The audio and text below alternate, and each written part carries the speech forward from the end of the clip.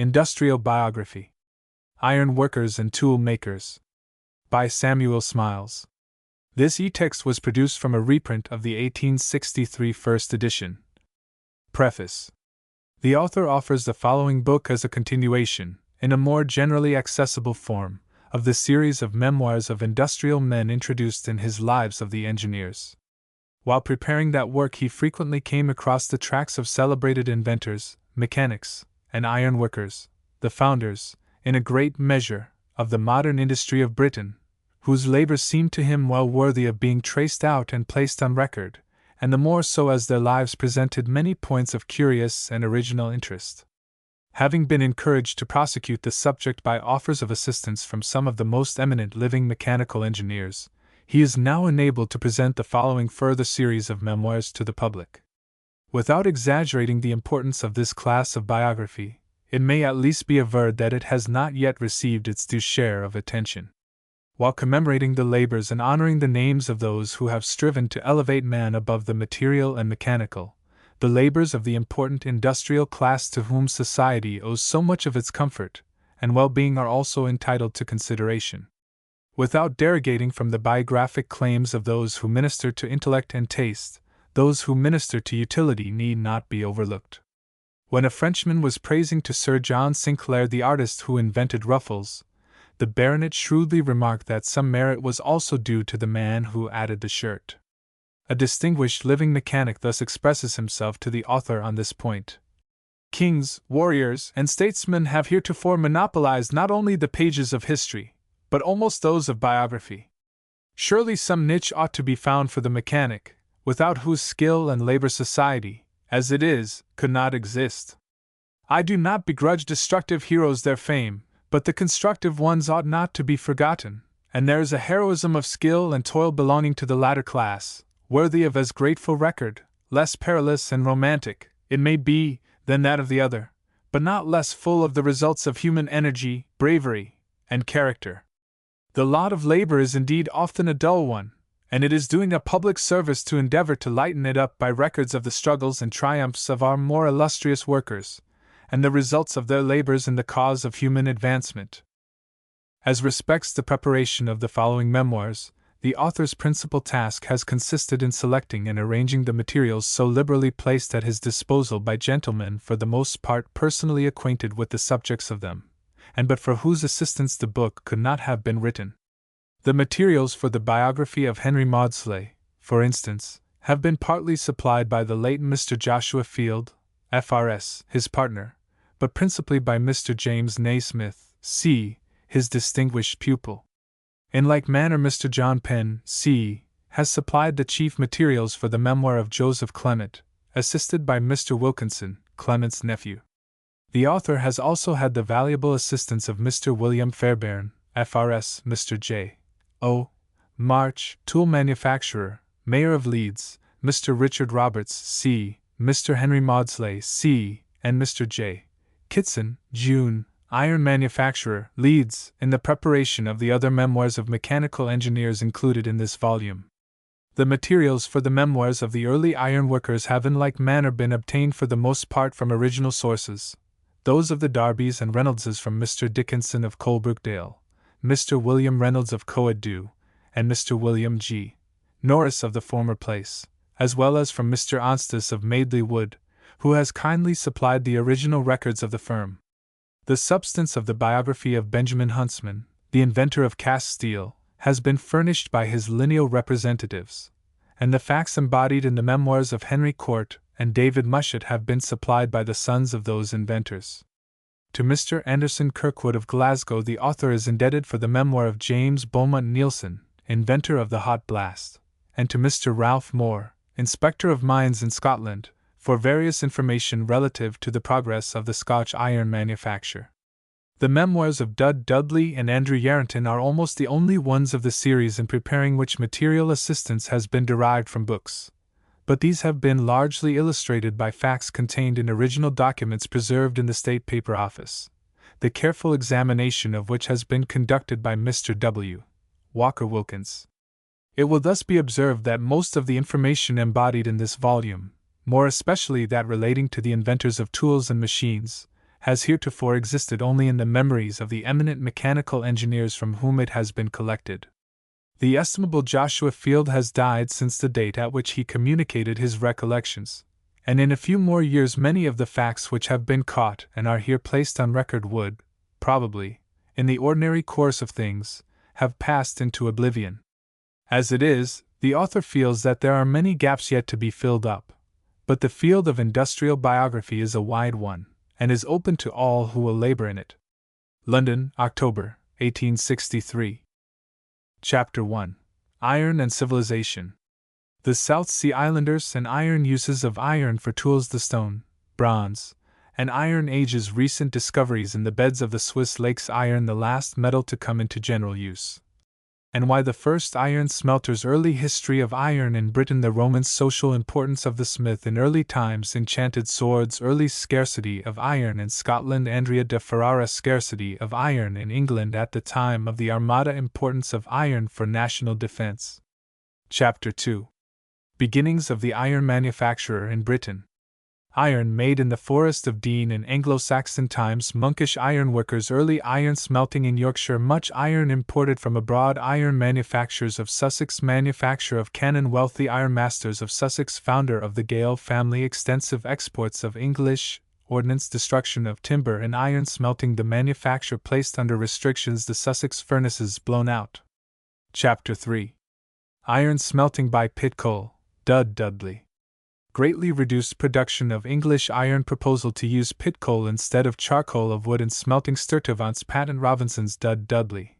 His family. His history. Uses pit coal to smelt iron with success. Takes out his patent. The quality of the iron proved by tests. Dudley's works swept away by a flood. Rebuilds his works, and they are destroyed by a mob. Renewal of his patent. Outbreak of the Civil War. Dudley joins the Royalists, and rises to be General of Artillery. His perilous adventures and hairbreadth escapes. His estate confiscated. Recommences iron smelting. Various attempts to smelt with pit coal. Dudley's petitions to the king. His death. Chapter 4. Andrew Yarranton. A forgotten patriot. The Yarranton family. Andrew Yarranton's early life. A soldier under the Parliament. Begins iron works. Is seized and imprisoned. His plans for improving internal navigation. Improvements in agriculture. Manufacture of tin plate. His journey into Saxony to learn it. Travels in Holland. His views of trade and industry. His various projects. His England's improvement by sea and land. His proposed land bank. His proposed registry of real estate. His controversies. His iron mining. Value of his labors. Chapter 5. Coalbrookdale Iron Works, the Darbys and Reynoldses. Failure in the attempts to smelt iron with pit coal. Dr. Blustone's experiment. Decay of the iron manufacture. Abraham Darby. His manufacture of cast iron pots at Bristol removes to Coalbrookdale. His method of smelting iron. Increased use of coke. Use of pit coal by Richard Ford. Richard Reynolds joins the Coalbrookdale firm. Invention of the Craneges in iron. Refining letter of Richard Reynolds on the subject. Invention of cast iron rails by Reynolds. Abraham Darby II constructs the first iron bridge extension of the Coalbrookdale works. William Reynolds. His invention of inclined planes for working canals. Retirement of Richard Reynolds from the firm. His later years, character, and death. Chapter 6. Invention of cast steel. Benjamin Huntsman. Conversion of iron into steel. Early Sheffield manufacturers. Invention of blistered steel. Important uses of cast steel. Laplace's writings on the subject. Early career of Benjamin Huntsman at Doncaster. His experiments in steel making. Removes to the neighborhood of Sheffield. His laborious investigations, failures, and eventual success. Process of making cast steel. The Sheffield manufacturers refused to use it. Their opposition foiled how they wrested Huntsman's secret from him. Important results of the invention to the industry of Sheffield. Henry Bessemer and his process. Heath's invention. Practical skill of the Sheffield artisans. Chapter 7. The inventions of Henry Court. Parentage of Henry Court becomes a Navy agent. State of the iron trade. Court's experiments in iron making. Takes a foundry at Fontlake. Partnership with Jellicoe. Various improvers in iron making. Roebuck, Cranage, Onions. Court's improved processes. Described his patents. His inventions adopted by Crawshay, Homfray, and other ironmasters. Court's iron approved by the Admiralty. Public defalcations of Adam Jellicoe. Court's partner. Court's property and patents confiscated. Public proceedings thereon. Ruin of Henry Court. Account of Richard Crawshay, The great ironmaster, his early life ironmonger in London, starts an iron furnace at Merthyr Tydvil Projects, and makes a canal growth of Merthyr Tydvil and its industry. Henry Court, the founder of the iron aristocracy, himself unrewarded. Chapter 8. The Scotch Iron Manufacture, Dr. Roebuck, David Mushet. Dr. Roebuck, a forgotten public benefactor, his birth and education, begins business as a physician at Birmingham. Investigations in metallurgy removes to Scotland, and begins the manufacture of chemicals, and starts the Carron Iron Works. Near Falkirk, his invention of refining iron in a pit coal fire embarks in coal mining at Burrowstone. His residence at Canal House, pumping engines wanted for his colliery, is introduced to James Watt. Progress of Watt in inventing the steam engine. Interviews with Dr. Roebuck. Roebuck becomes a partner in the steam engine patent, is involved in difficulties, and eventually ruined advance of the Scotch iron trade. Discovery of the Black Band by David Mushet. Early career of Mushet, his laborious experiments, his inventions and discoveries in iron and steel, and death. Chapter 9. Invention of the Hot Blast, James Beaumont Nielsen. Difficulty of smelting the Black Band by ordinary process until the invention of the hot blast. Early career of James Beaumont Nielsen. Education and apprenticeship. Works as an engine fireman, as colliery engine wright, appointed foreman of the Glasgow Gasworks. Afterwards manager and engineer. His self-education, his Workmen's Institute, his experiments in iron smelting, trials with heated air in the blast furnace, incredulity of ironmaster's success of his experiments, and patenting of his process. His patent right disputed, and established extensive application of the hot blast. Increase of the Scotch iron trade, extraordinary increase in the value of estates yielding Black Band. Scotch iron aristocracy. Chapter 10. Mechanical inventions and inventors. Tools and civilization. The beginnings of tools. Dexterity of hand chiefly relied on opposition to manufacturing machines. Gradual process of invention. The human race, the true inventor. Obscure origin of many inventions. Inventions born before their time. Nothing new under the sun. The power of steam known to the ancients. Passage from Roger Bacon. Old inventions revived. Printing, atmospheric locomotion, the balloon, the reaping machine, tunnels, gunpowder, ancient firearms, the steam gun, the Congreve rocket. Coal gas, hydropathy, anesthetic agents. The daguerreotype anticipated the electric telegraph. Not new, forgotten inventors. Disputed inventions, simultaneous inventions. Inventions made step by step. James Watt's difficulties with his workmen. Improvements in modern machine tools, their perfection. The engines of the warrior. Chapter 11. Joseph Bramah. The inventive faculty. Joseph Bramah's early life. His amateur work. Apprenticed to a carpenter, starts as cabinet maker in London, takes out a patent for his water closet, makes pumps and ironwork. Invention of his lock, invents tools required in lock making, invents his hydrostatic machine, his hydraulic press, the leathern collar invented by Henry Maudslay. Bramah's other inventions, his fire engine, his beer pump. Improvements in the steam engine, his improvements in machine tools, his number printing machine, his pen cutter, his hydraulic machinery. Practices as civil engineer. Altercation with William Huntington. S.S. Bramah's character and death. Chapter 12. Henry Maudslay. The Maudsleys. Henry Maudslay, employed as powder boy in Woolwich Arsenal, advanced to the blacksmith's shop. His early dexterity in smithwork, his trivet making employed by Bramah, proves himself a first-class workman. Advanced to be foreman of the works. His inventions of tools required for lock-making, his invention of the leathern collar and the hydraulic press, leaves Bramah's service and begins business for himself. His first smithy in Wells Street. His first job. Invention of the slide lathe. Resume of the history of the turning lathe. Imperfection of tools about the middle of last century. The hand lathe. Great advantages of the slide rest, first extensively used in constructing Brunel's block machinery. Memoir of Brunel. Manufacture of ships' blocks. Sir S. Bentham's specifications. Introduction of Brunel to Maudslay. The block machinery made, and its success increased operations of the firm. Improvements in the steam engine. Invention of the punching machine. Further improvements in the slide lathe. Screw-cutting machine. Maudslay, a dexterous and thoughtful workman. His character described by his pupil, James Naismith. Anecdotes and traits. Maudslay's works a first-class school for workmen. His mode of estimating character. His death. Chapter 13. Joseph Clement. Skill and contrivance, a matter of education. Birth and parentage of Joseph Clement, apprenticed to the trade of a slater. His skill in amateur work, makes a turning lathe, gives up slating.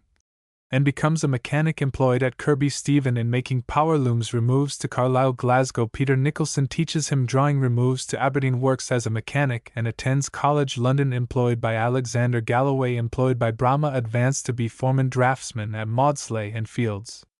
Begins business on his own account. His skill as a mechanical draftsman. Invents his drawing instrument, his drawing table, his improvements in the self-acting lathe, his double-driving center chuck and two-arm driver, his fluted taps and dies. Invention of his planing machine employed to make Babbage's calculating machine. Resume of the history of apparatus for making calculations. Babbage's engine proceeded with its great cost. Interruption of the work. Clement's steam whistles makes an organ.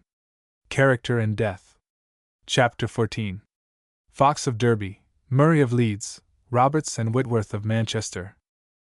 The first Fox of Derby, originally a butler, his genius for mechanics, begins business as a machinist, invents a planing machine. Matthew Murray's planing machine. Murray's early career employed as a blacksmith by Marshall of Leeds. His improvements of flax machinery, improvements in steam engines, makes the first working locomotive for Mr. Blenkinsop. Invents the heckling machine. His improvements in tools. Richard Roberts of Manchester, first a quarryman, next a pattern maker drawn for the militia, and flies his travels. His first employment at Manchester. Goes to London and works at Maudslay's. Roberts's numerous inventions. Invents a planing machine, the self-acting Newell iron billiard tables. Improvements in the locomotive. Invents the Jacquard punching machine. Makes turret clocks and electromagnets. Improvement in screw steamships. Mr. Whitworth's improvement of the planing machine. His method of securing true surfaces. His great mechanical skill.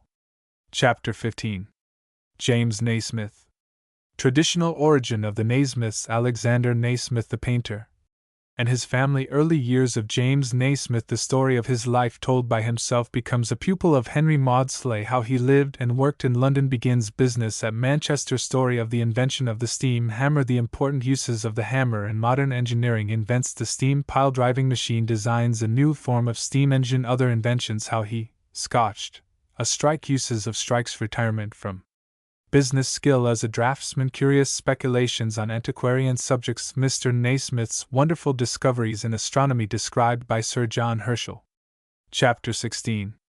William Fairbairn. Summary of progress in machine tools. William Fairbairn's early years. His education life in the Highlands. Begins work at Kelso Bridge. An apprentice at Percy Main Colliery, North Shields. Diligent self-culture. Voyage to London. Adventures prevented obtaining work by the Millwrights' Union. Travels into the country, finds work, and returns to London. His first order to make a sausage chopping machine. Wanderschaft makes nail machinery for a Dublin employer. Proceeds to Manchester, where he settles and marries. Begins business. His first job. Partnership with Mr. Lilly. Employed by Messrs. Adam Murray and Company. Employed by Messrs. Mackennal and Kennedy. Progress of the cotton trade. Memoir of John Kennedy. Mr. Fairbairn introduces great improvements in the gearing and of mill machinery. Increasing business. Improvements in water wheels. Experiments as to the law of traction of boats. Begins building iron ships. Experiments on the strength of wrought iron. Britannia and Conway tubular bridges. Reports on iron on boiler explosions. Iron construction. Extended use of iron. Its importance in civilization. Opinion of Mr. Cobden. Importance of modern machine tools. Conclusion. Industrial biography. Chapter 1. Iron and civilization. Iron is not only the soul of every other manufacture, but the mainspring perhaps of civilized society. Francis Horner. Were the use of iron lost among us, we should in a few ages be unavoidably reduced to the wants and ignorance of the ancient savage Americans, so that he who first made known the use of that contemptible mineral may be truly styled the father of arts and the author of plenty. John Locke. When Captain Cook and the early navigators first sailed into the South Seas on their voyages of discovery, one of the things that struck them with most surprise was the avidity which the natives displayed for iron. Nothing would go down with our visitors, says Cook, but metal, and iron was their beloved article. A nail would buy a good-sized pig, and on one occasion the navigator bought some 400 pounds weight of fish for a few wretched knives improvised out of an old hoop. For iron tools, says Captain Carteret, we might have purchased everything upon the Freewill Islands that we could have brought away. A few pieces of old iron hoop presented to one of the natives threw him into an ecstasy little short of distraction. At Otaheite the people were found generally well behaved and honest, but they were not proof against the fascinations of iron. Captain Cook says that one of them, after resisting all other temptations, was at length ensnared by the charms of basket of nails. Another lurked about for several days, watching the opportunity to steal a coal rake. The navigators found they could pay their way from island to island merely with scraps of iron, which were as useful for the purpose as gold coins would have been in Europe. The drain, however, being continuous, Captain Cook became alarmed at finding his currency almost exhausted, and he relates his joy on recovering an old anchor which the French Captain Bougainville had lost at Bolabala, on which he felt as an English banker would do after a severe run upon him for gold, when suddenly placed in possession of a fresh store of bullion. The avidity for iron displayed by these poor islanders will not be wondered at when we consider that whoever among them was so fortunate as to obtain possession of an old nail, immediately became a man of greater power than his fellows, and assumed the rank of a capitalist. An Otaheitan chief, says Cook, who had got 2 nails in his possession, received no small emolument by letting out the use of them to his neighbors for the purpose of boring holes when their own methods failed, or were thought too tedious. The native methods referred to by Cook were of a very clumsy sort, the principal tools of the Otaheitans being of wood, stone, and flint. Their adzes and axes were of stone.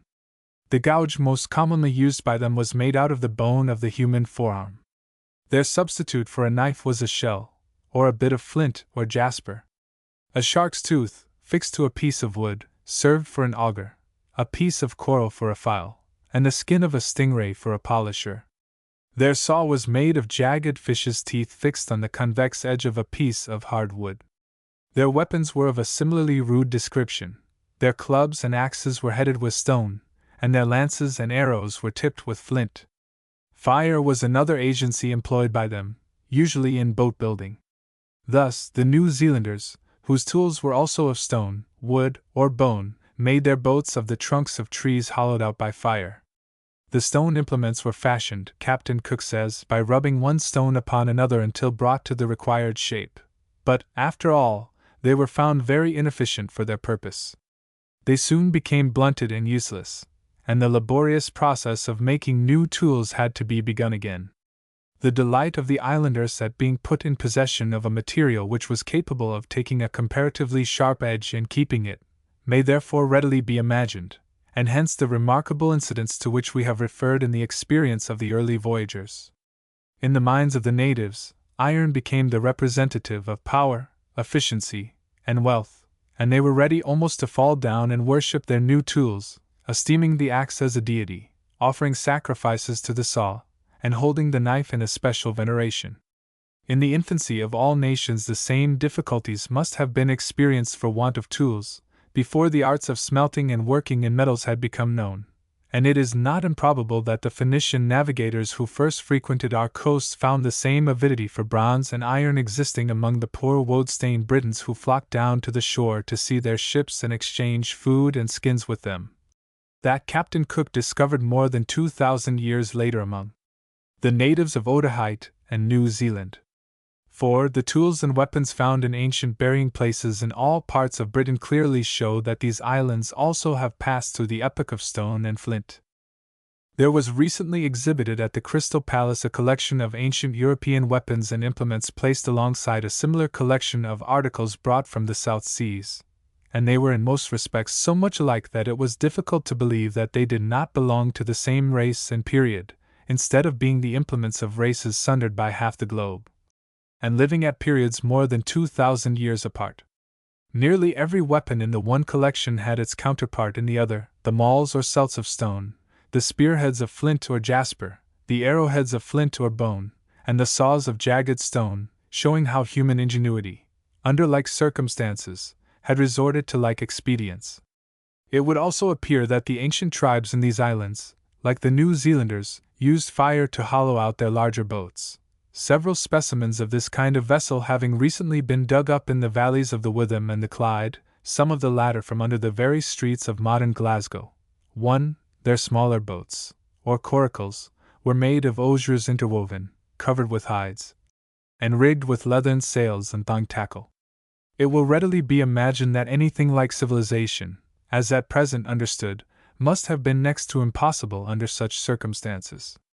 Miserable indeed, says Carlyle, was the condition of the aboriginal savage, glaring fiercely from under his fleece of hair, which with the beard reached down to his loins, and hung round them like a matted cloak, the rest of his body sheeted in its thick natural fell. He loitered in the sunny glades of the forest, living on wild fruits, or, as the ancient Caledonians, squatted himself in morasses, lurking for his bestial or human prey, without implements, without arms, save the ball of heavy flint, to which, that his sole possession and defense might not be lost, he had attached a long cord of plaited thongs, thereby recovering as well as hurling it with deadly, unerring skill. The injunction given to man to replenish the earth and subdue it could not possibly be fulfilled with implements of stone. To fell a tree with a flint hatchet would occupy the labor of a month, and to clear a small patch of ground for purposes of culture would require the combined efforts of a tribe. For the same reason, dwellings could not be erected, and without dwellings domestic tranquility, security, culture, and refinement, especially in a rude climate, were all but impossible. Mr. Emerson well observes that the effect of a house is immense on human tranquility, power, and refinement. A man in a cave or a camp, a nomad, dies with no more estate than the wolf or the horse leaves. But so simple a labor as a house being achieved, his chief enemies are kept at bay. He is safe from the teeth of wild animals, from frost, sunstroke, and weather, and fine faculties begin to yield their fine harvest. Inventions and arts are born, manners, and social beauty and delight. But to build a house which should serve for shelter, for safety, and for comfort, in a word, as a home for the family, which is the nucleus of society, better tools than those of stone were absolutely indispensable. Hence most of the early European tribes were nomadic, first hunters, wandering about from place to place like the American Indians, after the game, then shepherds, following the herds of animals which they had learned to tame, from one grazing ground to another, living upon their milk and flesh, and clothing themselves in their skins held together by leathern thongs. It was only when implements of metal had been invented that it was possible to practice the art of agriculture with any considerable success. Then tribes would cease from their wanderings, and begin to form settlements, homesteads, villages, and towns. An old Scandinavian legend thus curiously illustrates this last period. There was a giantess whose daughter one day saw a husbandman plowing in the field. She ran and picked him up with her finger and thumb, put him and his plow and oxen into her apron, and carried them to her mother, saying, "Mother, what sort of beetle is this that I have found wriggling in the sand?" But the mother said, "Put it away, my child, we must be gone out of this land, for these people will dwell in it." M. Worsley of Copenhagen, who has been followed by other antiquaries, has even gone so far as to divide the natural history of civilization into 3 epochs, according to the character of the tools used in each. The first was the stone period, in which the implements chiefly used were sticks, bones, stones, and flints. The next was the bronze period, distinguished by the introduction and general use of a metal composed of copper and tin, requiring a comparatively low degree of temperature to smelt it, and render it capable of being fashioned into weapons, tools, and implements, to make which, however, indicated a great advance in experience, sagacity, and skill in the manipulation of metals. With tools of bronze, to which considerable hardness could be given, trees were felled, stones hewn, houses and ships built, and agriculture practiced with comparative facility. Last of all came the iron period, when the art of smelting and working that most difficult but widely diffused of the minerals was discovered, from which point the progress made in all the arts of life has been of the most remarkable character. Although Mr. Wright rejects this classification as empirical, because the periods are not capable of being clearly defined, and all the 3 kinds of implements are found to have been in use at or about the same time, too, there is, nevertheless, reason to believe that it is, on the whole, well-founded. It is doubtless true that implements of stone continued in use long after those of bronze and iron had been invented, arising most probably from the dearness and scarcity of articles of metal. But when the art of smelting and working in iron and steel had sufficiently advanced, the use of stone, and afterwards of bronze tools and weapons, altogether ceased. The views of M. Worsley and the other continental antiquarians who follow his classification, have indeed received remarkable confirmation of late years, by the discoveries which have been made in the beds of most of the Swiss lakes. 3. It appears that a subsidence took place in the waters of the Lake of Zurich in the year 1854, laying bare considerable portions of its bed. The adjoining proprietors proceeded to enclose the new land, and began by erecting permanent dikes to prevent the return of the waters. While carrying on the works, several rows of stakes were exposed, and on digging down, the laborers turned up a number of pieces of charred wood, stones blackened by fire, utensils, bones, and other articles, showing that at some remote period, a number of human beings had lived over the spot, in dwellings supported by stakes driven into the bed of the lake. The discovery having attracted attention, explorations were made at other places, and it was shortly found that there was scarcely a lake in Switzerland which did not yield similar evidence of the existence of an ancient lacustrine or lake-dwelling population. Numbers of their tools and implements were brought to light: stone axes and saws, flint arrowheads, bone needles, and such like, mixed with the bones of wild animals slain in the chase, pieces of old boats, portions of twisted branches, bark, and rough planking, of which their dwellings had been formed, the latter still bearing the marks of the rude tools by which they had been laboriously cut. In the most ancient, or lowest series of deposits, no traces of metal, either of bronze or iron, were discovered, and it is most probable that these lake dwellers lived in as primitive a state as the South Sea Islanders discovered by Captain Cook, and that the huts over the water in which they lived resembled those found in Papua and Borneo, and the islands of the Salomon group, to this day. These aboriginal Swiss lake dwellers seem to have been succeeded by a race of men using tools, implements, and ornaments of bronze. In some places the remains of this bronze period directly overlay those of the stone period, showing the latter to have been the most ancient. But in others, the village sites are altogether distinct. The articles with which the metal implements are intermixed show that considerable progress had been made in the useful arts. The potter's wheel had been introduced. Agriculture had begun, and wild animals had given place to tame ones. The abundance of bronze also shows that commerce must have existed to a certain extent, for tin, which enters into its composition, is a comparatively rare metal, and must necessarily have been imported from other European countries. The Swiss antiquarians are of opinion that the men of bronze suddenly invaded and extirpated the men of flint, and that at some still later period, another stronger and more skillful race, supposed to have been Celts from Gaul, came armed with iron weapons, to whom the men of bronze succumbed, or with whom, more probably, they gradually intermingled. When iron, or rather steel, came into use, its superiority in affording a cutting edge was so decisive that it seems to have supplanted bronze almost at once. With a frown for, the latter metal continuing to be employed only for the purpose of making scabbards or sword handles. Shortly after the commencement of the Iron Age, the lake habitations were abandoned, the only settlement of this later epoch yet discovered being that at Tignes, on Lake Neuchâtel, and it is a remarkable circumstance, showing the great antiquity of the lake dwellings, that they are not mentioned by any of the Roman historians. That iron should have been one of the last of the metals to come into general use is partly accounted for by the circumstance that iron, though one of the most generally diffused of minerals, never presents itself in a natural state, except in meteorites, and that to recognize its ores, and then to separate the metal from its matrix, demands the exercise of no small amount of observation and invention. Persons unacquainted with minerals would be unable to discover the slightest affinity between the rough ironstone as brought up from the mine, and the iron or steel of commerce. To unpracticed eyes they would seem to possess no properties in common, and it is only after subjecting the stone to severe processes of manufacture that usable metal can be obtained from it. The effectual reduction of the ore requires an intense heat, maintained by artificial methods, such as furnaces and blowing apparatus. 5. But it is principally in combination with other elements that iron is so valuable when compared with other metals.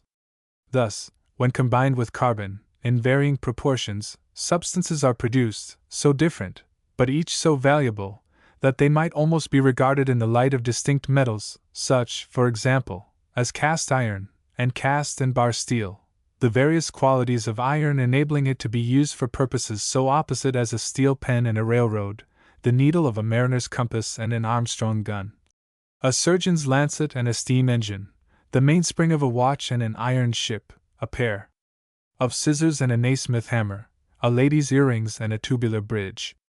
The variety of purposes to which iron is thus capable of being applied renders it of more use to mankind than all the other metals combined. Unlike iron, gold is found pure, and in an almost workable state, and at an early period in history, it seems to have been much more plentiful than iron or steel. But gold was unsuited for the purposes of tools, and would serve for neither a saw, a chisel, an axe, nor a sword, whilst tempered steel could answer all these purposes. Hence we find the early warlike nations making the backs of their swords of gold or copper, and economizing their steel to form the cutting edge. This is illustrated by many ancient Scandinavian weapons in the museum at Copenhagen, which indicate the greatest parsimony in the use of steel at a period when both gold and copper appear to have been comparatively abundant. The knowledge of smelting and working in iron, like most other arts, came from the East. Iron was especially valued for purposes of war, of which indeed it was regarded as the symbol, being called Mars by the Romans. 6. We find frequent mention of it in the Bible. One of the earliest notices of the metal is in connection with the conquest of Judea by the Philistines. To complete the subjection of the Israelites, their conquerors made captive all the smiths of the land, and carried them away. The Philistines felt that their hold of the country was insecure so long as the inhabitants possessed the means of forging weapons. Hence, there was no smith found throughout all the land of Israel, for the Philistines said, lest the Hebrews make them swords or spears. But the Israelites went down to the Philistines, to sharpen every man his share, and his coulter, and his axe, and his mattock. 7. At a later period, when Jerusalem was taken by the Babylonians, one of their first acts was to carry the smiths and other craftsmen captives to Babylon. 8. Deprived of their armorers, the Jews were rendered comparatively powerless. It was the knowledge of the art of iron forging which laid the foundation of the once great empire of the Turks. Gibbon relates that these people were originally the despised slaves of the powerful Khan of the Jurchen. They occupied certain districts of the mountain ridge in the center of Asia, called Imaz, Caf, and Altai, which yielded iron in large quantities. This metal the Turks were employed by the Khan to forge for his use in war. A bold leader arose among them, who persuaded the ironworkers that the arms which they forged for their masters might in their own hands become the instruments of freedom. Sallying forth from their mountains, they set up their standard, and their weapons soon freed them. For centuries after, the Turkish nation continued to celebrate the event of their liberation by an annual ceremony, in which a piece of iron was heated in the fire, and a smith's hammer was successively handled by the prince and his nobles. We can only conjecture how the art of smelting iron was discovered. Who first applied fire to the ore, and made it plastic? Who discovered fire itself, and its uses in metallurgy? No one can tell. Tradition says that the metal was discovered through the accidental burning of a wood in Greece. Mr. Mushet thinks it more probable that the discovery was made on the conversion of wood into charcoal for culinary or chamber purposes. If a mass of ore, he says, accidentally dropped into the middle of the burning pile during a period of neglect, or during the existence of a thorough draught, a mixed mass, partly earthy and partly metallic, would be obtained, possessing ductility and extension under pressure. But if the conjecture is pushed still further, and we suppose that the ore was not an oxide, but rich in iron, magnetic or spicular, the result would in all probability be a mass of perfectly malleable iron. I have seen this fact illustrated in the roasting of a species of ironstone, which was united with a considerable mass of bituminous matter. After a high temperature had been excited in the interior of the pile, plates of malleable iron of a tough and flexible nature were formed, and under circumstances where there was no fuel but that furnished by the ore itself. 9. The metal once discovered, many attempts would be made to give to that which had been the effect of accident a more unerring result. The smelting of ore in an open heap of wood or charcoal being found tedious and wasteful, as well as uncertain, would naturally lead to the invention of a furnace, with the object of keeping the ore surrounded as much as possible with fuel while the process of conversion into iron was going forward. The low conical furnaces employed at this day by some of the tribes of Central and Southern Africa are perhaps very much the same in character as those adopted by the early tribes of all countries where iron was first made. Small openings at the lower end of the cone to admit the air, and a larger orifice at the top, would, with charcoal, be sufficient to produce the requisite degree of heat for the reduction of the ore. To this the foot blast was added, as still used in Ceylon and in India, and afterwards the water blast, as employed in Spain, where it is known as the Catalan forge, along the coasts of the Mediterranean, and in some parts of America. It is worthy of remark that the ruder the method employed for the reduction of the ore, the better the quality of the iron usually is. Where the art is little advanced, only the most tractable ores are selected, and as charcoal is the only fuel used, the quality of the metal is almost invariably excellent. The ore being long exposed to the charcoal fire, and the quantity made small, the result is a metal having many of the qualities of steel, capable of being used for weapons or tools after a comparatively small amount of forging. Dr. Livingstone speaks of the excellent quality of the iron made by the African tribes on the Zambesi, who refused to use ordinary English iron, which they consider rotten. 10. Duchesneau also says of the Fans that, in making their best knives and arrowheads, they will not use European or American iron, greatly preferring their own. The celebrated woods or steel of India, made in little cakes of only about 2 pounds weight, possesses qualities which no European steel can surpass. Out of this material the famous Damascus sword blades were made, and its use for so long a period is perhaps one of the most striking proofs of the ancient civilization of India. The early history of iron in Britain is necessarily very obscure. When the Romans invaded the country, the metal seems to have been already known to the tribes along the coast. The natives had probably smelted it themselves in their rude bloomeries, or obtained it from the Phoenicians in small quantities in exchange for skins and food, or tin. We must, however, regard the stories told of the ancient British chariots armed with swords or scythes as altogether apocryphal. The existence of iron in sufficient quantity to be used for such a purpose is incompatible with contemporary facts, and unsupported by a single vestige remaining to our time. The country was then mostly forest, and the roads did not as yet exist upon which chariots could be used, whilst iron was too scarce to be mounted as scythes upon chariots, when the warriors themselves wanted it for swords. The orator Cicero, in a letter to Trebatius, then serving with the army in Britain, sarcastically advised him to capture and convey one of these vehicles to Italy for exhibition, but we do not hear that any specimen of the British war chariot was ever seen in Rome. It is only in the tumuli along the coast, or in those of the Romano-British period, that iron implements are ever found, whilst in the ancient burying places of the interior of the country they are altogether wanting. Herodian says of the British pursued by Severus through the fens and marshes of the east coast, that they wore iron hoops round their middles and their necks, esteeming them as ornaments and tokens of riches, in like manner as other barbarous people then esteemed ornaments of silver and gold. Their only money, according to Caesar, consisted of pieces of brass or iron, reduced to a certain standard weight. 11. It is particularly important to observe, says M.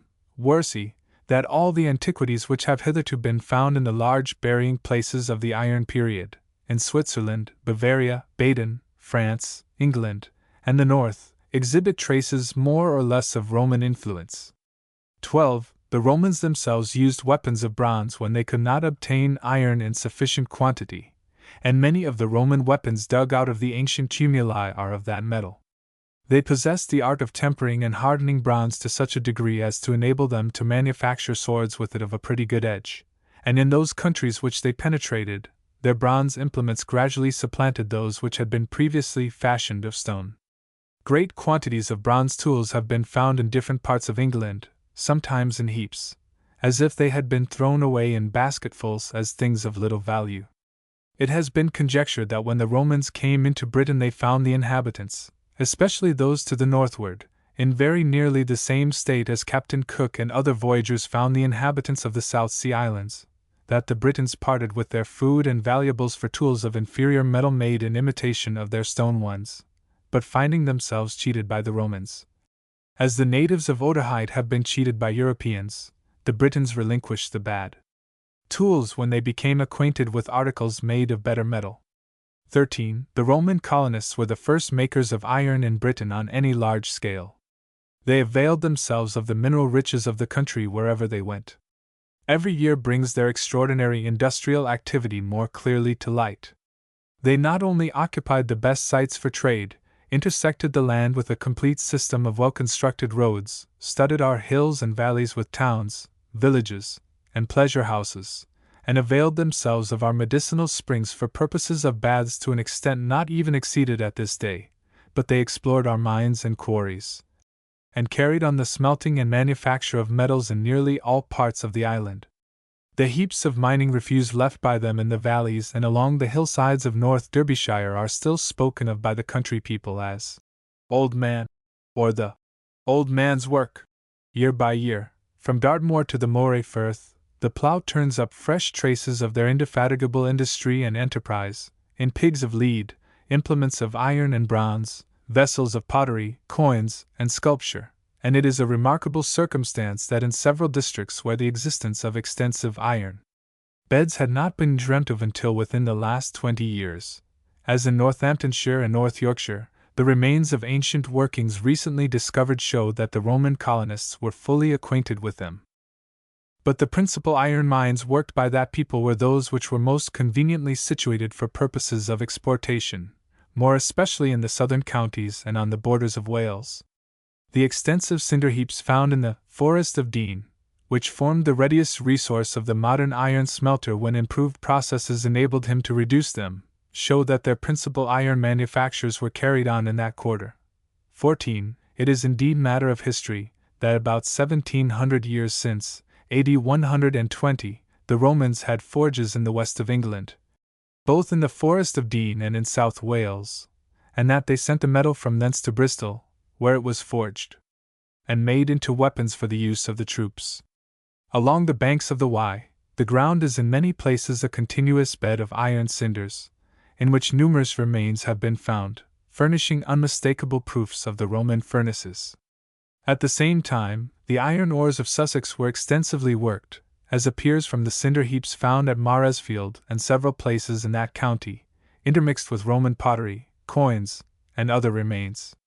In a bed of scories several acres in extent, at Old Land Farm in Maresfield, the Rev. Mr. Turner found the remains of Roman pottery so numerous that scarcely a barrel load of cinders was removed that did not contain several fragments, together with coins of the reigns of Nero, Vespasian, and Diocletian.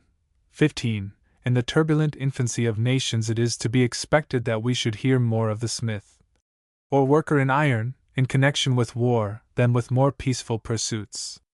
Although he was a nail-maker and a horse-shoer, made axes, chisels, saws, and hammers for the artificer, spades and hoes for the farmer, bolts and fastenings for the lord's castle gates, and chains for his drawbridge, it was principally because of his skill in armor work that he was esteemed. He made and mended the weapons used in the chase and in war, the gavelocks, bills, and battle-axes. He tipped the bowmen's arrows, and furnished spearheads for the men-at-arms. But above all, he forged the mail-coats and cuirasses of the chiefs, and welded their swords, on the temper and quality of which life, honor, and victory in battle depended. Hence the great estimation in which the smith was held in the Anglo-Saxon times. His person was protected by a double penalty. He was treated as an officer of the highest rank, and awarded the first place in precedency. After him ranked the maker of mead, and then the physician. In the royal court of Wales he sat in the great hall with the king and queen, next to the domestic chaplain, and even at that early day there seems to have been a hot spark in the smith's throat which needed much quenching, for he was entitled to a draught of every kind of liquor that was brought into the hall. The smith was thus a mighty man. The Saxon Chronicle describes the valiant knight himself as a mighty warsmith. But the smith was greatest of all in his forging of swords, and the bards were wont to sing the praises of the knight's good sword, and of the smith who made it, as well as of the knight himself who wielded it in battle. The most extraordinary powers were attributed to the weapon of steel when first invented. Its sharpness seems so marvelous when compared with one of bronze, that with the vulgar nothing but magic could account for it. Traditions, enshrined in fairy tales, still survive in most countries, illustrative of its magical properties. The weapon of bronze was dull, but that of steel was bright, the white sword of light, one touch of which broke spells, liberated enchanted princesses, and froze giants' marrow. King Arthur's magic sword, Excalibur, was regarded as almost heroic in the romance of chivalry. 16. So were the swords, Gallatin, of Sir Gawain, and Joyeuse, of Charlemagne, both of which were reputed to be the work of Welland the smith, about whose name clusters so much traditional glory as an ancient worker in metals. 17. The heroes of the Northmen in like manner wielded magic swords. Olavi the Norwegian possessed the sword, Maccaben, forged by the dark smith of Druntheim, whose feats are recorded in the tales of the Skalds. And so, in like manner, traditions of the supernatural power of the blacksmith are found existing to this day all over the Scottish Highlands. 18. When William the Norman invaded Britain, he was well supplied with smiths. His followers were clad in armor of steel, and furnished with the best weapons of the time. Indeed, their superiority in this respect is supposed to have been the principal cause of William's victory over Harold, for the men of both armies were equal in point of bravery. The Normans had not only smiths to attend to the arms of the knights, but farriers to shoe their horses. Henry de Femerius, or Ferrers, Prefectus Fabrorum, was one of the principal officers entrusted with the supervision of the Conqueror's farriery department, and long after the earldom was founded his descendants continued to bear on their coat of arms the 6 horseshoes indicative of their origin. 19. William also gave the town of Northampton, with the 100 of Fackley, as a fief to Simon St. Liz, in consideration of his providing shoes for his horses. 20. But though the practice of horse shoeing is said to have been introduced to this country at the time of the Conquest, it is probably of an earlier date, as, according to Dugdale, an old Saxon tenant in Capite of Welbeck in Nottinghamshire, named Gamelber, held 2 caracates of land by the service of shoeing the king's palfrey on all 4 feet with the king's nails, as oft as the king should lie at the neighbouring manor of Mansfield. Although we hear of the smith mostly in connection with the fabrication of instruments of war in the Middle Ages, his importance was no less recognized in the ordinary affairs of rural and industrial life. He was, as it were, the rivet that held society together. Nothing could be done without him. Wherever tools or implements were wanted for building, for trade, or for husbandry, his skill was called into requisition. In remote places he was often the sole mechanic of his district, and besides being a toolmaker, a farrier, an agricultural implement maker, he doctored cattle, drew teeth, practiced phlebotomy, and sometimes officiated as parish clerk and general newsmonger, for the smithy was the very eye and tongue of the village. Hence Shakespeare's picture of the smith in King John. I saw a smith stand with his hammer thus, the whilst his iron did on the anvil cool, with open mouth swallowing a tailor's news. The smith's tools were of many sorts, but the chief were his hammer, pincers, chisel, tongs, and anvil. It is astonishing what a variety of articles he turned out of his smithy by the help of these rude implements.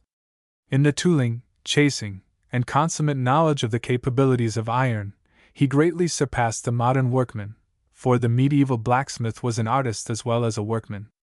The numerous exquisite specimens of his handicraft which exist in our old gateways, church doors, altar railings, and ornamented dogs and andirons still serve as types for continual reproduction. He was, indeed, the most cunning workman of his time. But besides all this, he was an engineer. If a road had to be made, or a stream embanked, or a trench dug, he was invariably called upon to provide the tools, and often to direct the work. He was also the military engineer of his day, and as late as the reign of Edward III, we find the king repeatedly sending for smiths from the Forest of Dean to act as engineers for the royal army at the siege of Berwick.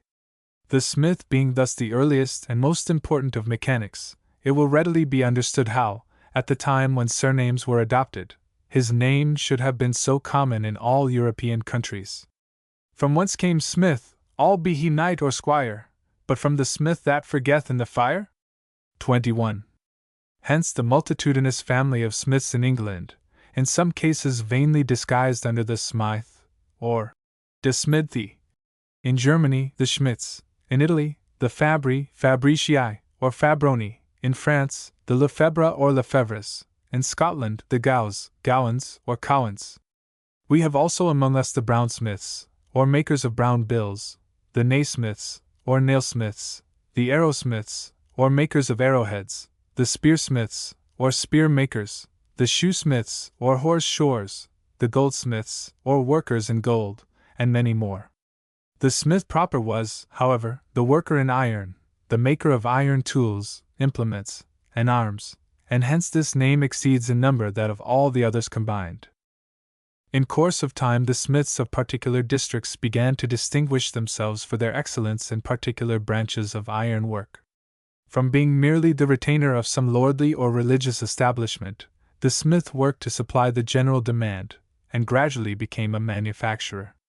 Thus the makers of swords, tools, bits, and nails congregated at Birmingham, and the makers of knives and arrowheads at Sheffield. Chaucer speaks of the miller of Trompington as provided with a Sheffield whittle. A she-felled thwittle bare he in his hose. 22. The common English arrowheads manufactured at Sheffield were long celebrated for their excellent temper, as Sheffield iron and steel plates are now. The Battle of Hambledon, fought in Scotland in 1402, was won mainly through their excellence. The historian records that they penetrated the armor of the Earl of Douglas, which had been 3 years in making, and they were so sharp and strong that no armor could repel them. The same arrowheads were found equally efficient against French armor on the fields of Crecy and Agincourt. Although Scotland is now one of the principal sources from which our supplies of iron are drawn, it was in ancient times greatly distressed for want of the metal. The people were as yet too little skilled to be able to turn their great mineral wealth to account. Even in the time of Wallace, they had scarcely emerged from the stone period, and were under the necessity of resisting their iron-armed English adversaries by means of rude weapons of that material. To supply themselves with swords and spearheads, they imported steel from Flanders, and the rest they obtained by marauding incursions into England. The district of Furness in Lancashire, then as now an iron-producing district, was frequently ravaged with that object, and on such occasions the Scotch seized and carried off all the manufactured iron they could find, preferring it, though so heavy, to every other kind of plunder. 23. About the same period, however, iron must have been regarded as almost a precious metal even in England itself. For we find that in Edward III's reign, the pots, spits, and frying pans of the royal kitchen were classed among His Majesty's jewels.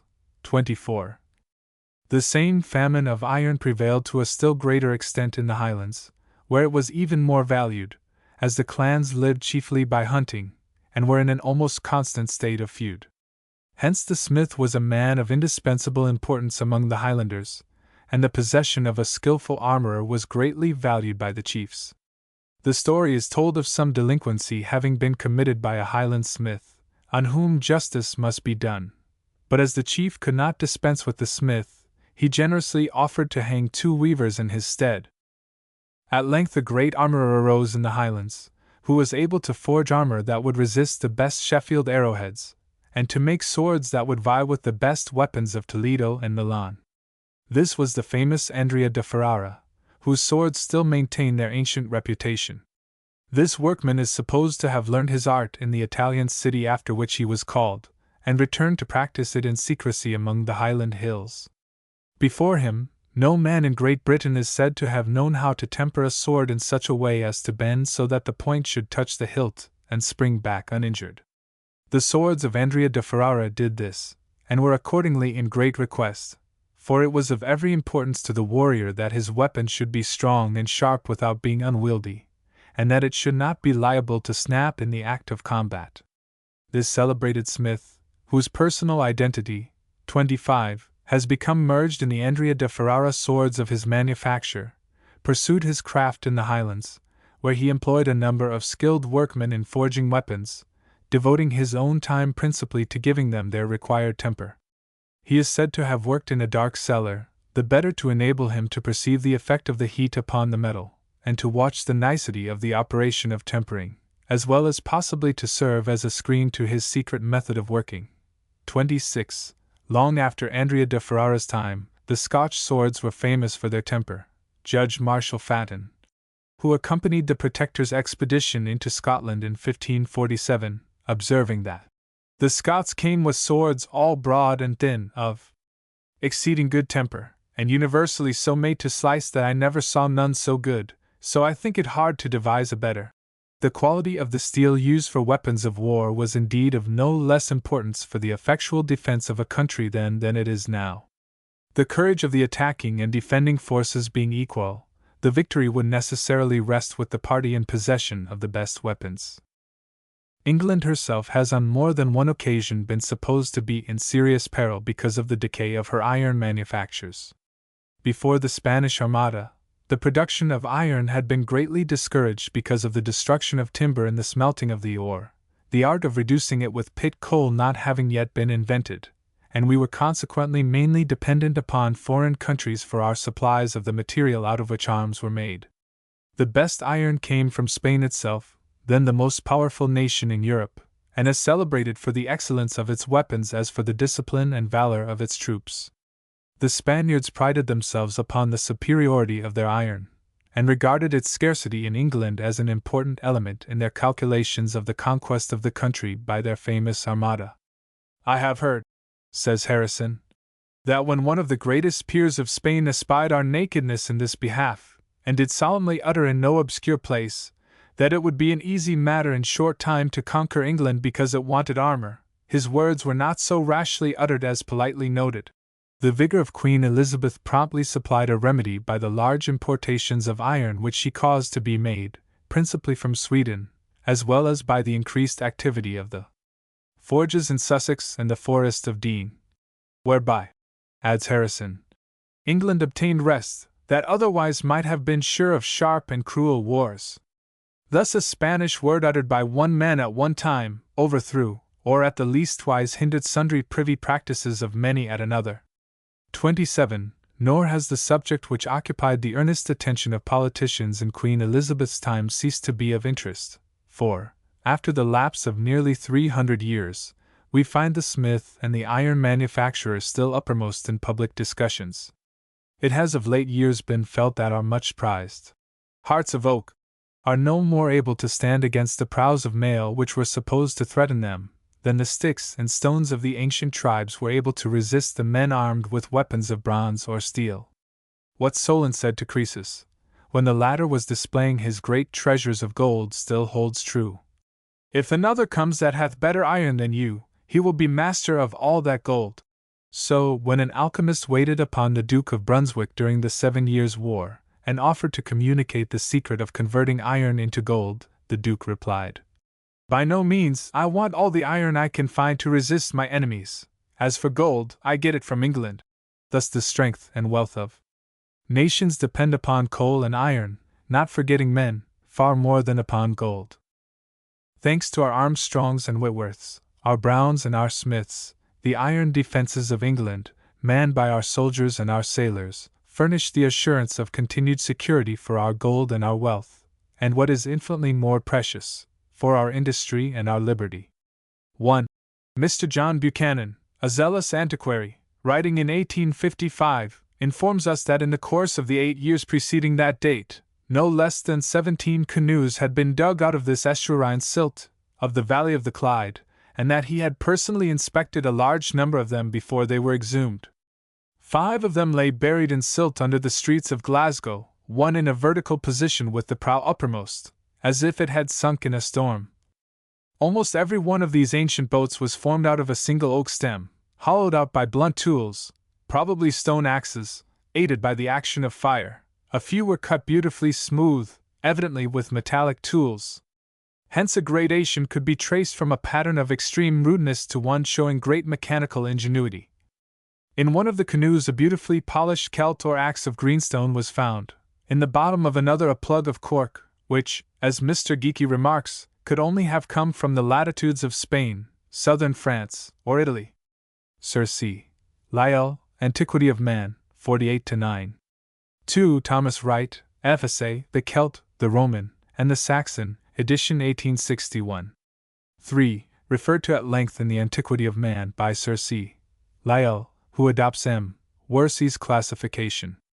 4. Mr. Mushet, however, observes that the general use of hardened copper by the ancients for edge tools and warlike instruments does not preclude the supposition that iron was then comparatively plentiful, though it is probable that it was confined to the ruder arts of life. A knowledge of the mixture of copper, tin, and zinc seems to have been among the first discoveries of the metallurgist.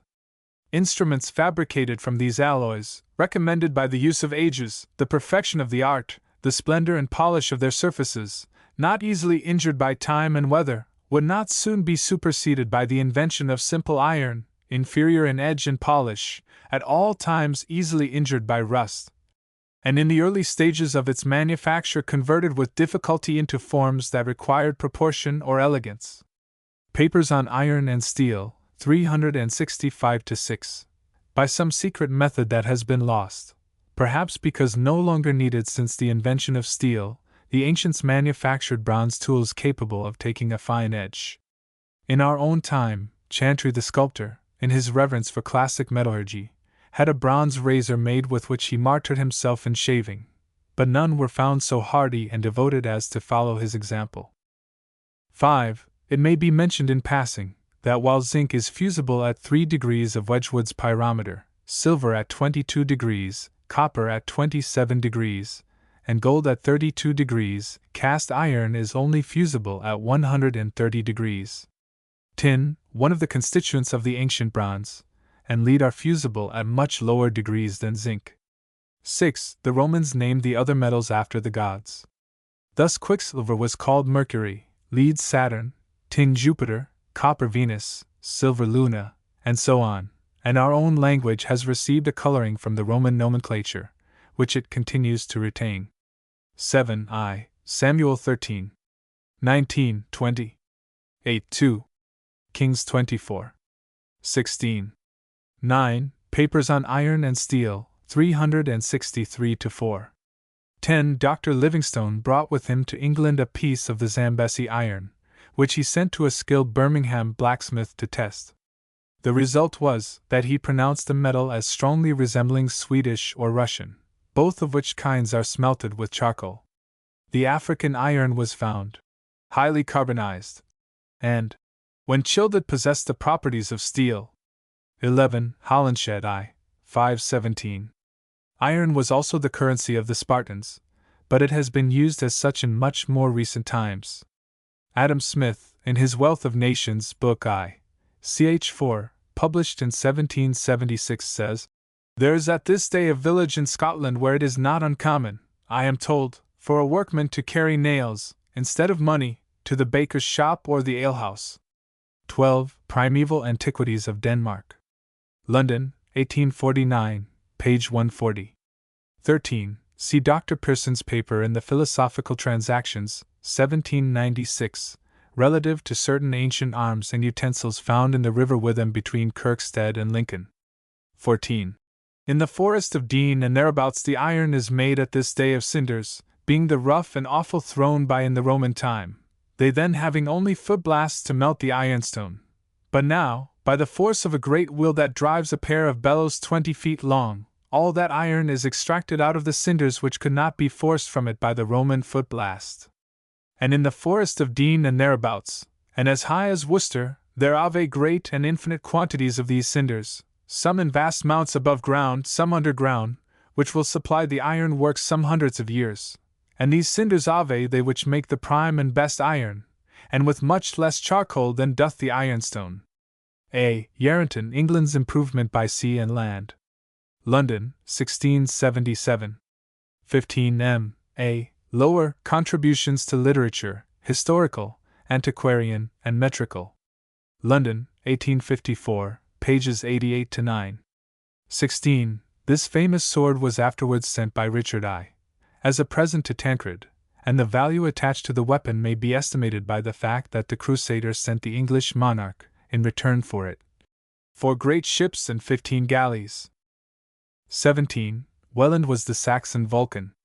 The name of Welland's or Wayland's smithy is still given to a monument on Lambourne Downs in Wiltshire. The place is also known as Wayland's Smith's Cave. It consists of a rude gallery of stones.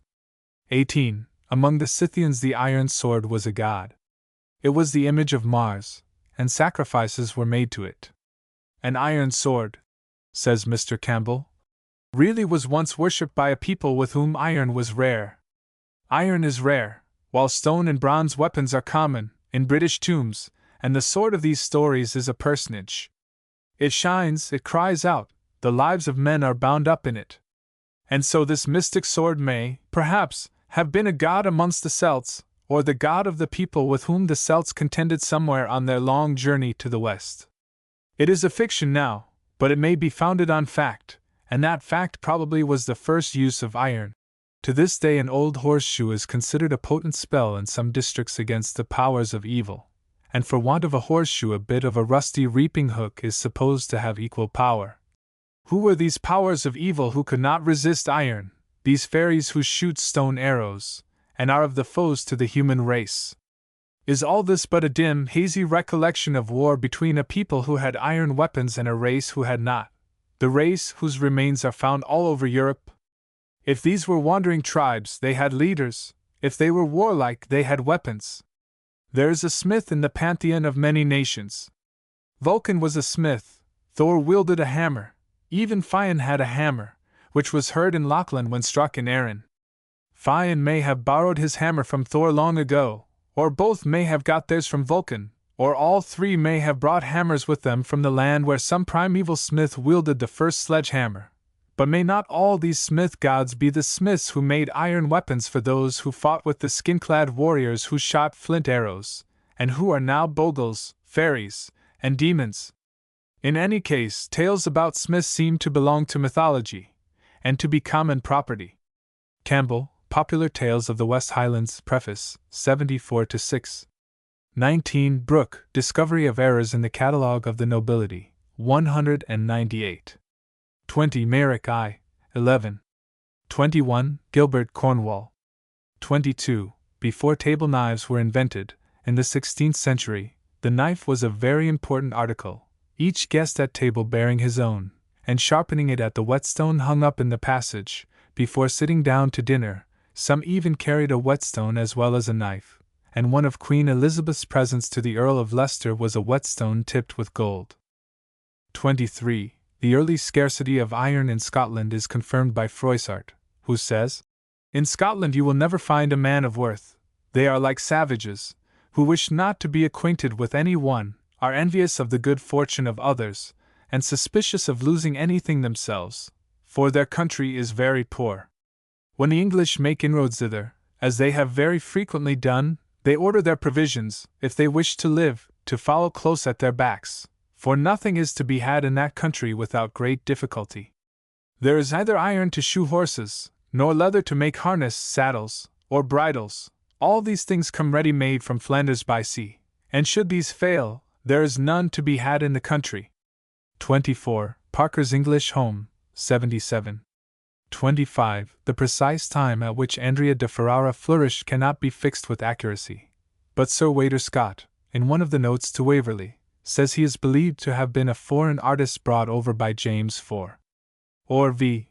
of Scotland to instruct the Scots in the manufacture of sword blades. The genuine weapons have a crown marked on the blades. 26. Mr. Parkes, in his essay on the manufacture of edge tools, says, "Had this ingenious artist thought of a bath of oil, he might have heated this by means of a furnace underneath it, and by the use of a thermometer, to the exact point which he found necessary, though it is inconvenient to have to employ a thermometer for every distinct operation. Or if he had been in the possession of a proper bath of fusible metal, he would have attained the necessary certainty in his process, and need not have immured himself in a subterranean apartment." Parkes' Essays, 1841, page 495. 27. Holinshed, History of England. It was even said to have been one of the objects of the Spanish Armada to get the oaks of the Forest of Dean destroyed, in order to prevent further smelting of the iron. Thus Evelyn, in his Silva, says, "I have heard that in the great expedition of 1588 it was expressly enjoined the Spanish Armada that if, when landed, they should not be able to subdue our nation and make good their conquest, they should yet be sure not to leave a tree standing in the Forest of Dean." Nichols, History of the Forest of Dean, p. Page 22. Chapter 2. Early English Iron Manufacture. He that well observes it, and hath known the welds of Sussex, Surrey, and Kent, the grand nursery especially of oak and beech, shall find such an alteration, within less than 30 years, as may well strike a fear, less few years more, as pestilent as the former, will leave few good trees standing in those welds.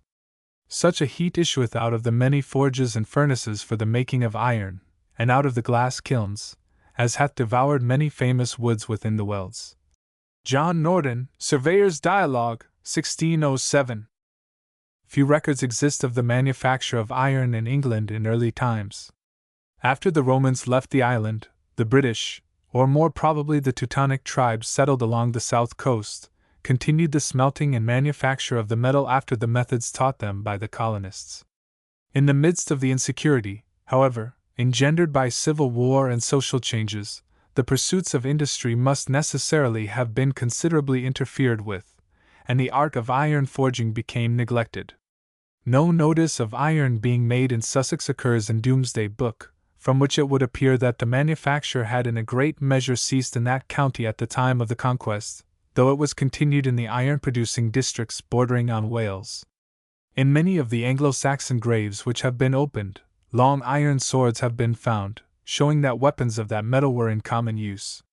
But it is probable that iron was still scarce, as ploughs and other agricultural implements continued to be made of wood, one of the Anglo-Saxon laws enacting that no man should undertake to guide a plough who could not make one, and that the cords with which it was bound should be of twisted willows.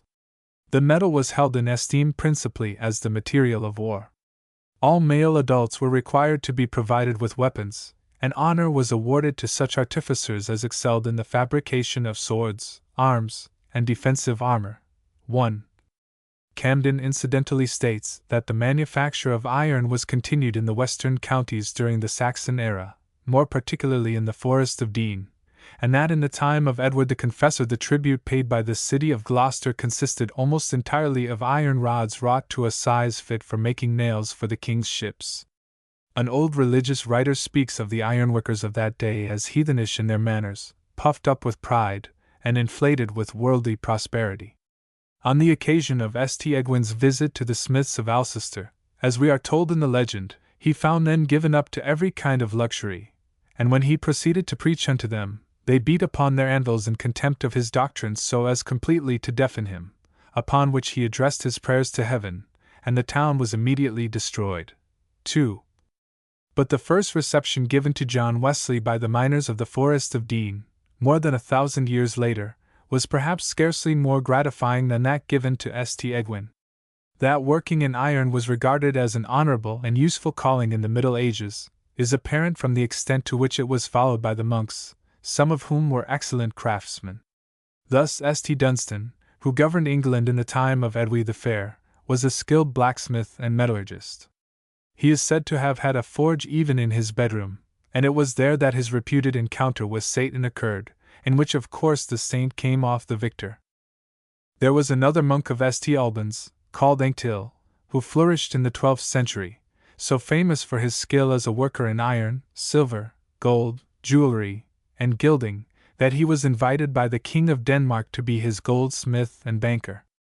A pair of gold and silver candlesticks of his manufacture, presented by the abbot of St. Albans to Pope Adrian IV, were so much esteemed for their exquisite workmanship that they were consecrated to St. Peter, and were the means of obtaining high ecclesiastical distinction for the abbey.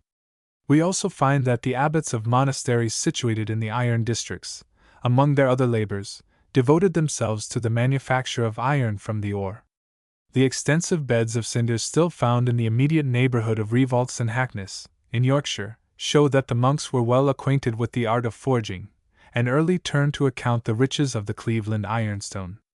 In the Forest of Dean also, the abbot of Flaxsley was possessed of one stationary and one itinerant forge, by grant from Henry II, and he was allowed 2 oaks weekly for fuel, a privilege afterwards commuted, in 1258, for abbots would have 872 acres, which was held by the abbey until its dissolution in the reign of Henry VIII.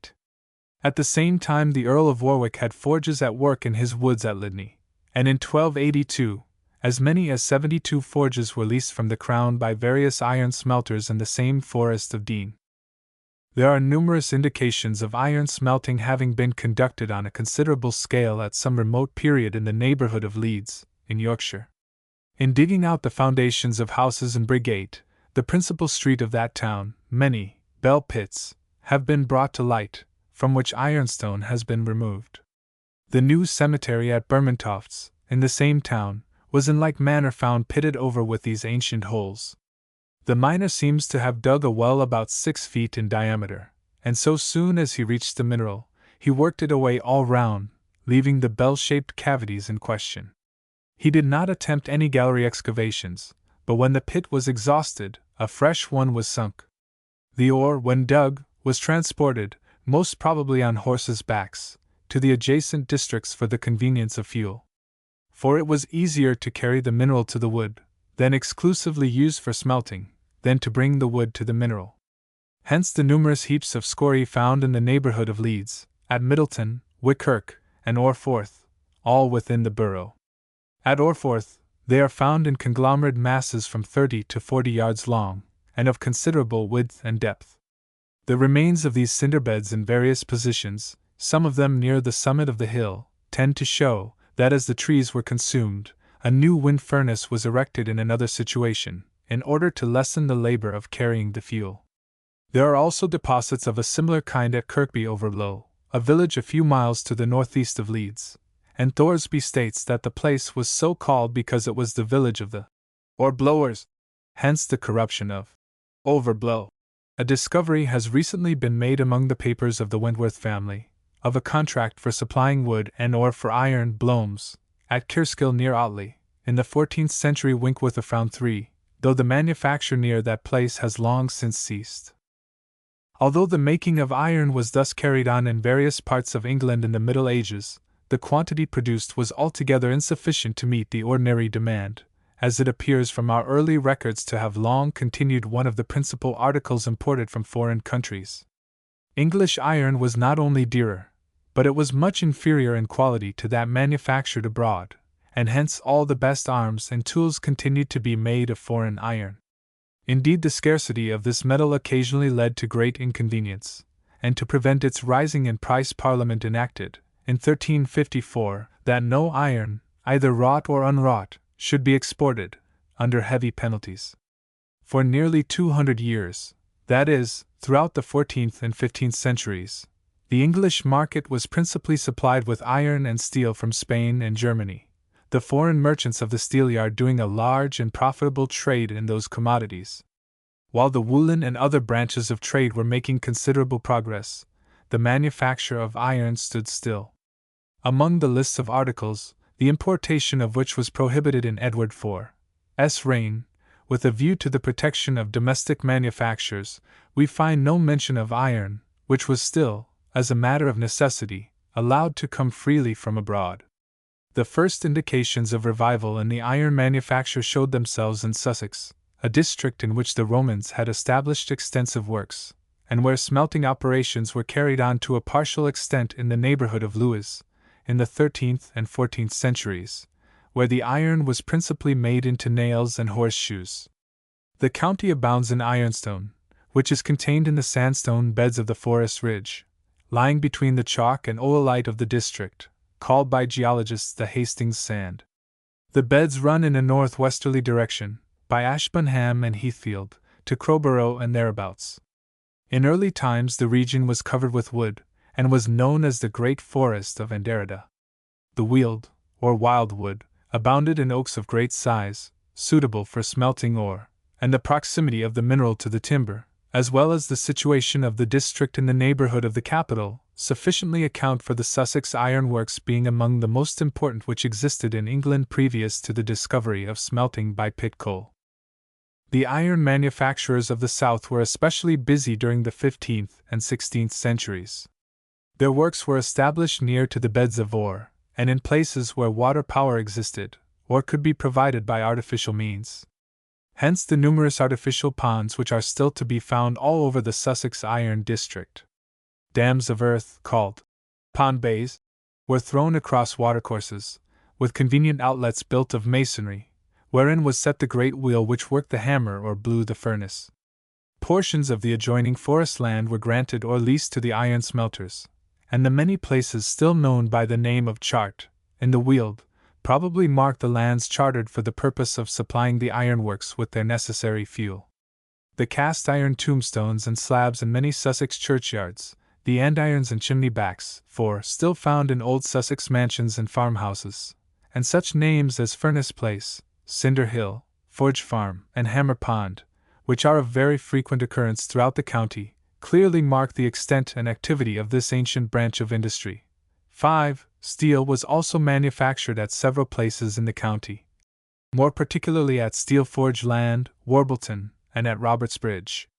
The steel was said to be of good quality, resembling Swedish, both alike depending for their excellence on the exclusive use of charcoal in smelting the ore, iron so produced maintaining its superiority over coal-smelted iron to this day.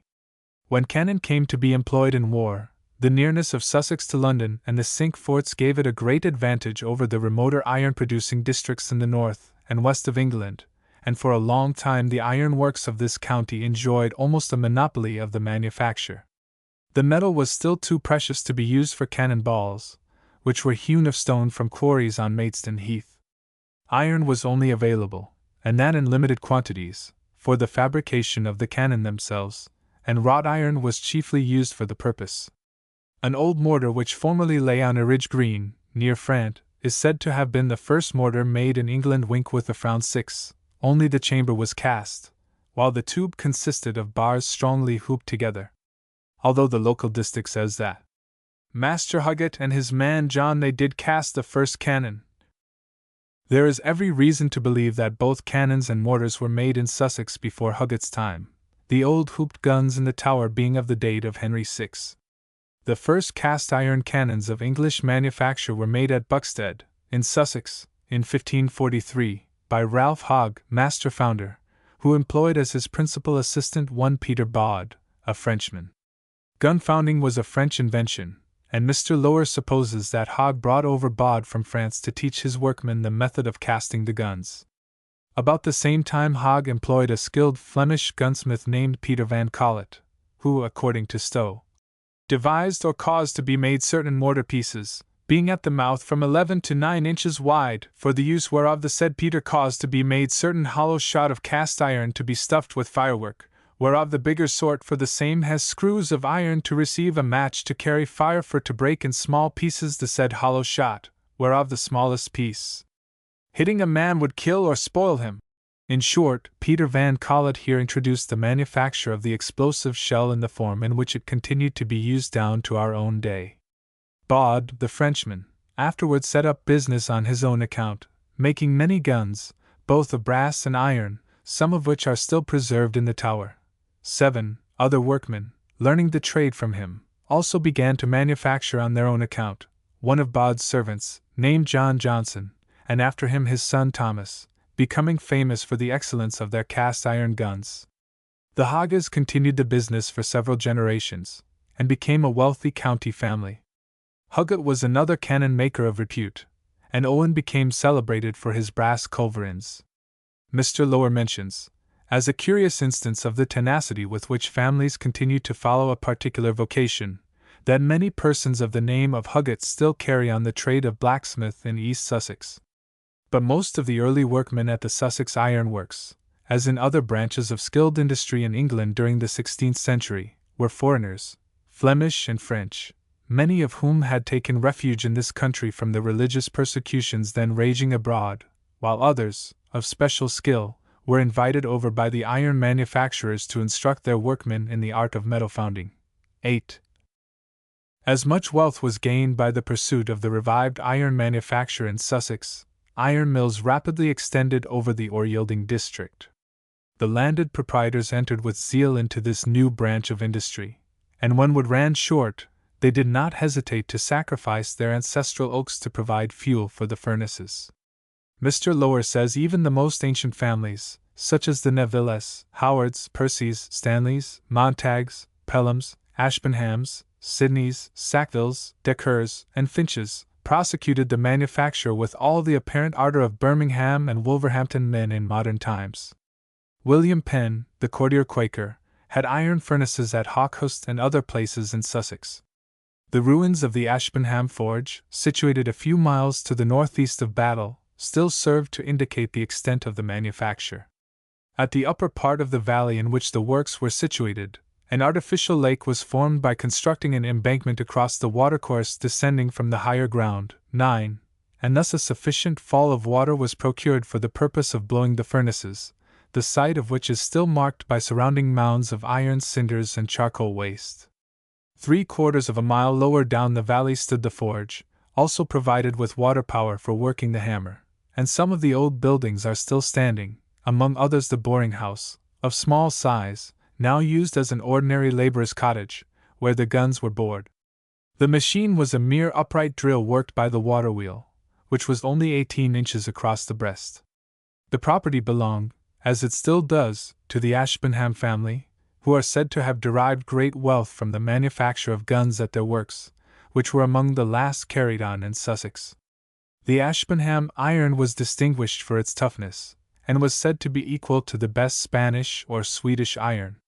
Many new men also became enriched, and founded county families, the Fuller family frankly avowing their origin in the singular motto of Carbone et forcipibus, literally, by charcoal and tongs. 10.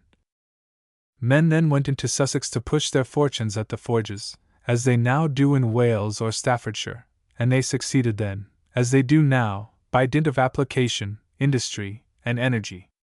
The Sussex Archaeological Papers for 1860 contain a curious record of such an adventurer, in the history of the founder of the Gale family. Leonard Gale was born in 1620 at Riverhead, near Sevenoaks, where his father pursued the trade of a blacksmith. When the youth had reached his 17th year, his father and mother, with 5 of their sons and daughters, died of the plague, Leonard and his brother being the only members of the family that survived. The patrimony of 200l. left them was soon spent, after which Leonard paid off his servants, and took to work diligently at his father's trade. Saving a little money, he determined to go down into Sussex, where we shortly find him working the St. Leonard's Forge, and afterwards the Tensley Forge near Crawley, and the Cowden Iron Works, which then bore a high reputation. After 40 years' labor, he accumulated a good fortune, which he left to his son of the same name, who went on iron forging, and eventually became a county gentleman, owner of the house and estate of Crabbet near Worth, and Member of Parliament for East Grinstead. Several of the new families, however, after occupying a high position in the county, again subsided into the laboring class, illustrating the Lancashire proverb of "Twice clogs, once boots," the sons squandering what the fathers had gathered, and falling back into the ranks again. Thus the great Fowles family of Riverhall disappeared altogether from Sussex. One of them built the fine mansion of Riverhall, noble even in decay. Another had a grant of free warrant from King James over his estates in Wadhurst, Frant, Rotherfield, and Mayfield. Mr. Lower says the fourth in descent from this person kept the turnpike gate at Wadhurst, and that the last of the family, a day laborer, emigrated to America in 1839, carrying with him, as the sole relic of his family greatness, the royal grant of free warrant given to his ancestor. The Barhams and Mansers were also great ironmen, officiating as high sheriffs of the county at different times, and occupying spacious mansions.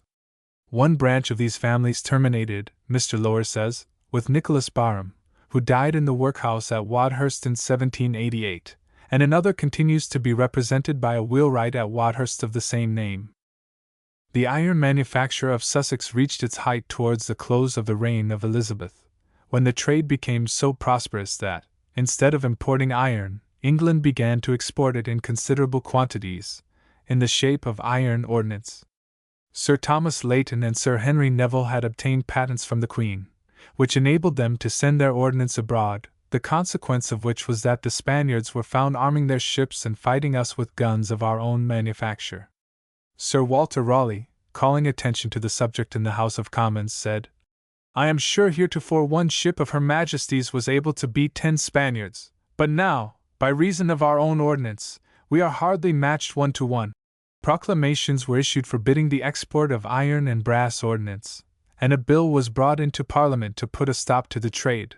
But, notwithstanding these prohibitions, the Sussex guns long continued to be smuggled out of the country in considerable numbers.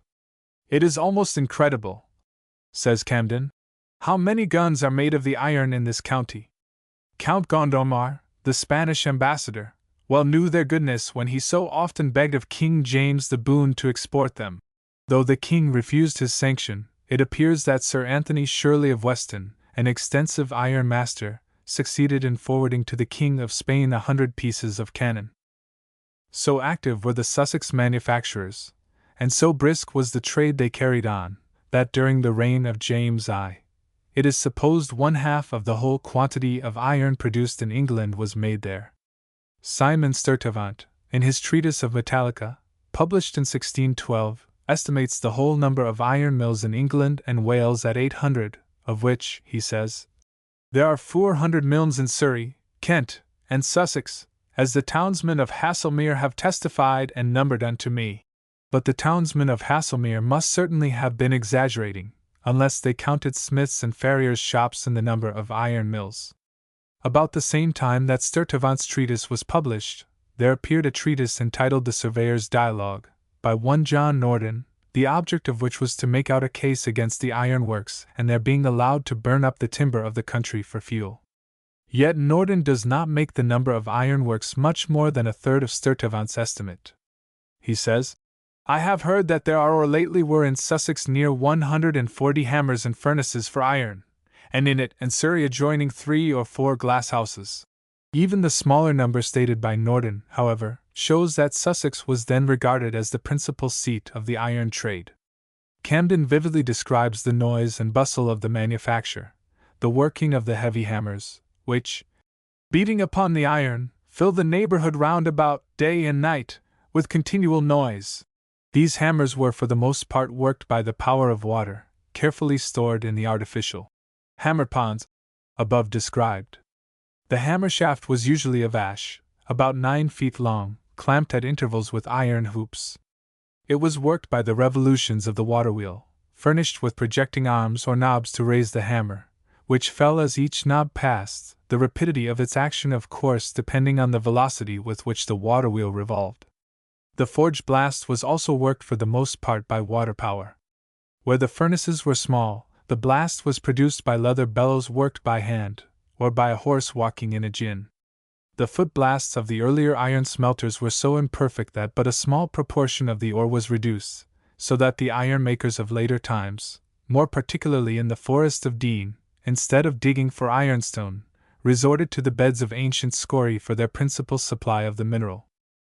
Notwithstanding the large number of furnaces and blasts throughout the county of Sussex at the period we refer to, their produce was comparatively small, and must not be measured by the enormous produce of modern ironworks, for while an iron furnace of the present day will easily turn out 150 tons of pig per week, the best of the older furnaces did not produce more than from 3 to 4 tons.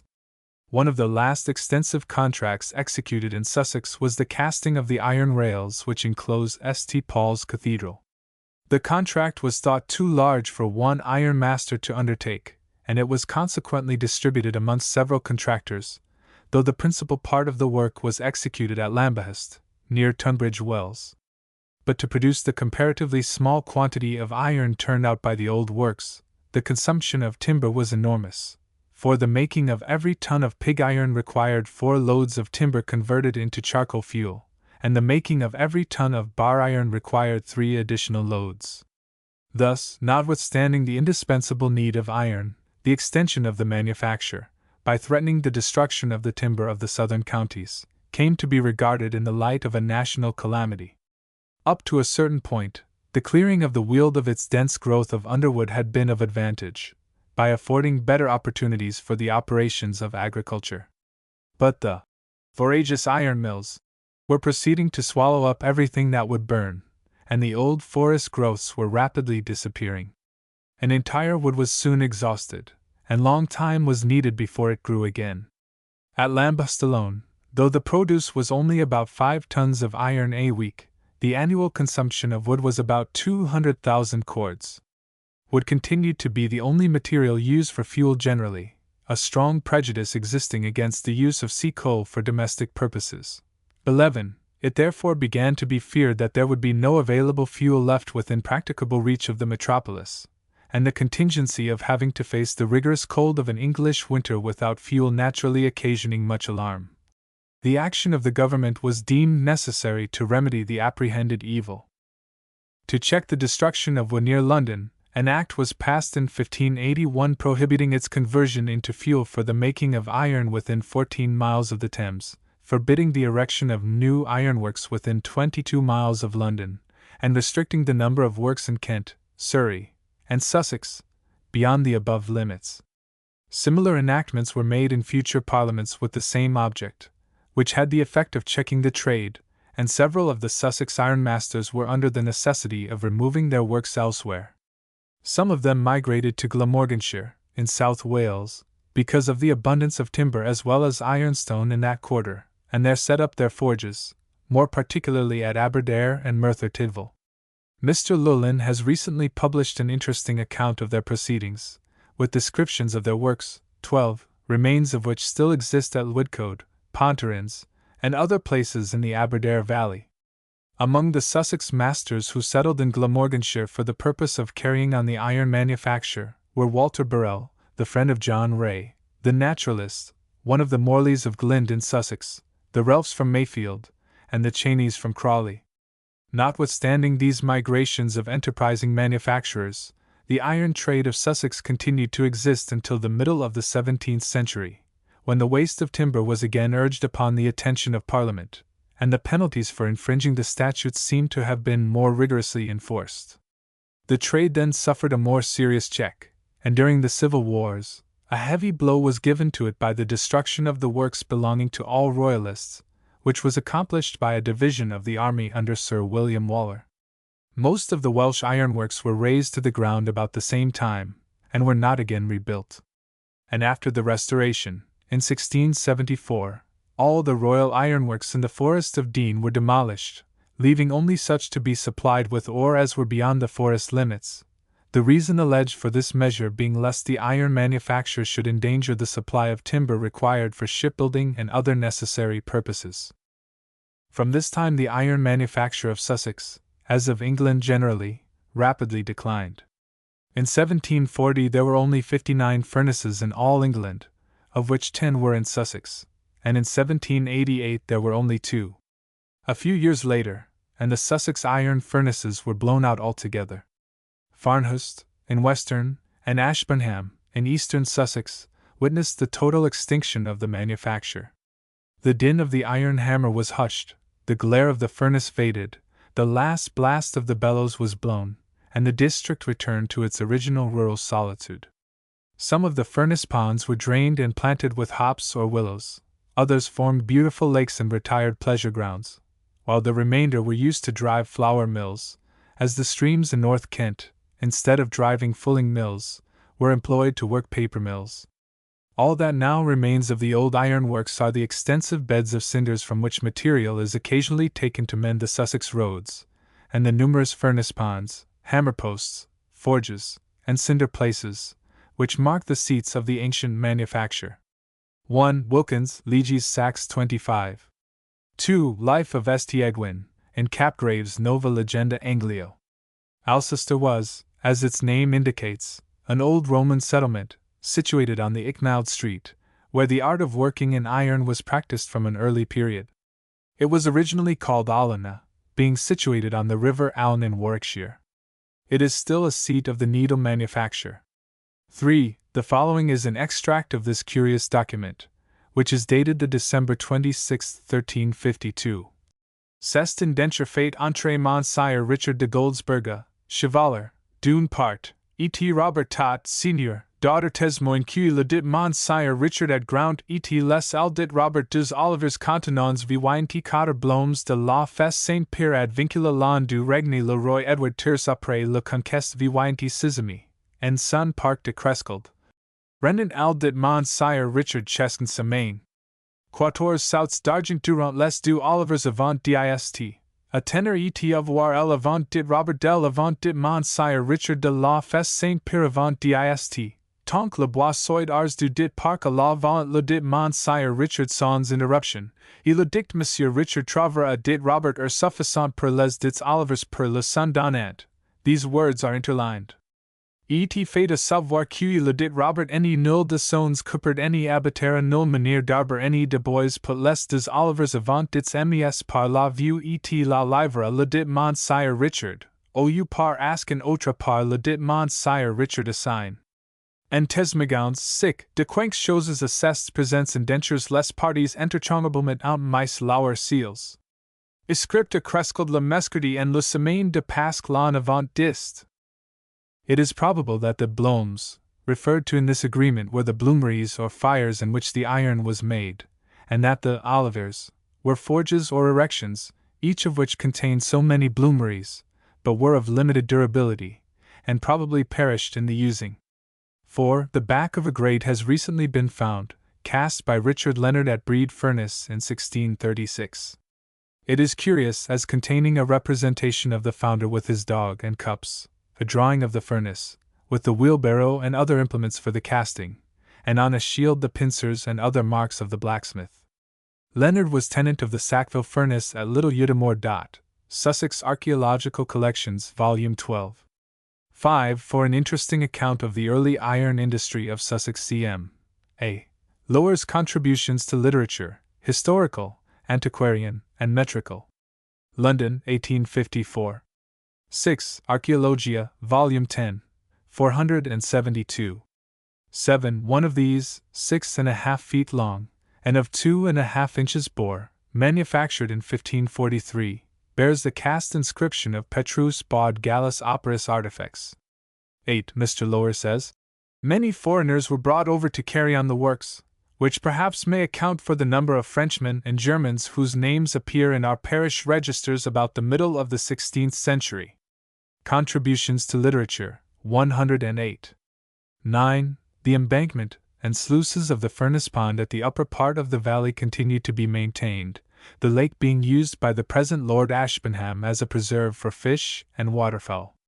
10. Reminding one of the odd motto assumed by Gillespie, the tobacconist of Edinburgh, founder of Gillespie's Hospital, on whose carriage panels was emblazoned a Scotch mull, with the motto, Wha wad ha thocht it, that noses could ha bought it. It is just possible that the Fullers may have taken their motto from the words employed by Juvenal in describing the father of Demosthenes, who was a blacksmith and a sword cutler. Quem pater ardentis massi fuligen lippus, a carbone et forcipibus gladios paranti incuditi ludio volcano ad redera misit. 11. It was then believed that sea or pit coal was poisonous when burnt in dwellings, and that it was especially injurious to the human complexion. All sorts of diseases were attributed to its use, and at one time it was even penal to burn it.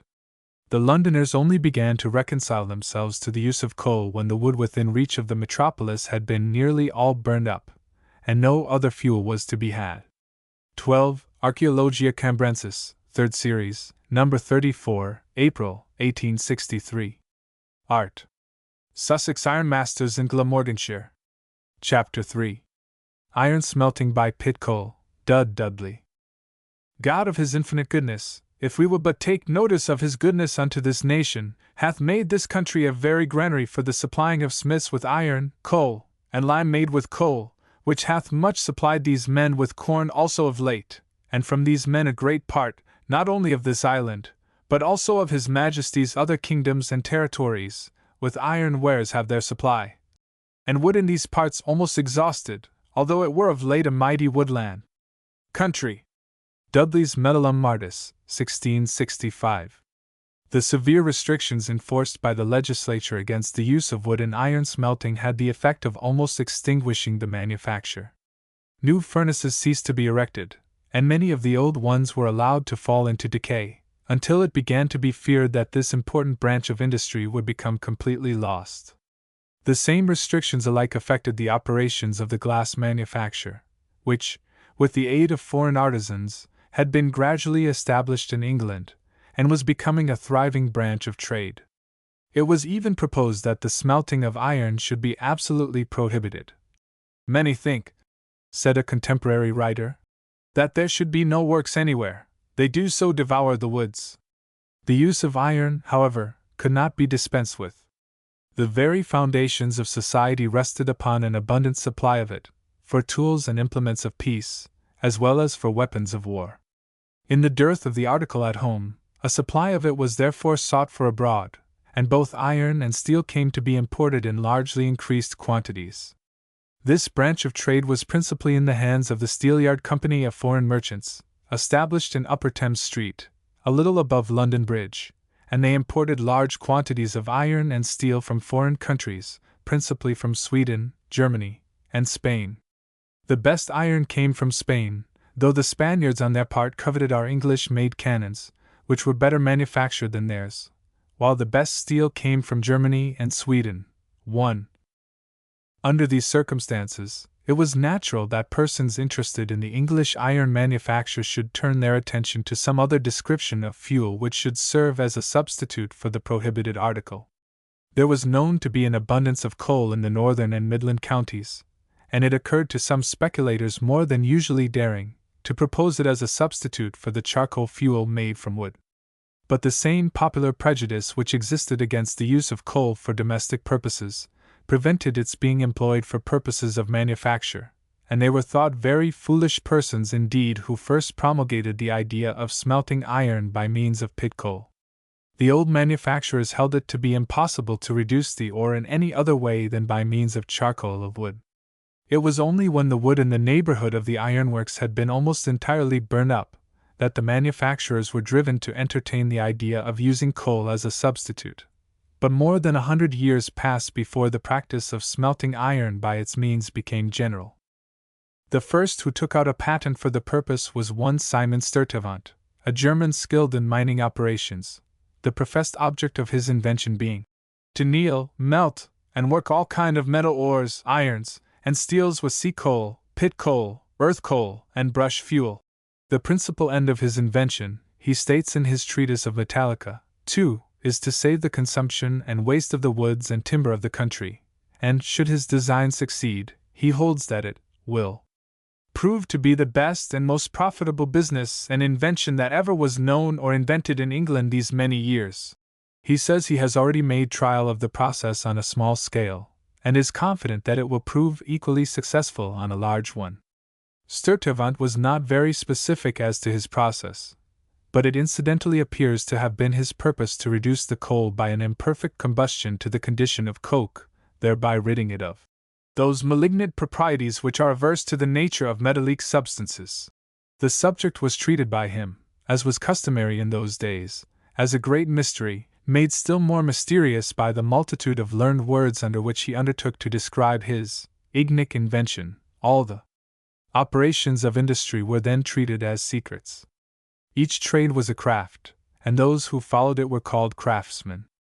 Even the common carpenter was a handicraftsman, and skilled artisans were cunning men. But the higher branches of work were mysteries, the communication of which to others was carefully guarded by the regulations of the trades guilds. Although the early patents are called specifications, they in reality specify nothing. They are for the most part but a mere haze of words, from which very little definite information can be gleaned as to the processes patented.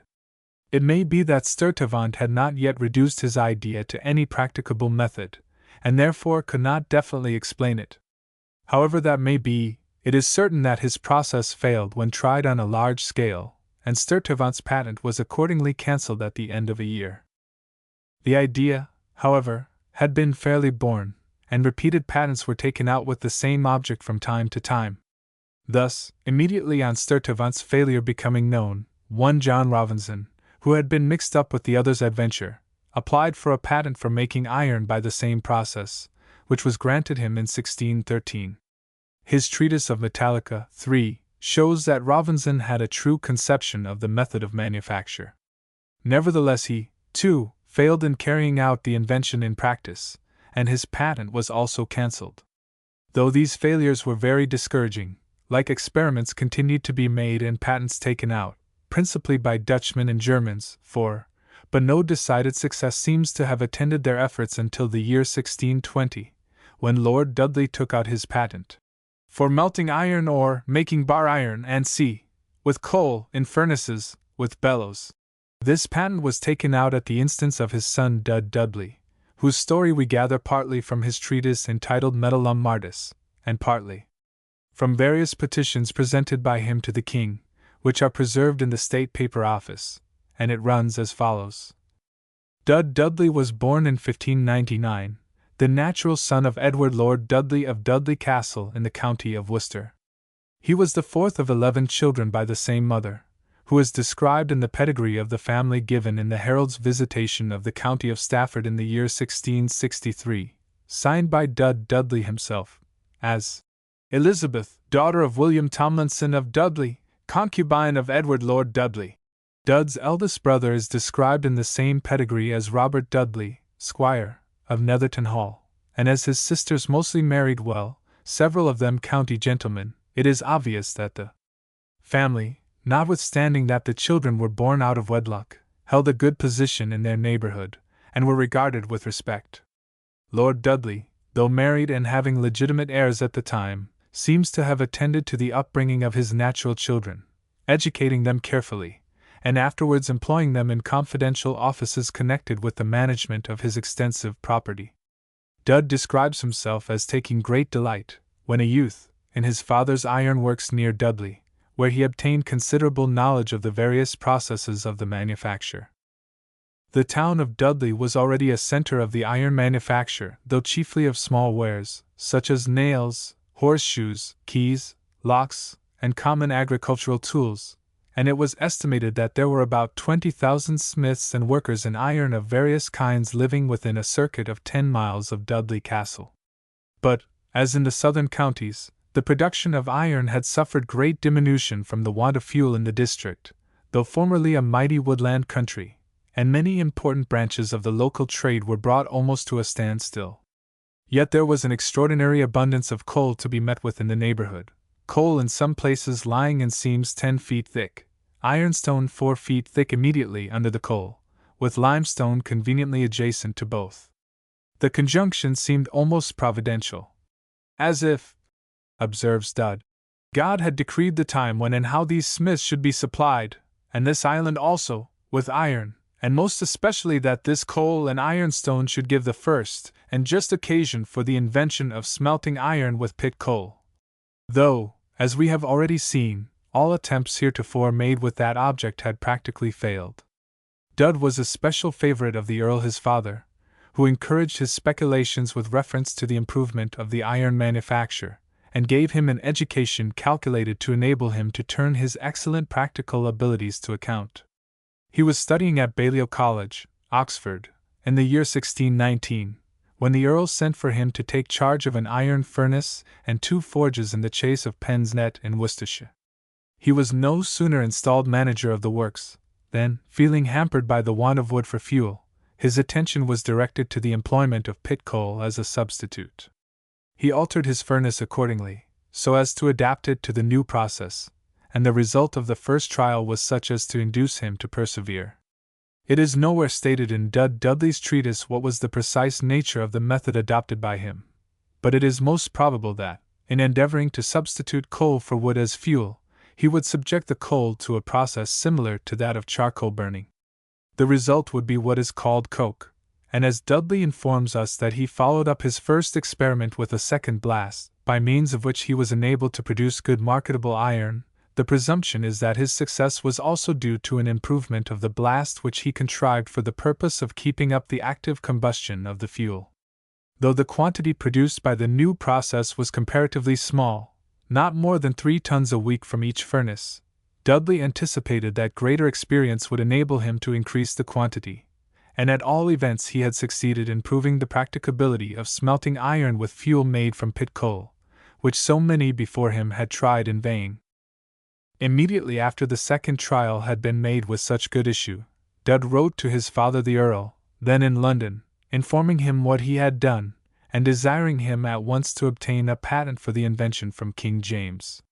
This was readily granted, and the patent, number 18, dated the February 22nd, 1620, was taken out in the name of Lord Dudley himself. Dud proceeded with the manufacture of iron at Pensnet, and also at Cradley in Staffordshire, where he erected another furnace, and a year after the patent was granted he was enabled to send up to the tower, by the king's command, a considerable quantity of the new iron for trial. Many experiments were made with it, its qualities were fairly tested, and it was pronounced good merchantable iron.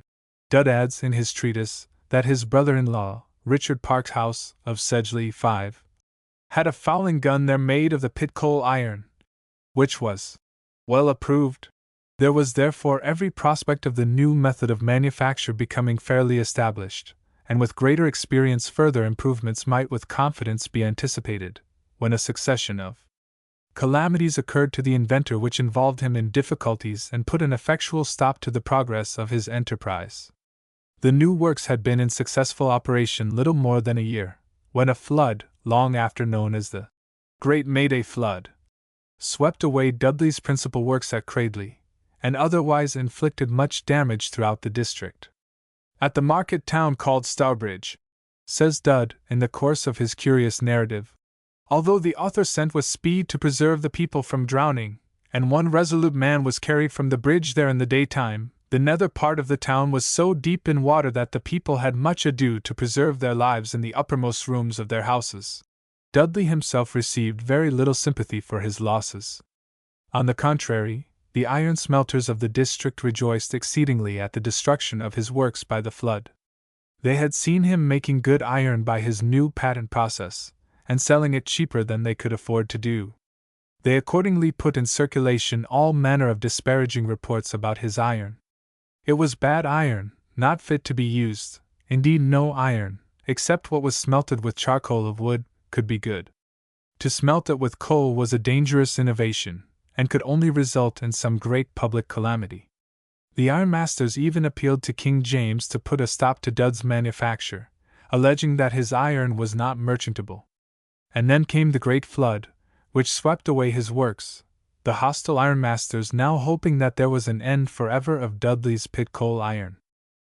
But Dudd, with his wonted energy, forthwith set to work and repaired his furnaces and forges, though at great cost, and in the course of a short time the new manufacture was again in full progress. The ironmasters raised a fresh outcry against him, and addressed another strong memorial against Dudd and his iron to King James. This seems to have taken effect, and in order to ascertain the quality of the article by testing it upon a large scale, the king commanded Dudley to send up to the Tower of London, with every possible speed, quantities of all the sorts of bar iron made by him, fit for the making of muskets, carbines, and iron for great bolts for shipping, which iron, continues Dudd, being so tried by artisans smiths, the ironmasters and ironmongers were all silenced until the 21st year of King James's reign. The ironmasters then endeavored to get the Dudley patent included in the monopolies to be abolished by the statute of that year, but all they could accomplish was the limitation of the patent to 14 years instead of 31, the special exemption of the patent from the operation of the statute affording a sufficient indication of the importance already attached to the invention. After that time Dudley went on with his invention cheerfully, and made annually great store of iron, good and merchantable, and sold it unto divers men at £12 per ton. I also, said he, made all sorts of cast iron wares, as brewing cisterns, pots, mortars, and better and cheaper than any yet made in these nations with charcoal, some of which are yet to be seen by any man, at the author's house in the city of Worcester, that desires to be satisfied of the truth of the invention. Notwithstanding this decided success, Dudley encountered nothing but trouble and misfortune. The ironmasters combined to resist his invention. They fastened lawsuits upon him, and succeeded in getting him ousted from his works at Cradley. From thence he removed to Himley in the county of Stafford, where he set up a pit coal furnace. But being without the means of forging the iron into bars, he was constrained to sell the pig iron to the charcoal ironmasters, who did him much prejudice, not only by detaining his stock, but also by disparaging his iron. He next proceeded to erect a large new furnace at Hasco Bridge, near Sedgley, in the same county, for the purpose of carrying out the manufacture on the most improved principles. This furnace was of stone, 27 feet square, provided with unusually large bellows, and when in full work he says he was enabled to turn out 7 tons of iron per week, the greatest quantity of pit coal iron ever yet made in Great Britain. At the same place he discovered and opened out new workings of coal 10 feet thick, lying immediately over the ironstone, and he prepared to carry on his operations on a large scale. But the new works were scarcely finished when a mob of rioters, instigated by the charcoal ironmasters, broke in upon them, cut in pieces the new bellows, destroyed the machinery, and laid the results of all his deep-laid ingenuity and persevering industry in ruins. From that time forward Dudley was allowed no rest nor peace. He was attacked by mobs, worried by lawsuits, and eventually overwhelmed by debts. He was then seized by his creditors and sent up to London, where he was held a prisoner in the comptoir for several £1,000s. The charcoal iron men thus for a time remained masters of the field. Charles I seems to have taken pity on the suffering inventor, and on his earnest petition, setting forth the great advantages to the nation of his invention, from which he had as yet derived no advantage, but only losses, sufferings, and persecution, the king granted him a renewal of his patent, 6, in the year 1638, 3 other gentlemen joining him as partners, and doubtless providing the requisite capital for carrying on the manufacture after the plans of the inventor. But Dud's evil fortune continued to pursue him. The patent had scarcely been secured ere the Civil War broke out, and the arts of peace must at once perforce give place to the arts of war. Dud's nature would not suffer him to be neutral at such a time, and when the nation divided itself into 2 hostile camps, his predilections being strongly loyalist, he took the side of the king with his father. It would appear from a petition presented by him to Charles II. in 1660, setting forth his sufferings in the royal cause, and praying for restoral to certain offices which he had enjoyed under Charles I, that as early as the year 1637 he had been employed by the king on a mission into Scotland, 7, in the train of the Marquis of Hamilton, the king's commissioner. Again in 1639, leaving his ironworks and partners, he accompanied Charles on his expedition across the Scotch border, and was present with the army until its discomfiture at Newburn near Newcastle in the following year. The sword was now fairly drawn, and Dud seems for a time to have abandoned his ironworks and followed entirely the fortunes of the king. He was sworn surveyor of the Mews or armory in 1640, but being unable to pay for the patent, another was sworn in his place.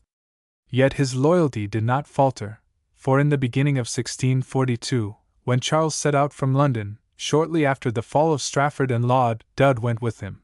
8. He was present before Hull when Sir John Hotham shut its gates in the king's face.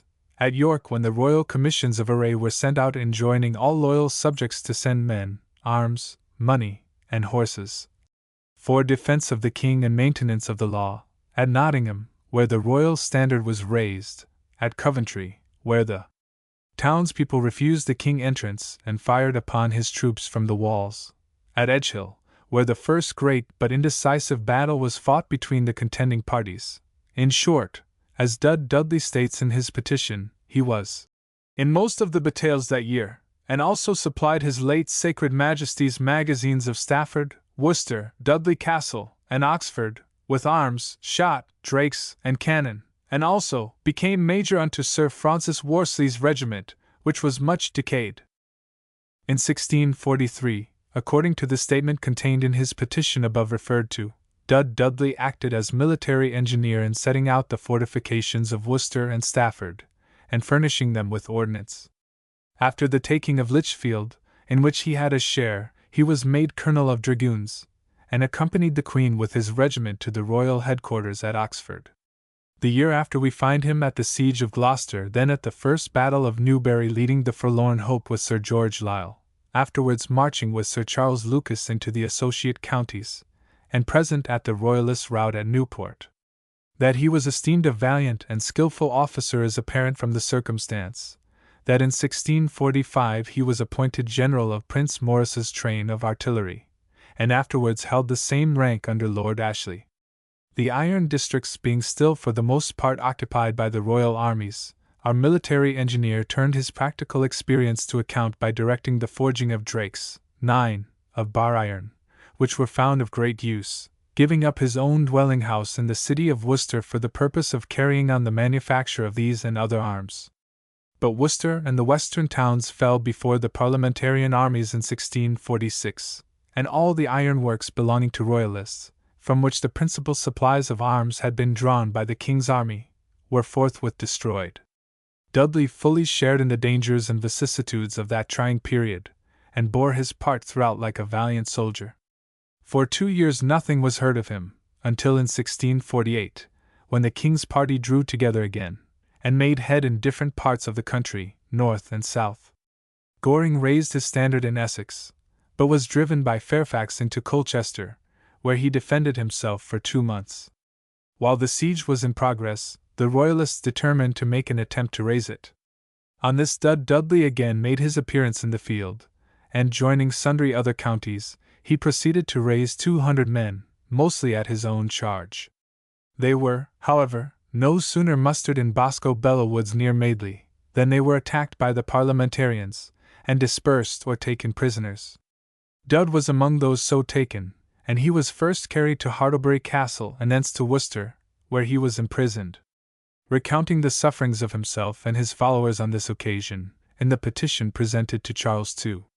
In 1660-10 he says, 200 men were dispersed, killed, and some taken, namely, Major Harcourt, Major Elliots, Captain Long, and Cornet Hodgetts, of whom Major Harcourt was miserably burned with matches.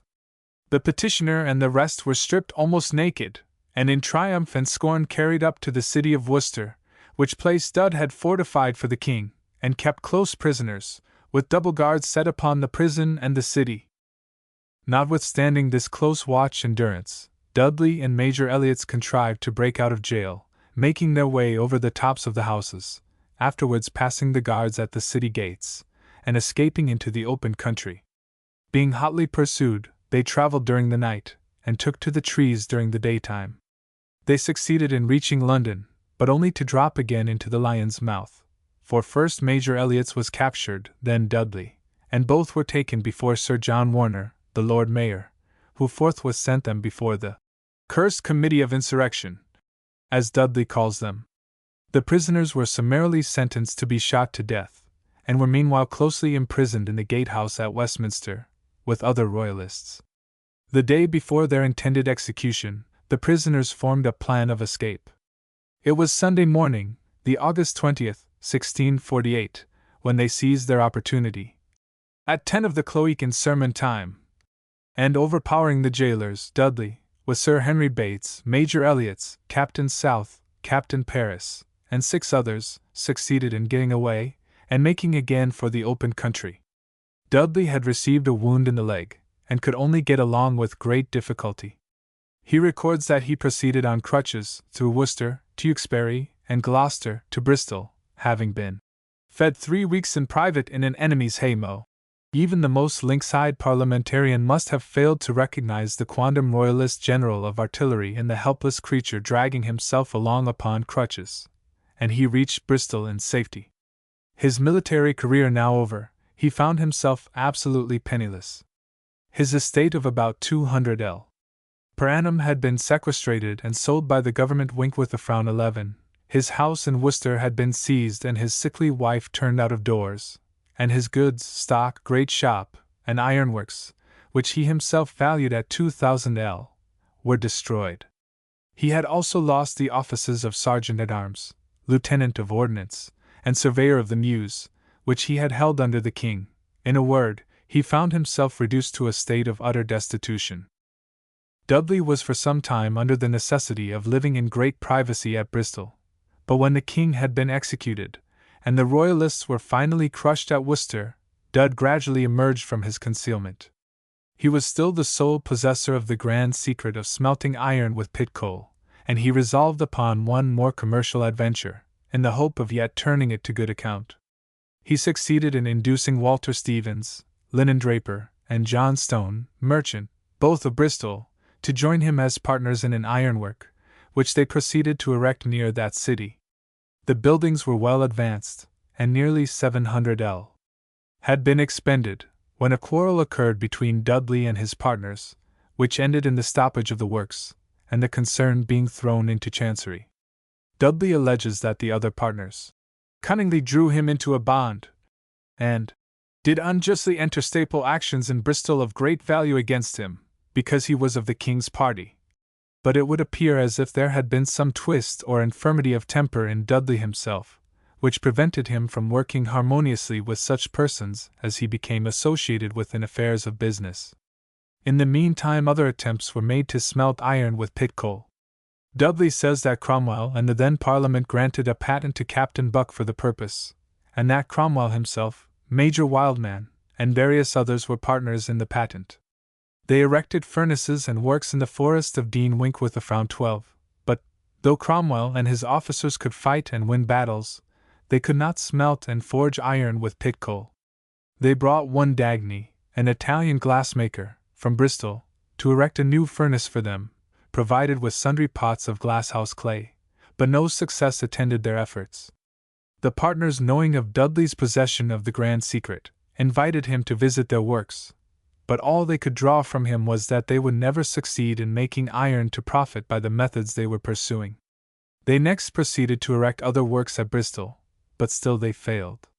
Major Wildman, 13, bought Dudley's sequestrated estate, in the hope of being able to extort his secret of making iron with pit coal, but all their attempts proving abortive, they at length abandoned the enterprise in despair. In 1656, one Captain Copley obtained from Cromwell a further patent with a similar object, and erected works near Bristol, and also in the forest of Kingswood. The mechanical engineers employed by Copley failed in making his bellows blow, on which he sent for Dudley, who forthwith made his bellows to be blown feasibly. But Copley failed, like his predecessors, in making iron, and at length he too desisted from further experiments. Such continued to be the state of things until the Restoration, when we find Dudley a petitioner to the king for the renewal of his patent. He was also a petitioner for compensation in respect of the heavy losses he had sustained during the civil wars.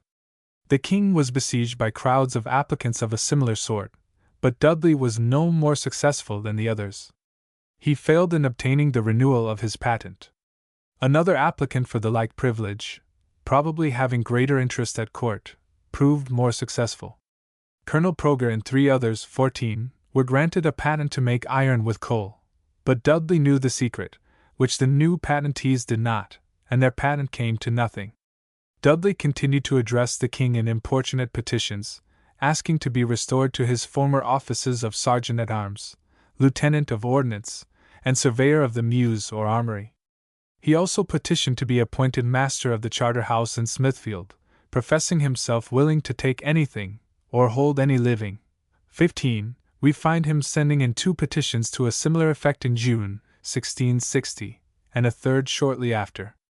The result was that he was reappointed to the office of Sergeant-at-Arms, but the mastership of the Charter House was not disposed of until 1662, when it fell to the lot of one Thomas Watson. 16. In 1661, we find a patent granted to W.M. Chamberlain and Dudley, Esq. for the sole use of their new invention of plating steel, and tinning the said plates. But whether Dudley was the person referred to, we are unable precisely to determine. A few years later, he seems to have succeeded in obtaining the means of prosecuting his original invention, for in his Medulum Martis, published in 1665, he describes himself as living at Green's Lodge, in Staffordshire, and he says that near it are 4 forges, Green's Forge, Swin Forge, Heath Forge, and Cradley Forge, where he practices his perfect invention. These forges, he adds, have barred all or most part of their iron with pit coal since the author's first invention in 1618, which hath preserved much wood. In these 4, besides many other forges, do the like yet the author hath had no benefit thereby to this present. From that time forward, Dud becomes lost to sight. He seems eventually to have retired to St. Helens in Worcestershire, where he died in 1684, in the 85th year of his age. He was buried in the parish church there, and a monument, now destroyed, was erected to his memory, bearing the inscription partly set forth underneath. 17. 1. As late as 1790, long after the monopoly of the foreign merchants had been abolished, Pennant says. The present steelyard is the great repository of imported iron, which furnishes our metropolis with that necessary material. The quantity of bars that fills the yards and warehouses of this quarter strikes with astonishment the most indifferent beholder. Pennant, Account of London, 309. 2. Sturtevant's Metallica. Briefly comprehending the doctrine of diverse new metallical inventions, N.C. Reprinted and published at the Great Seal Patent Office, 1858. 3. Reprinted and published at the Great Seal Patent Office, 1858. 4. Among the early patentees, besides the names of Sturtevant and Robinson, we find those of Jordaens, Frank, Sir Philibert Vernac, and other foreigners of the above nations. 5. Mr. Park's house was one of the esquires to Sir Ferdinando Dudley, the legitimate son of the Earl of Dudley, when he was made Knight of the Bath. Sir Ferdinando's only daughter Frances married Humble Ward, son and heir of William Ward, goldsmith and jeweller to Charles I's Queen. Her husband having been created a baron by the title of Baron Ward of Birmingham, and Frances becoming Baroness of Dudley in her own right on the demise of her father, the baronies of Dudley and Ward thus became united in their eldest son Edward in the year 1697. 6. Patent No. 117, Old Series, granted in 1638, to Sir George Horsey, David Ramsay, Roger Falk, and Dud Dudley. 7. By his own account, given in Metallum Martis, while in Scotland in 1637, he visited the Highlands as well as the Lowlands, spending the whole summer of that year in opening of mines and making of discoveries. Spending part of the time with Sir James Hope of Lead Hills, near where, he says, he got gold. It does not appear, however, that any iron forges existed in Scotland at the time. Indeed, Dudley expressly says that Scotland mocketh no iron.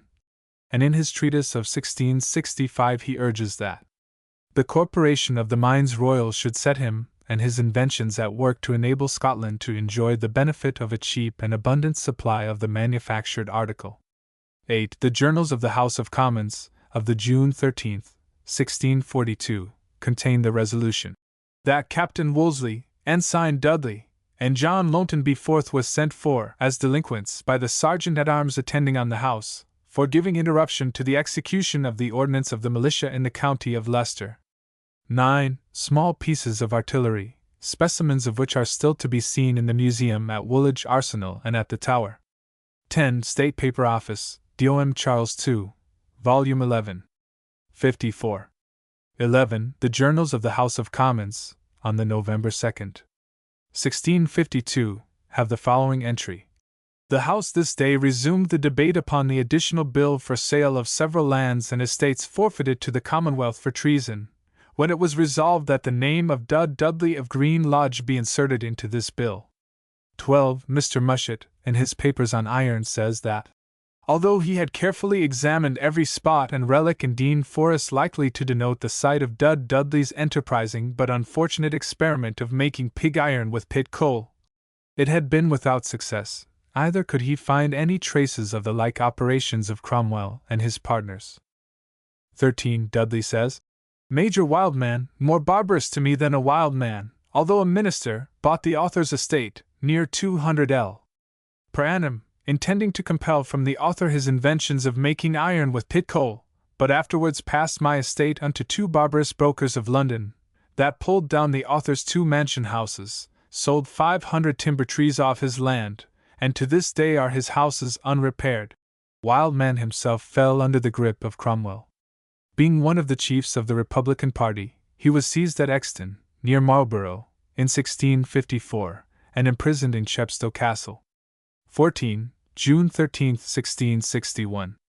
Petition of Colonel J. S. Proger and 3 others to the King for a patent for the sole exercise of their invention of melting down iron and other metals with coal instead of wood, as the great consumption of coal, charcoal, therein causes detriment to shipping, and c. With reference thereon to Attorney General Palmer, and his report, June 18, in favor of the petition, State Papers, Charles II. Dom Volume 37, 49. 15. In his second petition he prays that a dwelling house situated in Worcester, and belonging to one Baldwin, a known trader, may be assigned to him in lieu of Alderman Nash's, which had reverted to that individual since his return to loyalty. Dudley reminding the king that his own house in that city had been given up by him for the service of his father Charles I, and turned into a factory for arms. It does not appear that this part of his petition was successful. 16. State Papers, Volume 31. Docket Book, page 89. 17. Pulvis et umbra summus memento mori. Dodo Dudley Kiliarchi nobilis Edwardina predomini de Dudley filius, patri charus et regi majestatis fidissimus subditus et servis in assurendo regine, in vindicarto ecclesiam, in propugnando legem ac libertatem Anglicanam, seep captus, anno 1648, semel condemnatus et tamen non decolatus. Renatum de novo vidit diadema hic inconcussa semper virtut senex. Differt non offert mortem longissima vita sed differt multum cras hodier mori. Quod nequias vitare, fugis, nec formidanda est. Plot frequently alludes to Dudley in his Natural History of Staffordshire, and when he does so he describes him as the worshipful Dudley, showing the estimation in which he was held by his contemporaries. Chapter 4. Andrew Yarrington. There never have been wanting men to whom England's improvement by sea and land was one of the dearest thoughts of their lives, and to whom England's good was the foremost of their worldly considerations.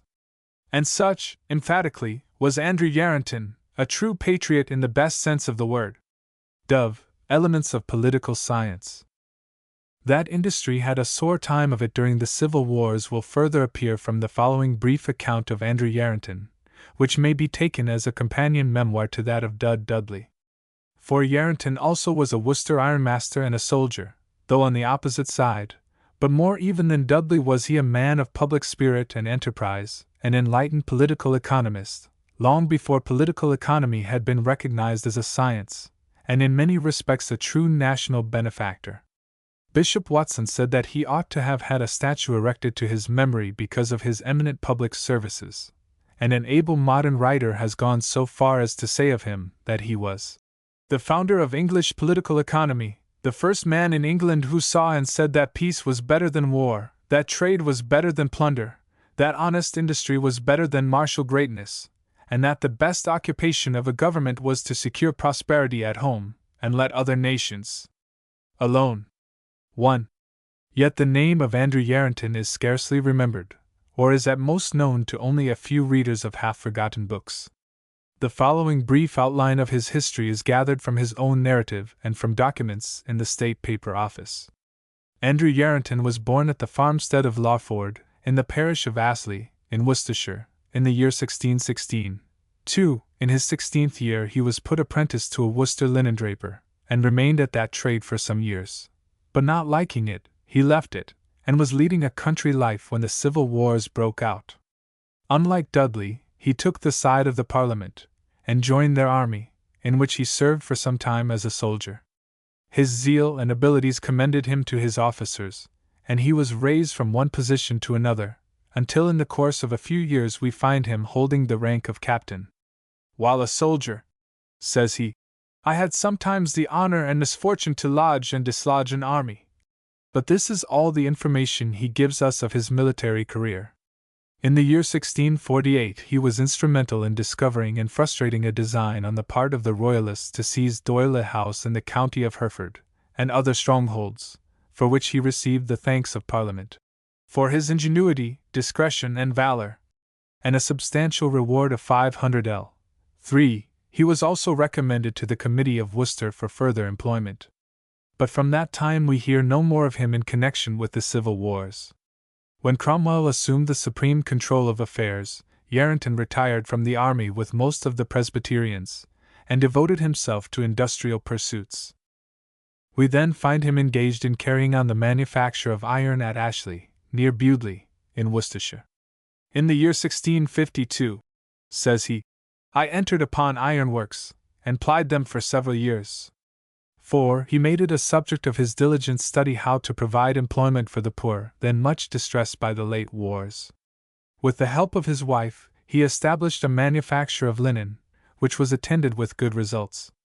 Observing how the difficulties of communication, by reason of the badness of the roads, hindered the development of the rich natural resources of the western counties. 5. He applied himself to the improvement of the navigation of the larger rivers, making surveys of them at his own cost, and endeavoring to stimulate local enterprise so as to enable him to carry his plans into effect.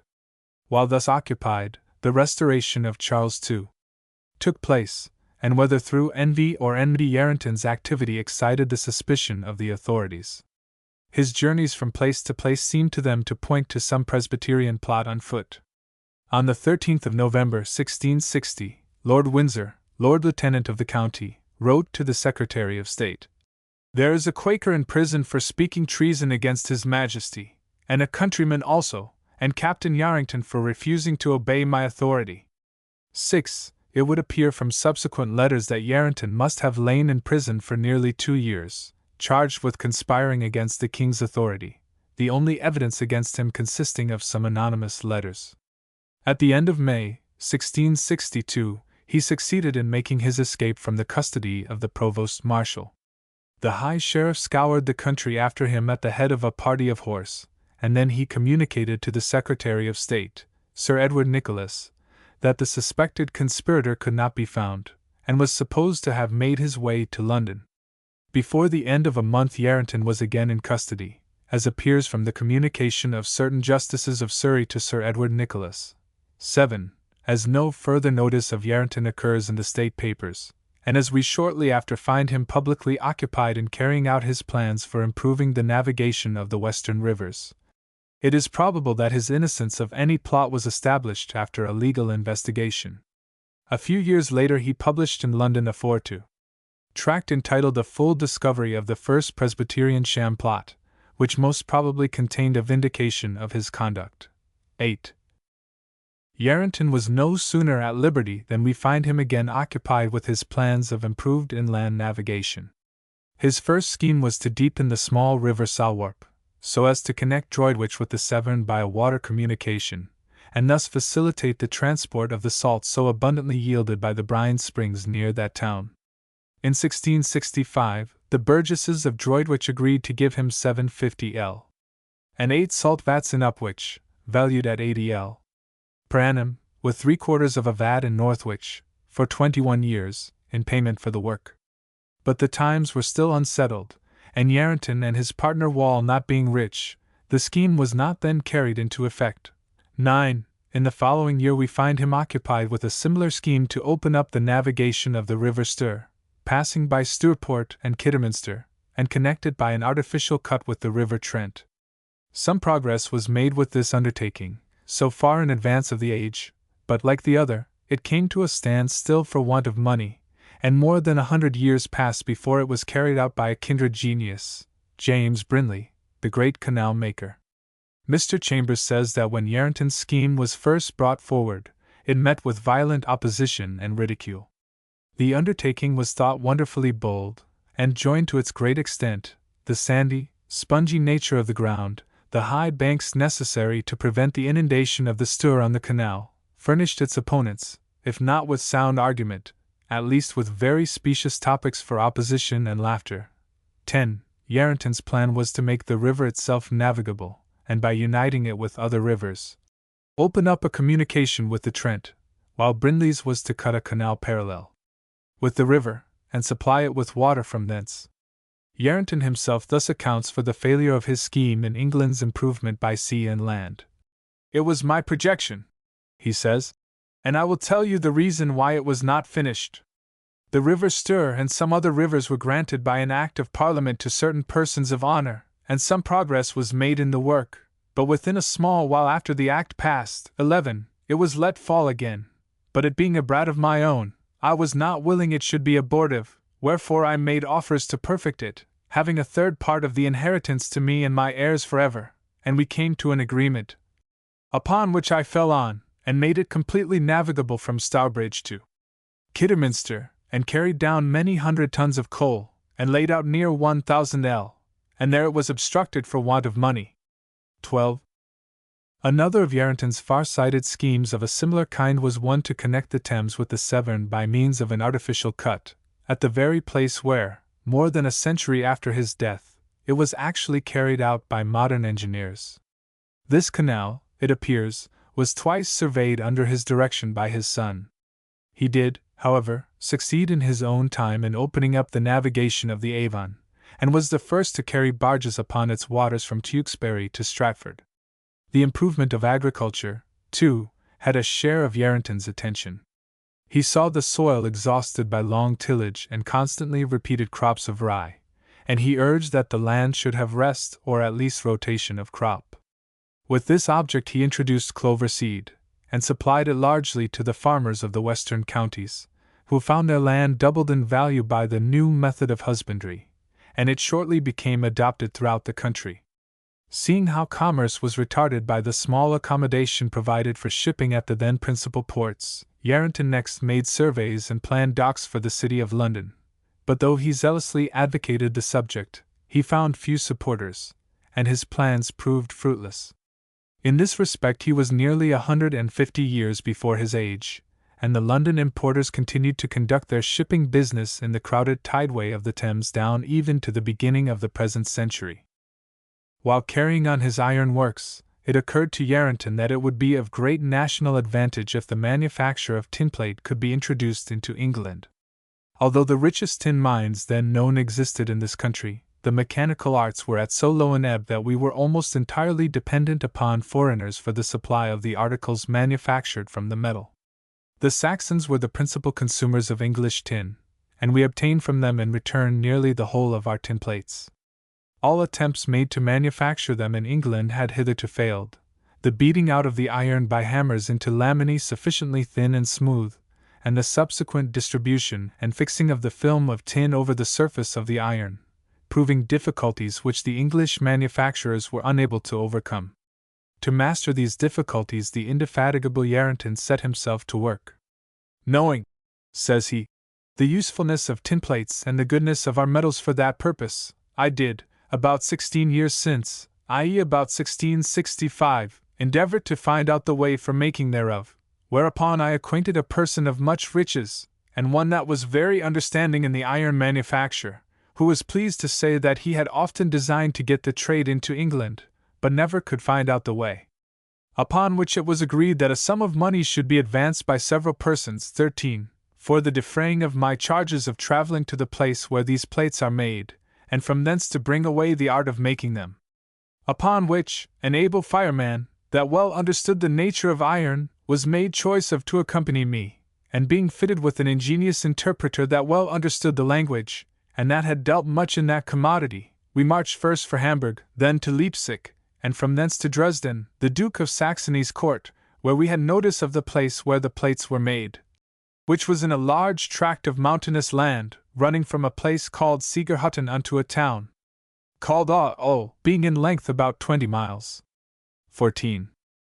It is curious to find how much the national industry of England has been influenced by the existence from time to time of religious persecutions abroad, which had the effect of driving skilled Protestant artisans, more particularly from Flanders and France, into England, where they enjoyed the special protection of successive English governments, and founded various important branches of manufacture.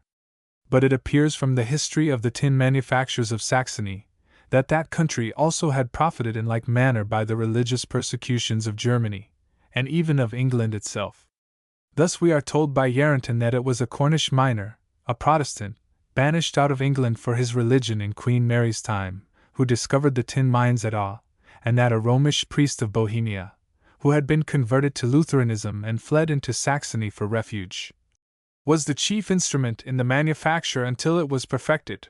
These two men were held in great regard by the Duke of Saxony as well as by the people of the country, for their ingenuity and industry proved the source of great prosperity and wealth. Several fine cities, says Yarranton, having been raised by the riches proceeding from the tin works, not less than 80,000 men depending upon the trade for their subsistence, and when Yarranton visited Aue, he found that a statue had been erected to the memory of the Cornish miner who first discovered the tin. Yarranton was very civilly received by the miners, and contrary to his expectation, he was allowed freely to inspect the tin works and examine the methods by which the iron plates were rolled out, as well as the process of tinning them. He was even permitted to engage a number of skilled workmen, whom he brought over with him to England for the purpose of starting the manufacture in this country.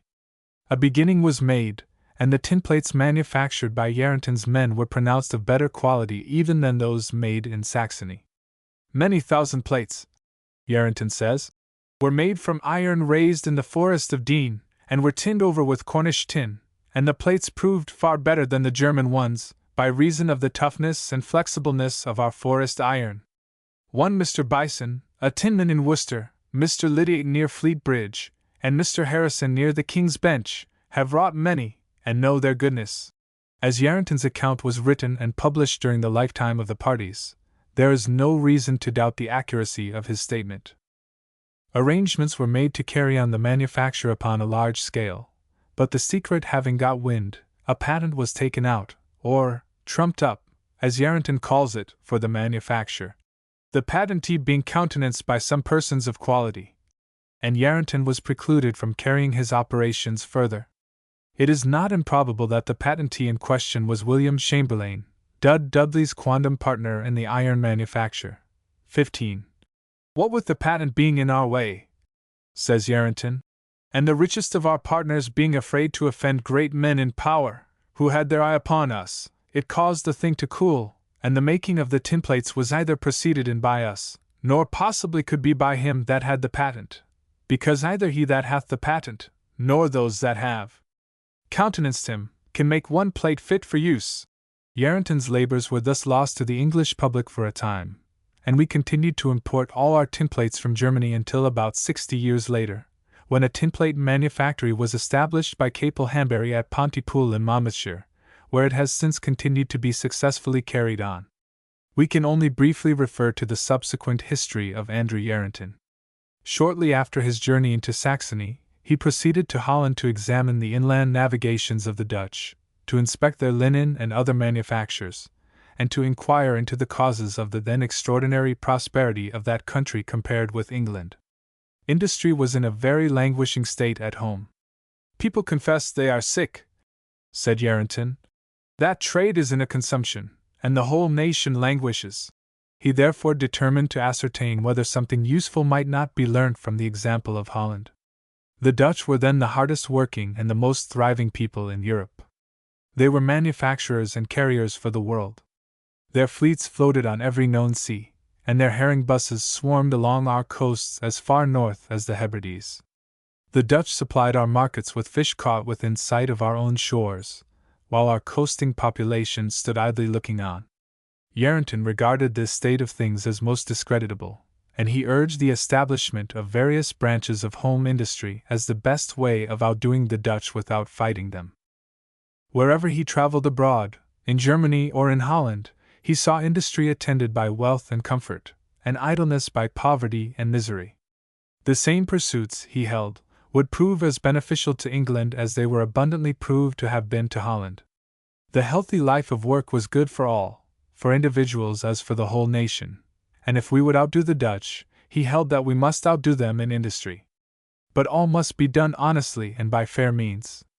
Common honesty, said Yarranton, is as necessary and needful in kingdoms and commonwealths that depend upon trade, as discipline is in an army, and where there is want of common honesty in a kingdom or commonwealth, from thence trade shall depart. For as the honesty of all governments is, so shall be their riches, and as their honor, honesty, and riches are, so will be their strength, and as their honor, honesty, riches, and strength are, so will be their trade. These are 5 sisters that go hand in hand, and must not be parted. Admirable sentiments, which are as true now as they were 200 years ago, when Yarranton urged them upon the attention of the English public. On his return from Holland, he accordingly set on foot various schemes of public utility. He stirred up a movement for the encouragement of the British fisheries. He made several journeys into Ireland for the purpose of planting new manufactures there. He surveyed the River Slade with the object of rendering it navigable, and proposed a plan for improving the harbour of Dublin. He also surveyed the Dee in England with a view to its being connected with the Severn. Chambers says that on the decline of his popularity in 1677, he was taken by Lord Clarendon to Salisbury to survey the River Avon, and find out how that river might be made navigable, and also whether a safe harbour for ships could be made at Christchurch, and that having found where he thought safe anchorage might be obtained, his lordship proceeded to act upon Yarranton's recommendations. 16. Another of his grand schemes was the establishment of the linen manufacture in the central counties of England, which, he showed, were well adapted for the growth of flax, and he calculated that if success attended his efforts, at least 2 millions of money then sent out of the country for the purchase of foreign linen would be retained at home, besides increasing the value of the land on which the flax was grown, and giving remunerative employment to our own people, then emigrating for want of work. Nothing but sloth or envy, he said, can possibly hinder my labors from being crowned with the wish for success. Our habitual fondness for the one hath already brought us to the brink of ruin, and our proneness to the other hath almost discouraged all pious endeavors to promote our future happiness. In 1677 he published the first part of his England's Improvement by Sea and Land, a very remarkable book, full of sagacious insight as respected the future commercial and manufacturing greatness of England. Mr. Dove says of this book that Yarranton chalks out in it the future course of Britain with as free a hand as if second sight had revealed to him those expansions of her industrial career which never fail to surprise us, even when we behold them realized. Besides his extensive plans for making harbors and improving internal navigation with the object of creating new channels for domestic industry, his schemes for extending the iron and the woolen trades, establishing the linen manufacture, and cultivating the home fisheries, we find him throwing out various valuable suggestions with reference to the means of facilitating commercial transactions, some of which have only been carried out in our own day. One of his grandest ideas was the establishment of a public bank, the credit of which, based upon the security of freehold land, 17, should enable its paper to go in trade equal with ready money. A bank of this sort formed one of the principal means by which the Dutch had been enabled to extend their commercial transactions, and Yarranton accordingly urged its introduction into England. Part of his scheme consisted of a voluntary register of real property, for the purpose of effecting simplicity of title, and obtaining relief from the excessive charges for law, 18, as well as enabling money to be readily raised for commercial purposes on security of the land registered. He pointed out very graphically the straits to which a man is put who is possessed of real property enough, but in a time of pressure is unable to turn himself round for want of ready cash. Then, says he, all his creditors crowd to him as pigs do through a hole to a bean and peas rick.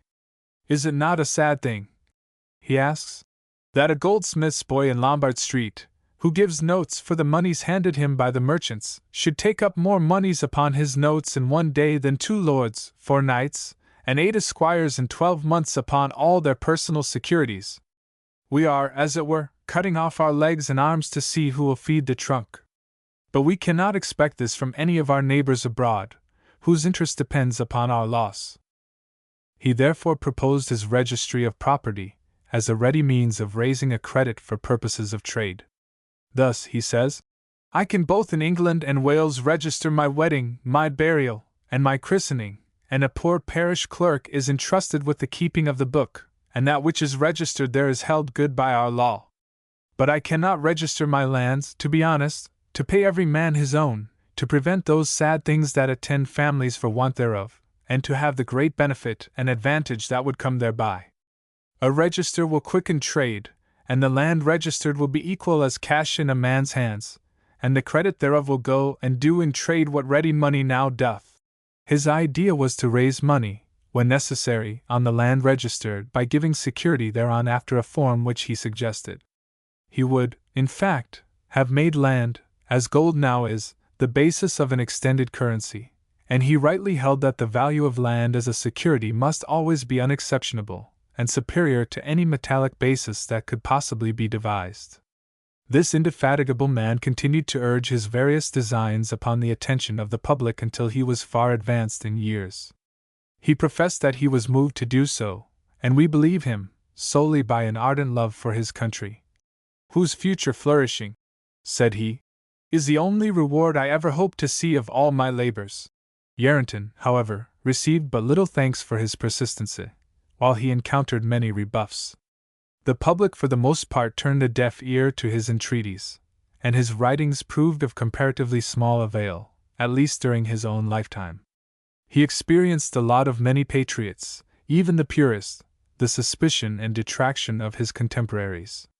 His old political enemies do not seem to have forgotten him, of which we have the evidence in certain rare broadsides, still extant, twitting him with the failure of his schemes, and even trumping up false charges of disloyalty against him. 19.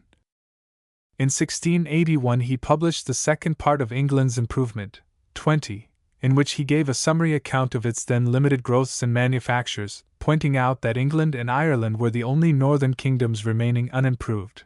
He re-urged the benefits and necessity of a voluntary register of real property, pointed out a method of improving the Royal Navy, lessening the growing power of France, and establishing home fisheries, proposed the securing and fortifying of Tangier, described a plan for preventing fires in London, and reducing the charge for maintaining the train bands, urged the formation of a harbour at Newhaven in Sussex, and finally, discoursed at considerable length upon the tin, iron, linen, and woolen trades, setting forth various methods for their improvement.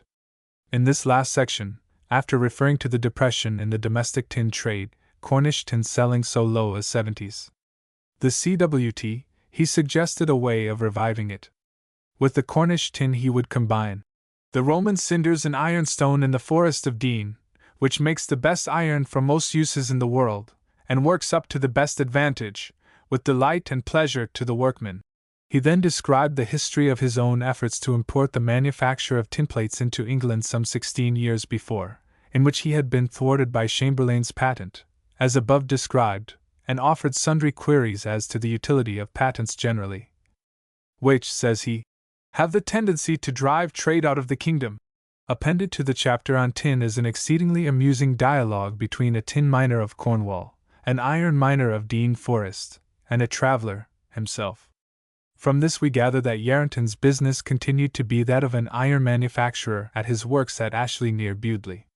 Thus the iron miner says, "About 28 years since Mr. Yarranton found out a vast quantity of Roman cinders, near the walls of the city of Worcester, from whence he and others carried away many thousand tons or loads up the river Severn, unto their iron furnaces, to be melted down into iron, with a mixture of the forest of Dean ironstone. And within 100 yards of the walls of the city of Worcester there was dug up one of the hearths of the Roman footblasts, it being then firm and in order, and was 7 foot deep in the earth, and by the side of the work there was found a pot of Roman coin to the quantity of a peck, some of which was presented to Sir W.M. Dugdale, and part thereof is now in the King's Closet." 21. In the same year, 1681, in which the second part of England's Improvement appeared, Yarranton proceeded to Dunkirk for the purpose of making a personal survey of that port then belonging to England, and on his return he published a map of the town, harbour, and castle on the sea, with accompanying letterpress, in which he recommended, for the safety of British trade, the demolition of the fortifications of Dunkirk before they were completed, which he held would only be for the purpose of their being garrisoned by the French king. His full discovery of the First Presbyterian sham plot was published in the same year, and from that time nothing further is known of Andrew Yarranton. His name and his writings have been alike nearly forgotten, and though Bishop Watson declared of him that he deserved to have a statue erected to his memory as a great public benefactor, we do not know that he was so much as honored with a tombstone, for we have been unable, after careful inquiry, to discover when and where he died. Yarranton was a man whose views were far in advance of his age. The generation for whom he labored and wrote were not ripe for their reception and realization, and his voice sounded among the people like that of one crying in the wilderness. But though his exhortations to industry and his large plans of national improvement failed to work themselves into realities in his own time, he broke the ground, he sowed the seed, and it may be that even at this day we are in some degree reaping the results of his labors. At all events, his books still live to show how wise and sagacious Andrew Yarranton was beyond his contemporaries as to the true methods of establishing upon solid foundations the industrial prosperity of England. 1. Patrick Edward Dove, Elements of Political Science. Edinburgh, 1854. 2. A copy of the entries in the parish register relating to the various members of the Yarranton family, kindly forwarded to us by the Rev. H. W.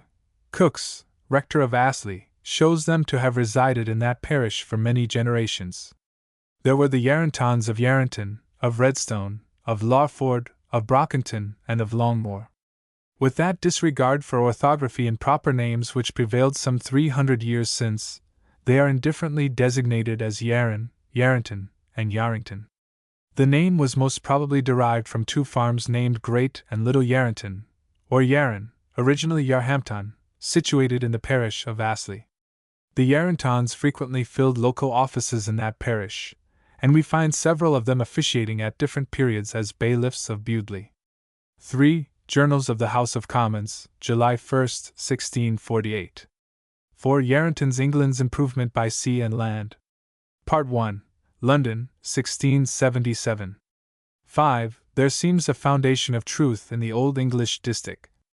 The North for greatness, the East for health, the South for neatness, the West for wealth. 6. State Paper Office. Dom Charles II. 1660 to 1.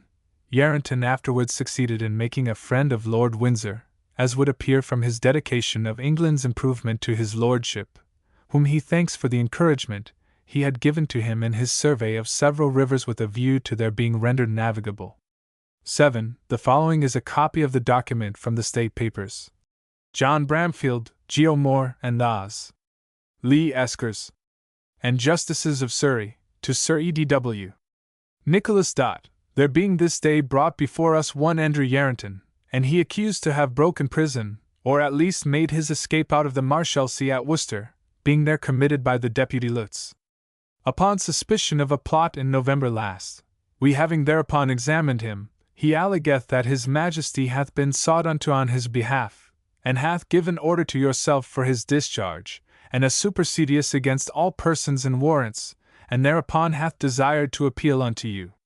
The which we conceiving to be convenient and reasonable, there being no positive charge against him before us, have accordingly herewith conveyed him unto you by a safe hand, to be further examined or disposed of as you shall find meet. S.P. O. Dom Chas 2. June 23, 1662. 8. We have been unable to refer to this tract, there being no copy of it in the British Museum. 9. Nash's Worcestershire, I. 306. 10. John Chambers, Biographical Illustrations of Worcestershire. London, 1820. 11. The Act for making the Stour and Salwarp navigable originated in the Lords and was passed in the year 1661. 12. Nash, in his Hist. of Work, intimates that Lord Windsor subsequently renewed the attempt to make the Salwarp navigable. He constructed 5 out of the 6 locks, and then abandoned the scheme. Gough, in his edition of Camden's Brit. 2. 357, London. 1789 says, "It is not long since some of the boats made use of in Yarrenton's navigation were found. Neither tradition nor our projector's account of the matter perfectly satisfy us why this navigation was neglected. We must therefore conclude that the numerous works and glass houses upon the Stour, and in the neighborhood of Stourbridge, did not then exist, A.D. 1666. The navigable communication which now connects Trent and Severn, and which runs in the course of Yarrenton's project, is already of general use. The canal since executed under the inspection of Mr. Brindley, running parallel with the river, cost the proprietors 105,000 L. 13. In the dedication of his book, entitled England's Improvement by Sea and Land, Part 1, Yarrenton gives the names of the noble patriots who sent him on his journey of inquiry. They were Sir Waiter Kirtham Blunt Bart, Sir Samuel Baldwin and Sir Timothy Baldwin, knights, Thomas Foley and Philip Foley, esquires, and 6 other gentlemen. The father of the Foleys was himself supposed to have introduced the art of iron splitting into England by an expedient similar to that adopted by Yarrenton in obtaining a knowledge of the tinplate manufacture, Self-Help, page 145. The secret of the silk-throwing machinery of Piedmont was in like manner introduced into England by Mr. Lom of Derby, who shortly succeeded in founding a flourishing branch of manufacture. These were indeed the days of romance and adventure in manufactures. 14. The district is known as the Erzgebirge or Mountains, and the Riesengebirge or Giant Mountains, McCulloch says that upwards of 500 mines are wrought in the former district, and that 1/30 of the entire population of Saxony to this day derive their subsistence from mining industry and the manufacture of metallic products. Geographical Dict. 2, 643 edit. 1854. 15. Chamberlain and Dudley's first license was granted in 1661 for plating steel and tinning the said plates, and Chamberlain's sole patent for plating and tinning iron, copper, and C. was granted in 1673, probably the patent in question. 16. John Chambers, Biographical Illustrations of Worcestershire. London, 1820. 17. Yarrington's Land Bank was actually projected in 1695, and received the sanction of Parliament, though the Bank of England, founded in the preceding year, petitioned against it, and the scheme was dropped.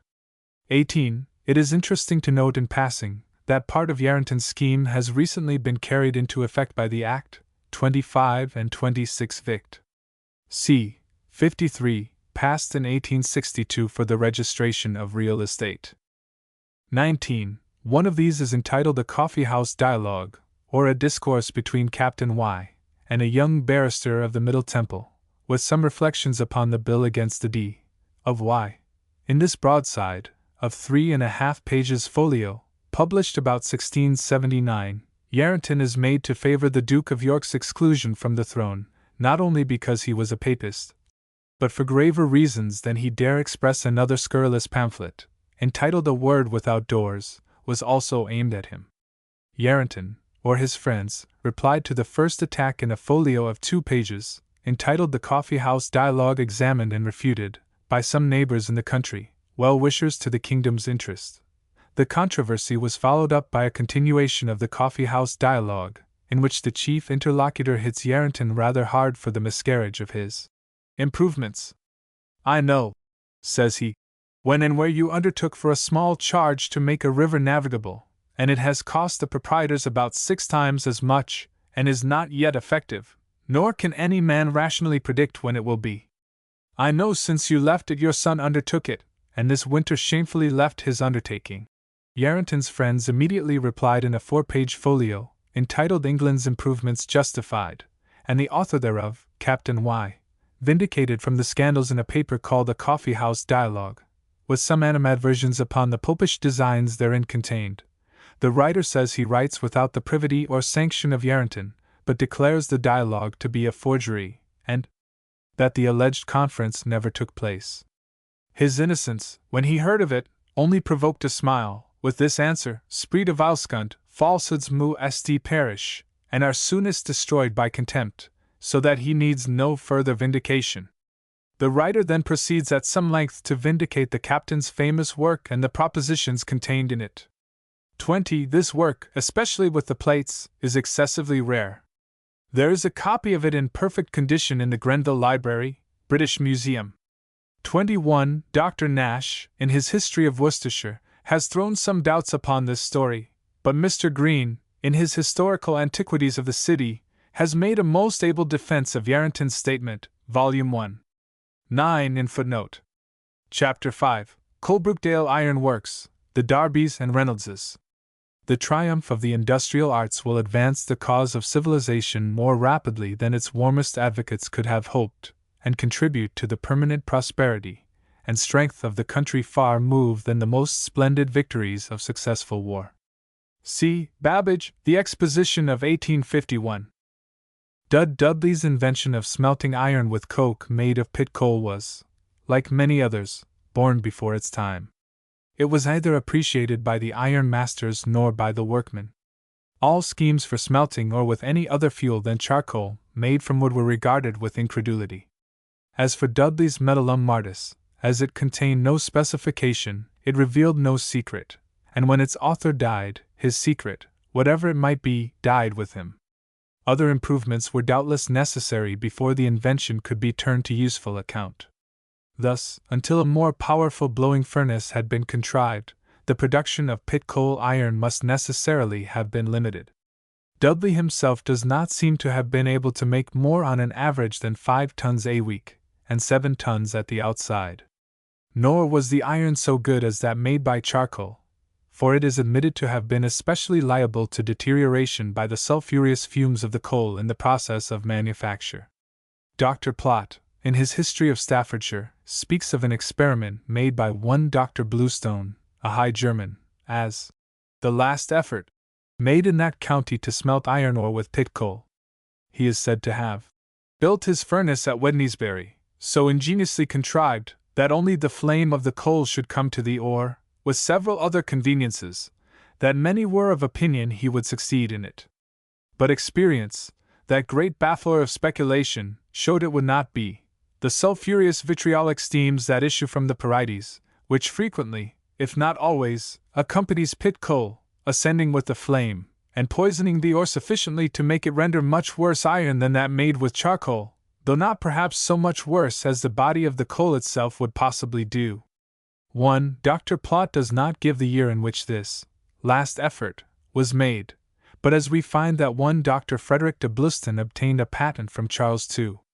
On the October 25, 1677 for a new and effectual way of melting down, forging, extracting, and reducing of iron and all metals and minerals with pit coal and sea coal, as well and effectually as ever hath yet been done by charcoal, and with much less charge. And as Dr. Plott's history, in which he makes mention of the experiment and its failure, was published in 1686, it is obvious that the trial must have been made between those years. As the demand for iron steadily increased with the increasing population of the country, and as the supply of timber for smelting purposes was diminishing from year to year, England was compelled to rely more and more upon foreign countries for its supply of manufactured iron. The number of English forges rapidly dwindled, and the amount of the home production became insignificant in comparison with what was imported from abroad.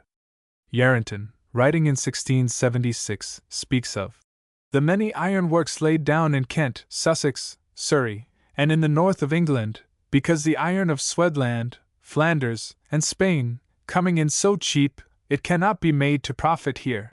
There were many persons, indeed, who held that it was better we should be supplied with iron from Spain than make it at home, in consequence of the great waste of wood involved by the manufacture. But against this view Yarranton strongly contended, and held, what is as true now as it was then, that the manufacture of iron was the keystone of England's industrial prosperity. He also apprehended great danger to the country from want of iron in event of the contingency of a foreign war. When the greatest part of the ironworks are asleep, said he, if there should be occasion for great quantities of guns and bullets, and other sorts of iron commodities, for a present unexpected war, and the Sound happen to be locked up, and so prevent iron coming to us, truly we should then be in a fine case. Notwithstanding these apprehended national perils arising from the want of iron, no steps seem to have been taken to supply the deficiency, either by planting woods on a large scale, as recommended by Yarranton, or by other methods, and the produce of English iron continued steadily to decline. In 1720-30 there were found only 10 furnaces remaining in blast in the whole forest of Dean, where the iron smelters were satisfied with working up merely the cinders left by the Romans. A writer of the time states that we then bought between £200,000 and £300,000 worth of foreign iron yearly, and that England was the best customer in Europe for Swedish and Russian iron. 2. By the middle of the 18th century the home manufacture had so much fallen off, that the total production of Great Britain is supposed to have amounted to not more than 18,000 tons a year. 4/5 of the iron used in the country being imported from Sweden. 3. The more that the remaining ironmasters became straitened for want of wood, the more they were compelled to resort to cinders and coke made from coal as a substitute. And it was found that under certain circumstances this fuel answered the purpose almost as well as charcoal of wood. The coke was made by burning the coal in heaps in the open air, and it was usually mixed with coal and peat in the process of smelting the ore. Coal by itself was used by the country smiths for forging whenever they could procure it for their smithy fires, and in the Midland counties they had it brought to them, sometimes from great distances, slung in bags across horses' backs, for the state of the roads was then so execrable as not to admit of its being led for any considerable distance in carts. At length we arrive at a period when coal seems to have come into general use, and when necessity led to its regular employment both in smelting the ore and in manufacturing the metal. And this brings us to the establishment of the Coalbrookdale Works, where the smelting of iron by means of coke and coal was first adopted on a large scale as the regular method of manufacture. Abraham Darby, the first of a succession of iron manufacturers who bore the same name, was the son of a farmer residing at Wrensnest, near Dudley. He served an apprenticeship to a maker of malt kilns near Birmingham, after which he married and removed to Bristol in 1700 to begin business on his own account. Industry is of all politics and religions. Thus Dudley was a royalist and a churchman, Yarrington was a parliamentarian and a Presbyterian, and Abraham Darby was a Quaker. At Bristol he was joined by 3 partners of the same persuasion, who provided the necessary capital to enable him to set up works at Baptist Mills, near that city, where he carried on the business of malt mill making, to which he afterwards added brass and iron founding. At that period cast iron pots were in very general use, forming the principal cooking utensils of the working class. The art of casting had, however, made such small progress in England that the pots were for the most part imported from abroad. Darby resolved, if possible, to enter upon this lucrative branch of manufacture, and he proceeded to make a number of experiments in pot making. Like others who had preceded him, he made his first molds of clay, but they cracked and burst, and one trial failed after another. He then determined to find out the true method of manufacturing the pots, by traveling into the country from whence the best were imported, in order to master the grand secret of the trade. With this object he went over to Holland in the year 1706, and after diligent inquiry he ascertained that the only sure method of casting Hilton ware, as such castings were then called, was in molds of fine dry sand. This was the whole secret. Returning to Bristol, accompanied by some skilled Dutch workmen, Darby began the new manufacture, and succeeded to his satisfaction. The work was at first carried on with great secrecy, lest other makers should copy the art, and the precaution was taken of stopping the keyhole of the workshop door while the casting was in progress.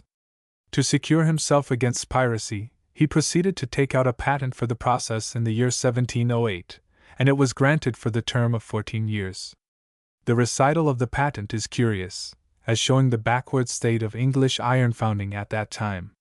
It sets forth that, whereas our trusty and well-beloved Abraham Darby, of our city of Bristol, Smith, hath by his petition humbly represented to us, that by his study, industry, and expense, he hath found out and brought to perfection a new way of casting iron-bellied pots and other iron-bellied ware in sand only, without loam or clay, by which such iron pots and other ware may be cast fine and with more ease and expedition, and may be afforded cheaper than they can be by the way commonly used, and in regard to their cheapness may be of great advantage to the poor of this our kingdom, who for the most part use such ware, and in all probability will prevent the merchants of England going to foreign markets for such ware, from whence great quantities are imported, and likewise may in time supply other markets with that manufacture of our dominions, and c. grants the said Abraham Darby the full power and sole privilege to make and sell such pots and ware for and during the term of 14 years thence ensuing. Darby proceeded to make arrangements for carrying on the manufacture upon a large scale at the Baptist Mills, but the other partners hesitated to embark more capital in the concern, and at length refused their concurrence. Determined not to be balked in his enterprise, Darby abandoned the Bristol firm, and in the year 1709 he removed to Coalbrookdale in Shropshire, with the intention of prosecuting the enterprise on his own account. He took the lease of a little furnace which had existed at the place for more than a century, as the records exist of a smeeth, or smeth house, at Coalbrookdale in the time of the Tudors. The woods of oak and hazel which at that time filled the beautiful dingles of the dale, and spread in almost a continuous forest to the base of the Wrekin, furnished abundant fuel for the smithery. As the trade of the Coalbrookdale firm extended, these woods became cleared, until the same scarcity of fuel began to be experienced that had already desolated the forests of Sussex, and brought the manufacture of iron in that quarter to a standstill. It appears from the blast furnace memorandum book of Abraham Darby, which we have examined, that the make of iron at the Coalbrookdale foundry, in 1713, varied from 5 to 10 tons a week. The principal articles cast were pots, kettles, and other hollow ware, direct from the smelting furnace. The rest of the metal was run into pigs. In course of time we find that other castings were turned out, a few grates, smoothing irons, door frames, weights, baking plates, cart bushes, iron pestles and mortars, and occasionally a tailor's goose. The trade gradually increased, until we find as many as 150 pots and kettles cast in a week. The fuel used in the furnaces appears, from the Derby Memorandum Book, to have been at first entirely charcoal, but the growing scarcity of wood seems to have gradually led to the use of coke, braise or small coke, and peat. An abundance of coals existed in the neighborhood. By rejecting those of inferior quality, and coking the others with great care, a combustible was obtained better fitted even than charcoal itself for the fusion of that particular kind of ore which is found in the coal measures.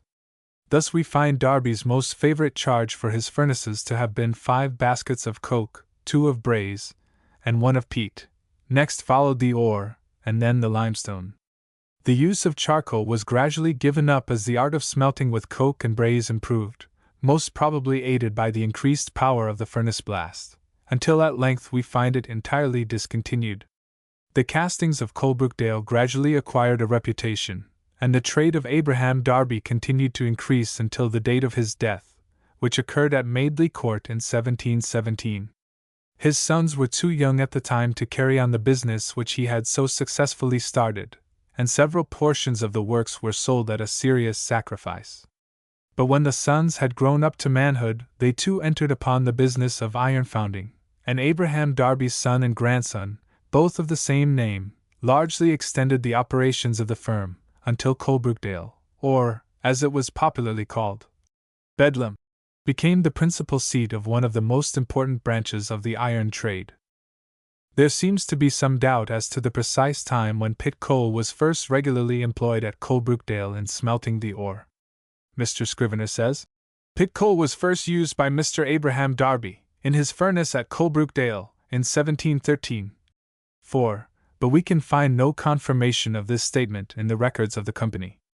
It is probable that Mr. Darby used raw coal, as was done in the Forest of Dean at the same time. 5. In the process of calcining the ore, but it would appear from his own memoranda that coke only was used in the process of smelting.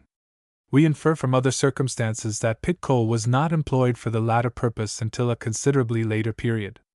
The merit of its introduction, and its successful use in iron smelting, is due to Mr. Richard Ford, who had married a daughter of Abraham Darby, and managed the Coalbrookdale works in 1747. In a paper by the Rev. Mr. Mason, Woodwardian professor at Cambridge, given in the Philosophical Transactions for that year, 6, the first account of its successful employment is stated as follows. Several attempts have been made to run iron ore with pit coal. He, Mr. Mason, thinks it has not succeeded anywhere, as we have had no account of its being practiced, but Mr. Ford, of Coalbrookdale in Shropshire, from iron ore and coal, both got in the same dale, makes iron brittle or tough as he pleases, there being cannon thus cast so soft as to bear turning like wrought iron. Most probably, however, it was not until the time of Richard Reynolds, who succeeded Abraham Darby II in the management of the works in 1757, that pit coal came into large and regular use in the blasting furnaces as well as the fineries of Coalbrookdale. Richard Reynolds was born at Bristol in 1735. His parents, like the Darbys, belonged to the Society of Friends, and he was educated in that persuasion. Being a spirited, lively youth, the old Adam occasionally cropped out in him, and he is even said, when a young man, to have been so much fired by the heroism of the soldier's character that he felt a strong desire to embrace a military career, but this feeling soon died out, and he dropped into the sober and steady rut of the society. After serving an apprenticeship in his native town, he was sent to Coalbrookdale on a mission of business, where he became acquainted with the Darby family, and shortly after married Hannah, the daughter of Abraham II. He then entered upon the conduct of the iron and coal works at Ketley and Horsehay, where he resided for 6 years, removing to Coalbrookdale in 1763, to take charge of the works there, on the death of his father-in-law. By the exertions and enterprise of the Darbys, the Coalbrookdale works had become greatly enlarged, giving remunerative employment to a large and increasing population. The firm had extended their operations far beyond the boundaries of the Dale. They had established foundries at London, Bristol, and Liverpool, and agencies at Newcastle and Truro for the disposal of steam engines and other iron machinery used in the deep mines of those districts. Watt had not yet perfected his steam engine, but there was a considerable demand for pumping engines of Newcomen's construction, many of which were made at the Coalbrookdale works. The increasing demand for iron gave an impetus to coal mining, which in its turn stimulated inventors in their improvement of the power of the steam engine, for the coal could not be worked quickly and advantageously unless the pits could be kept clear of water. Thus one invention stimulates another, and when the steam engine had been perfected by Watt, and enabled powerful blowing apparatus to be worked by its agency, we shall find that the production of iron by means of pit coal being rendered cheap and expeditious, soon became enormously increased. We are informed that it was while Richard Reynolds had charge of the Coalbrookdale works that a further important improvement was effected in the manufacture of iron by pit coal. Up to this time the conversion of crude or cast iron into malleable, or bar iron had been effected entirely by means of charcoal. The process was carried on in a fire called a finery, somewhat like that of a smith's forge, the iron being exposed to the blast of powerful bellows, and in constant contact with the fuel.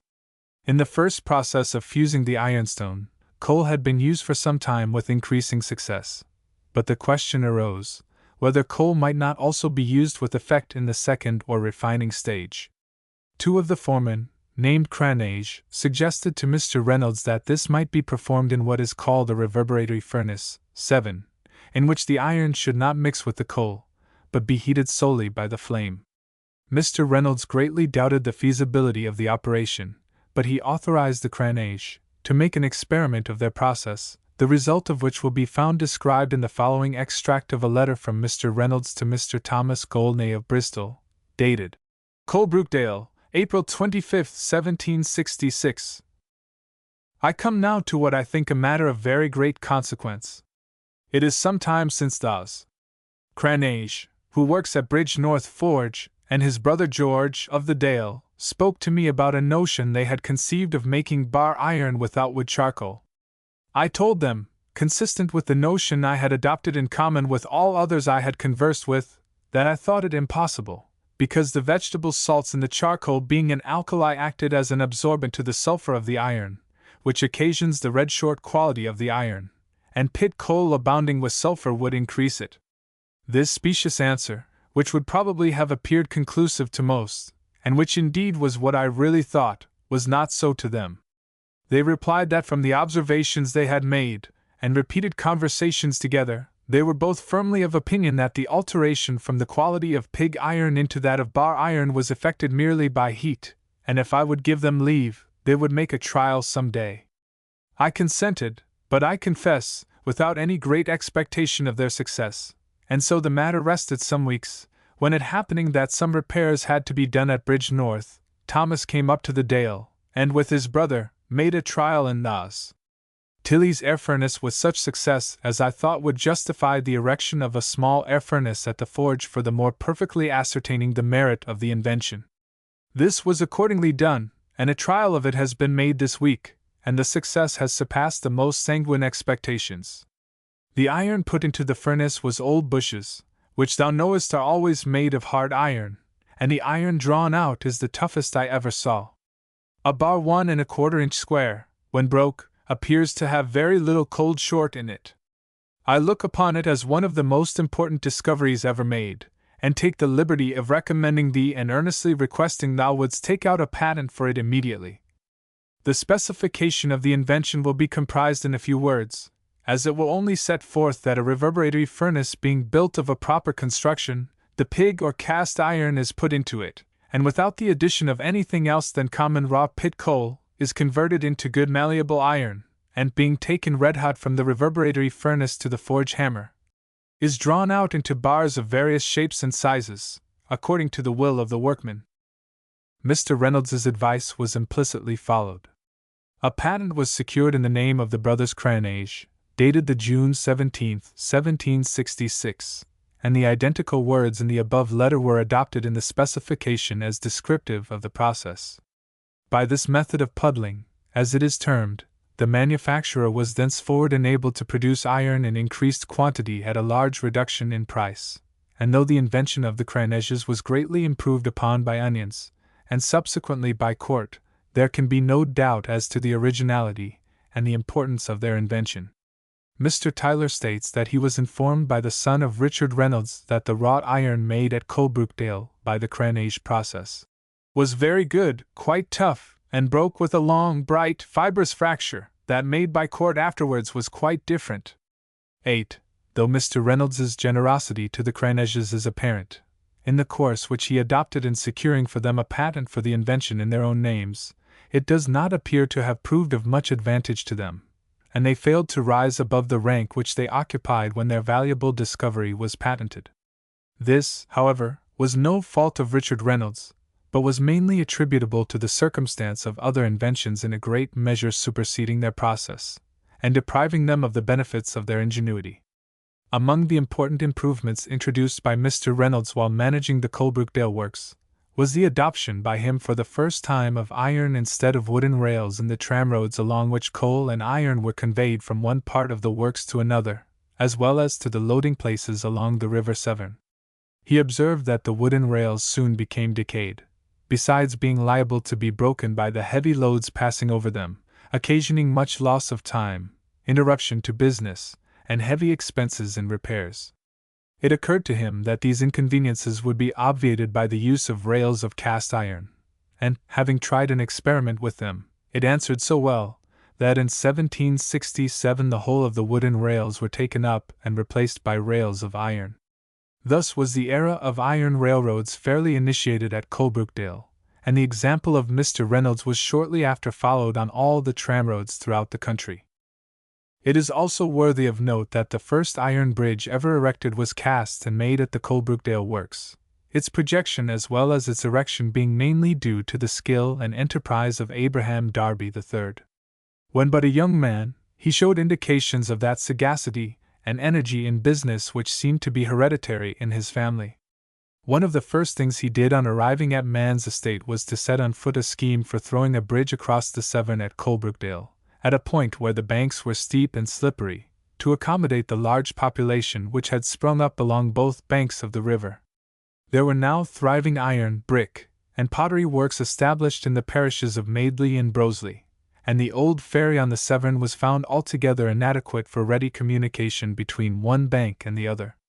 The want of a bridge had long been felt, and a plan of one had been prepared during the lifetime of Abraham Darby II, but the project was suspended at his death. When his son came of age, he resolved to take up his father's drop scheme, and prosecute it to completion, which he did. Young Mr. Darby became lord of the manor of Madeley in 1776, and was the owner of one half of the ferry in right of his lordship. He was so fortunate as to find the owner of the other or Broseley half of the ferry equally anxious with himself to connect the two banks of the river by means of a bridge. The necessary powers were accordingly obtained from Parliament, and a bridge was authorized to be built. Of cast iron, stone, brick, or timber. A company was formed for the purpose of carrying out the project, and the shares were taken by the adjoining owners, Abraham Darby being the principal subscriber. 9. The construction of a bridge of iron was an entirely new idea. An attempt had indeed been made at Lyons, in France, to construct such a bridge more than 20 years before, but it had entirely failed, and a bridge of timber was erected instead. It is not known whether the Coalbrookdale masters had heard of that attempt, but, even if they had, it could have been of no practical use to them. Mr. Pritchard, an architect of Shrewsbury, was first employed to prepare a design of the intended structure, which is still preserved. Although Mr. Pritchard proposed to introduce cast iron in the arch of the bridge, which was to be of 120 feet span, it was only as a sort of key, occupying but a few feet at the crown of the arch. This sparing use of cast iron indicates the timidity of the architect in dealing with the new material, his plan exhibiting a desire to effect a compromise between the tried and the untried in bridge construction. But the use of iron to so limited an extent, and in such a part of the structure, was of more than questionable utility, and if Mr. Pritchard's plan had been adopted, the problem of the iron bridge would still have remained unsolved. The plan, however, after having been duly considered, was eventually set aside, and another, with the entire arch of cast iron, was prepared under the superintendence of Abraham Darby, by Mr. Thomas Gregory, his foreman of pattern makers. This plan was adopted, and arrangements were forthwith made for carrying it into effect. The abutments of the bridge were built in 1777–8, during which the castings were made at the foundry, and the ironwork was successfully erected in the course of 3 months. The bridge was opened for traffic in 1779, and proved a most serviceable structure. In 1788 the Society of Arts recognized Mr. Darby's merit as its designer and erector by presenting him with their gold medal, and the model of the bridge is still to be seen in the collection of the Society. Mr. Robert Stevenson has said of the structure, "If we consider that the manipulation of cast iron was then completely in its infancy, a bridge of such dimensions was doubtless a bold as well as an original undertaking, and the efficiency of the details is worthy of the boldness of the conception." 10. Mr. Stevenson adds that from a defect in the construction the abutments were thrust inwards at the approaches and the ribs partially fractured. We are, however, informed that this is a mistake, though it does appear that the apprehension at one time existed that such an accident might possibly occur. To remedy the supposed defect, 2 small land arches were, in the year 1800, substituted for the stone approach on the Broseley side of the bridge. While the work was in progress, Mr. Telford, the well-known engineer, carefully examined the bridge, and thus spoke of its condition at the time. "The great improvement of erecting upon a navigable river a bridge of cast iron of 1 arch only was first put in practice near Coalbrookdale. The bridge was executed in 1777 by Mr. Abraham Darby, and the ironwork is now quite as perfect as when it was first put up. Drawings of this bridge have long been before the public, and have been much and justly admired." 11. A Coalbrookdale correspondent, writing in May, 1862, informs us that, "At the present time the bridge is undergoing repair, and special examination having been made, there is no appearance either that the abutments have moved, or that the ribs have been broken in the center or are out of their proper right line.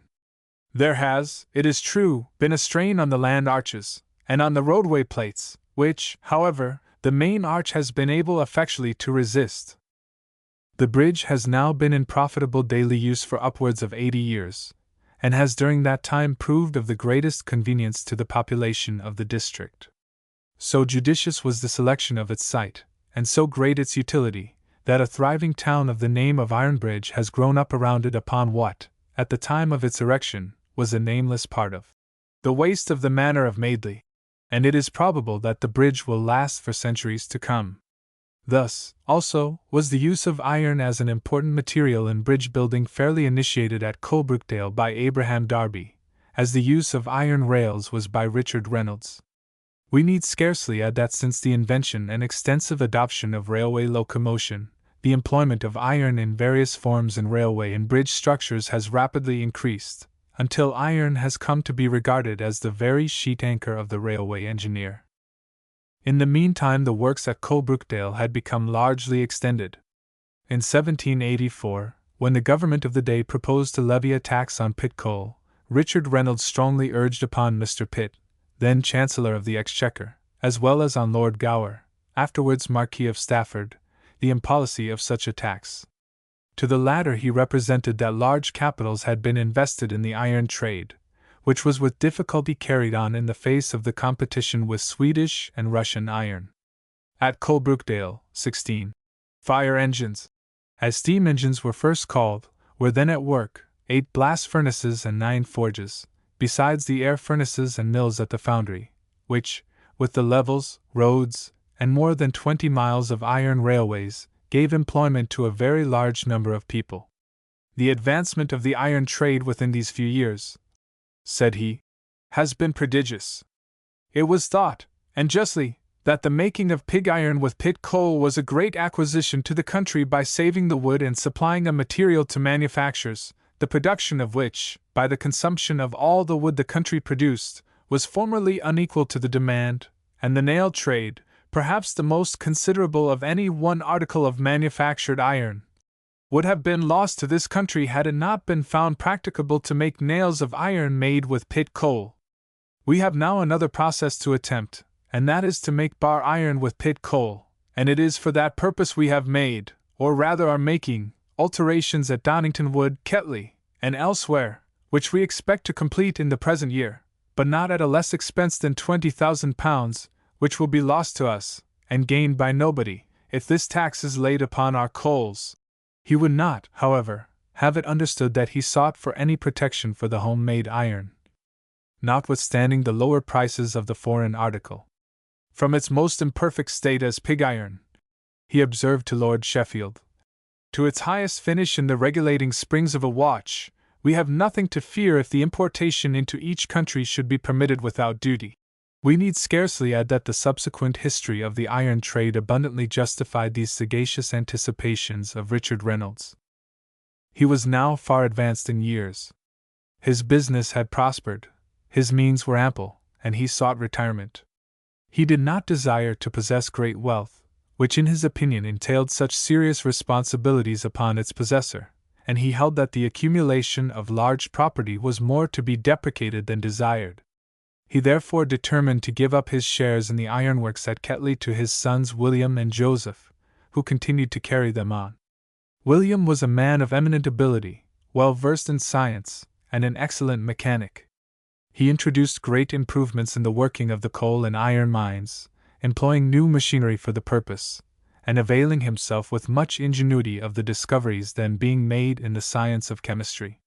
He was also an inventor, having been the first to employ, in 1788, inclined planes, consisting of parallel railways, to connect and work canals of different levels, an invention erroneously attributed to Fulton, but which the latter himself acknowledged to belong to William Reynolds.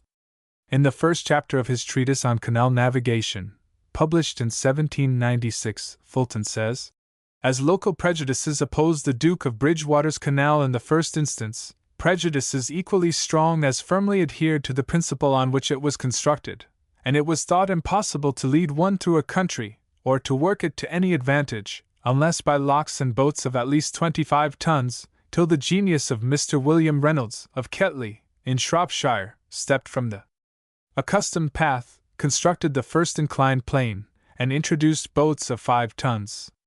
This, like the Duke's Canal, was deemed a visionary project, and particularly by His Grace, who was partial to locks, yet this is also introduced into practice, and will in many instances supersede lock canals." Telford, the engineer, also gracefully acknowledged the valuable assistance he received from William Reynolds in planning the iron aqueduct by means of which the Ellesmere Canal was carried over the Pont Sisseltal, and in executing the necessary castings for the purpose at the Ketley foundry. The future management of his extensive ironworks being thus placed in able hands, Richard Reynolds finally left Coalbrookdale in 1804, for Bristol, his native town, where he spent the remainder of his life in works of charity and mercy. Here we might leave the subject, but cannot refrain from adding a few concluding words as to the moral characteristics of this truly good man. Though habitually religious, he was neither demure nor morose, but cheerful, gay, and humorous. He took great interest in the pleasures of the young people about him, and exerted himself in all ways to promote their happiness. He was fond of books, pictures, poetry, and music, though the indulgence of artistic tastes is not thought becoming in the society to which he belonged. His love for the beauties of nature amounted almost to a passion, and when living at the Bank, near Ketley, it was his great delight in the summer evenings to retire with his pipe to a rural seat commanding a full view of the Wrekin, the Call Woods, with Cader Idris and the Montgomeryshire hills in the distance, and watch the sun go down in the west in his glory. Once in every year he assembled a large party to spend a day with him on the Wrekin, and amongst those invited were the principal clerks in the company's employment, together with their families. At Madeley, near Coalbrookdale, where he bought a property, he laid out, for the express use of the workmen, extensive walks through the woods on Lincoln Hill, commanding beautiful views. They were called the Workmen's Walks, and were a source of great enjoyment to them and their families, especially on Sunday afternoons. When Mr. Reynolds went to London on business, he was accustomed to make a round of visits, on his way home, to places remarkable for their picturesque beauty, such as Stowe, Hadley Park, and the Leasos. After a visit to the latter place in 1767, he thus, in a letter to his friend John Macapin, vindicated his love for the beautiful in nature. I think it not only lawful but expedient to cultivate a disposition to be pleased with the beauties of nature, by frequent indulgences for that purpose. The mind, by being continually applied to the consideration of ways and means to gain money, contracts an indifferency if not an insensibility to the profusion of beauties which the benevolent Creator has impressed upon every part of the material creation. A sordid love of gold, the possession of what gold can purchase, and the reputation of being rich, have so depraved the finer feelings of some men, that they pass through the most delightful grove, filled with the melody of nature, or listen to the murmurings of the brook in the valley, with as little pleasure and with no more of the vernal delight which Milton describes, than they feel in passing through some obscure alley in a town. When in the prime of life, Mr. Reynolds was an excellent rider, performing all his journeys on horseback. He used to give a ludicrous account of a race he once ran with another youth, each having a lady seated on a pillion behind him. Mr. Reynolds reached the goal first, but when he looked round he found that he had lost his fair companion, who had fallen off in the race. On another occasion he had a hard run with Lord Thurlow during a visit paid by the latter to the Ketley Ironworks. Lord Thurlow pulled up his horse first, and observed, laughing, "I think, Mr. Reynolds, this is probably the first time that ever a Lord Chancellor rode a race with a Quaker." But a stranger rencounter was one which befell Mr. Reynolds on Blackheath. Though he declined government orders for cannon, he seems to have had a secret hankering after the pomp and circumstance of military life. At all events, he was present on Blackheath one day when George III was reviewing some troops. Mr. Reynolds' horse, an old trooper, no sooner heard the sound of the trumpet than he started off at full speed, and made directly for the group of officers before whom the troops were defiling. Great was the surprise of the king when he saw the Quaker draw up alongside of him, but still greater, perhaps, was the confusion of the Quaker at finding himself in such company. During the later years of his life, while living at Bristol, his hand was in every good work, and it was often felt where it was not seen. For he carefully avoided ostentation, and preferred doing his good in secret. He strongly disapproved of making charitable bequests by will, which he observed in many cases to have been the foundation of enormous abuses, but held it to be the duty of each man to do all the possible good that he could during his lifetime. Many were the instances of his princely, though at the time unknown, munificence. Unwilling to be recognized as the giver of large sums, he employed agents to dispense his anonymous benefactions. He thus sent 20,000 L. to London to be distributed during the distress of 1795. He had 4 almoners constantly employed in Bristol, finding out cases of distress, relieving them, and presenting their accounts to him weekly, with details of the cases relieved. He searched the debtors' prisons, and where, as often happened, deserving but unfortunate men were found confined for debt, he paid the claims against them and procured their release. Such a man could not fail to be followed with blessings and gratitude, but these he sought to direct to the giver of all good. "My talent," said he to a friend, "is the meanest of all talents, a little sordid dust, but as the man in the parable who had but one talent was held accountable, I also am accountable for the talent that I possess, humble as it is, to the great Lord of all."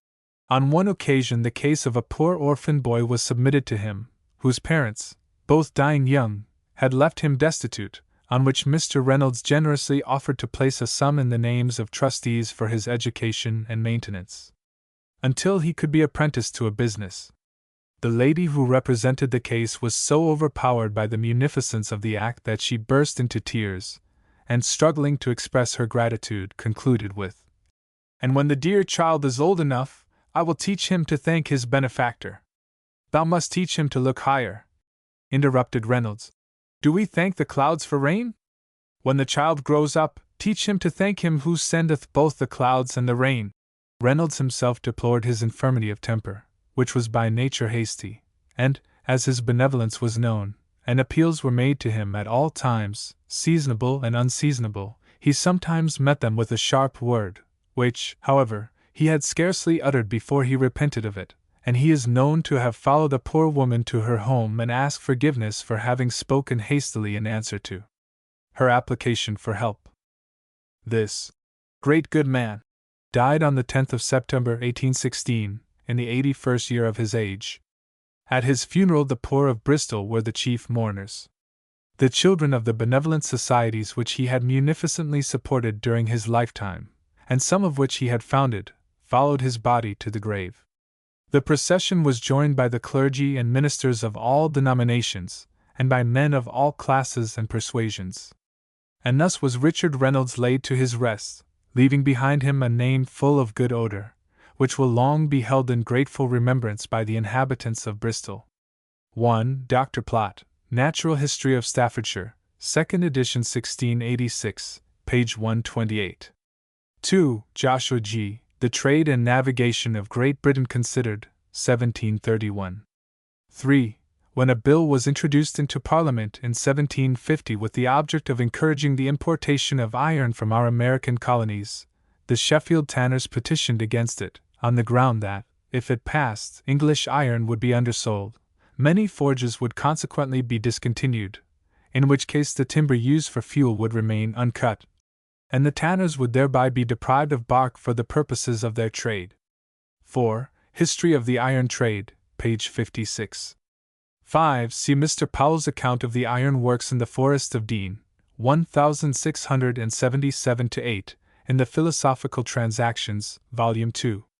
Page 418, where he says, "After they have pounded their ore, their first work is to calcine it, which is done in kilns, much after the fashion of ordinary lime kilns. These they fill up to the top with coal and ore stratum superstratum, until it be full, and so setting fire to the bottom, they let it burn till the coal be wasted, and then renew the kilns with fresh ore and coal, in the same manner as before.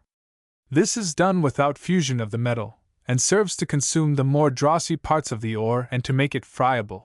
The writer then describes the process of smelting the ore mixed with cinder in the furnaces, where, he says, the fuel is always of charcoal. Several attempts, he adds, have been made to introduce the use of sea coal in these works instead of charcoal, the former being to be had at an easier rate than the latter, but hitherto they have proved ineffectual, the workmen finding by experience that a sea coal fire, how vehement soever, will not penetrate the most fixed parts of the ore, and so leaves much of the metal unmelted. 6. Phil. Trans. Volume 44. 305. 7. Reverberatory, so called because the flame or current of heated gases from the fuel is caused to be reverberated or reflected down upon the substance under operation before passing into the chimney.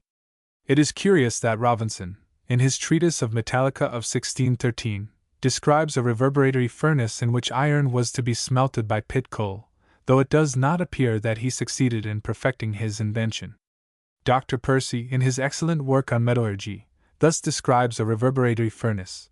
It consists essentially of 3 parts: a fireplace at one end, a stack or chimney at the other, and a bed between both on which the matter is heated. The fireplace is separated from the bed by a low partition wall called the firebridge, and both are covered by an arched roof which rises from the end wall of the fireplace and gradually dips toward the furthest end of the bed connected with the stack. On one or both sides of the bed, or at the end near the stack, may be openings through which the ore spread over the surface of the bed may be stirred about and exposed to the action of the air. The matter is heated in such a furnace by flame, and is kept from contact with the solid fuel. The flame in its course from the fireplace to the stack is reflected downwards or reverberated on the matter beneath, whence the name reverberatory furnace. 8. Mr. Tyler on Metalwork, Reports on the Paris Exhibition of 1855. Part 2. 182. We are informed by Mr. Reynolds of Coedu, a grandson of Richard Reynolds, that, on further trials, many difficulties arose. The bottoms of the furnaces were destroyed by the heat, and the quality of the iron varied. Still, by a letter dated May, 1767, it appears there had been sold of iron made in the new way to the value of 247l. 14ths, 6d. 9. Among the other subscribers were the Rev. Mr. Harris, Mr. Jennings, and Mr. John Wilkinson, an active promoter of the scheme, who gave the company the benefit of his skill and experience when it was determined to construct the bridge of iron.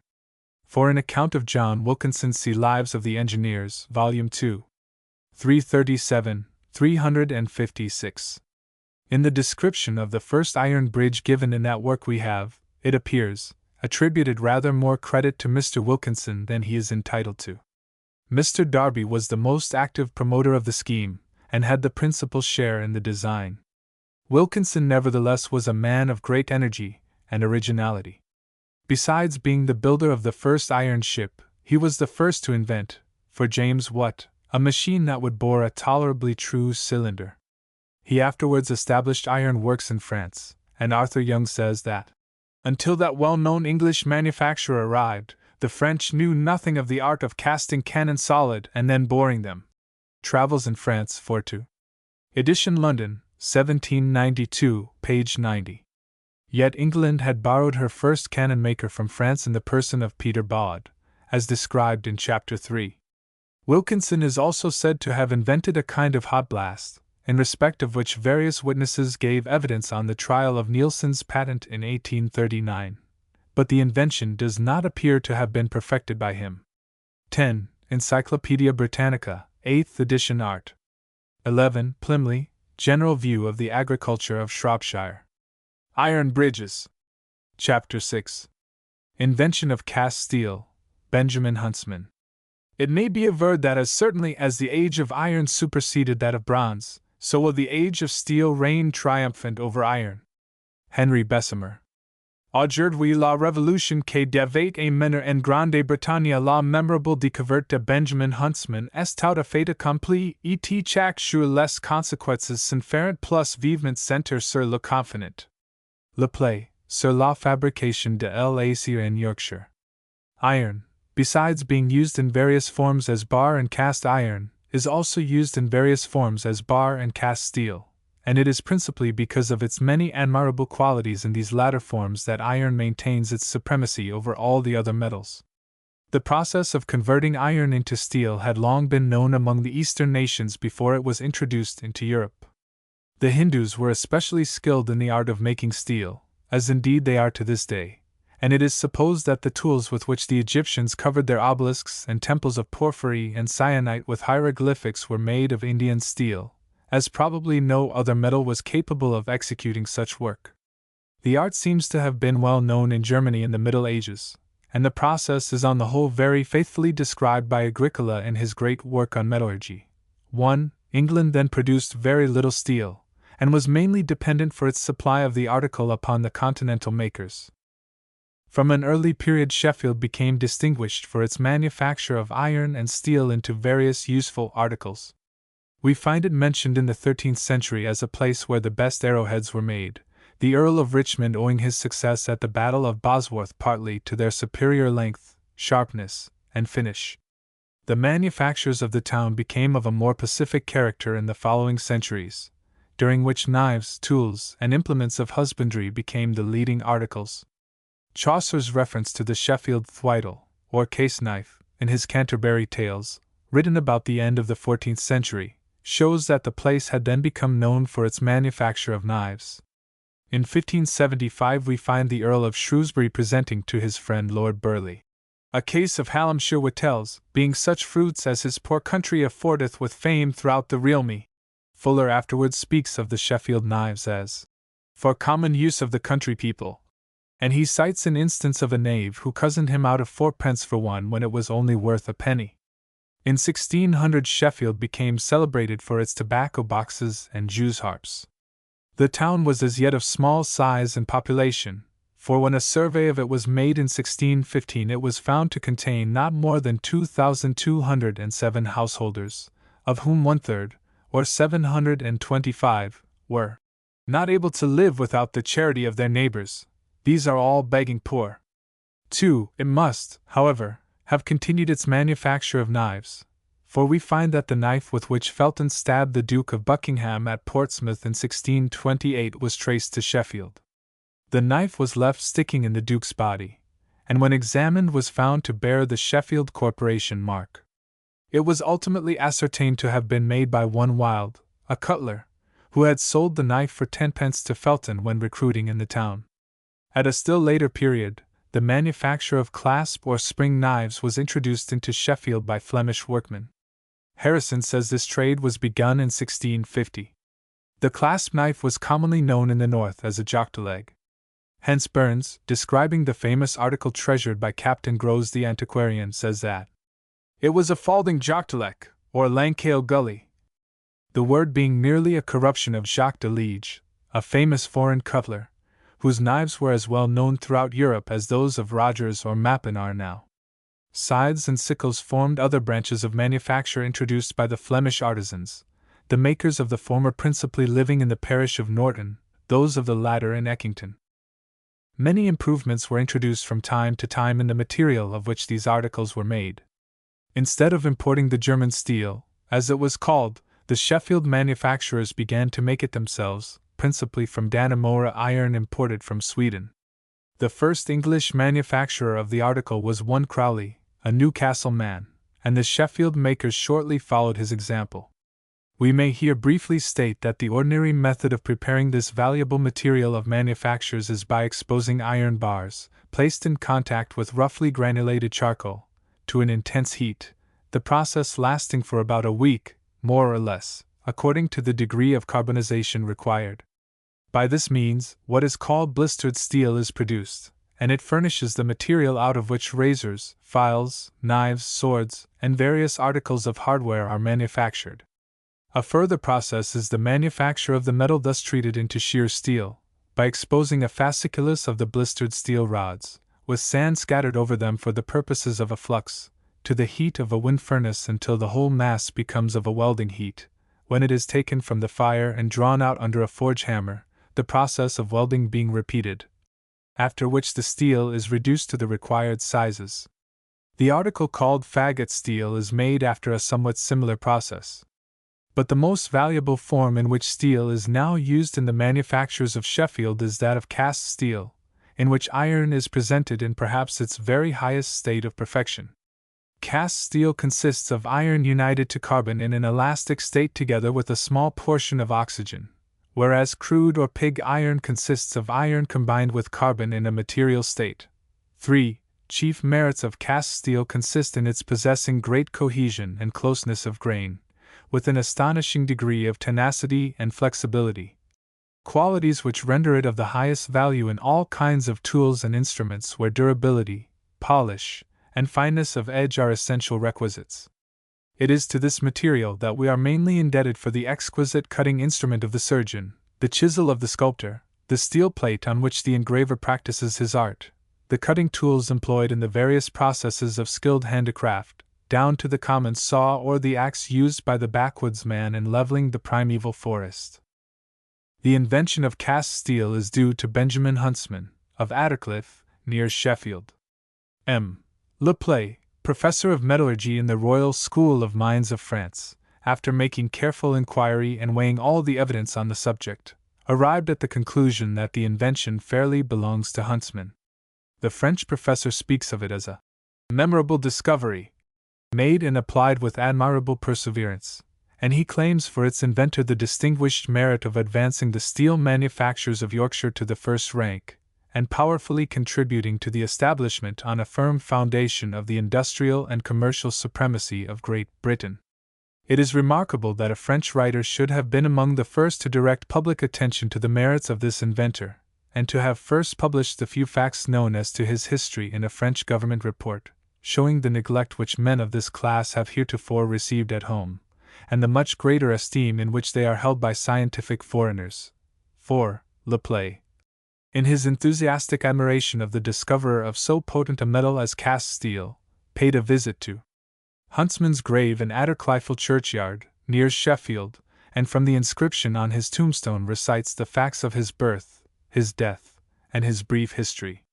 With the assistance of his descendants, we are now enabled to add the following record of the life and labors of this remarkable but almost forgotten man. Benjamin Huntsman was born in Lincolnshire in the year 1704. His parents were of German extraction, and had settled in this country only a few years previous to his birth.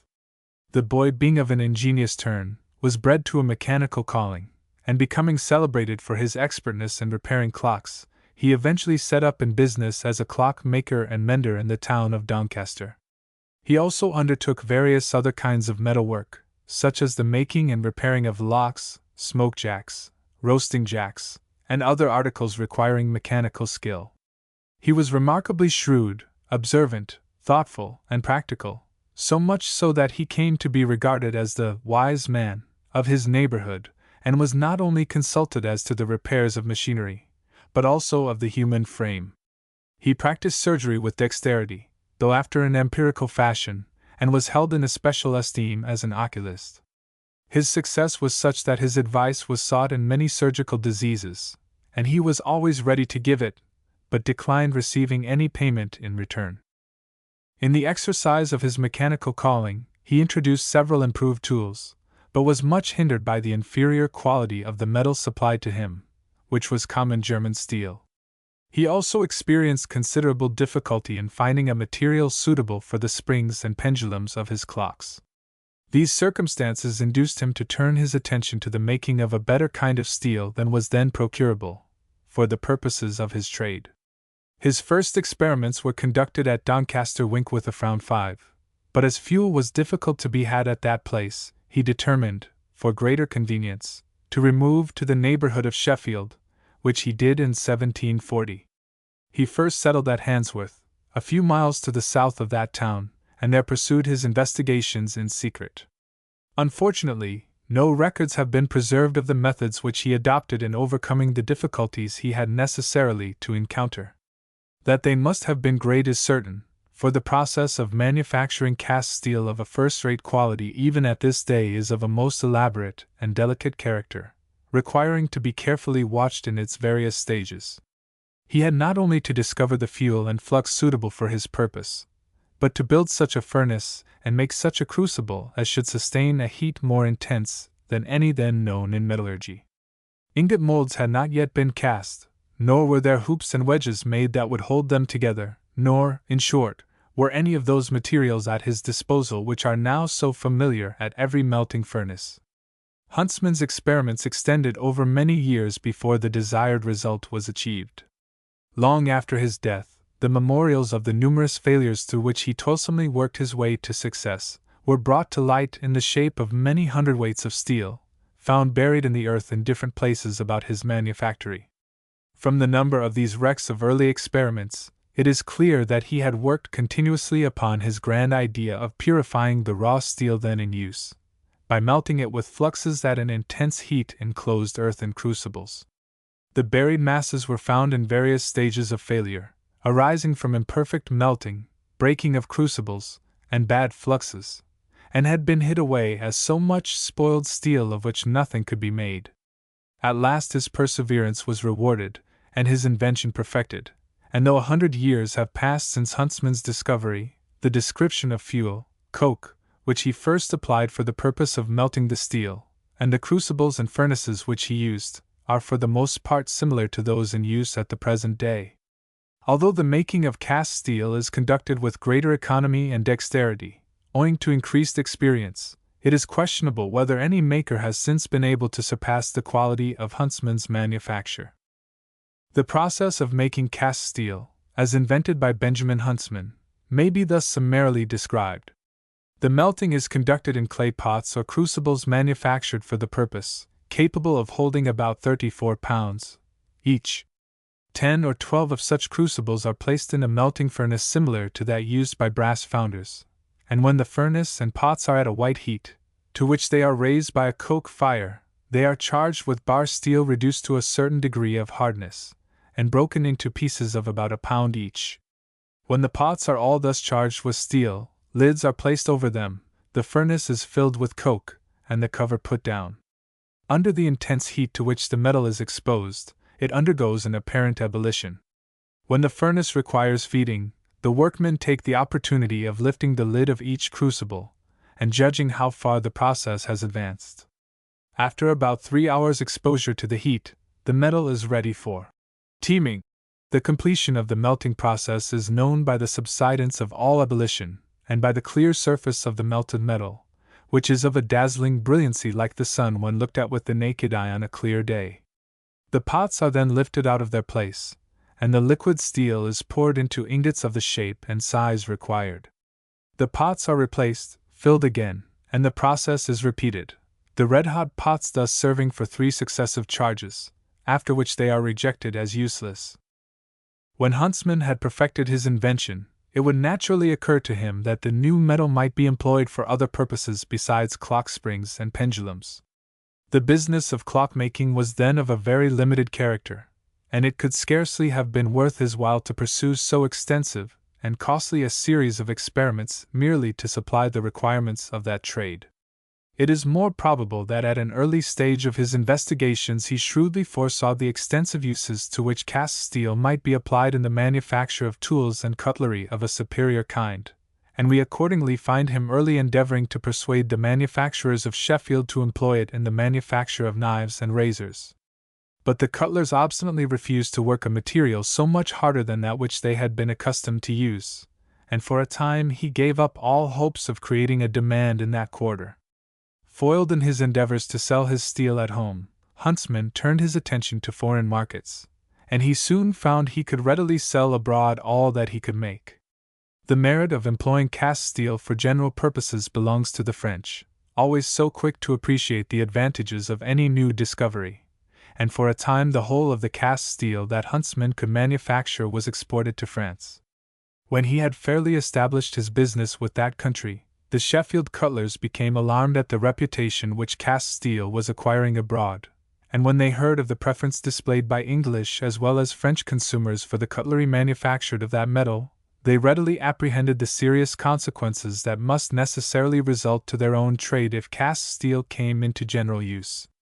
They then appointed a deputation to wait upon Sir George Savile, one of the members for the county of York, and requested him to use his influence with the government to obtain an order to prohibit the exportation of cast steel. But on learning from the deputation that the Sheffield manufacturers themselves would not make use of the new steel, he positively declined to comply with their request. It was indeed fortunate for the interests of the town that the object of the deputation was defeated, for at that time Mr. Huntsman had very pressing and favorable offers from some spirited manufacturers in Birmingham to remove his furnaces to that place, and it is extremely probable that had the business of cast steel making become established there, one of the most important and lucrative branches of its trade would have been lost to the town of Sheffield. The Sheffield makers were therefore under the necessity of using the cast steel, if they would retain their trade in cutlery against France, and Huntsman's home trade rapidly increased. And then began the efforts of the Sheffield men to wrest his secret from him. For Huntsman had not taken out any patent for his invention, his only protection being in preserving his process as much a mystery as possible.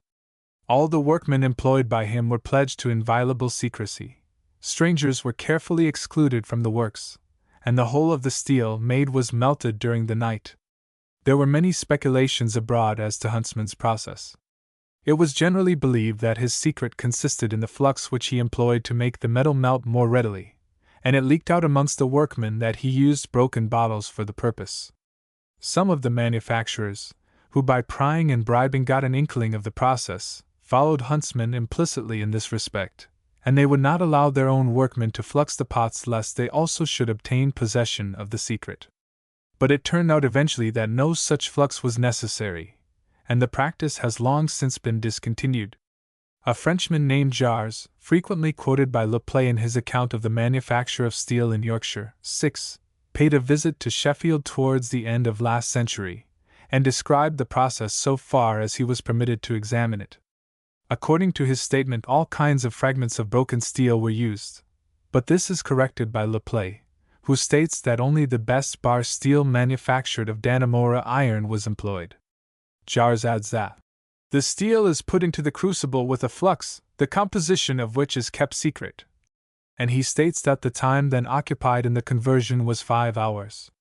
It is said that the person who first succeeded in copying Huntsman's process was an iron founder named Walker, who carried on his business at Greenside near Sheffield, and it was certainly there that the making of cast steel was next begun.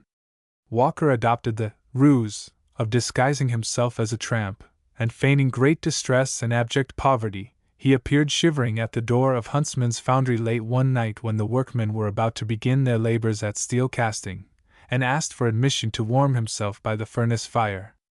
The workmen's hearts were moved, and they permitted him to enter. We have the above facts from the descendants of the Huntsman family, but we add the traditional story preserved in the neighborhood, as given in a well-known book on metallurgy. One cold winter's night, while the snow was falling in heavy flakes, and the manufactory threw its red-glared light over the neighborhood, a person of the most abject appearance presented himself at the entrance, praying for permission to share the warmth and shelter which it afforded. The humane workman found the appeal irresistible, and the apparent beggar was permitted to take up his quarters in a warm corner of the building. A careful scrutiny would have discovered little real sleep in the drowsiness which seemed to overtake the stranger, for he eagerly watched every movement of the workmen while they went through the operations of the newly discovered process. He observed, first of all, that bars of blistered steel were broken into small pieces, 2 or 3 inches in length, and placed in crucibles of fire clay. When nearly full, a little green glass broken into small fragments was spread over the top, and the whole covered over with a closely fitting cover.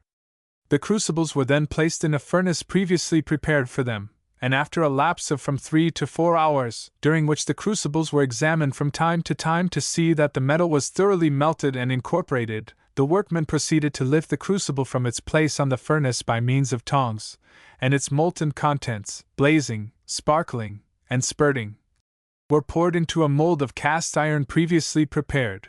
Here it was suffered to cool, while the crucibles were again filled, and the process repeated.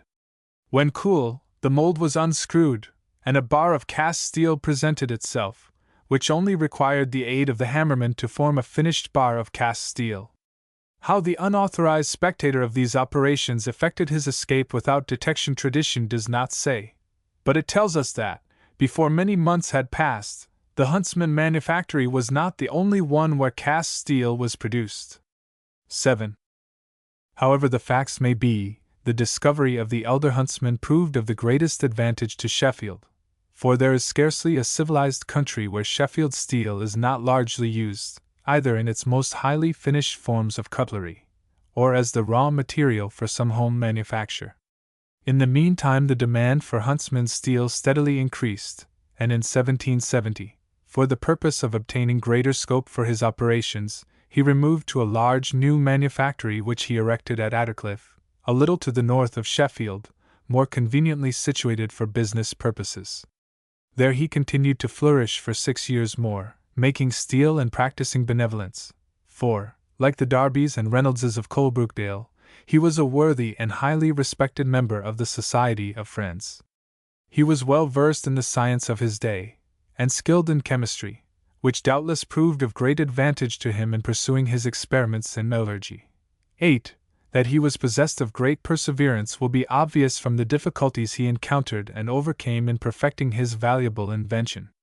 He was, however, like many persons of strong original character, eccentric in his habits and reserved in his manner. The Royal Society wished to enroll him as a member in acknowledgment of the high merit of his discovery of cast steel, as well as because of his skill in practical chemistry. But as this would have drawn him in some measure from his seclusion, and was also, as he imagined, opposed to the principles of the society to which he belonged, he declined the honor. Mr. Huntsman died in 1776, in his 72nd year, and was buried in the churchyard at Attercliffe, where a gravestone with an inscription marks his resting place. His son continued to carry on the business, and largely extended its operations. The Huntsman mark became known throughout the civilized world.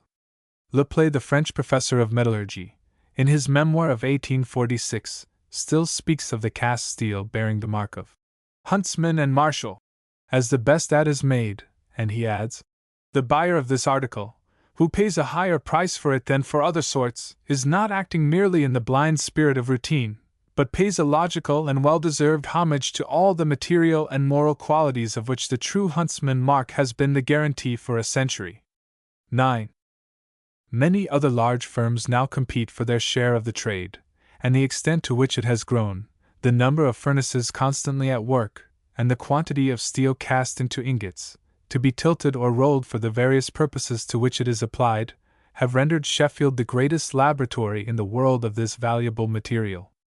Of the total quantity of cast steel manufactured in England, not less than 5/6 are produced there, and the facilities for experiment and adaptation on the spot have enabled the Sheffield steelmakers to keep the lead in the manufacture, and surpass all others in the perfection to which they have carried this important branch of our national industry. It is indeed a remarkable fact that this very town, which was formerly indebted to Styria for the steel used in its manufactures, now exports a material of its own conversion to the Austrian forges and other places on the continent from which it was before accustomed to draw its own supplies. Among the improved processes invented of late years for the manufacture of steel are those of Heath, Mushet, and Bessemer. The last promises to effect before long an entire revolution in the iron and steel trade. By it the crude metal is converted by one simple process, directly as it comes from the blast furnace. This is effected by driving through it, while still in a molten state, several streams of atmospheric air, on which the carbon of the crude iron unites with the oxygen of the atmosphere. The temperature is greatly raised, and a violent ebullition takes place, during which, if the process be continued, that part of the carbon which appears to be mechanically mixed and diffused through the crude iron is entirely consumed. The metal becomes thoroughly cleansed, the slag is ejected and removed, while the sulfur and other volatile matters are driven off, the result being an ingot of malleable iron of the quality of charcoal iron. An important feature in the process is that by stopping it at a particular stage, immediately following the boil, before the whole of the carbon has been abstracted by the oxygen, the crude iron will be found to have passed into the condition of cast steel of ordinary quality. By continuing the process, the metal losing its carbon, it passes from hard to soft steel, thence to steely iron, and last of all to very soft iron, so that by interrupting the process at any stage, or continuing it to the end, almost any quality of iron and steel may be obtained. One of the most valuable forms of the metal is described by Mr. Bessemer as semi-steel, being in hardness about midway between ordinary cast steel and soft malleable iron. The Bessemer processes are now in full operation in England as well as abroad, both for converting crude into malleable iron, and for producing steel, and the results are expected to prove of the greatest practical utility in all cases where iron and steel are extensively employed. Yet, like every other invention, this of Mr. Bessemer had long been dreamt of, if not really made. We are informed in Warner's Tour through the Northern Counties of England, published at Bath in 1801, that a Mr. Reed of Whitehaven had succeeded at that early period in making steel direct from the ore, and Mr. Mushet clearly alludes to the process in his Papers on Iron and Steel. Nevertheless, Mr. Bessemer is entitled to the merit of working out the idea, and bringing the process to perfection, by his great skill and indomitable perseverance.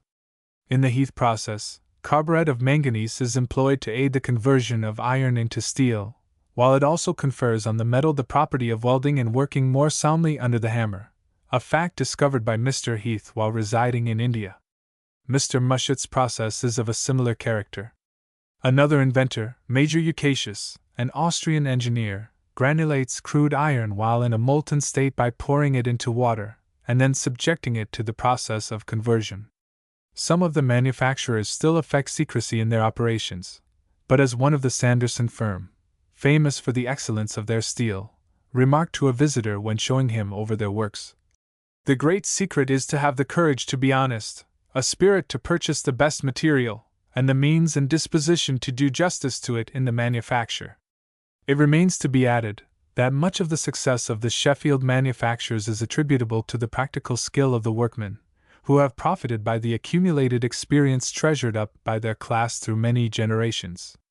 The results of the innumerable experiments conducted before their eyes have issued in a most valuable though unwritten code of practice, the details of which are known only to themselves. They are also a most laborious class, and Laplace says of them, when alluding to the fact of a single workman superintending the operations of 3 steel casting furnaces, "I have found nowhere in Europe, except in England, workmen able for an entire day, without any interval of rest, to undergo such toilsome and exhausting labor as that performed by these Sheffield workmen." 1 Agricola, de Re Metallica. Ball, 1621. 2. The Rev. Joseph Hunter, History of Hallamshire. 3. Mushet, Papers on Iron and Steel. 4. M. Laplay's two elaborate and admirable reports on the manufacture of steel, published in the Annales des Mines, Volumes 3 and 9, 4th series, are unique of their kind, and have as yet no counterpart in English literature. They are respectively entitled Memoires sur la fabrication de l'acier en Yorkshire, and Memoires sur la fabrication et le commerce de fers à acier dans le nord de l'Europe. 5. There are several clocks still in existence in the neighborhood of Doncaster made by Benjamin Huntsman, and there is one in the possession of his grandson, with a pendulum made of cast steel. The manufacture of a pendulum of such a material at that early date is certainly curious, its still perfect spring and elasticity showing the scrupulous care with which it had been made. 6. Annales des Mines, Volumes 3 and 9, 4th series. 7. The Useful Metals and Their Alloys, page 348, an excellent little work, in which the process of cast steel making will be found fully described. 8. We are informed that a mirror is still preserved at Attercliffe, made by Huntsman in the days of his early experiments. 9. Annales des Mines, Volume 9, 4th series, 266. Chapter 7. The Inventions of Henry Court. I have always found it in mine own experience an easier matter to devise many and profitable inventions, than to dispose of one of them to the good of the author himself. Sir Hugh Platt, 1589. Henry Court was born in 1740 at Lancaster, where his father carried on the trade of a builder and brickmaker. Nothing is known as to Henry's early history, but he seems to have raised himself by his own efforts to a respectable position. In 1765 we find him established in Surrey Street, Strand, carrying on the business of a navy agent, in which he is said to have realized considerable profits. It was while conducting this business that he became aware of the inferiority of British iron compared with that obtained from foreign countries. The English wrought iron was considered so bad that it was prohibited from all government supplies, while the cast iron was considered of too brittle a nature to be suited for general use.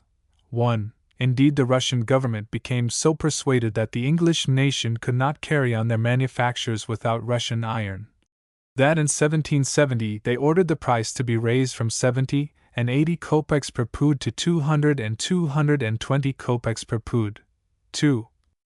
Such being the case, Court's attention became directed to the subject in connection with the supply of iron to the Navy, and he entered on a series of experiments with the object of improving the manufacture of English iron. What the particular experiments were, and by what steps he arrived at results of so much importance to the British iron trade, no one can now tell.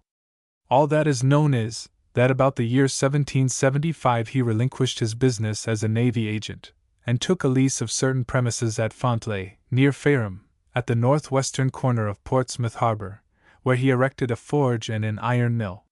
He was afterwards joined in partnership by Samuel Jellicoe, son of Adam Jellicoe, then deputy paymaster of seamen's wages, which turned out, as will shortly appear, a most unfortunate connection for Court. As in the case of other inventions, Court took up the manufacture of iron at the point to which his predecessors had brought it, carrying it still further, and improving upon their processes. We may here briefly recite the steps by which the manufacture of bar iron by means of pit coal had up to this time been advanced. In 1747, Mr. Ford succeeded at Coalbrookdale in smelting iron ore with pit coal, after which it was refined in the usual way by means of coke and charcoal. In 1762, Dr. Roebuck, hereafter to be referred to, took out a patent for melting the cast or pig iron in a hearth heated with pit coal by the blast of bellows, and then working the iron until it was reduced to nature, or metallized, as it was termed, after which it was exposed to the action of a hollow pit coal fire urged by a blast, until it was reduced to a loop and drawn out into bar iron under a common forge hammer. Then the brothers Cranage, in 1766, adopted the reverberatory or air furnace, in which they placed the pig or cast iron, and without blast or the addition of anything more than common raw pit coal, converted the same into good malleable iron, which being taken red hot from the reverberatory furnace to the forge hammer, was drawn into bars according to the will of the workman. Peter Onions of Merthyr Tydfil, in 1783, carried the manufacture a stage further, as described by him in his patent of that year. Having charged his furnace, bound with iron work and well annealed, with pig or fused cast iron from the smelting furnace, it was closed up and the doors were luted with sand. The fire was urged by a blast emitted underneath, apparently for the purpose of keeping up the combustion of the fuel on the grate. Thus Onion's furnace was of the nature of a puddling furnace, the fire of which was urged by a blast. The fire was to be kept up until the metal became less fluid, and thickened into a kind of froth, which the workman, by opening the door, must turn and stir with a bar or other iron instrument, and then close the aperture again, applying the blast and fire until there was a ferment in the metal. The patent further describes that, as the workman stirs the metal, the scoria will separate, and the particles of iron will adhere, which particles the workman must collect or gather into a mass or lump. This mass or lump was then to be raised to a white heat, and forged into malleable iron at the forge hammer. Such was the stage of advance reached in the manufacture of bar iron, when Henry Cort published his patents in 1783 and 1784.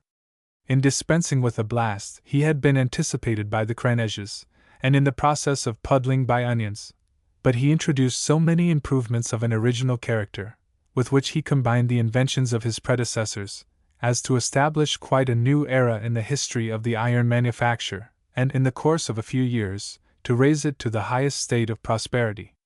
As early as 1786, Lord Sheffield recognized the great national importance of Cort's improvements in the following words: "If Mr. Cort's very ingenious and meritorious improvements in the art of making and working iron, the steam engine of Bolton and Watt, and Lord Dundonald's discovery of making coke at half the present price, should all succeed, it is not asserting too much to say that the result will be more advantageous to Great Britain than the possession of the 13 colonies of America, for it will give the complete command of the iron trade to this country, with its vast advantages to navigation." It is scarcely necessary here to point out how completely the anticipations of Lord Sheffield have been fulfilled, sanguine though they might appear to be when uttered some 76 years ago. 3. We will endeavor as briefly as possible to point out the important character of Mr. Cort's improvements, as embodied in his two patents of 1783 and 1784. In the first he states that, after great study, labor, and expense, in trying a variety of experiments, and making many discoveries, he had invented and brought to perfection a peculiar method and process of preparing, welding, and working various sorts of iron, and of reducing the same into uses by machinery, a furnace, and other apparatus, adapted and applied to the said process. He first describes his method of making iron for large uses, such as shanks, arms, rings, and palms of anchors, by the method of piling and faggoting, since become generally practiced, by laying bars of iron of suitable lengths, forged on purpose, and tapering so as to be thinner at one end than the other, laid over one another in the manner of bricks and buildings, so that the ends should everywhere overlay each other. The faggots so prepared, to the amount of half a ton more or less, were then to be put into a common air or balling furnace, and brought to a welding heat, which was accomplished by his method in a much shorter time than in any hollow fire, and when the heat was perfect, the faggots were then brought under a forge hammer of great size and weight, and welded into a solid mass. Mr. Cort alleges in the specification that iron for larger uses, thus finished, is in all respects possessed of the highest degree of perfection, and that the fire in the balling furnace is better suited, from its regularity and penetrating quality, to give the iron a perfect welding heat throughout its whole mass, without fusing in any part, than any fire blown by a blast. Another process employed by Mr. Cort for the purpose of cleansing the iron and producing a metal of purer grain, was that of working the faggots by passing them through rollers. "By this simple process," said he, "all the earthy particles are pressed out and the iron becomes at once free from dross, and what is usually called cinder, and is compressed into a fibrous and tough state." The objection has indeed been taken to the process of passing the iron through rollers, that the cinder is not so effectually got rid of as by passing it under a tilt hammer, and that much of it is squeezed into the bar and remains there, interrupting its fiber and impairing its strength. It does not appear that there was any novelty in the use of rollers by Cort, for in his first specification he speaks of them as already well known. 4. His great merit consisted in apprehending the value of certain processes, as tested by his own and others' experience, and combining and applying them in a more effective practical form than had ever been done before. This power of apprehending the best methods, and embodying the details in one complete whole, marks the practical, clear-sighted man, and in certain cases amounts almost to a genius. The merit of combining the inventions of others in such forms as that they shall work to advantage is as great in its way as that of the man who strikes out the inventions themselves, but who, for want of tact and experience, cannot carry them into practical effect. It was the same with Cort's second patent, in which he described his method of manufacturing bar iron from the ore or from cast iron. All the several processes therein described had been practiced before his time, his merit chiefly consisting in the skillful manner in which he combined and applied them. Thus, like the Craneges, he employed the reverberatory or air furnace, without blast, and like Onions, he worked the fused metal with iron bars until it was brought into lumps, when it was removed and forged into malleable iron. Cort, however, carried the process further, and made it more effectual in all respects. His method may be thus briefly described. The bottom of the reverberatory furnace was hollow, so as to contain the fluid metal, introduced into it by ladles, the heat being kept up by pit coal or other fuel. When the furnace was charged, the doors were closed until the metal was sufficiently fused, when the workmen opened an aperture and worked or stirred about the metal with iron bars, when an ebullition took place, during the continuance of which a bluish flame was emitted, the carbon of the cast iron was burned off, the metal separated from the slag, and the iron, becoming reduced to nature, was then collected into lumps or loops of sizes suited to their intended uses, when they were drawn out of the doors of the furnace. They were then stamped into plates, and piled or worked in an air furnace, heated to a white or welding heat, shingled under a forge hammer, and passed through the grooved rollers after the method described in the first patent. The processes described by Cort in his 2 patents have been followed by iron manufacturers, with various modifications, the results of enlarged experience, down to the present time. After the lapse of 78 years, the language employed by Cort continues on the whole a faithful description of the processes still practiced, the same methods of manufacturing bar from cast iron, and of puddling, piling, welding, and working the bar iron through grooved rollers. All are nearly identical with the methods of manufacture perfected by Henry Cort in 1784. It may be mentioned that the development of the powers of the steam engine by what had an extraordinary effect upon the production of iron.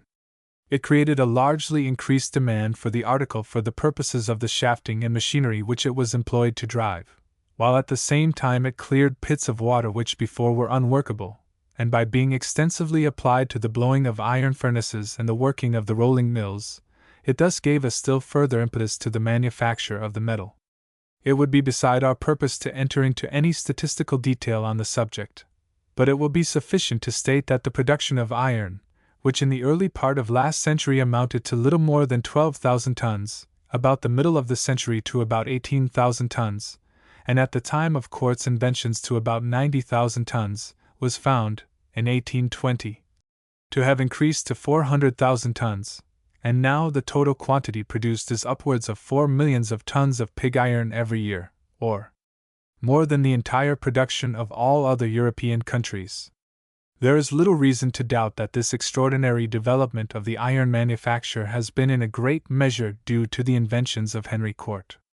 It is said that at the present time there are not fewer than 8,200 of Cort's furnaces in operation in Great Britain alone. 5.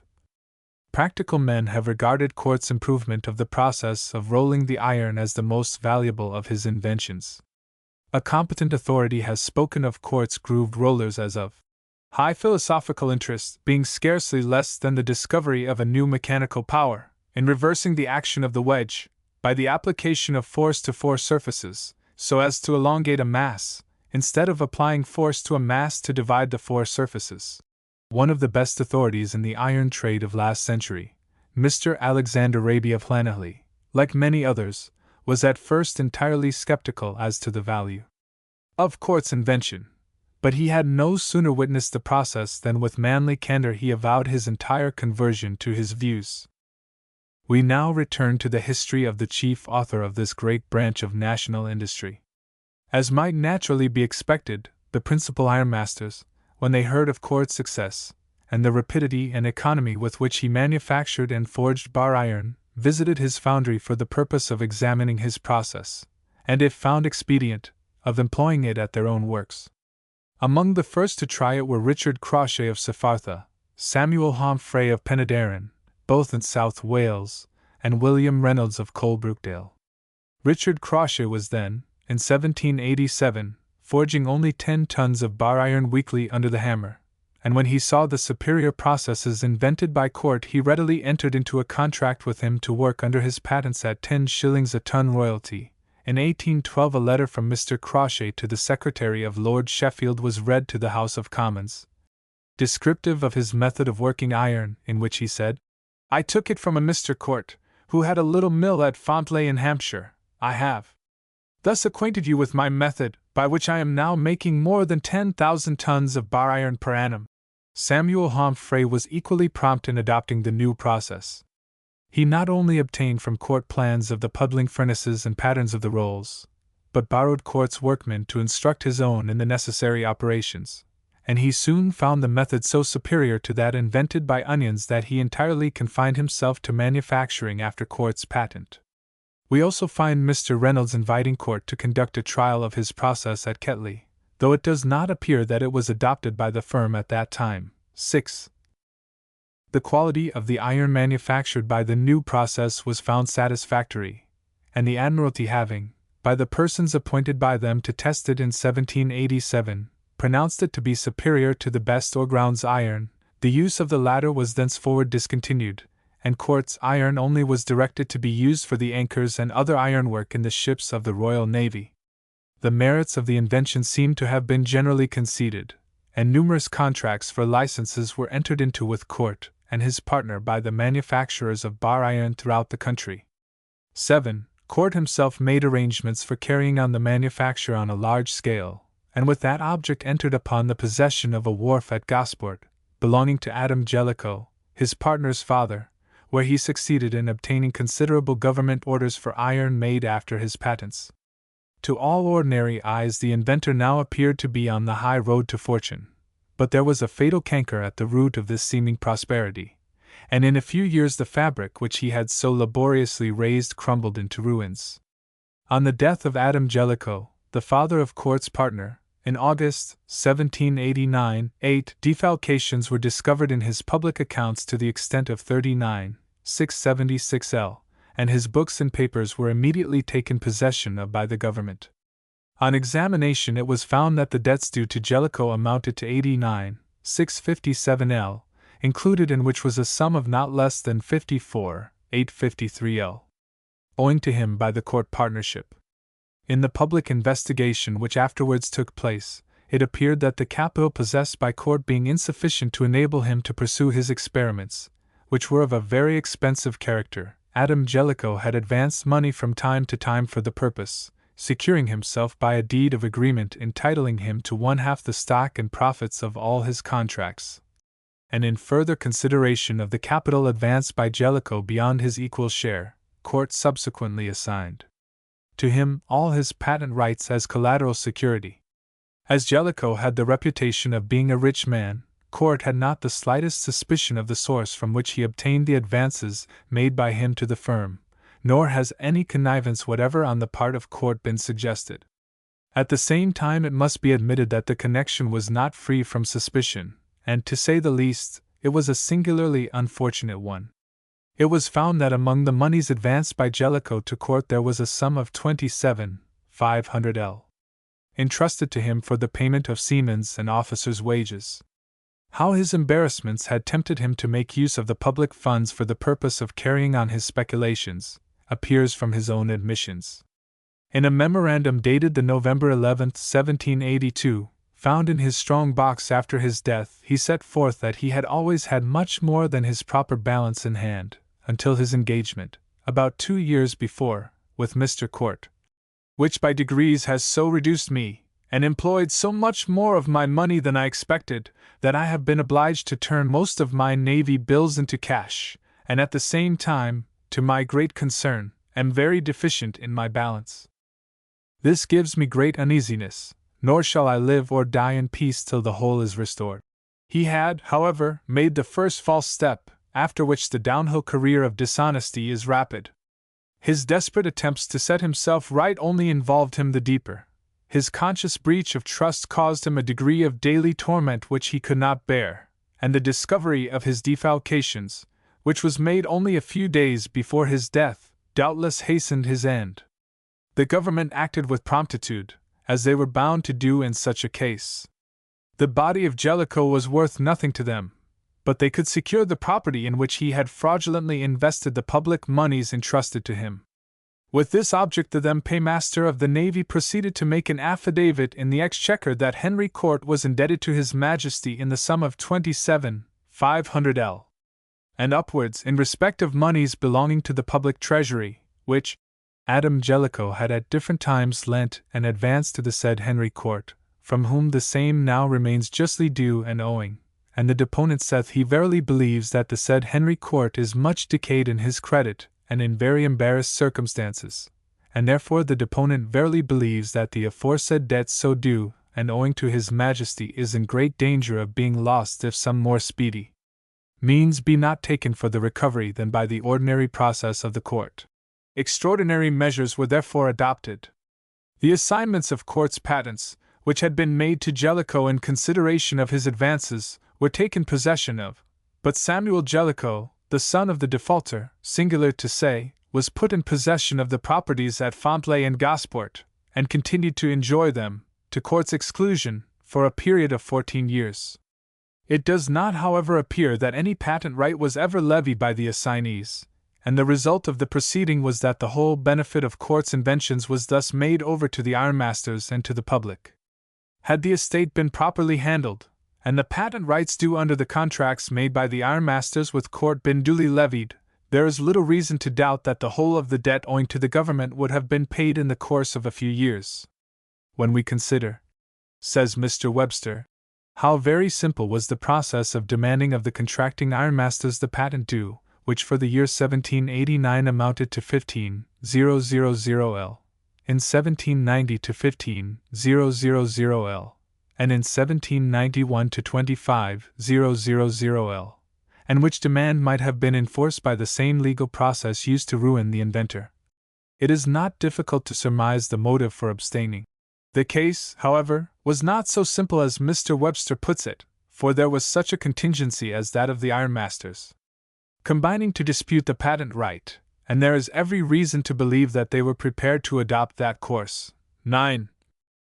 Although the court patents expired in 1796 and 1798 respectively, they continued the subject of public discussion for some time after, more particularly in connection with the defalcations of the deceased Adam Jellicoe. It does not appear that more than 2654 L was realized by the government from the court estate towards the loss sustained by the public, as a balance of 24,846 L was still found standing to the debit of Jellicoe in 1800, when the deficiencies in the naval accounts became matter of public inquiry. A few years later, in 1805, the subject was again revived in a remarkable manner. In that year, the Whigs, perceiving the bodily decay of Mr. Pitt, and being too eager to wait for his removal by death, began their famous series of attacks upon his administration. Fearing to tackle the popular statesman himself, they inverted the ordinary tactics of an opposition, and fell foul of Dundas, Lord Melville, then Treasurer of the Navy, who had successfully carried the country through the great naval war with revolutionary France. They scrupled not to tax him with gross peculation, and exhibited articles of impeachment against him, which became the subject of elaborate investigation, the result of which is matter of history. In those articles, no reference whatever was made to Lord Melville's supposed complicity with Jellicoe, nor, on the trial that followed, was any reference made to the defalcations of that official. But when Mr. Whitbread, on the 8th of April 1805, spoke to the resolutions in the Commons for impeaching the Treasurer of the Navy, he thought proper to intimate that he had a strong suspicion that Jellicoe was in the same partnership with Mark Sprott, Alexander Trotter, and Lord Melville. He had been suffered to remain a public debtor for a whole year after he was known to be in arrears upwards of 24,000 L. During next year 11,000 L. More had accrued. It would not have been fair to have turned too short on an old companion. It would perhaps, too, have been dangerous, since unpleasant discoveries might have met the public eye. It looked very much as if, mutually conscious of criminality, they had agreed to be silent and keep their own secrets. In making these offensive observations, Whitbread was manifestly actuated by political enmity. They were utterly unwarrantable. In the first place, Melville had been formally acquitted of Jellicoe's deficiency by a writ of Privy Seal, dated May 31, 1800, and secondly, the committee appointed in that very year, 1805, to reinvestigate the naval accounts, had again exonerated him, but intimated that they were of opinion there was remissness on his part in allowing Jellicoe to remain in his office after the discovery of his defalcations. The report made by the Commissioners to the Houses of Parliament in 1805-10, the value of Court's patents was estimated at only 100 L. Referring to the schedule of Jellicoe's alleged assets, they say, "Many of the debts are marked as bad, and we apprehend that the debt from Mr. Henry Court, not so marked, of 54,000 L. and upwards, is of that description." As for poor bankrupt Henry Court, these discussions availed nothing. On the death of Jellicoe, he left his iron works, feeling himself a ruined man. He made many appeals to the government of the day for restoral of his patents, and offered to find security for payment of the debt due by his firm to the Crown, but in vain. In 1794, an appeal was made to Mr. Pitt by a number of influential members of Parliament, on behalf of the inventor and his destitute family of 12 children, when a pension of 200 L. a year was granted him. This Mr. Court enjoyed until the year 1800, when he died, broken in health and spirit, in his 60th year.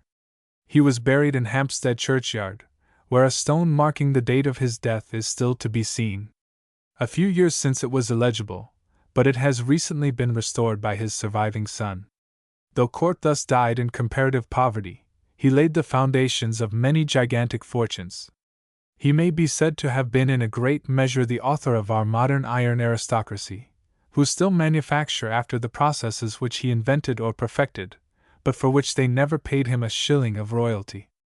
These men of gigantic fortunes have owed much, we might almost say everything, to the ruined projector of the little mill at Fontlay.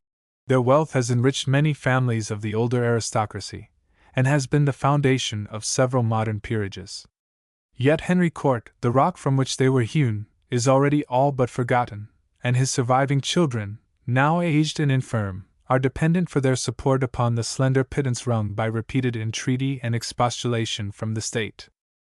The career of Richard Crawshay, the first of the great ironmasters who had the sense to appreciate and adopt the methods of manufacturing iron invented by Henry Court, is a not unfitting commentary on the sad history we have thus briefly described. It shows how, as respects mere money-making, shrewdness is more potent than invention, and business faculty than manufacturing skill. Richard Crawshay was born at Normanton near Leeds, the son of a small Yorkshire farmer. When a youth, he worked on his father's farm, and looked forward to occupying the same condition in life. But a difference with his father unsettled his mind, and at the age of 15 he determined to leave his home, and seek his fortune elsewhere. Like most unsettled and enterprising lads, he first made for London, riding to town on a pony of his own, which, with the clothes on his back, formed his entire fortune. It took him a fortnight to make the journey, in consequence of the badness of the roads. Arrived in London, he sold his pony for £15, and the money kept him until he succeeded in finding employment.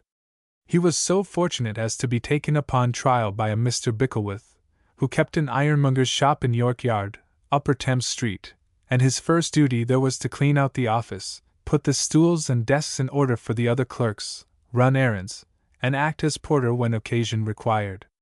Young Crawshay was very attentive, industrious, and shrewd, and became known in the office as the Yorkshire boy, chiefly because of his cuteness.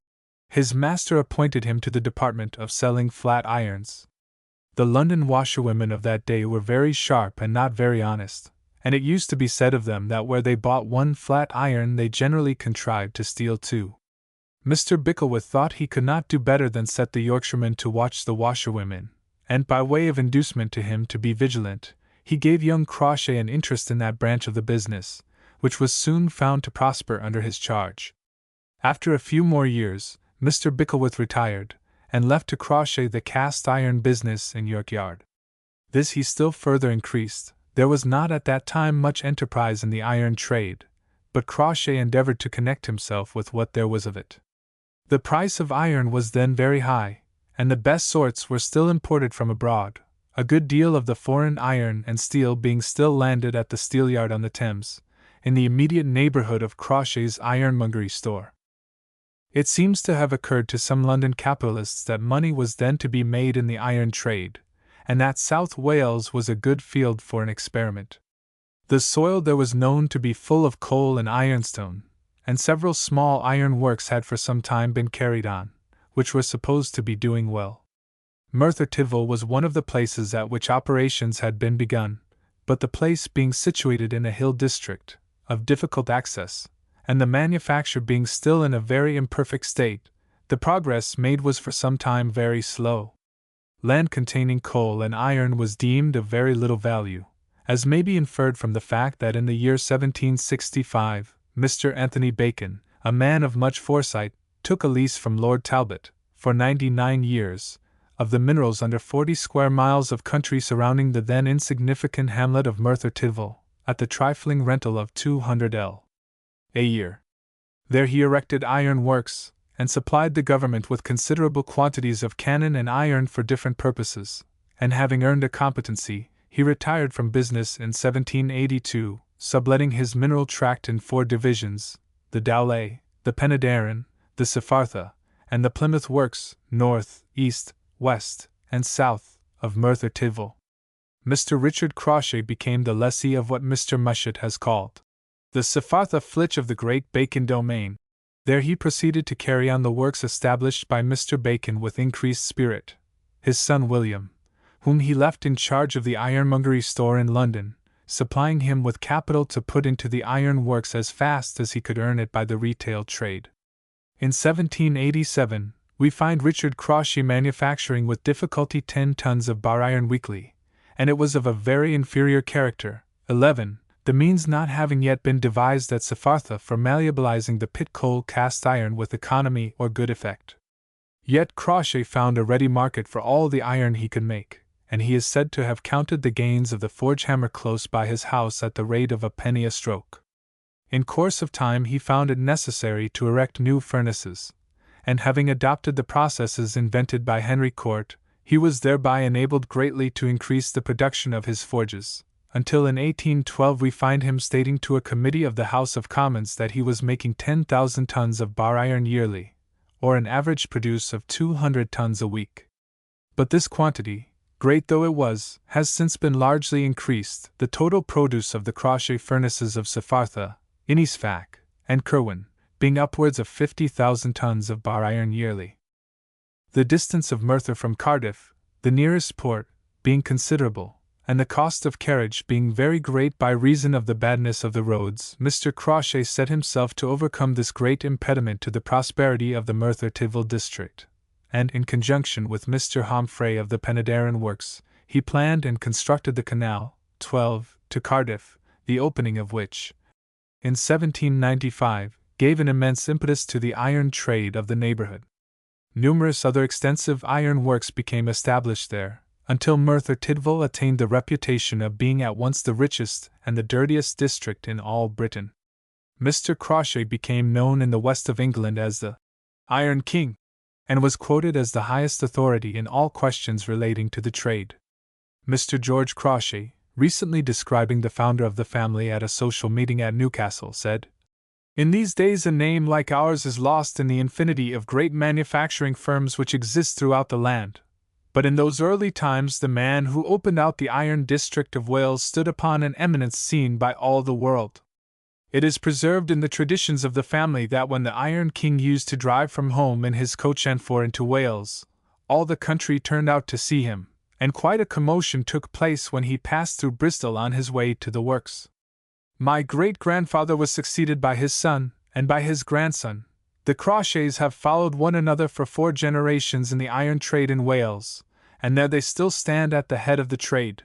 The occasion on which these words were uttered was at a Christmas party, given to the men, about 1,300 in number, employed at the iron works of Messrs. Hawks, Crawshay, and Company, at Newcastle upon Tyne. These works were founded in 1754 by William Hawks, a blacksmith, whose principal trade consisted in making claw hammers for joiners. He became a thriving man, and eventually a large manufacturer of bar iron. Partners joined him, and in the course of the changes wrought by time, one of the Crawshays, in 1842, became a principal partner in the firm. Illustrations of a like kind might be multiplied to any extent, showing the growth in our own time of an iron aristocracy of great wealth and influence, the result mainly of the successful working of the inventions of the unfortunate and unrequited Henry Court. He has been the very Tubal Cain of England, one of the principal founders of our Iron Age. To him we mainly owe the abundance of wrought iron for machinery, for steam engines, and for railways, at 1/3 the price we were before accustomed to pay to the foreigner. We have by his invention not only ceased to be dependent upon other nations for our supply of iron for tools, implements, and arms, but we have become the greatest exporters of iron, producing more than all other European countries combined. In the opinion of Mr. Fairbairn of Manchester, the inventions of Henry Court have already added 600 millions sterling to the wealth of the kingdom, while they have given employment to some 600,000 working people during 3 generations. And while the great ironmasters, by freely availing themselves of his inventions, have been adding estate to estate, the only estate secured by Henry Court was the little domain of 6 feet by 2 in which he lies interred in Hampstead churchyard. 1. Life of Brunel, page 60. 2. Scrivener, History of the Iron Trade, 169. 3. Although the iron manufacture had gradually been increasing since the middle of the century, it was as yet comparatively insignificant in amount. Thus we find, from a statement by W. Wilkinson, dated December 25, 1791, contained in the Memorandum Book of W.M. Reynolds of Colebrookdale, that the produce in England and Scotland was then estimated to be coke furnaces, charcoal furnaces. In England, 73 producing 67,548 tons, 20 producing 8,500 tons. In Scotland, 12,480. 2. 1,085. 80,028. 22. 9,500. At the same time, the annual import of Orbrown's iron from Sweden amounted to about 20,000 tons, and of bars and slabs from Russia about 50,000 tons, at an average cost of 35 a ton. 4. It is material to observe, says Mr. Webster, that Court, in this specification, speaks of the rollers, furnaces, and separate processes, as well known. There is no claim to any of them separately. The claim is to the reducing of the faggots of piled iron into bars, and the welding of such bars by rollers instead of by forge hammers. Memoir of Henry Court, in Mechanics' Magazine, July 15, 1859, by Thomas Webster, M.A., F.R.S. 5. Letter by Mr. Turan in Mechanics' Magazine. 6. In the Memorandum Book of W.M. Reynolds appears the following entry on the subject. Copy of a paper given to H. Court Esq. W. Reynolds saw H. C. in a trial which he made at Ketley, December 17, 1784, produce from the same pig both cold short and tough iron by a variation of the process used in reducing them from the state of cast iron to that of malleable or bar iron, and in point of yield his processes were quite equal to those at Pitchford, which did not exceed the proportion of 31 cwt to the ton of bars. The experiment was made by stamping and potting the blooms or loops made in his furnace, which then produced a cold short iron, but when they were immediately shingled and drawn, the iron was of a black tuff.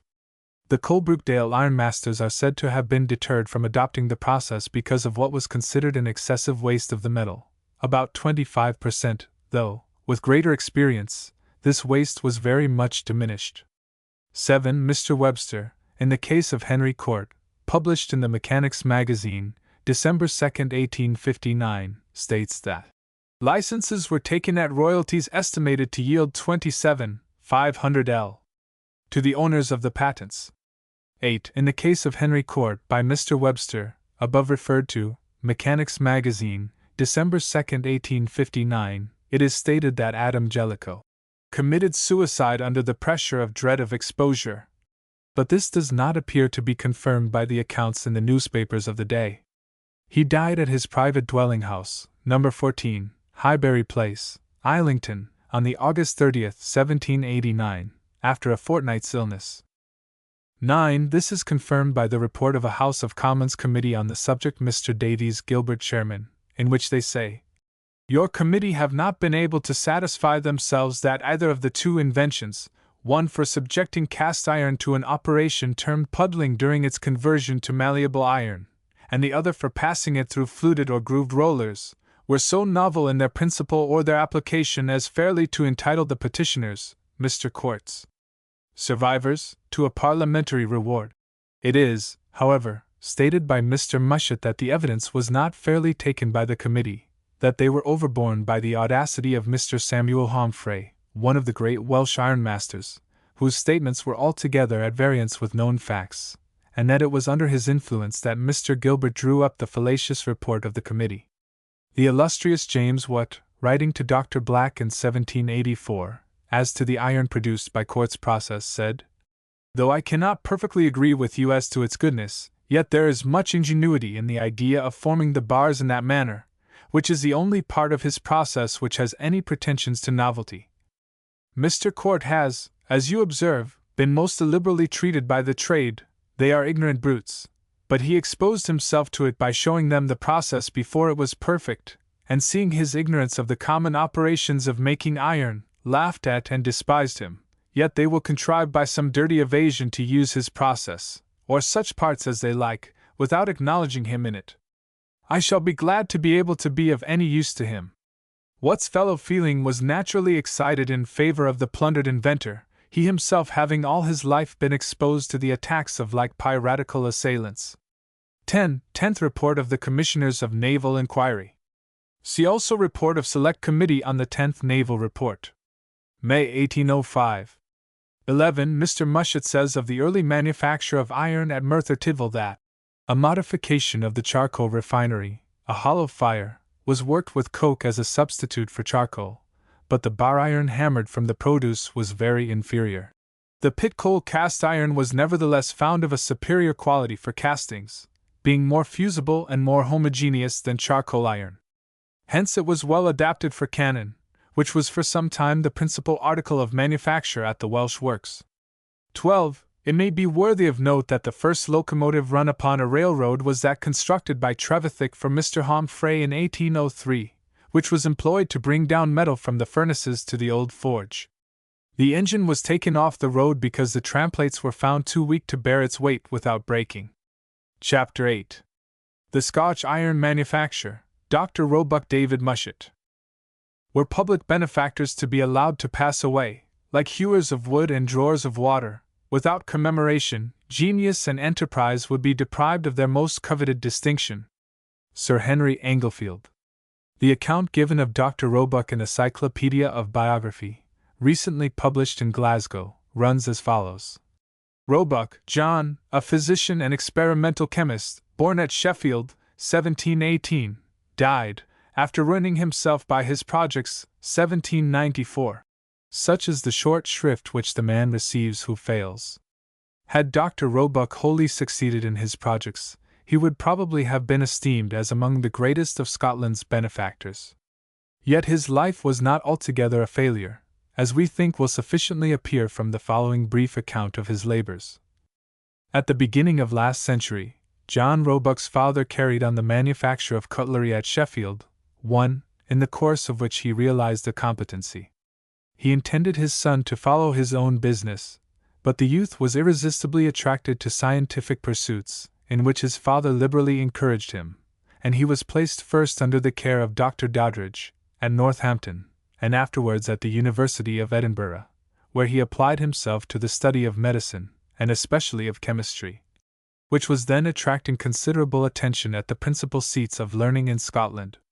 While residing at Edinburgh, young Roebuck contracted many intimate friendships with men who afterwards became eminent in literature, such as Hume and Robertson the historians, and the circumstance is supposed to have contributed not a little to his partiality in favor of Scotland, and his afterwards selecting it as the field for his industrial operations.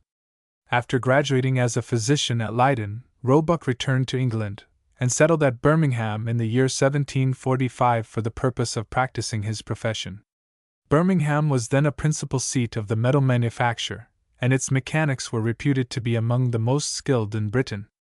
Dr. Roebuck's attention was early drawn to the scarcity and dearness of the material in which the mechanics worked, and he sought by experiment to devise some method of smelting iron otherwise than by means of charcoal.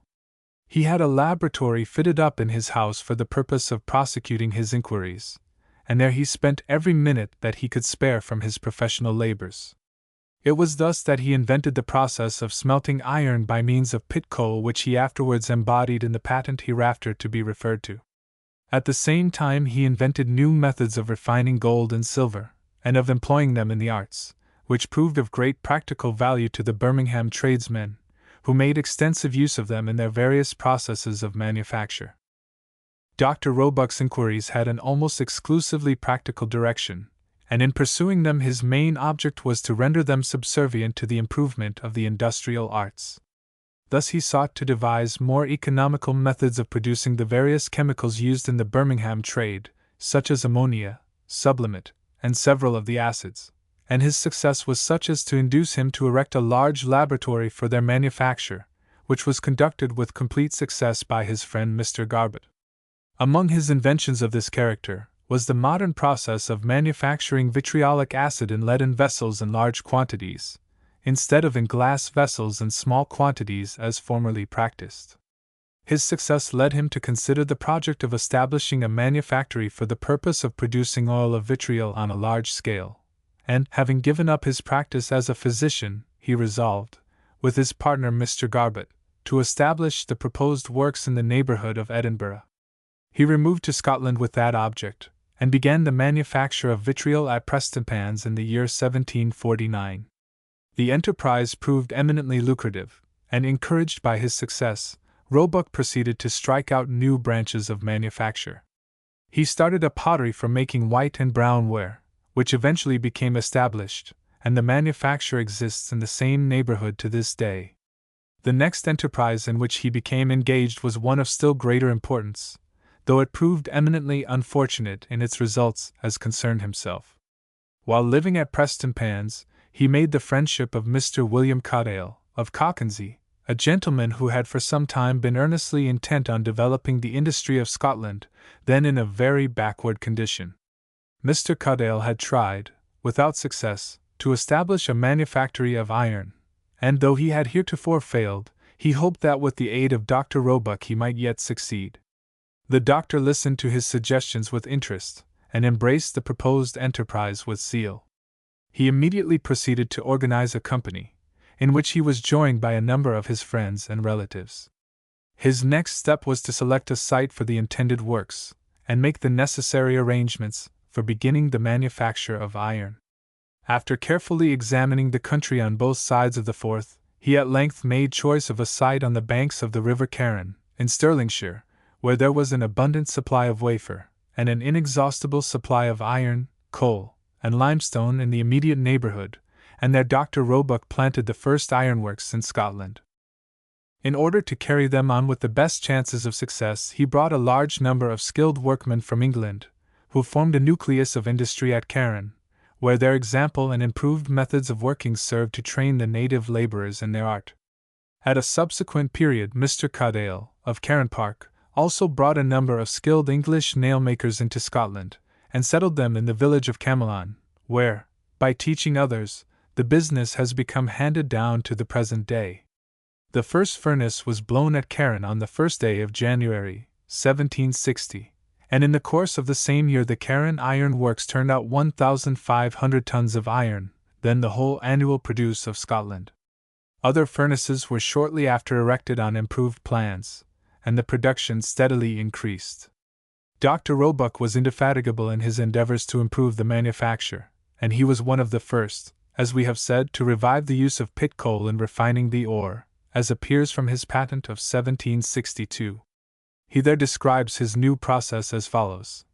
I melt pig or any kind of cast iron in a hearth heated with pit coal by the blast of bellows, and work the metal until it is reduced to nature, which I take out of the fire and separate to pieces. Then I take the metal thus reduced to nature and expose it to the action of a hollow pit coal fire, heated by the blast of bellows, until it is reduced to a loop, which I draw out under a common forge hammer into bar iron.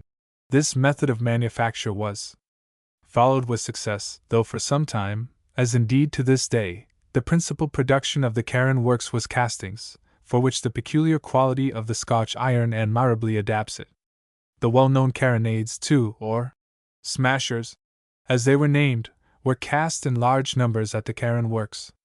To increase the power of his blowing apparatus, Dr. Roebuck called to his aid the celebrated Mr. Smeaton, the engineer, who contrived and erected for him at Carron the most perfect apparatus of the kind then in existence. It may also be added that out of the Carron enterprise, in a great measure, sprang the Forth and Clyde Canal, the first artificial navigation in Scotland. The Carron Company, with a view to securing an improved communication with Glasgow, themselves surveyed a line, which was only given up in consequence of the determined opposition of the landowners, but the project was again revived through their means, and was eventually carried out after the designs of Smeaton and Brindley. While the Carron foundry was pursuing a career of safe prosperity, Dr. Roebuck's enterprise led him to embark in coal mining, with the object of securing an improved supply of fuel for the iron works. He became the lessee of the Duke of Hamilton's extensive coal mines at Boroughstoness, as well as of the salt pans which were connected with them. The mansion of Kinneil went with the lease, and there Dr. Roebuck and his family took up their abode. Kinneil House was formerly a country seat of the Dukes of Hamilton, and is to this day a stately old mansion, reminding one of a French chateau. Its situation is of remarkable beauty, its windows overlooking the broad expanse of the Firth of Forth, and commanding an extensive view of the country along its northern shores. The place has become in a measure classical, Kinneil House having been inhabited, since Dr. Roebuck's time, by Douglas Stewart, who there wrote his philosophical essays. 3. When Dr. Roebuck began to sink for coal at the new mines, he found it necessary to erect pumping machinery of the most powerful kind that could be contrived, in order to keep the mines clear of water. For this purpose the Newcomen engine, in its then state, was found insufficient, and when Dr. Roebuck's friend, Professor Black, of Edinburgh, informed him of a young man of his acquaintance, a mathematical instrument maker at Glasgow, having invented a steam engine calculated to work with increased power, speed, and economy, compared with Newcomen's, Dr. Roebuck was much interested, and shortly after entered into a correspondence with James Watt, the mathematical instrument maker aforesaid on the subject. The doctor urged that Watt, who up to that time had confined himself to models, should come over to Kinneil House, and proceed to erect a working engine in one of the outbuildings. The English workmen whom he had brought to the Carron Works would, he justly thought, give Watt a better chance of success with his engine than if made by the clumsy whitesmiths and blacksmiths of Glasgow, quite unaccustomed as they were to first-class work, and he proposed himself to cast the cylinders at Carron previous to Watt's intended visit to him at Kinneil. Watt paid his promised visit in May, 1768, and Roebuck was by this time so much interested in the invention that the subject of his becoming a partner with Watt, with the object of introducing the engine into general use, was seriously discussed. Watt had been laboring at his invention for several years, contending with many difficulties, but especially with the main difficulty of limited means. He had borrowed considerable sums of money from Dr. Black to enable him to prosecute his experiments, and he felt the debt to hang like a millstone round his neck. Watt was a sickly, fragile man, and a constant sufferer from violent headaches. Besides, he was by nature timid, desponding, painfully anxious, and easily cast down by failure. Indeed, he was more than once on the point of abandoning his invention in despair. On the other hand, Dr. Roebuck was accustomed to great enterprises, a bold and undaunted man, and disregardful of expense where he saw before him a reasonable prospect of success. His reputation as a practical chemist and philosopher, and his success as the founder of the Prestonpans Chemical Works and of the Carron Iron Works, justified the friends of Watt in thinking that he was of all men the best calculated to help him at this juncture, and hence they sought to bring about a more intimate connection between the two. The result was that Dr. Roebuck eventually became a partner to the extent of 2/3 of the invention, took upon him the debt owing by Watt to Dr. Black amounting to about $1,200, and undertook to find the requisite money to protect the invention by means of a patent. The necessary steps were taken accordingly, and the patent right was secured by the beginning of 1769, though the perfecting of his model cost Watt much further anxiety and study. It was necessary for Watt occasionally to reside with Dr. Roebuck at Canal House while erecting his first engine there. It had been originally intended to erect it in the neighboring town of Boroughstoness, but as there might be prying eyes there, and Watt wished to do his work in privacy, determined not to puff, he at length fixed upon an outhouse still standing, close behind the mansion, by the burnside in the glen, where there was abundance of water and secure privacy. Watt's extreme diffidence was often the subject of remark at Dr. Roebuck's fireside. To the doctor his anxiety seemed quite painful, and he was very much disposed to despond under apparently trivial difficulties. Roebuck's hopeful nature was his mainstay throughout. Watt himself was ready enough to admit this, for, writing to his friend Dr. Small, he once said, "I have met with many disappointments, and I must have sunk under the burthen of them if I had not been supported by the friendship of Dr. Roebuck." But more serious troubles were rapidly accumulating upon Dr. Roebuck himself, and it was he, and not Watt, that sank under the burthen. The progress of Watt's engine was but slow, and long before it could be applied to the pumping of Roebuck's mines, the difficulties of the undertaking on which he had entered overwhelmed him. The opening out of the principal coal involved a very heavy outlay, extending over many years, during which he sank not only his own but his wife's fortune, and, what distressed him most of all, large sums borrowed from his relatives and friends, which he was unable to repay. The consequence was, that he was eventually under the necessity of withdrawing his capital from the refining works at Birmingham, and the vitriol works at Prestonpans. At the same time, he transferred to Mr. Bolton of Soho his entire interest in Watt's steam engine, the value of which, by the way, was thought so small that it was not even included among the assets, Roebuck's creditors not estimating it as worth 1 farthing. Watt sincerely deplored his partner's misfortunes, but could not help him. "He has been a most sincere and generous friend," said Watt, "and is a truly worthy man." And again, "My heart bleeds for him, but I can do nothing to help him. I have stuck by him till I have much hurt myself. I can do so no longer. My family calls for my care to provide for them." The later years of Dr. Roebuck's life were spent in comparative obscurity, and he died in 1794, in his 76th year. He lived to witness the success of the steam engine, the opening up of the Boroughstoness coal, and the rapid extension of the Scotch iron trade, though he shared in the prosperity of neither of those branches of industry. He had been working ahead of his age, and he suffered for it. He fell in the breach at the critical moment, and more fortunate men marched over his body into the fortress which his enterprise and valor had mainly contributed to win. Before his great undertaking of the Carron Works, Scotland was entirely dependent upon other countries for its supply of iron. In 1760, the first year of its operations, the whole produce was 1,500 tons. In course of time other iron works were erected, at Clyde Clough, Muirkirk, and Devon, the managers and overseers of which, as well as the workmen, had mostly received their training and experience at Carron, until at length the iron trade of Scotland has assumed such a magnitude that its manufacturers are enabled to export to England and other countries upwards of 500,000 tons a year. How different this state of things from the time when raids were made across the border for the purpose of obtaining a store of iron plunder to be carried back into Scotland. The extraordinary expansion of the Scotch iron trade of late years has been mainly due to the discovery by David Mushet of the Black Band ironstone in 1801, and the invention of the hot blast by James Beaumont Neilson in 1828. David Mushet was born at Dalkeith, near Edinburgh, in 1772. Like other members of his family, he was brought up to metal founding. At the age of 19 he joined the staff of the Clyde Iron Works, near Glasgow, at a time when the company had only 2 blast furnaces at work. The office of accountant, which he held, precluded him from taking any part in the manufacturing operations of the concern. But being of a speculative and ingenious turn of mind, the remarkable conversions which iron underwent in the process of manufacture very shortly began to occupy his attention. The subject was much discussed by the young men about the works, and they frequently had occasion to refer to Fouroy's well-known book for the purpose of determining various questions of difference which arose among them in the course of their inquiries.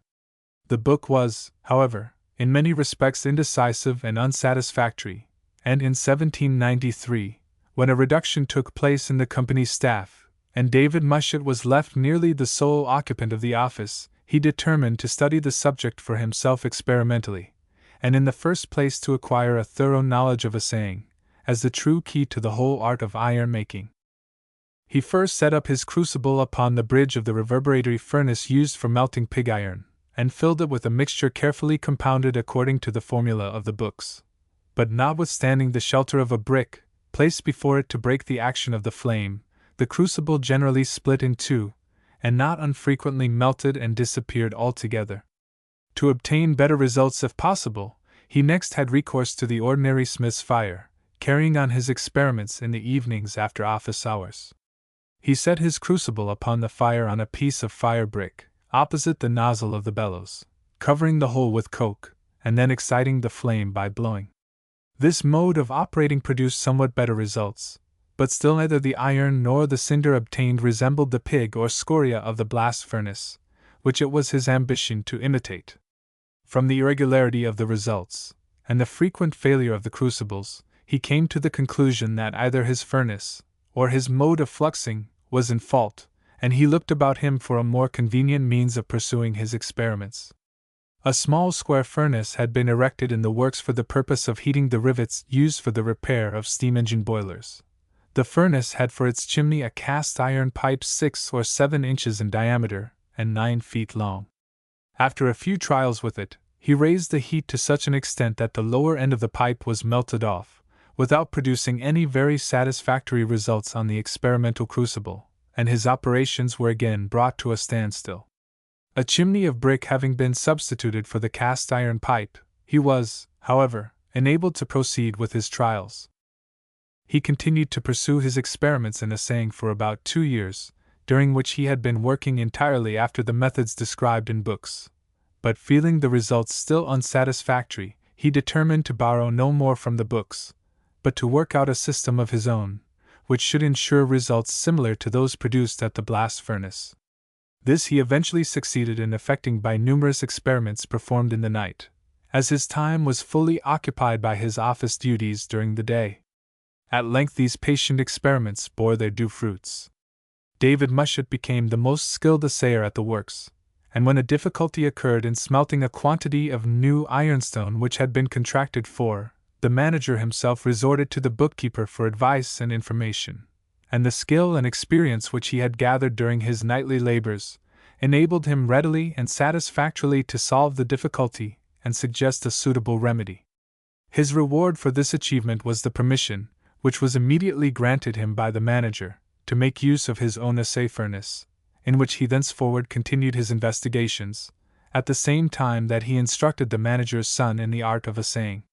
This additional experience proved of great benefit to him, and he continued to prosecute his inquiries with much zeal, sometimes devoting entire nights to experiments in assaying, roasting and cementing iron ores and ironstone, decarbonating cast iron for steel and bar iron, and various like operations. His general practice, however, at that time was to retire between 2 and 3 o'clock in the morning, leaving directions with the engine man to call him at 5:30, so as to be present in the office at 6. But these praiseworthy experiments were brought to a sudden end, as thus described by himself. "In the midst of my career of investigation," says he 6, "and without a cause being assigned, I was stopped short. My furnaces, at the order of the manager, were pulled in pieces, and an edict was passed that they should never be erected again. Thus terminated my researches at the Clyde Iron Works. It happened at a time when I was interested, and I had been 2 years previously occupied, in an attempt to convert cast iron into steel, without fusion, by a process of cementation, which had for its object the dispersion or absorption of the superfluous carbon contained in the cast iron, an object which at that time appeared to me of so great importance, that, with the consent of a friend, I erected an assay and cementing furnace at the distance of about 2 miles from the Clyde Works. Thither I repaired at night, and sometimes at the breakfast and dinner hours during the day. This plan of operation was persevered in for the whole of one summer, but was found too uncertain and laborious to be continued. At the latter end of the year 1798 I left my chambers, and removed from the Clyde Works to the distance of about a mile, where I constructed several furnaces for assaying and cementing, capable of exciting a greater temperature than any to which I before had access, and thus for nearly 2 years I continued to carry on my investigations connected with iron and the alloys of the metals. Though operating in a retired manner, and holding little communication with others, my views and opinions upon the rationale of iron-making spread over the establishment. I was considered forward in affecting to see and explain matters in a different way from others who were much my seniors, and who were content to be satisfied with old methods of explanation, or with no explanation at all. Notwithstanding these early reproaches, I have lived to see the nomenclature of my youth furnish a vocabulary of terms in the art of iron-making, which is used by many of the ironmasters of the present day with freedom and effect, in communicating with each other on the subject of their respective manufactures.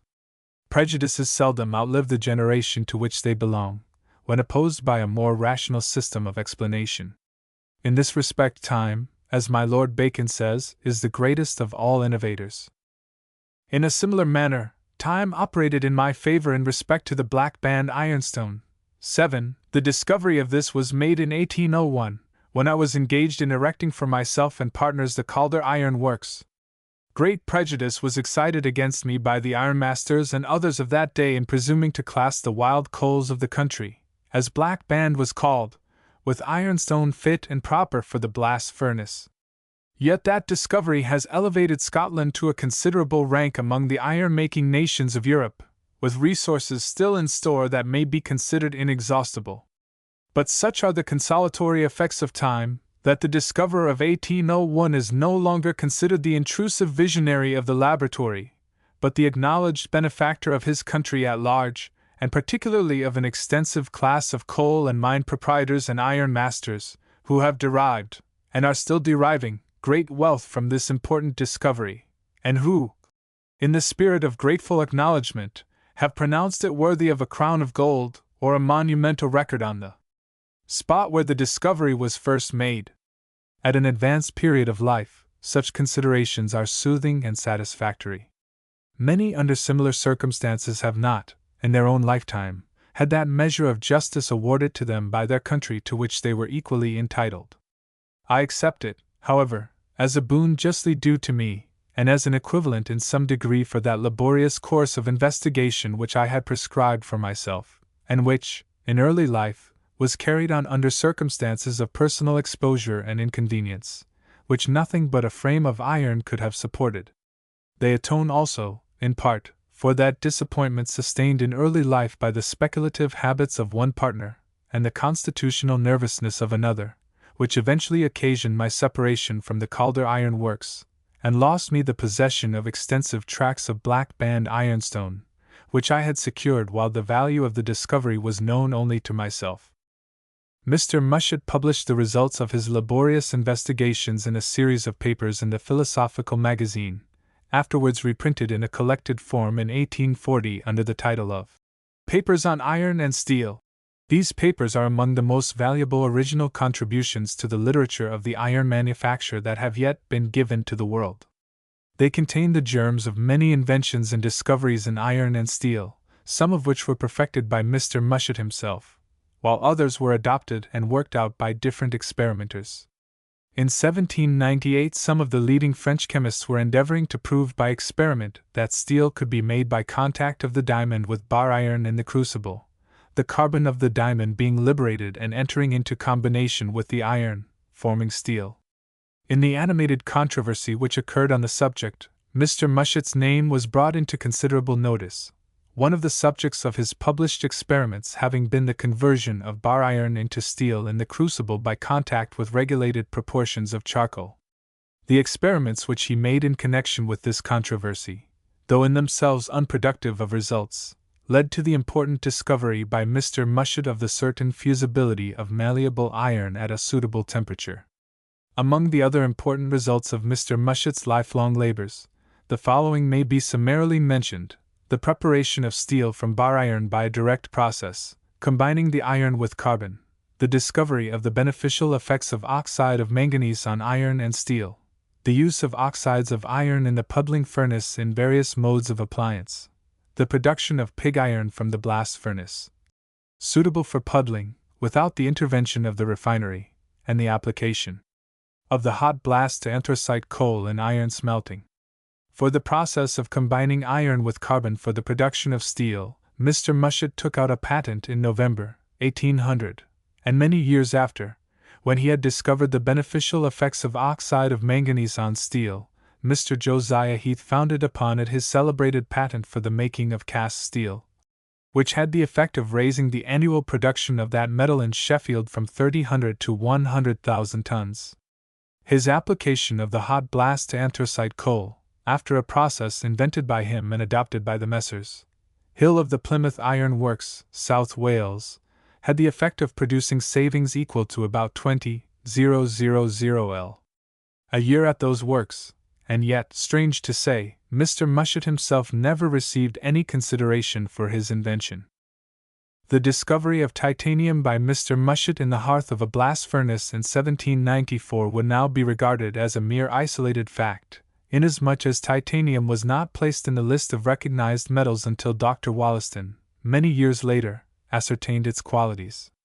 But in connection with the fact, it may be mentioned that Mr. Mushet's youngest son, Robert, reasoning on the peculiar circumstances of the discovery in question, of which ample record is left, has founded upon it his titanium process, which is expected by him eventually to supersede all other methods of manufacturing steel, and to reduce very materially the cost of its production.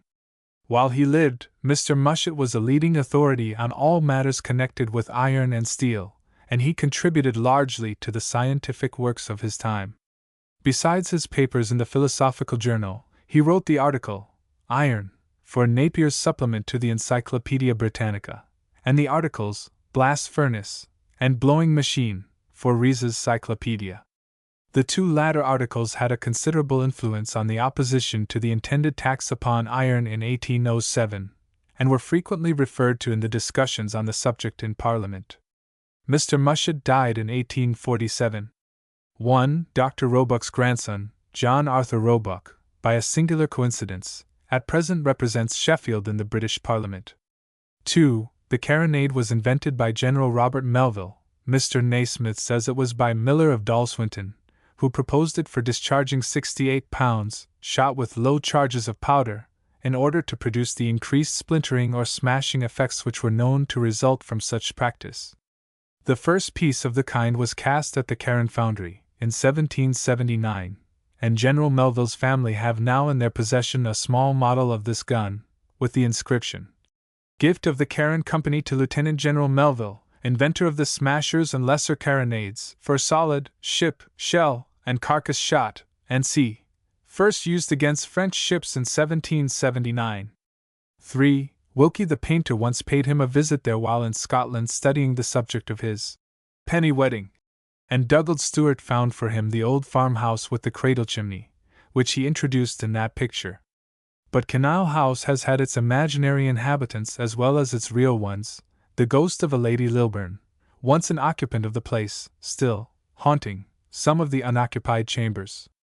Douglas Stewart told Wilkie one night, as he was going to bed, of the unearthly wailings which he himself had heard proceeding from the ancient apartments.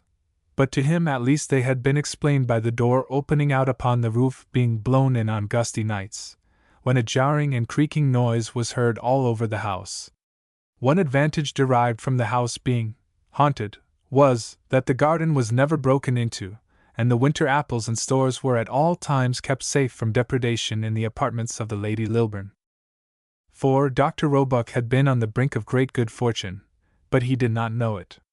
Mr. Ralph Moore, in his Papers on the Black Band Ironstones, Glasgow, 1861, observes. Strange to say, he was leaving behind him, almost as the roof of one of the seams of coal which he worked, a valuable black band ironstone, upon which Canal Iron Works are now founded. The coal field continued to be worked until the accidental discovery of the black band about 1845. The old coal pits are now used for working the ironstone.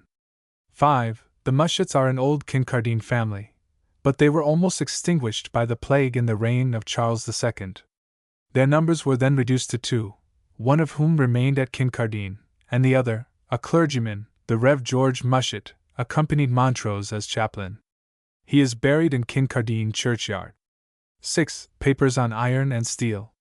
By David Mushet. London, 1840.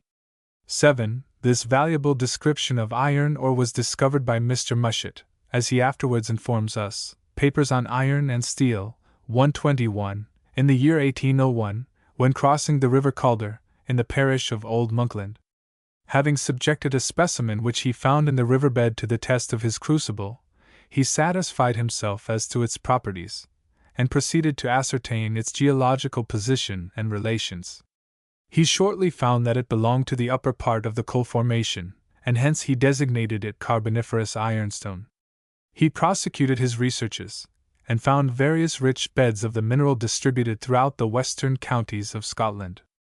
On analysis, it was found to contain a little over 50% of protoxide of iron. The coaly matter it contained was not its least valuable ingredient, for by the aid of the hot blast it was afterwards found practicable to smelt it almost without any addition of coal. Seams of black band have since been discovered and successfully worked in Edinburghshire, Staffordshire, and North Wales. Chapter 9. Invention of the Hot Blast. James Beaumont Nielsen. Whilst the exploits of the conqueror and the intrigues of the demagogue are faithfully preserved through a succession of ages, the persevering and unobtrusive efforts of genius, developing the best blessings of the deity to man, are often consigned to oblivion. David Mushet. The extraordinary value of the black band ironstone was not at first duly recognized, perhaps not even by Mr. Mushet himself. For several years after its discovery by him, its use was confined to the Calder Iron Works, where it was employed in mixture with other ironstones of the argillaceous class. It was afterwards partially used at the Clyde Iron Works, but nowhere else, a strong feeling of prejudice being entertained against it on the part of the iron trade generally. It was not until the year 1825 that the Monkland Company used it alone, without any other mixture than the necessary quantity of limestone for a flux.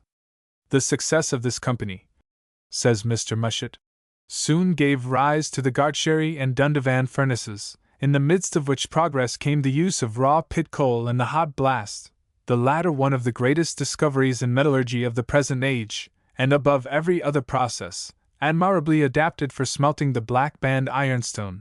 From the introduction of this process the extraordinary development of the iron manufacture of Scotland may be said to date, and we accordingly propose to devote the present chapter to an account of its meritorious inventor. James Beaumont Nielsen was born at Shettleston, a roadside village about 3 miles eastward of Glasgow, on the 22nd of June 1792. His parents belonged to the working class. His father's earnings during many laborious years of his life did not exceed 16 shillings a week. He had been bred to the trade of a millwright, and was for some time in the employment of Dr. Roebuck as an engine-wright at his colliery near Burrowstonis. He was next employed in a like capacity by Mr. Beaumont, the mineral manager of the collieries of Mrs. Cunningham of Lane Shaw, near Irvine in Ayrshire, after which he was appointed engine-wright at Ayr, and subsequently at the Govan Coal Works near Glasgow, where he remained until his death. It was while working at the Irvine Works that he first became acquainted with his future wife, Marion Smith, the daughter of a Renfrewshire bleacher, a woman remarkable through life for her clever, managing, and industrious habits. She had the charge of Mrs. Cunningham's children for some time after the marriage of that lady to Mr. Beaumont, and it was in compliment to her former mistress and her husband that she named her youngest son James Beaumont after the latter. The boy's education was confined to the common elements of reading, writing, and arithmetic, which he partly acquired at the parish school of Strathbungo near Glasgow, and partly at the chapel school, as it was called, in the Gorbals at Glasgow. He had finally left school before he was 14. Some time before he left, he had been partially set to work, and earned 4 shillings a week by employing a part of each day in driving a small condensing engine which his father had put up in a neighboring quarry. After leaving school, he was employed for 2 years as a gig boy on one of the winding engines at the Govan colliery. His parents now considered him a fit age to be apprenticed to some special trade, and as Beaumont had much of his father's tastes for mechanical pursuits, it was determined to put him apprentice to a working engineer. His elder brother John was then acting as engine man at Oakbank near Glasgow, and Beaumont was apprenticed under him to learn the trade. John was a person of a studious and serious turn of mind, and had been strongly attracted to follow the example of the brothers Haldane, who were then exciting great interest by their preaching throughout the north. But his father set his face against his sons' preaching at the back o' dykes, as he called it, and so John quietly settled down to his work. The engine which the 2 brothers managed was a very small one, and the master and apprentice served for engine man and fireman. Here the youth worked for 3 years, employing his leisure hours in the evenings in remedying the defects of his early education, and endeavoring to acquire a knowledge of English grammar, drawing, and mathematics. On the expiry of his apprenticeship, Beaumont continued for a time to work under his brother as journeyman at a guinea a week, after which, in 1814, he entered the employment of William Taylor, coal master at Irvine, and he was appointed engine wright of the colliery at a salary of from 70l to 80l a year. One of the improvements which he introduced in the working of the colliery, while he held that office, was the laying down of an edge railway of cast iron, in lengths of 3 feet, from the pit to the harbour of Irvine, a distance of 3 miles. At the age of 23 he married his first wife, Barbara Montgomery, an Irvine lass, with a talker of 250l. This little provision was all the more serviceable to him, as his master, Taylor, becoming unfortunate in business, he was suddenly thrown out of employment, and the little fortune enabled the newly married pair to hold their heads above water till better days came round. They took a humble tenement, consisting of a room and a kitchen, in the Cowcaddens, Glasgow, where their first child was born.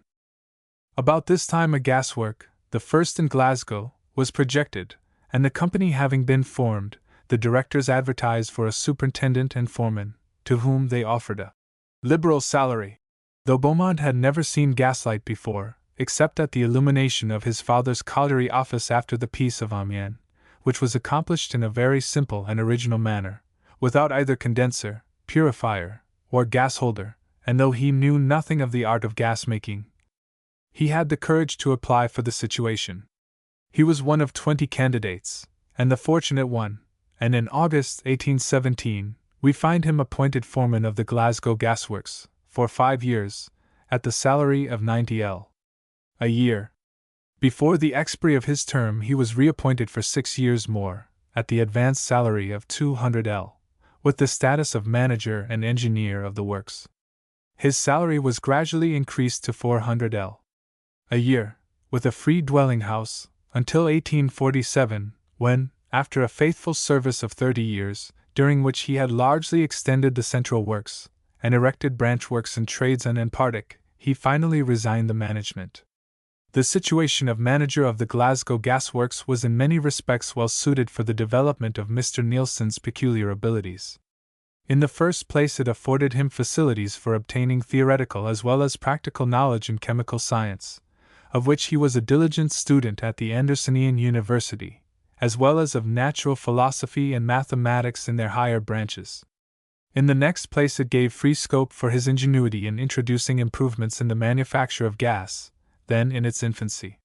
He was the first to employ clay retorts, and he introduced sulfate of iron as a self-acting purifier, passing the gas through beds of charcoal to remove its oily and tarry elements. The swallowtail, or Union jet, was also his invention, and it has since come into general use. While managing the gasworks, one of Mr. Nielsen's labors of love was the establishment and direction by him of a workmen's institution for mutual improvement. Having been a workman himself, and experienced the disadvantages of an imperfect education in early life, as well as the benefits arising from improved culture in later years, he desired to impart some of these advantages to the workmen in his employment, who consisted chiefly of persons from remote parts of the Highlands, or from Ireland. Most of them could not even read, and his principal difficulty consisted in persuading them that it was of any use to learn. For some time they resisted his persuasions to form a workmen's institution, with a view to the establishment of a library, classes, and lectures, urging as a sufficient plea for not joining it, that they could not read, and that books would be of no use to them. At last Mr. Nielsen succeeded, though with considerable difficulty, in inducing 14 of the workmen to adopt his plan. Each member was to contribute a small sum monthly, to be laid out in books, the gas company providing the members with a comfortable room in which they might meet to read and converse in the evenings instead of going to the alehouse. The members were afterwards allowed to take the books home to read, and the room was used for the purpose of conversation on the subjects of the books read by them, and occasionally for lectures delivered by the members themselves on geography, arithmetic, chemistry, and mechanics. Their numbers increased so that the room in which they met became insufficient for their accommodation, when the gas company provided them with a new and larger place of meeting, together with a laboratory and workshop. In the former they studied practical chemistry, and in the latter they studied practical mechanics, making for themselves an air pump and an electrifying machine, as well as preparing the various models used in the course of the lectures. The effects on the workmen were eminently beneficial, and the institution came to be cited as among the most valuable of its kind in the kingdom. 1. Mr. Nielsen throughout watched carefully over its working, and exerted himself in all ways to promote its usefulness, in which he had the zealous cooperation of the leading workmen themselves, and the gratitude of all. On the opening of the new and enlarged rooms in 1825, we find him delivering an admirable address, which was thought worthy of republication, together with the reply of George Sutherland, one of the workmen, in which Mr. Nielsen's exertions as its founder and chief supporter were gratefully and forcibly expressed. 2. It was during the period of his connection with the Glasgow gasworks that Mr. Nielsen directed his attention to the smelting of iron. His views in regard to the subject were at first somewhat crude, as appears from a paper read by him before the Glasgow Philosophical Society early in 1825. It appears that in the course of the preceding year his attention had been called to the subject by an iron maker, who asked him if he thought it possible to purify the air blown into the blast furnaces, in like manner as carbureted hydrogen gas was purified. The ironmaster supposed that it was the presence of sulfur in the air that caused blast furnaces to work irregularly, and to make bad iron in the summer months. Mr. Nielsen was of opinion that this was not the true cause, and he was rather disposed to think it attributable to the want of a due proportion of oxygen in summer, when the air was more rarefied, besides containing more aqueous vapor than in winter. He therefore thought the true remedy was in some way or other to throw in a greater proportion of oxygen, and he suggested that, in order to dry the air, it should be passed, on its way to the furnace, through 2 long tunnels containing calcined lime. But further inquiry served to correct his views, and eventually led him to the true theory of blasting. Shortly after, his attention was directed by Mr. James Ewing to a defect in one of the Muircook blast furnaces, situated about half a mile distant from the blowing engine, which was found not to work so well as others which were situated close to it. The circumstances of the case led Mr. Nielsen to form the opinion that, as air increases in volume according to temperature, if he were to heat it by passing it through a red-hot vessel, its volume would be increased, according to the well-known law, and the blast might thus be enabled to do more duty in the distant furnace. He proceeded to make a series of experiments at the gasworks, trying the effect of heated air on the illuminating power of gas, by bringing up a stream of it in a tube so as to surround the gas burner. He found that by this means the combustion of the gas was rendered more intense, and its illuminating power greatly increased. He proceeded to try a similar experiment on a common smith's fire, by blowing the fire with heated air, and the effect was the same. The fire was much more brilliant, and accompanied by an unusually intense degree of heat. Having obtained such marked results by these small experiments, it naturally occurred to him that a similar increase in intensity of combustion and temperature would attend the application of the process to the blast furnace on a large scale. But being only a gas maker, he had the greatest difficulty in persuading any ironmaster to permit him to make the necessary experiments with blast furnaces actually at work. Besides, his theory was altogether at variance with the established practice, which was to supply air as cold as possible, the prevailing idea being that the coldness of the air in winter was the cause of the best iron being then produced. Acting on these views, the efforts of the ironmasters had always been directed to the cooling of the blast, and various expedients were devised for the purpose. Thus the regulator was painted white, as being the coolest color, the air was passed over cold water, and in some cases the air pipes were even surrounded by ice, all with the object of keeping the blast cold. When, therefore, Mr. Nielsen proposed entirely to reverse the process, and to employ hot instead of cold blast, the incredulity of the ironmasters may well be imagined. What? Nielsen, a mere maker of gas, undertake to instruct practical men in the manufacture of iron, and to suppose that heated air can be used for the purpose. It was presumption in the extreme, or at best the mere visionary idea of a person altogether unacquainted with the subject. At length, however, Mr. Nielsen succeeded in inducing Mr. Charles Mackintosh of Cross Basket, and Mr. Colin Dunlop of the Clyde Iron Works, to allow him to make a trial of the hot air process. In the first imperfect attempts the air was heated to little more than 80 degrees Fahrenheit, yet the results were satisfactory, and the scoria from the furnace evidently contained less iron. He was therefore desirous of trying his plan upon a more extensive scale, with the object, if possible, of thoroughly establishing the soundness of his principle. In this he was a good deal hampered even by those ironmasters who were his friends, and had promised him the requisite opportunities for making a fair trial of the new process. They strongly objected to his making the necessary alterations in the furnaces, and he seemed to be as far from a satisfactory experiment as ever. In one instance, where he had so far succeeded as to be allowed to heat the blast main, he asked permission to introduce deflecting plates in the main or to put a bend in the pipe, so as to bring the blast more closely against the heated sides of the pipe, and also increase the area of heating surface, in order to raise the temperature to a higher point.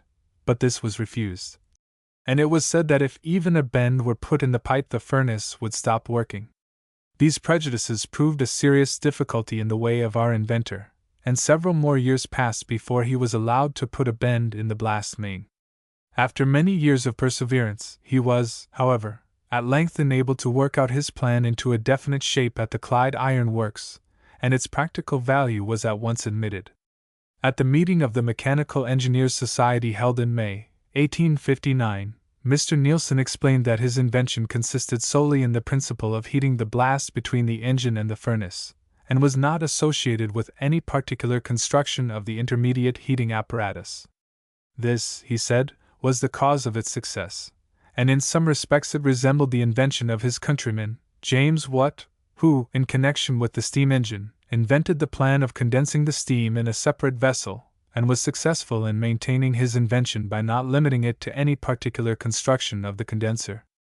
On the same occasion he took the opportunity of acknowledging the firmness with which the English ironmasters had stood by him when attempts were made to deprive him of the benefits of his invention, and to them he acknowledged he was mainly indebted for the successful issue of the severe contests he had to undergo. For there were, of course, certain of the ironmasters, both English and Scotch, supporters of the cause of free trade and others' inventions, who sought to resist the patent, after it had come into general use, and had been recognized as one of the most valuable improvements of modern times. 3. The patent was secured in 1828 for a term of 14 years. But, as Mr. Nielsen did not himself possess the requisite capital to enable him to perfect the invention, or to defend it if attacked, he found it necessary to invite other gentlemen, able to support him in these respects, to share its profits, retaining for himself only 3/10 of the whole. His partners were Mr. Charles Mackintosh, Mr. Colin Dunlop, and Mr. John Wilson of Dundavan. The charge made by them was only a shilling a ton for all iron produced by the new process, this low rate being fixed in order to ensure the introduction of the patent into general use, as well as to reduce to a minimum the temptations of the ironmasters to infringe it. The first trials of the process were made at the blast furnaces of Clyde and Calder, from whence the use of the hot blast gradually extended to the other iron mining districts. In the course of a few years, every furnace in Scotland, with one exception, that at Carron, had adopted the improvement, while it was also employed in half the furnaces of England and Wales, and in many of the furnaces on the continent and in America. In course of time, and with increasing experience, various improvements were introduced in the process, more particularly in the shape of the air-heating vessels, the last form adopted being that of a congeries of tubes, similar to the tubular arrangement in the boiler of the locomotive, by which the greatest extent of heating surface was provided for the thorough heating of the air. By these modifications, the temperature of the air introduced into the furnace has been raised from 240 degrees to 600 degrees, or the temperature of melting lead. To protect the nozzle of the air pipe as it entered the furnace against the action of the intense heat to which it was subjected, a spiral pipe for a stream of cold water constantly to play in has been introduced within the sides of the iron tuyere through which the nozzle passes, by which means the tuyere is kept comparatively cool, while the nozzle of the air pipe is effectually protected. 4. This valuable invention did not escape the usual fate of successful patents, and it was on several occasions the subject of protracted litigation. The first action occurred in 1832, but the objectors shortly gave in, and renewed their license. In 1839, when the process had become generally adopted throughout Scotland, and indeed was found absolutely essential for smelting the peculiar ores of that country, more especially Mushet's Black Band, a powerful combination was formed amongst the ironmasters to resist the patent. The litigation which ensued extended over 5 years, during which period some 20 actions were proceeding in Scotland, and several in England. 3 juries sat upon the subject at different times, and on 3 occasions appeals were carried to the House of Lords. One jury trial occupied 10 days, during which 102 witnesses were examined, the law costs on both sides amounting, it is supposed, to at least 40,000 L. The result was that the novelty and merit of Mr. Nielsen's invention were finally established, and he was secured in the enjoyment of the patent right. We are gratified to add that, though Mr. Nielsen had to part with 2/3 of the profits of the invention to secure the capital and influence necessary to bring it into general use, he realized sufficient to enable him to enjoy the evening of his life in peace and comfort. He retired from active business to an estate which he purchased in 1851 in the stewartry of Kirkcudbright, where he is found ready to lend a hand in every good work, whether in agricultural improvement, railway extension, or the moral and social good of those about him. Mindful of the success of his workmen's institution at the Glasgow Gasworks, he has, almost at his own door, erected a similar institution for the use of the parish in which his property is situated, the beneficial effects of which have been very marked in the district. We may add that Mr. Nielsen's merits have been recognized by many eminent bodies, by the Institution of Civil Engineers, the Chemical Society, and others, the last honor conferred on him being his election as a member of the Royal Society in 1846. The invention of the hot blast, in conjunction with the discovery of the Black Band ironstone, has had an extraordinary effect upon the development of the iron manufacture of Scotland. The coals of that country are generally unfit for coking, and lose as much as 55% in the process. But by using the hot blast, the coal could be sent to the blast furnace in its raw state, by which a large saving of fuel was effected. 5. Even coals of an inferior quality were by its means made available for the manufacture of iron. But one of the peculiar qualities of the Black Band ironstone is that in many cases it contains sufficient coaly matter for purposes of calcination, without any admixture of coal whatever. Before its discovery, all the iron manufactured in Scotland was made from clayband, but the use of the latter has in a great measure been discontinued wherever a sufficient supply of Black Band can be obtained. And it is found to exist very extensively in most of the Midland Scotch counties, the coal and iron measures stretching in a broad belt from the Firth of Forth to the Irish Channel at the Firth of Clyde. At the time when the hot blast was invented, the fortunes of many of the older works were at a low ebb, and several of them had been discontinued, but they were speedily brought to life again wherever Black Band could be found. In 1829, the year after Nielsen's patent was taken out, the total make of Scotland was 29,000 tons.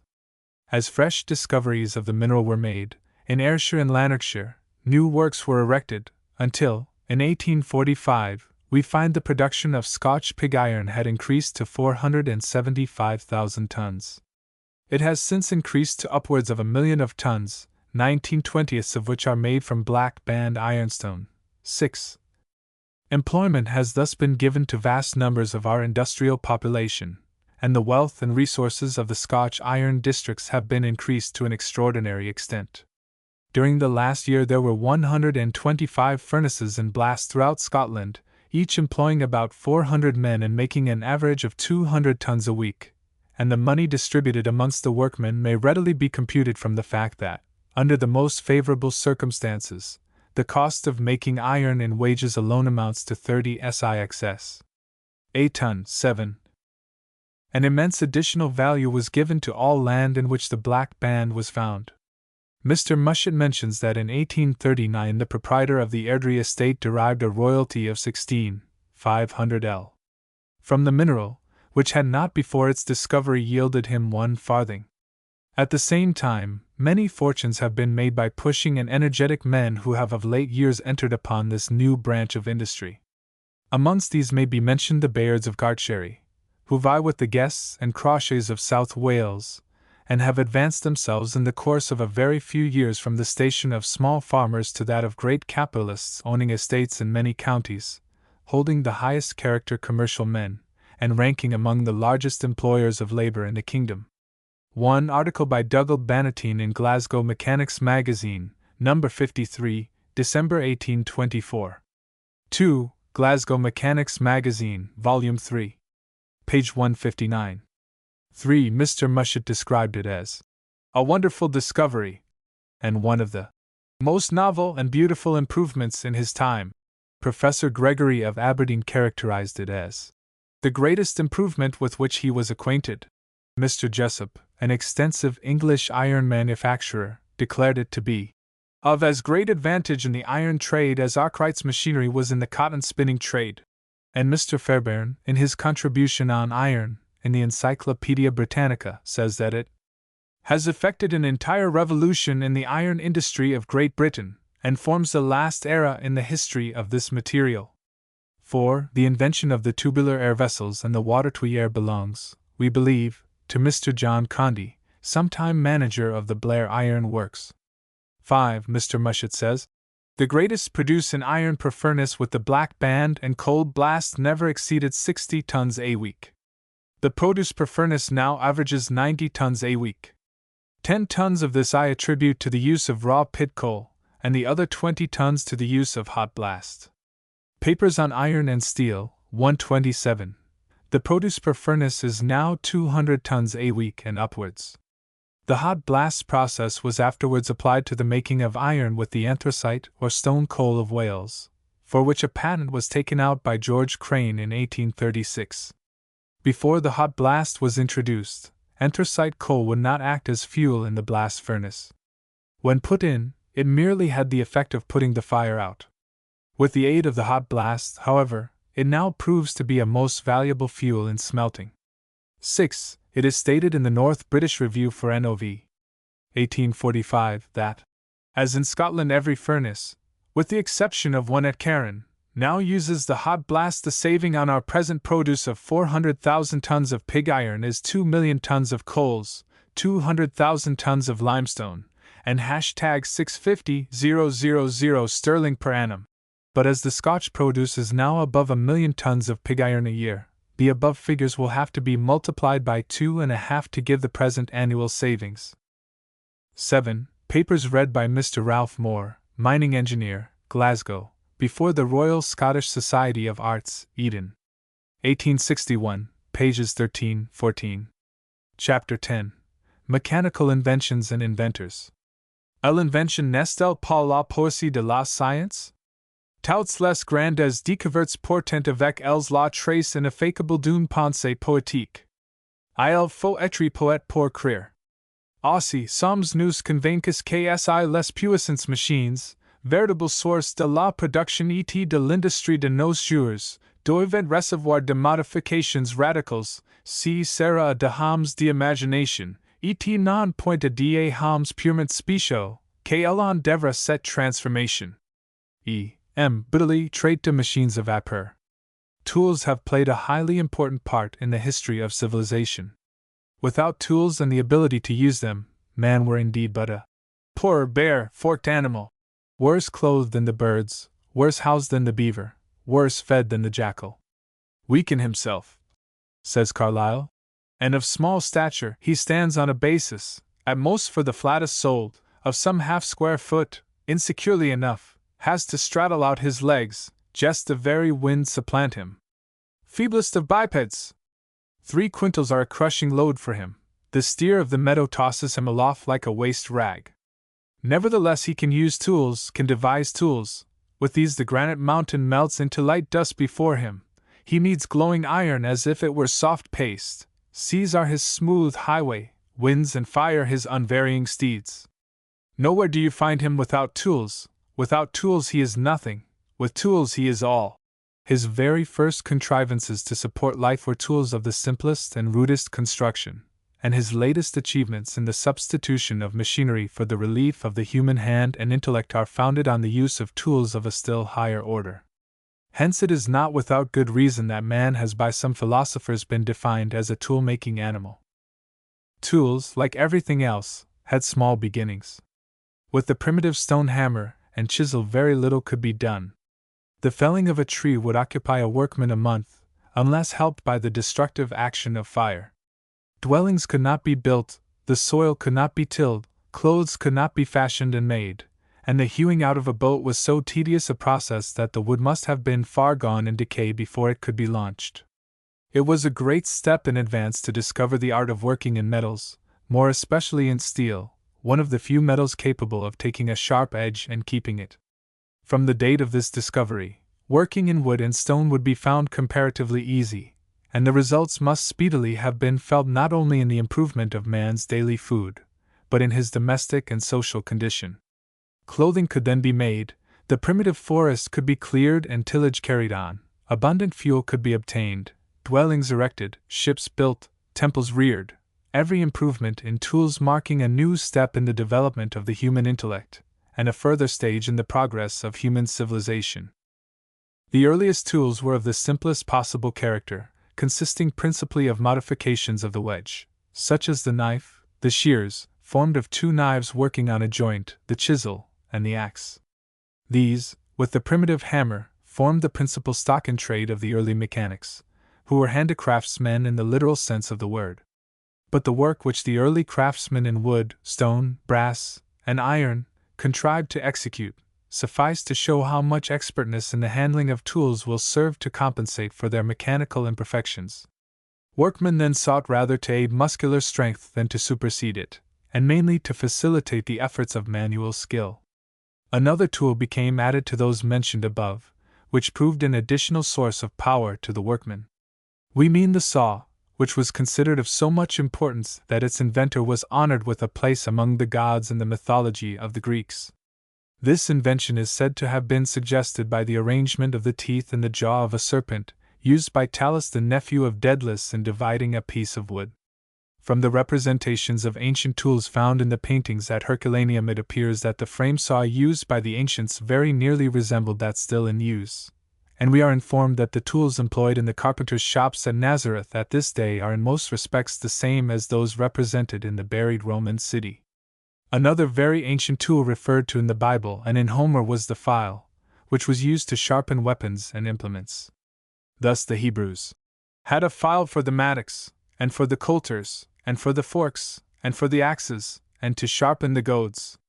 1. When to these we add the adze, plane irons, the anger, and the chisel, we sum up the tools principally relied on by the early mechanics for working in wood and iron. Such continued to be the chief tools in use down almost to our own day. The smith was at first the principal toolmaker, but special branches of trade were gradually established, devoted to toolmaking. So long, however, as the workman relied mainly on his dexterity of hand, the amount of production was comparatively limited, for the number of skilled workmen was but small. The articles turned out by them, being the product of tedious manual labor, were too dear to come into common use, and were made almost exclusively for the richer classes of the community. It was not until machinery had been invented and become generally adopted that many of the ordinary articles of necessity and of comfort were produced in sufficient abundance, and at such prices as enabled them to enter into the consumption of the great body of the people. But every improver of tools had a long and difficult battle to fight, for any improvement in their effective power was sure to touch the interests of some established craft. Especially was this the case with machines, which are but tools of a more complete though complicated kind than those above described. Take, for instance, the case of the saw. The tedious drudgery of dividing timber by the old-fashioned hand saw is well known. To avoid it, some ingenious person suggested that a number of saws should be fixed to a frame in a mill, so contrived as to work with a reciprocating motion, upwards and downwards, or backwards and forwards, and that this frame so mounted should be yoked to the mill wheel, and the saws driven by the power of wind or water. The plan was tried, and, as may readily be imagined, the amount of effective work done by this machine saw was immense, compared with the tedious process of sawing by hand. It will be observed, however, that the new method must have seriously interfered with the labor of the hand sawyers, and it was but natural that they should regard the establishment of the sawmills with suspicion and hostility. Hence a long period elapsed before the hand sawyers would permit the new machinery to be set up and worked. The first sawmill in England was erected by a Dutchman, near London, in 1663, but was shortly abandoned in consequence of the determined hostility of the workmen. More than a century passed before a second sawmill was set up, when, in 1767, Mr. John Houghton, a London timber merchant, by the desire and with the approbation of the Society of Arts, erected one at Limehouse, to be driven by wind. The work was directed by one James Stansfield, who had gone over to Holland for the purpose of learning the art of constructing and managing the sawing machinery. But the mill was no sooner erected than a mob assembled and razed it to the ground. The principal rioters having been punished, and the loss to the proprietor having been made good by the nation, a new mill was shortly after built, and it was suffered to work without further molestation. Improved methods of manufacture have usually had to encounter the same kind of opposition. Thus, when the Flemish weavers came over to England in the 17th century, bringing with them their skill and their industry, they excited great jealousy and hostility amongst the native workmen. Their competition as workmen was resented as an injury, but their improved machinery was regarded as a far greater source of mischief. In a memorial presented to the king in 1621 we find the London weavers complaining of the foreigners' competition, but especially that they have made so bold of late as to devise engines for working of tape, lace, ribbon, and such like, wherein one man doth more among them than 7 English men can do, so as their cheap sale of commodities beggareth all our English artificers of that trade, and enricheth them. 2. At a much more recent period new inventions have had to encounter serious rioting and machine-breaking fury. Kay of the fly shuttle, Hargreaves of the spinning jenny, and Arkwright of the spinning frame, all had to fly from Lancashire, glad to escape with their lives. Indeed, says Mr. Bazley, so jealous were the people, and also the legislature, of everything calculated to supersede men's labor, that when the Sankey Canal, 6 miles long, near Warrington, was authorized about the middle of last century, it was on the express condition that the boats plying on it should be drawn by men only. 3. Even improved agricultural tools and machines have had the same opposition to encounter, and in our own time bands of rural laborers have gone from farm to farm breaking drill plows, winnowing, threshing, and other machines, down even to the common drills, not perceiving that if their policy had proved successful, and tools could have been effectually destroyed, the human race would at once have been reduced to their teeth and nails, and civilization summarily abolished, for it is, no doubt, natural that the ordinary class of workmen should regard with prejudice, if not with hostility, the introduction of machines calculated to place them at a disadvantage and to interfere with their usual employments. For to poor and not very far-seeing men the loss of daily bread is an appalling prospect. But invention does not stand still on that account. Human brains will work. Old tools are improved and new ones invented, superseding existing methods of production, though the weak and unskilled may occasionally be pushed aside or even trodden underfoot. The consolation which remains is that while the few suffer, society as a whole is vastly benefited by the improved methods of production which are suggested, invented, and perfected by the experience of successive generations. The living race is the inheritor of the industry and skill of all past times, and the civilization we enjoy is but the sum of the useful effects of labor during the past centuries. Nihil per saltum. By slow and often painful steps nature's secrets have been mastered. Not an effort has been made but has had its influence. For no human labor is altogether lost, some remnant of useful effect surviving for the benefit of the race, if not of the individual. Even attempts apparently useless have not really been so, but have served in some way to advance man to higher knowledge, skill, or discipline. The loss of a position gained, says Professor Thomson, is an event unknown in the history of man's struggle with the forces of inanimate nature. A single step one gives a firmer foothold for further effort. The man may die, but the race survives and continues the work, to use the poet's simile, mounting on stepping stones of dead selves to higher selves. Hilary Chaslas, indeed, holds that it is the human race that is your true inventor. As if to unite all generations, he says, and to show that man can only act efficiently by association with others, it has been ordained that each inventor shall only interpret the first word of the problem he sets himself to solve, and that every great idea shall be the resume of the past at the same time that it is the germ of the future. And rarely does it happen that any discovery or invention of importance is made by one man alone. The threads of inquiry are taken up and traced, one laborer succeeding another, each tracing it a little further, often without apparent result. This goes on sometimes for centuries, until at length some man, greater perhaps than his fellows, seeking to fulfill the needs of his time, gathers the various threads together, treasures up the gain of past successes and failures, and uses them as the means for some solid achievement. Thus Newton discovered the law of gravitation, and thus James Watt invented the steam engine. So also of the locomotive, of which Robert Stephenson said, "It has not been the invention of any one man, but of a race of mechanical engineers." Or, as Joseph Bramah observed, in the preamble to his second lock patent, "Among the number of patents granted there are comparatively few which can be called original, so that it is difficult to say where the boundary of one ends and where that of another begins." The arts are indeed reared but slowly, and it was a wise observation of Lord Bacon that we are too apt to pass those ladders by which they have been reared, and reflect the whole merit on the last new performer. Thus, what is hailed as an original invention is often found to be but the result of a long succession of trials and experiments gradually following each other, which ought rather to be considered as a continuous series of achievements of the human mind than as the conquest of any single individual.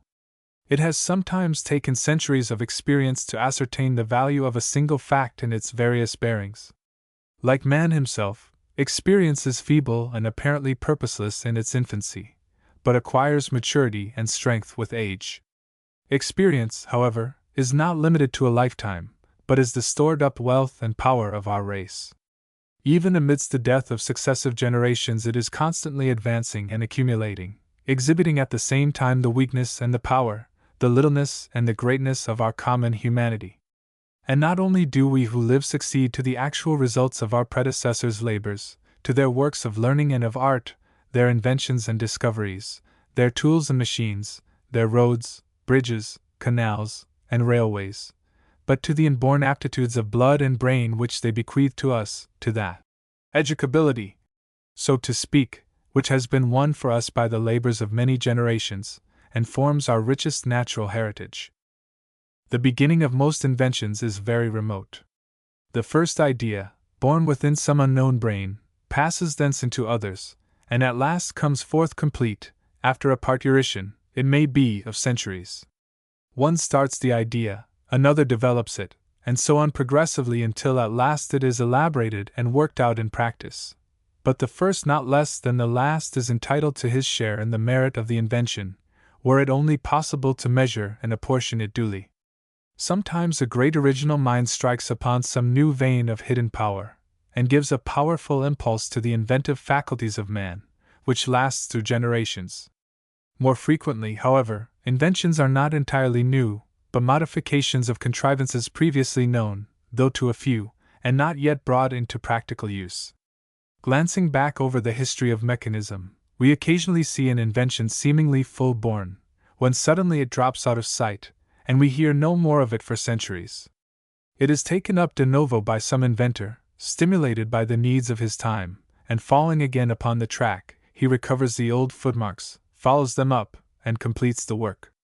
There is also such a thing as inventions being born before their time, the advanced mind of one generation projecting that which cannot be executed for want of the requisite means, but in due process of time, when mechanism has got abreast of the original idea, it is at length carried out, and thus it is that modern inventors are enabled to effect many objects which their predecessors had tried in vain to accomplish. As Louis Napoleon has said, inventions born before their time must remain useless until the level of common intellects rises to comprehend them. For this reason, misfortune is often the lot of the inventor before his time, though glory and profit may belong to his successors. Hence the gift of inventing not unfrequently involves a yoke of sorrow. Many of the greatest inventors have lived neglected and died unrequited, before their merits could be recognized and estimated. Even if they succeed, they often raise up hosts of enemies in the persons whose methods they propose to supersede.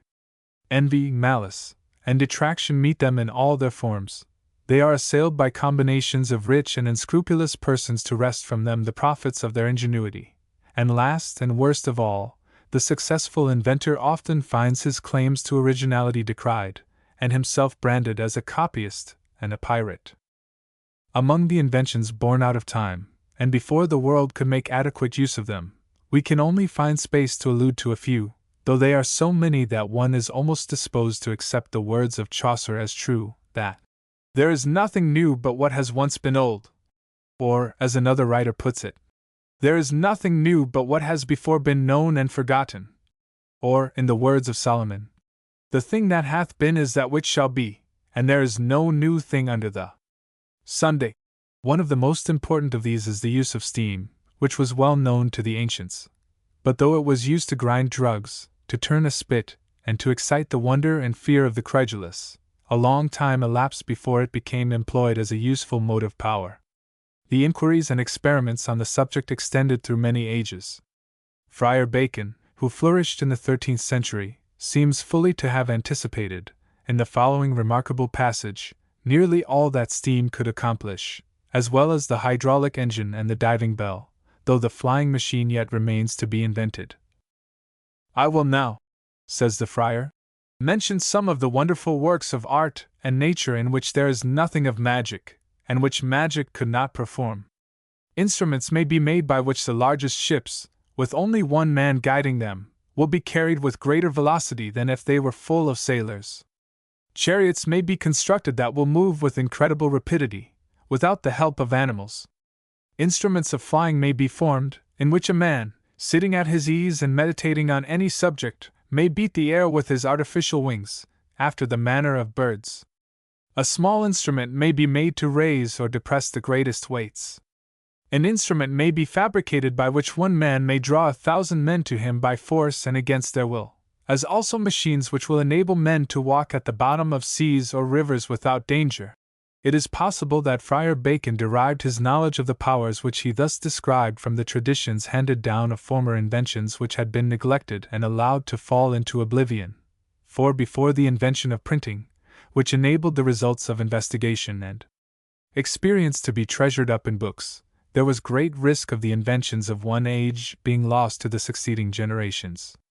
Yet Disraeli the elder is of opinion that the Romans had invented printing without being aware of it, or perhaps the Senate dreaded the inconveniences attending its use, and did not care to deprive a large body of scribes of their employment. They even used stereotypes, or immovable printing types, to stamp impressions on their pottery, specimens of which still exist. In China the art of printing is of great antiquity.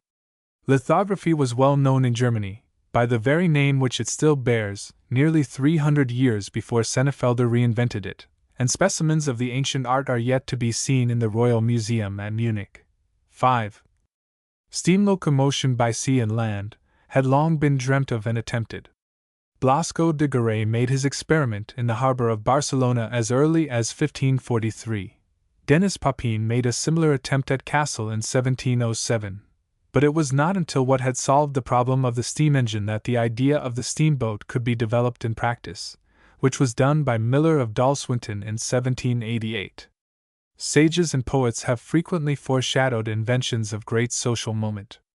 Thus Dr. Darwin's anticipation of the locomotive, in his Botanic Garden, published in 1791, before any locomotive had been invented, might almost be regarded as prophetic.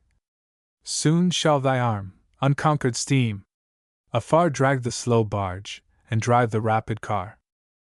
Denis Papin first threw out the idea of atmospheric locomotion, and Gauthey, another Frenchman, in 1782 projected a method of conveying parcels and merchandise by subterraneous tubes. 6. After the method recently patented and brought into operation by the London Pneumatic Dispatch Company. The balloon was an ancient Italian invention, revived by Montgolfier long after the original had been forgotten. Even the reaping machine is an old invention revived. Thus Barnaby Googe, the translator of a book from the German entitled The Whole Arte and Trade of Husbandry, published in 1577, in the reign of Elizabeth, speaks of the reaping machine as a worn-out invention, a thing which was wont to be used in France. The device was a low kind of care with a couple of wheels, and the front armed with sharp sickles, which, forced by the beast through the corn, did cut down ale before it. This trick, says Googe, might be used in Lavelle and Champion countries, but with us it wold and make but ill-favoured work. 7. The Thames Tunnel was thought an entirely new manifestation of engineering genius, but the tunnel under the Euphrates at ancient Babylon, and that under the wide mouth of the harbour at Marseilles, a much more difficult work, show that the ancients were beforehand with us in the art of tunneling. Macadamized roads are as old as the Roman Empire, and suspension bridges, though comparatively new in Europe, have been known in China for centuries. There is every reason to believe, indeed it seems clear, that the Romans knew of gunpowder, though they only used it for purposes of fireworks, while the secret of the destructive Greek fire has been lost altogether. When gunpowder came to be used for purposes of war, invention busied itself upon instruments of destruction. When recently examining the Museum of the Arsenal at Venice, we were surprised to find numerous weapons of the 15th and 16th centuries embodying the most recent English improvements in arms, such as revolving pistols, rifled muskets, and breech-loading cannon. The latter, embodying Sir William Armstrong's modern idea, though in a rude form, had been fished up from the bottom of the Adriatic, where the ship armed with them had been sunk hundreds of years ago. Even Perkins's steam gun was an old invention revived by Leonardo da Vinci and by him attributed to Archimedes. 8. The Congreve rocket is said to have an Eastern origin, Sir William Congreve having observed its destructive effects when employed by the forces under Tippus Saib in the Mahratta War, on which he adopted and improved the missile, and brought out the invention as his own. Coal gas was regularly used by the Chinese for lighting purposes long before it was known amongst us. Hydropathy was generally practiced by the Romans, who established baths wherever they went. Even chloroform is no new thing. The use of ether as an anesthetic was known to Albertus Magnus, who flourished in the 13th century, and in his works he gives a recipe for its preparation. In 1681 Denis Papin published his Traité d'Opérations sans douleur, showing that he had discovered methods of deadening pain. But the use of anesthetics is much older than Albertus Magnus or Papin, for the ancients had their Nepenthe and Mandragora, the Chinese their male, and the Egyptians their hashish, both preparations of cannabis indica, the effects of which in a great measure resemble those of chloroform. What is perhaps still more surprising is the circumstance that one of the most elegant of recent inventions, that of sun painting by the daguerreotype, was in the 15th century known to Leonardo da Vinci. 9. Whose skill as an architect and engraver, and whose accomplishments as a chemist and natural philosopher, have been almost entirely overshadowed by his genius as a painter. 10. The idea, thus early born, lay in oblivion until 1760, when the daguerreotype was again clearly indicated in a book published in Paris, written by a certain Tiffany de la Roche, under the anagrammatic title of Gyphanty. Still later, at the beginning of the present century, we find Thomas Wedgwood, Sir Humphrey Davy, and James Watt, making experiments on the action of light upon nitrate of silver, and only within the last few months a silvered copperplate has been found amongst the old household lumber of Matthew Bolton, Watt's partner, having on it a representation of the old premises at Soho, apparently taken by some such process. 11. In like manner, the invention of the electric telegraph, supposed to be exclusively modern, was clearly indicated by Schwenter in his Délaissements physico-mathematiques, published in 1636, and he there pointed out how two individuals could communicate with each other by means of the magnetic needle. A century later, in 1746, Lemonnier exhibited a series of experiments in the Royal Gardens at Paris, showing how electricity could be transmitted through iron wire 950 fathoms in length, and in 1753 we find one Charles Marshall publishing a remarkable description of the electric telegraph in the Scots Magazine, under the title of An Expedition's Method of Conveying Intelligence. Again, in 1760, we find George Louis Lesage, professor of mathematics at Geneva, promulgating his invention of an electric telegraph, which he eventually completed and set to work in 1774. This instrument was composed of 24 metallic wires, separate from each other, and enclosed in a non-conducting substance. Each wire ended in a stalk mounted with a little ball of elderwood suspended by a silk thread. When a stream of electricity, no matter how slight, was sent through the wire, the elder ball at the opposite end was repelled, such movement designating some letter of the alphabet. A few years later we find Arthur Young, in his Travels in France, describing a similar machine invented by A.M. Lomond of Paris, the action of which he also describes. 12. In these and similar cases, though the idea was born and the model of the invention was actually made, it still waited the advent of the scientific mechanical inventor who should bring it to perfection, and embody it in a practical working form. Some of the most valuable inventions have descended to us without the names of their authors having been preserved. We are the inheritors of an immense legacy of the results of labor and ingenuity, but we know not the names of our benefactors. Who invented the watch as a measure of time? Who invented the fast and loose pulley? Who invented the eccentric? Who, asks a mechanical inquirer, 13, invented the method of cutting screws with stocks and dies? Whoever he might be, he was certainly a great benefactor of his species. Yet, adds the writer, his name is not known, though the invention has been so recent. This is not, however, the case with most modern inventions, the greater number of which are more or less disputed. Who was entitled to the merit of inventing printing has never yet been determined.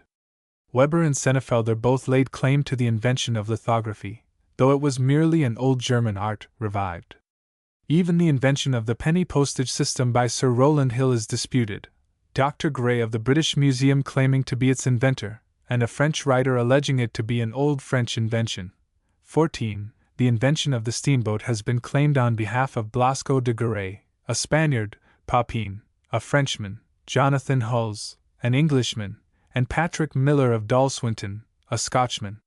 The invention of the spinning machine has been variously attributed to Paul, Wyatt, Hargreaves, Higley, and Arkwright. The invention of the balance spring was claimed by Huygens, a Dutchman, Hotwheel, a Frenchman, and Hooke, an Englishman. There is scarcely a point of detail in the locomotive but is the subject of dispute. Thus the invention of the blast pipe is claimed for Trevithick, George Stephenson, Goldsworthy Gurney, and Timothy Hackworth, that of the tubular boiler by Seguin, Stevens, Booth, and W. H. James, that of the link motion by John Gray, Hugh Williams, and Robert Stephenson. Indeed, many inventions appear to be coincident. A number of minds are working at the same time in the same track, with the object of supplying somewhat generally felt, and guided by the same experience, they not unfrequently arrive at like results. It has sometimes happened that the inventors have been separated by great distances, so that piracy on the part of either was impossible. Thus Hadley and Godfrey almost simultaneously invented the quadrant, the one in London, the other in Philadelphia, and the process of electrotyping was invented at the same time by Mr. Spencer, a working chemist at Liverpool, and by Professor Jacobi at St. Petersburg. The safety lamp was a coincident invention, made about the same time by Sir Humphrey Davy and George Stephenson, and perhaps a still more remarkable instance of a coincident discovery was that of the planet Neptune by Leverrier at Paris, and by Adams at Cambridge. It is always difficult to apportion the due share of merit which belongs to mechanical inventors, who are accustomed to work upon each other's hints and suggestions, as well as by their own experience. Some idea of this difficulty may be formed from the fact that, in the course of our investigations as to the origin of the planing machine, one of the most useful of modern tools, we have found that it has been claimed on behalf of 6 inventors: Fox of Derby, Roberts of Manchester, Matthew Murray of Leeds, Spring of Aberdeen, Clement, and George Rennie of London. And there may be other claimants of whom we have not yet heard. But most mechanical inventions are of a very composite character, and are led up to by the labor and the study of a long succession of workers. Thus Savary and Newcomen led up to Watt, Cugnot, Murdoch, and Trevithick to the Stephensons, and Maudslay to Clement, Roberts, Naismith, Whitworth, and many more mechanical inventors. There is scarcely a process in the arts, but has in like manner engaged mind after mind in bringing it to perfection. There is nothing, says Mr. Hawkshaw, really worth having that man has obtained, that has not been the result of a combined and gradual process of investigation. A gifted individual comes across some old footmark, stumbles on a chain of previous research and inquiry. He meets, for instance, with a machine, the result of much previous labor. He modifies it, pulls it to pieces, constructs and reconstructs it, and by further trial and experiment he arrives at the long sought for result. 15. But the making of the invention is not the sole difficulty. It is one thing to invent, said Sir Mark Brunel, and another thing to make the invention work. Thus when Watt, after long labor and study, had brought his invention to completion, he encountered an obstacle which has stood in the way of other inventors, and for a time prevented the introduction of their improvements, if not led to their being laid aside and abandoned. This was the circumstance that the machine projected was so much in advance of the mechanical capability of the age that it was with the greatest difficulty it could be executed. When laboring upon his invention at Glasgow, Watt was baffled and thrown into despair by the clumsiness and incompetency of his workmen. Writing to Dr. Roebuck on one occasion, he said, "You ask what is the principal hindrance in erecting engines? It is always the smith work." His first cylinder was made by a whitesmith, of hammered iron soldered together, but having used quicksilver to keep the cylinder airtight, it dropped through the inequalities into the interior, and played the devil with the solder. Yet, inefficient though the whitesmith was, Watt could ill spare him, and we find him writing to Dr. Roebuck almost in despair, saying, "My old white iron man is dead," feeling his loss to be almost irreparable. His next cylinder was cast and bored at Carron, but it was so untrue that it proved next to useless. The piston could not be kept steam tight, notwithstanding the various expedients which were adopted of stuffing it with paper, cork, putty, pasteboard, and old hat. Even after Watt had removed to Birmingham, and he had the assistance of Bolton's best workmen, Smeaton expressed the opinion, when he saw the engine at work, that notwithstanding the excellence of the invention, it could never be brought into general use because of the difficulty of getting its various parts manufactured with sufficient precision. For a long time we find Watt, in his letters, complaining to his partner of the failure of his engines through villainous bad workmanship. Sometimes the cylinders, when cast, were found to be more than an eighth of an inch wider at one end than the other, and under such circumstances it was impossible the engine could act with precision. Yet better work could not be had. First-rate workmen in machinery did not as yet exist. They were only in process of education. Nearly everything had to be done by hand. The tools used were of a very imperfect kind. A few ill-constructed lathes, with some drills and boring machines of a rude sort, constituted the principal furniture of the workshop. Years after, when Brunel invented his block machines, considerable time elapsed before he could find competent mechanics to construct them, and even after they had been constructed he had equal difficulty in finding competent hands to work them. 16. Watt endeavored to remedy the defect by keeping certain sets of workmen to special classes of work, allowing them to do nothing else. Fathers were induced to bring up their sons at the same bench with themselves, and initiate them in the dexterity which they had acquired by experience, and at Soho it was not unusual for the same precise line of work to be followed by members of the same family for 3 generations. In this way, as great a degree of accuracy of a mechanical kind was arrived at was practicable under the circumstances. But notwithstanding all this care, accuracy of fitting could not be secured so long as the manufacture of steam engines was conducted mainly by hand. There was usually a considerable waste of steam, which the expedients of chewed paper and greased hat packed outside the piston were insufficient to remedy, and it was not until the invention of automatic machine tools by the mechanical engineers about to be mentioned that the manufacture of the steam engine became a matter of comparative ease and certainty. What was compelled to rest satisfied with imperfect results, arising from imperfect workmanship. Thus, writing to Dr. Small respecting a cylinder 18 inches in diameter, he said, "At the worst place the long diameter exceeded the short by only 3/8 of an inch.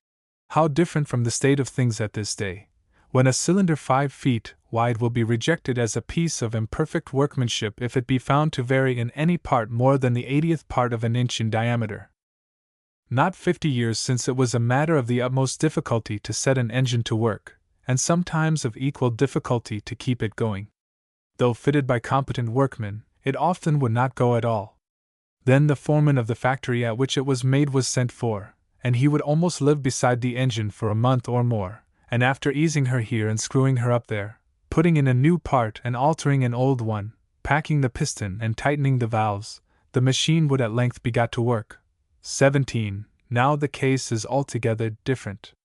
The perfection of modern machine tools is such that the utmost possible precision is secured, and the mechanical engineer can calculate on a degree of exactitude that does not admit of a deviation beyond the 1,000th part of an inch. When the powerful oscillating engines of the Warrior were put on board that ship, the parts, consisting of some 5,000 separate pieces, were brought from the different workshops of the Messrs. Penn and Sons, where they had been made by workmen who knew not the places they were to occupy, and fitted together with such precision that so soon as the steam was raised and let into the cylinders, the immense machine began as if to breathe and move like a living creature, stretching its huge arms like a newborn giant, and then, after practicing its strength a little and proving its soundness in body and limb, it started off with the power of above 1,000 horses to try its strength in breasting the billows of the North Sea. Such are among the triumphs of modern mechanical engineering, due in a great measure to the perfection of the tools by means of which all works in metal are now fashioned. These tools are themselves among the most striking results of the mechanical invention of the day. They are automata of the most perfect kind, rendering the engine and machine maker in a great measure independent of inferior workmen. For the machine tools have no unsteady hand, are not careless nor clumsy, do not work by rule of thumb, and cannot make mistakes. They will repeat their operations 1,000 times without tiring, or varying one hair's breadth in their action, and will turn out, without complaining, any quantity of work, all of like accuracy and finish. Exercising as they do so remarkable an influence on the development of modern industry, we now propose, so far as the materials at our disposal will admit, to give an account of their principal inventors, beginning with the school of Brahma. 1. 1 Samuel, ch. 13. v. 21. 2. State Papers, Dom 1621, Volume 88, No. 112. 3. Lectures on the Results of the Great Exhibition of 1851, 2nd Series, 117.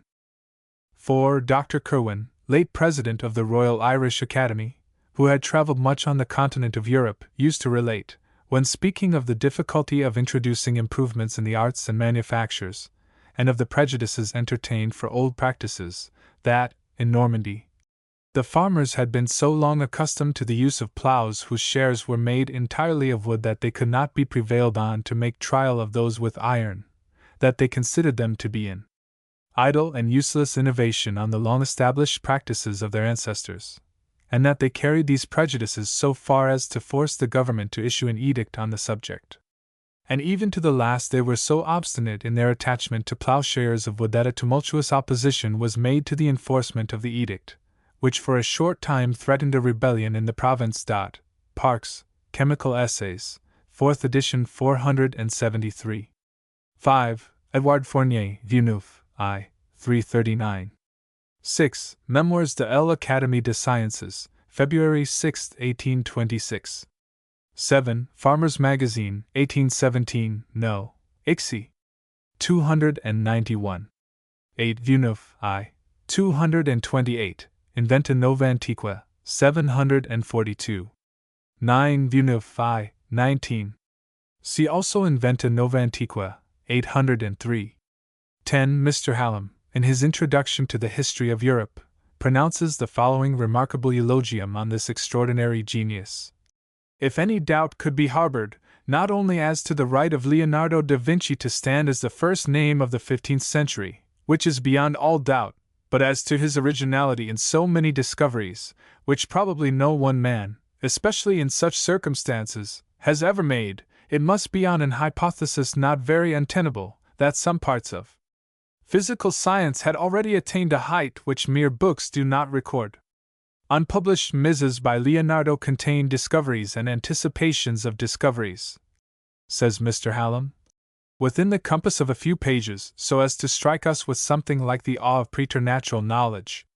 11. The plate is now to be seen at the Museum of Patents at South Kensington. In the account which has been published of the above discovery, it is stated that an old man of 90, recently dead or still alive, recollected, or recollects, that what and others used to take portraits of people in a dark room, and there is a letter extant of Sir William Beechey, begging the Lunar Society to desist from these experiments, as, were the process to succeed, it would ruin portrait painting. 12. October 16, 1787. In the evening to M. Lomond, a very ingenious and inventive mechanic, who has made an improvement of the jenny for spinning cotton. Common machines are said to make too hard a thread for certain fabrics, but this forms it loose and spongy. In electricity he has made a remarkable discovery. You write 2 or 3 words on a paper, he takes it with him into a room, and turns a machine enclosed in a cylindrical case, at the top of which is an electrometer, a small fine pith ball. A wire connects with a similar cylinder and electrometer in a distant apartment, and his wife, by remarking the corresponding motions of the ball, writes down the words they indicate, from which it appears that he has formed an alphabet of motions. As the length of the wire makes no difference in the effect, a correspondence might be carried on at any distance, within and without a besieged town, for instance, or for a purpose much more worthy, and 1,000 times more harmless, between 2 lovers prohibited or prevented from any better connection. Whatever the use may be, the invention is beautiful. Arthur Young's Travels in France in August 9, 1787. London, 1792-42. Edition page 65. 13. Mechanics Magazine, February 4, 1859. 14. A writer in the Monde says, the invention of postage stamps is far from being so modern as is generally supposed. A postal regulation in France of the year 1653, which has recently come to light, gives notice of the creation of prepaid tickets to be used for Paris instead of money payments. These tickets were to be dated and attached to the letter or wrapped round it, in such a manner that the postman could remove and retain them on delivering the missive. These francs were to be sold by the porters of the convents, prisons, colleges, and other public institutions, at the price of 1 sou.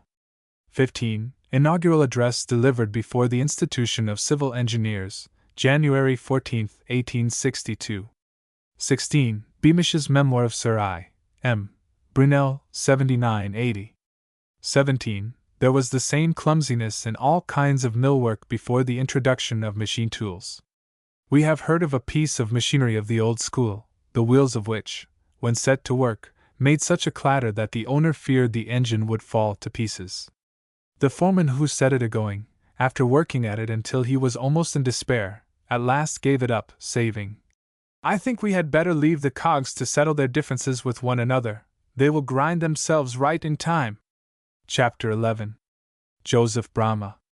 The great inventor is one who has walked forth upon the industrial world, not from universities but from hovels, not as clad in silks and decked with honors, but as clad in fustian and grimed with soot and oil. Isaac Taylor, Ultimate Civilization. The inventive faculty is so strong in some men that it may be said to amount to a passion, and cannot be restrained. The saying that the poet is born, not made, applies with equal force to the inventor, who, though indebted like the other to culture and improved opportunities, nevertheless invents and goes on inventing mainly to gratify his own instinct. The inventor, however, is not a creator like the poet, but chiefly a finder out. His power consists in a great measure in quick perception and accurate observation, and in seeing and foreseeing the effects of certain mechanical combinations. He must possess the gift of insight, as well as of manual dexterity, combined with the indispensable qualities of patience and perseverance, for though baffled, as he often is, he must be ready to rise up again unconquered even in the moment of defeat. This is the stuff of which the greatest inventors have been made. The subject of the following memoir may not be entitled to take rank as a first-class inventor, though he was a most prolific one, but, as the founder of a school from which proceeded some of the most distinguished mechanics of our time, he is entitled to a prominent place in this series of memoirs. Joseph Bramah was born in 1748 at the village of Stainborough, near Barnsley in Yorkshire, where his father rented a small farm under Lord Strafford. Joseph was the eldest of 5 children, and was early destined to follow the plough. After receiving a small amount of education at the village school, he was set to work upon the farm. From an early period he showed signs of constructive skill. When a mere boy, he occupied his leisure hours in making musical instruments, and he succeeded in executing some creditable pieces of work with very imperfect tools. A violin, which he made out of a solid block of wood, was long preserved as a curiosity. He was so fortunate as to make a friend of the village blacksmith, whose smithy he was in the practice of frequenting. The smith was an ingenious workman, and having taken a liking for the boy, he made sundry tools for him out of old files and razor blades, and with these his fiddle and other pieces of work were mainly executed. Joseph might have remained a ploughman for life, but for an accident which happened to his right ankle at the age of 16, which unfitted him for farm work. While confined at home disabled, he spent his time in carving and making things in wood, and then it occurred to him that, though he could not now be a ploughman, he might be a mechanic. When sufficiently recovered, he was accordingly put apprentice to one Allott, the village carpenter, under whom he soon became an expert workman. He could make ploughs, window frames, or fiddles, with equal dexterity. He also made violoncellos, and was so fortunate as to sell one of his making for 3 guineas, which is still reckoned a good instrument. He doubtless felt within him the promptings of ambition, such as every good workman feels, and at all events entertained the desire of rising in his trade. When his time was out, he accordingly resolved to seek work in London, whither he made the journey on foot. He soon found work at a cabinetmaker's, and remained with him for some time, after which he set up business in a very small way on his own account. An accident which happened to him in the course of his daily work again proved his helper, by affording him a degree of leisure which he at once proceeded to turn to some useful account. Part of his business consisted in putting up water closets, after a method invented or improved by a Mr. Allen, but the article was still very imperfect, and Bramah had long resolved that if he could only secure some leisure for the purpose, he would contrive something that should supersede it altogether. A severe fall which occurred to him in the course of his business, and laid him up, though very much against his will, now afforded him the leisure which he desired, and he proceeded to make his proposed invention. He took out a patent for it in 1778, describing himself in the specification as of Cross Court, Carnaby Market, Golden Square, Middlesex, cabinet maker. He afterwards removed to a shop in Denmark Street, St. Giles's, and while there he made a further improvement in his invention by the addition of a watercock, which he patented in 1783. The merits of the machine were generally recognized, and before long it came into extensive use, continuing to be employed, with but few alterations, until the present day. His circumstances improving with the increased use of his invention, Bramah proceeded to undertake the manufacture of the pumps, pipes, &c. required for its construction, and remembering his friend the Yorkshire blacksmith, who had made his first tools for him out of the old files and razor blades, he sent for him to London to take charge of his blacksmith's department, in which he proved a most useful assistant. As usual, the patent was attacked by pirates so soon as it became productive, and Bramah was under the necessity, on more than one occasion, of defending his property in the invention, in which he was completely successful. We next find Brahma turning his attention to the invention of a lock that should surpass all others then known. The locks then in use were of a very imperfect character, easily picked by dexterous thieves, against whom they afforded little protection. Yet locks are a very ancient invention, though, as in many other cases, the art of making them seems in a great measure to have become lost, and accordingly had to be found out anew. Thus the tumbler lock, which consists in the use of movable impediments acted on by the proper key only, as contradistinguished from the ordinary ward locks, where the impediments are fixed, appears to have been well known to the ancient Egyptians, the representation of such a lock being found sculptured among the bas-reliefs which decorate the great temple at Karnak. This kind of lock was revived, or at least greatly improved, by a Mr. Barron in 1774, and it was shortly after this time that Brahma directed his attention to the subject. After much study and many experiments, he contrived a lock more simple, more serviceable, as well as more secure than Barron's, as is proved by the fact that it has stood the test of nearly 80 years' experience, and still holds its ground. For a long time, indeed, Brahma's lock was regarded as absolutely inviolable, and it remained unpicked for 67 years until Hobbs the American mastered it in 1851. A notice had long been exhibited in Brahma's shop window in Piccadilly, offering 200L to any one who should succeed in picking the patent lock.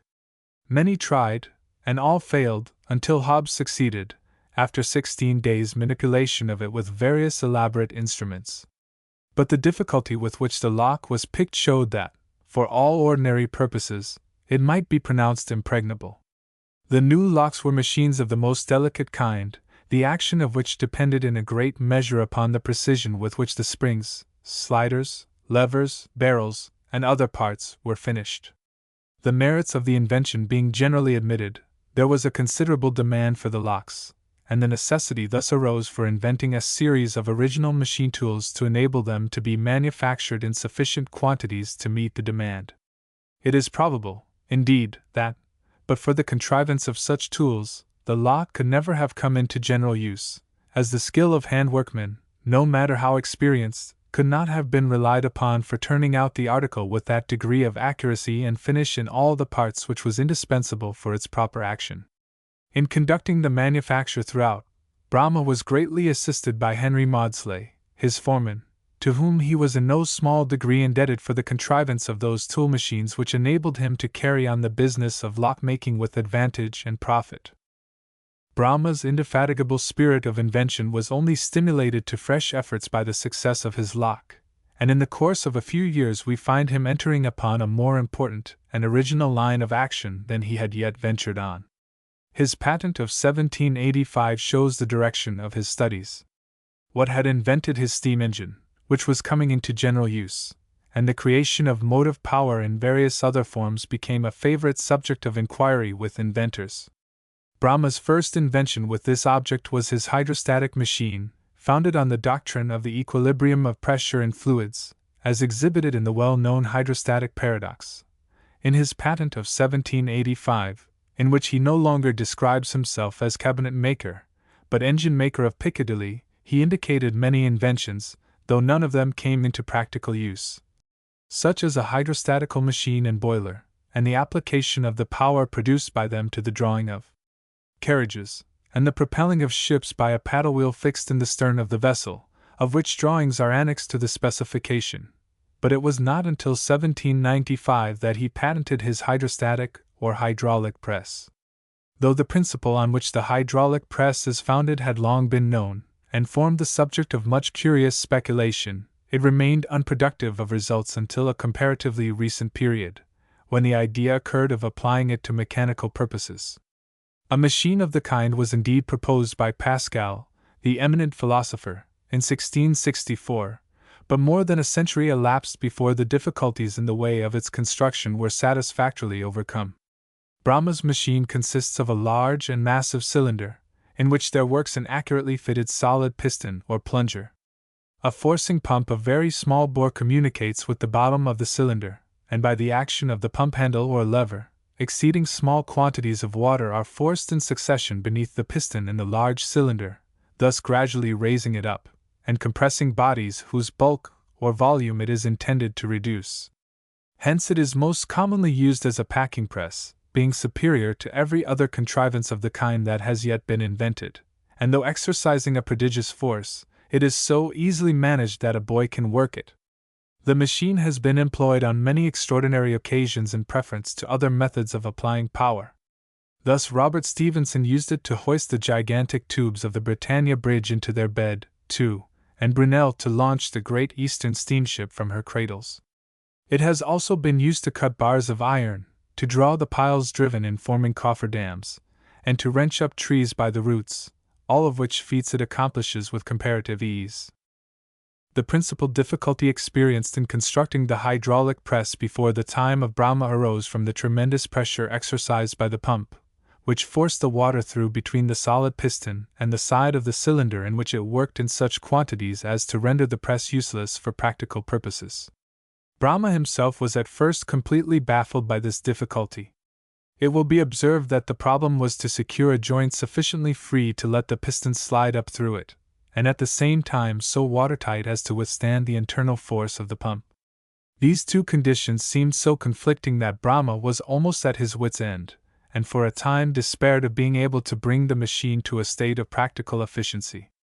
None but those who have occupied themselves in the laborious and often profitless task of helping the world to new and useful machines can have any idea of the tantalizing anxiety which arises from the apparently petty stumbling blocks which for a while impede the realization of a great idea in mechanical invention.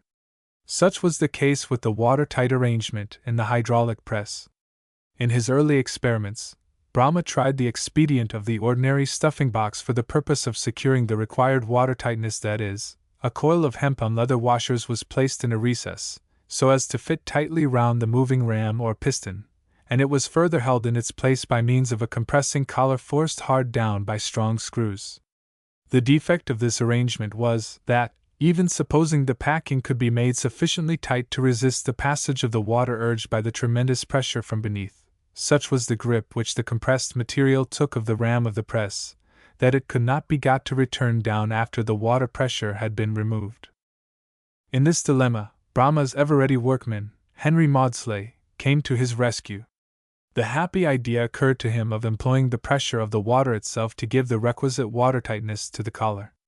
It was a flash of common-sense genius, beautiful through its very simplicity. The result was Maudslay's self-tightening collar, the action of which a few words of description will render easily intelligible. A collar of sound leather, the convex side upwards and the concave downwards, was fitted into the recess turned out in the neck of the press cylinder, at the place formerly used as a stuffing box. Immediately on the high-pressure water being turned on, it forced its way into the leathern concavity and flapped out the bent edges of the collar, and in so doing, caused the leather to apply itself to the surface of the rising ram with a degree of closeness and tightness so as to seal up the joint the closer exactly in proportion to the pressure of the water and its tendency to escape. On the other hand, the moment the pressure was let off and the ram desired to return, the collar collapsed and the ram slid gently down, perfectly free and yet perfectly watertight. Thus, the former tendency of the water to escape by the side of the piston was by this most simple and elegant self-adjusting contrivance made instrumental to the perfectly efficient action of the machine, and from the moment of its invention the hydraulic press took its place as one of the grandest agents for exercising power in a concentrated and tranquil form. Brahma continued his useful labors as an inventor for many years. His study of the principles of hydraulics, in the course of his invention of the press, enabled him to introduce many valuable improvements in pumping machinery. By varying the form of the piston and cylinder he was enabled to obtain a rotary motion, which he advantageously applied to many purposes. Thus he adopted it in the well-known fire engine, the use of which has almost become universal. Another popular machine of his is the beer pump, patented in 1797, by which the publican is enabled to raise from the casks in the cellar beneath the various liquors sold by him over the counter. He also took out several patents for the improvement of the steam engine, in which, however, what left little room for other inventors, and hence Brahma seems to have entertained a grudge against which broke out fiercely in the evidence given by him in the case of Bolton and Watt versus Hornblower and Maberly, tried in December 1796. On that occasion his temper seems to have got the better of his judgment, and he was cut short by the judge in the attempt which he then made to submit the contents of the pamphlet subsequently published by him in the form of a letter to the judge before whom the case was tried. For, in that pamphlet he argued that Watt's specification had no definite meaning, that it was inconsistent and absurd, and could not possibly be understood, that the proposal to work steam engines on the principle of condensation was entirely fallacious, that Watt's method of packing the piston was monstrous stupidity, that the engines of Newcomen, since entirely superseded, were infinitely superior, in all respects, to those of Watt, conclusions which, we need scarcely say, have been refuted by the experience of nearly a century. On the expiry of Boulton and Watt's patent, Bramah introduced several valuable improvements in the details of the condensing engine, which had by that time become an established power, the most important of which was his four-way cock, which he so arranged as to revolve continuously instead of alternately, thus ensuring greater precision with considerably less wear of parts. In the same patent by which he secured this invention in 1801, he also proposed sundry improvements in the boilers, as well as modifications in various parts of the engine, with the object of effecting greater simplicity and directness of action. In his patent of 1802, we find Bramah making another great stride in mechanical invention, in his tools for producing straight, smooth, and parallel surfaces on wood and other materials requiring truth, in a manner much more expeditious and perfect than can be performed by the use of axes, saws, planes, and other cutting instruments used by hand in the ordinary way. The specification describes the object of the invention to be the saving of manual labor, the reduction in the cost of production, and the superior character of the work executed. The tools were fixed on frames driven by machinery, some moving in a rotary direction round an upright shaft, some with the shaft horizontal like an ordinary wood-turning lathe, while in others the tools were fixed on frames sliding in stationary grooves. A wood-planing machine, 5, was constructed on the principle of this invention at Woolwich Arsenal, where it still continues in efficient use. The axis of the principal shaft was supported on a piston in a vessel of oil, which considerably diminished the friction, and it was so contrived as to be accurately regulated by means of a small forcing pump. Although the machinery described in the patent was first applied to working on wood, it was equally applicable to working on metals, and in his own shops at Pimlico Bramah employed a machine with revolving cutters to plane metallic surfaces for his patent locks and other articles. He also introduced a method of turning spherical surfaces, either convex or concave, by a tool movable on an axis perpendicular to that of the lathe, and of cutting out concentric shells by fixing in a similar manner a curved tool of nearly the same form as that employed by common turners for making bowls. In fact, says Mr. Mallet, Bramah not only anticipated, but carried out upon a tolerably large scale in his own works, for the construction of the patent hydraulic press, the water closet, and his locks, a surprisingly large proportion of our modern tools. 6. His remarkable predilection in favor of the use of hydraulic arrangements is displayed in his specification of the surface planing machinery, which includes a method of running pivots entirely on a fluid, and raising and depressing them at pleasure by means of a small forcing pump and stopcock, though we are not aware that any practical use has ever been made of this part of the invention. Bramah's inventive genius displayed itself alike in small things as in great, in a tap wherewith to draw a glass of beer, and in a hydraulic machine capable of tearing up a tree by the roots. His powers of contrivance seemed inexhaustible, and were exercised on the most various subjects. When any difficulty occurred which mechanical ingenuity was calculated to remove, recourse was usually had to Bramah, and he was rarely found at a loss for a contrivance to overcome it. Thus, when applied to by the Bank of England in 1806, to construct a machine for more accurately and expeditiously printing the numbers and date lines on banknotes, he at once proceeded to invent the requisite model, which he completed in the course of a month. He subsequently brought it to great perfection, the figures in numerical succession being changed by the action of the machine itself, and it still continues in regular use. Its employment in the Bank of England alone saved the labor of 100 clerks, but its chief value consisted in its greater accuracy, the perfect legibility of the figures printed by it, and the greatly improved check which it afforded. We next find him occupying himself with inventions connected with the manufacture of pens and paper. His little pen-making machine for readily making quill pens long continued in use, until driven out by the invention of the steel pen. But his patent for making paper by machinery, though ingenious, like everything he did, does not seem to have been adopted, the inventions of Fourdrinier and Donkin in this direction having shortly superseded all others. Among his other minor inventions may be mentioned his improved method of constructing and sledging carriage wheels, and his improved method of laying water pipes.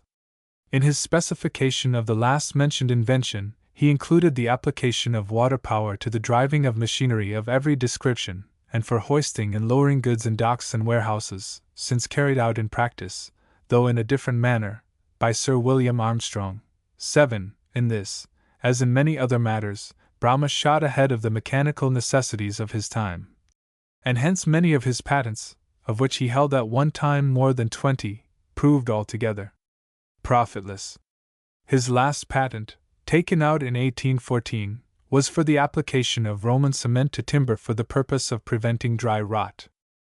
Besides his various mechanical pursuits, Brahma also followed to a certain extent the profession of a civil engineer, though his more urgent engagements rendered it necessary for him to refuse many advantageous offers of employment in this line.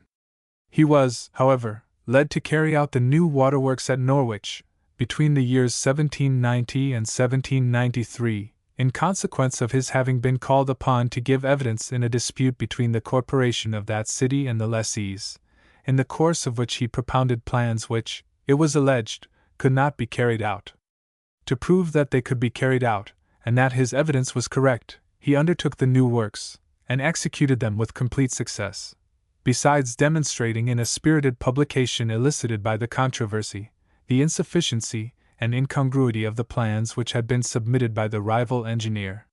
For some time prior to his death, Brahma had been employed in the erection of several large machines in his works at Pimlico for sawing stone and timber, to which he applied his hydraulic power with great success.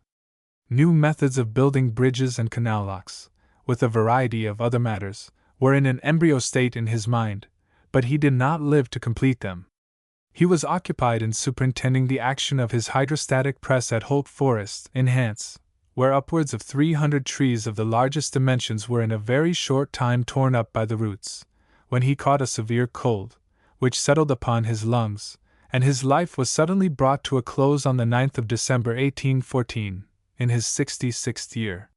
His friend, Dr. Cullen Brown, 8, has said of him, that Brahma was a man of excellent moral character, temperate in his habits, of a pious turn of mind, 9, and so cheerful in temperament, that he was the life of every company into which he entered. To much facility of expression he added the most perfect independence of opinion. He was a benevolent and affectionate man, neat and methodical in his habits, and knew well how to temper liberality with economy. Greatly to his honor, he often kept his workmen employed, solely for their sake, when stagnation of trade prevented him disposing of the products of their labor.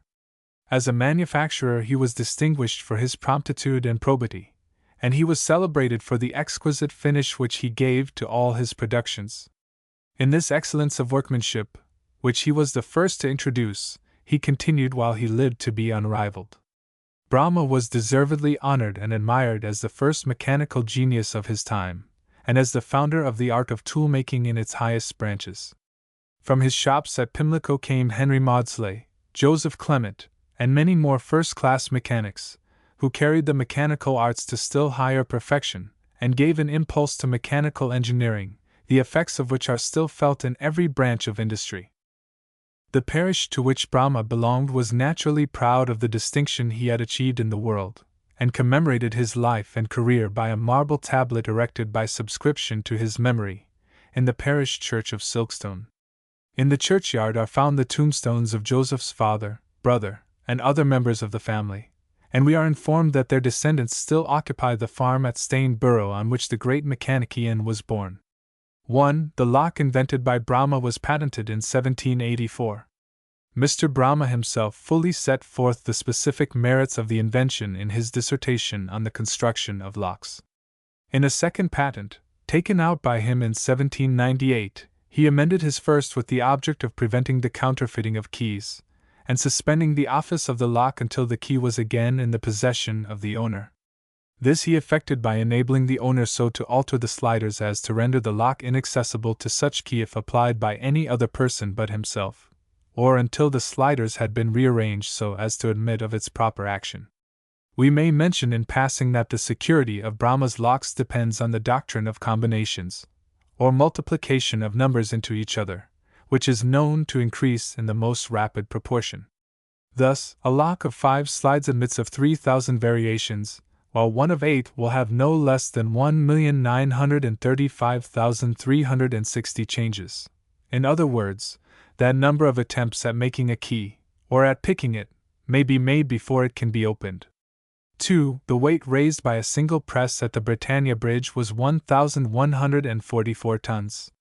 3. Dr. Thomas Young, in his article on Brahma in the Encyclopaedia Britannica, describes the rotative principle as consisting in making the part which acts immediately on the water in the form of a slider, sweeping round a cylindrical cavity, and kept in its place by means of an eccentric groove, a contrivance which was probably Brahma's own invention, but which had been before described, in a form nearly similar, by Ramelli, Canilleri, Amadons, Prince Rupert, and Dr. Hooke. 4. A letter to the Right Hon. Sir James Eyre, Lord Chief Justice of the Common Pleas, on the subject of the cause Bolton and Watt v. Hornblower and Maberly, for infringement on Mr. Watt's patent for an improvement of the steam engine. By Joseph Brahma, Engineer. London, 1797. 5. Sir Samuel Bentham and Mark Isambard Brunel subsequently distinguished themselves by the invention of woodworking machinery, full accounts of which will be found in the memoirs of the former by Lady Bentham, and in the life of the latter by Mr. Beamish. 6. Record of the International Exhibition, 1862. Practical Mechanics Journal, 293. 7. In this, as in other methods of employing power, the moderns had been anticipated by the ancients, and though hydraulic machinery is a comparatively recent invention in England, it had long been in use abroad. Thus we find in Dr. Bright's Travels in Lower Hungary a full description of the powerful hydraulic machinery invented by M.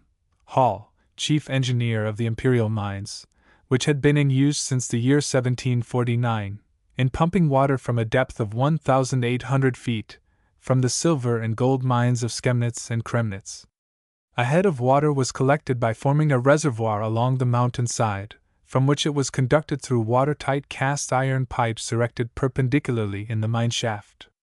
About 45 fathoms down, the water descending through the pipe was forced by the weight of the column above it into the bottom of a perpendicular cylinder, in which it raised a watertight piston. When forced up to a given point, a self-acting stopcock shut off the pressure of the descending column, while a self-acting valve enabled the water contained in the cylinder to be discharged, on which the piston again descended, and the process was repeated like the successive strokes of a steam engine. Pump rods were attached to this hydraulic apparatus, which were carried to the bottom of the shaft, and each worked a pump at different levels, raising the water stage by stage to the level of the main adit. The pumps of these 3 several stages each raised 1,790 cubic feet of water from a depth of 600 feet in the hour. The regular working of the machinery was aided by the employment of a balance beam connected by a chain with the head of the large piston and pump rods, and the whole of these powerful machines, by means of 3 of which as much as 789,840 gallons of water were pumped out of the mines every 24 hours, were set in operation and regulated merely by the turning of a stopcock.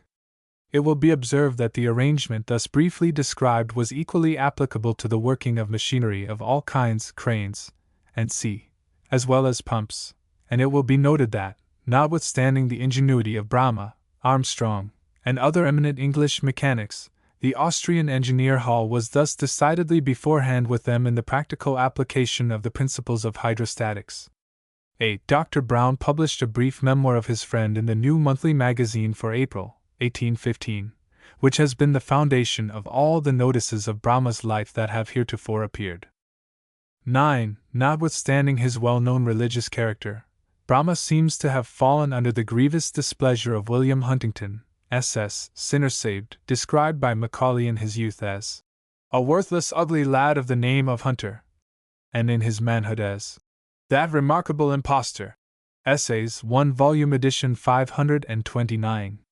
It seems that Huntington sought the professional services of Brahma when reedifying his chapel in 1793, and at the conclusion of the work, the engineer generously sent the preacher a check for 8L. towards defraying the necessary expenses. Whether the sum was less than Huntington expected, or from whatever cause, the SS contemptuously flung back the gift, as proceeding from an Arian whose religion was unsavory, at the same time hurling at the giver a number of texts conveying epithets of an offensive character. Brahma replied to the farrago of nonsense, which he characterized as unmannerly, absurd, and illiterate, that it must have been composed when the writer was intoxicated, mad, or under the influence of Lucifer, and he threatened that unless Huntington apologized for his gratuitous insults, he, Brahma, would assuredly expose him. The mechanician nevertheless proceeded gravely to explain and defend his profession of faith, which was altogether unnecessary. On this Huntington returned to the charge, and directed against the mechanic a fresh volley of scripture texts and phraseology, not without humor, if profanity be allowable in controversy, as where he says, "Poor man! He makes a good patent lock, but cuts a sad figure with the keys of the kingdom of heaven." What Mr. Brahma is, says SS, in respect to his character or conduct in life, as a man, a tradesman, a neighbor, a gentleman, a husband, friend, master, or subject, I know not. In all these characters he may shine as a comet for aught I know, but he appears to me to be as far from any resemblance to a poor penitent or broken-hearted sinner as Jannes, Jambres, or Alexander the coppersmith. Brahma rejoined by threatening to publish his assailant's letters, but Huntington anticipated him in a feeble dispute with a wise and learned man, 8 Vo. London, 1793, in which, whether justly or not, Huntington makes Brahma appear to murder the king's English in the most barbarous manner. Chapter 12. Henry Maudslay. The successful construction of all machinery depends on the perfection of the tools employed, and whoever is a master in the arts of tool-making possesses the key to the construction of all machines. The contrivance and construction of tools must therefore ever stand at the head of the industrial arts. See Babbage, Exposition of 1851. Henry Maudslay was born at Woolwich towards the end of last century, in a house standing in the court at the back of the Salutation Inn, the entrance to which is nearly opposite the Arsenal gates. His father was a native of Lancashire, descended from an old family of the same name, the head of which resided at Maudsley Hall near Ormskirk at the beginning of the 17th century. The family were afterwards scattered, and several of its members became workmen. William Maudslay, the father of Henry, belonged to the neighborhood of Bolton, where he was brought up to the trade of a joiner. His principal employment, while working at his trade in Lancashire, consisted in making the wood framing of cotton machinery, in the construction of which cast iron had not yet been introduced. Having got into some trouble in his neighborhood, through some alleged liaison, William enlisted in the Royal Artillery, and the corps to which he belonged was shortly after sent out to the West Indies. He was several times engaged in battle, and in his last action he was hit by a musket bullet in the throat. The soldier's stock which he wore had a piece cut out of it by the ball, the direction of which was diverted, and though severely wounded, his life was saved. He brought home the stock and preserved it as a relic, afterwards leaving it to his son. Long after, the son would point to the stock, hung up against his wall, and say, "But for that bit of leather there would have been no Henry Maudslay." The wounded artilleryman was invalid and sent home to Woolwich, the headquarters of his corps, where he was shortly after discharged. Being a handy workman, he sought and obtained employment at the Arsenal. He was afterwards appointed a storekeeper in the dockyard.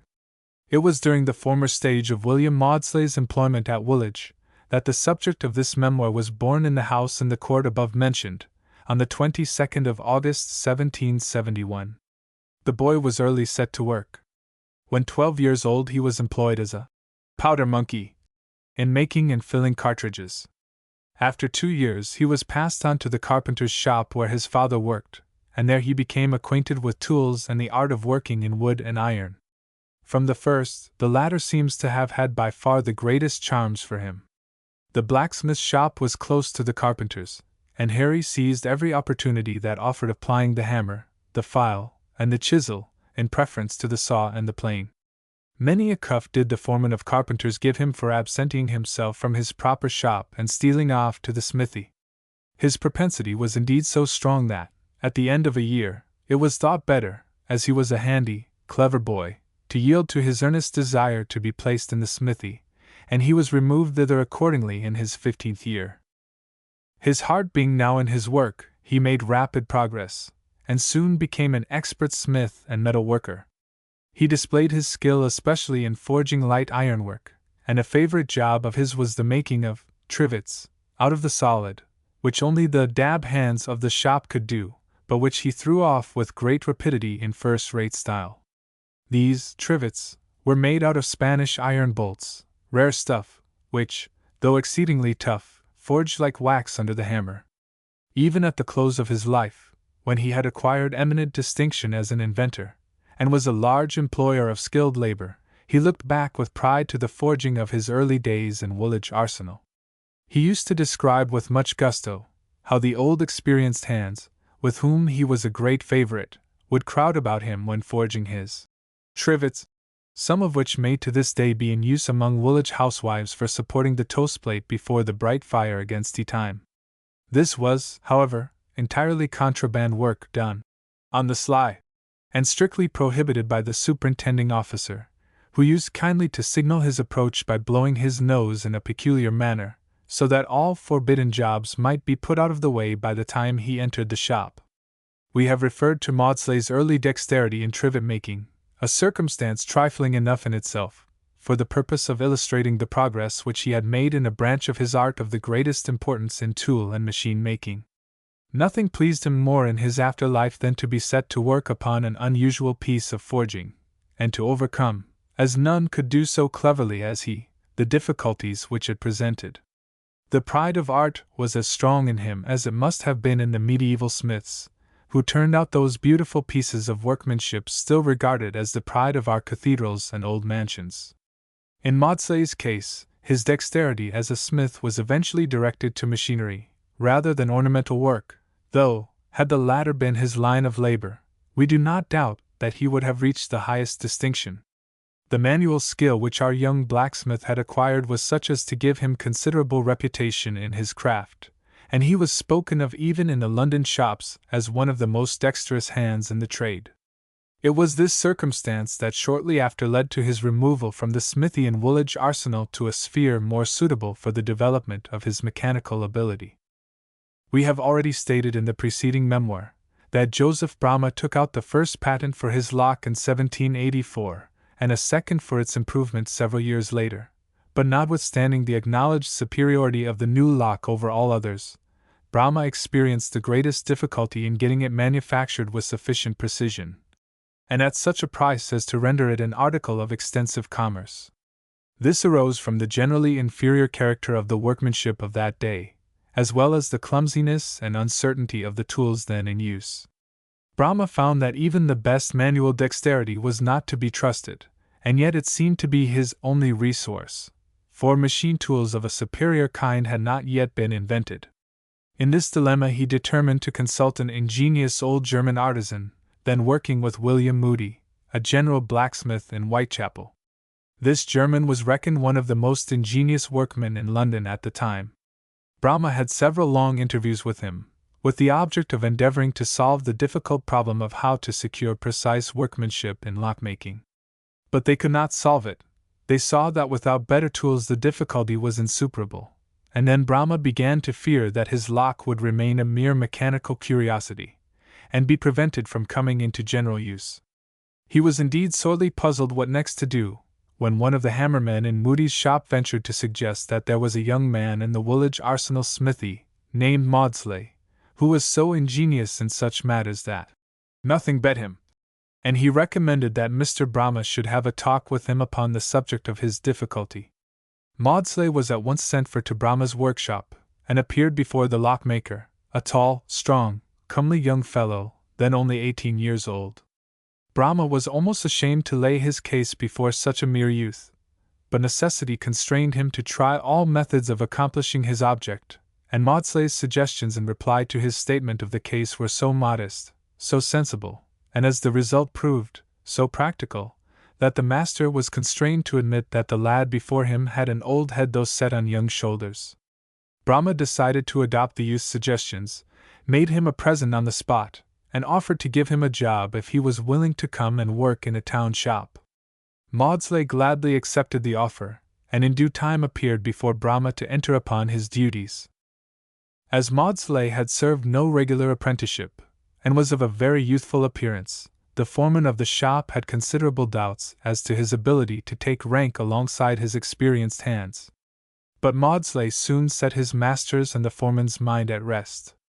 Pointing to a worn-out vice-bench, he said to Brahma, "Perhaps if I can make that as good as new by 6 o'clock tonight, it will satisfy your foreman that I am entitled to rank as a tradesman and take my place among your men, even though I have not served a 7 years' apprenticeship." There was so much self-reliant ability in the proposal, which was moreover so reasonable, that it was at once acceded to. Off went Maudslay's coat, up went his shirt sleeves, and to work he set with a will upon the old bench. The vice jaws were re-steeled. In no time, filed up, recut, all the parts cleaned and made trim, and set into form again. By 6 o'clock, the old vice was screwed up to its place, its jaws were hardened and, let down, to proper temper, and the old bench was made to look so smart and neat that it threw all the neighboring benches into the shade. Brahma and his foreman came round to see it, while the men of the shop looked admiringly on. It was examined and pronounced a first-rate job. This diploma piece of work secured Maudslay's footing, and next Monday morning he came on as one of the regular hands. He soon took rank in the shop as a first-class workman. Loving his art, he aimed at excellence in it, and succeeded. For it must be understood that the handicraftsman whose heart is in his calling feels as much honest pride in turning out a piece of thoroughly good workmanship as the sculptor or the painter does in executing a statue or a picture. In course of time, the most difficult and delicate jobs came to be entrusted to Maudslay, and nothing gave him greater pleasure than to be set to work upon an entirely new piece of machinery. And thus he rose, naturally and steadily, from hand to head work. For his manual dexterity was the least of his gifts. He possessed an intuitive power of mechanical analysis and synthesis.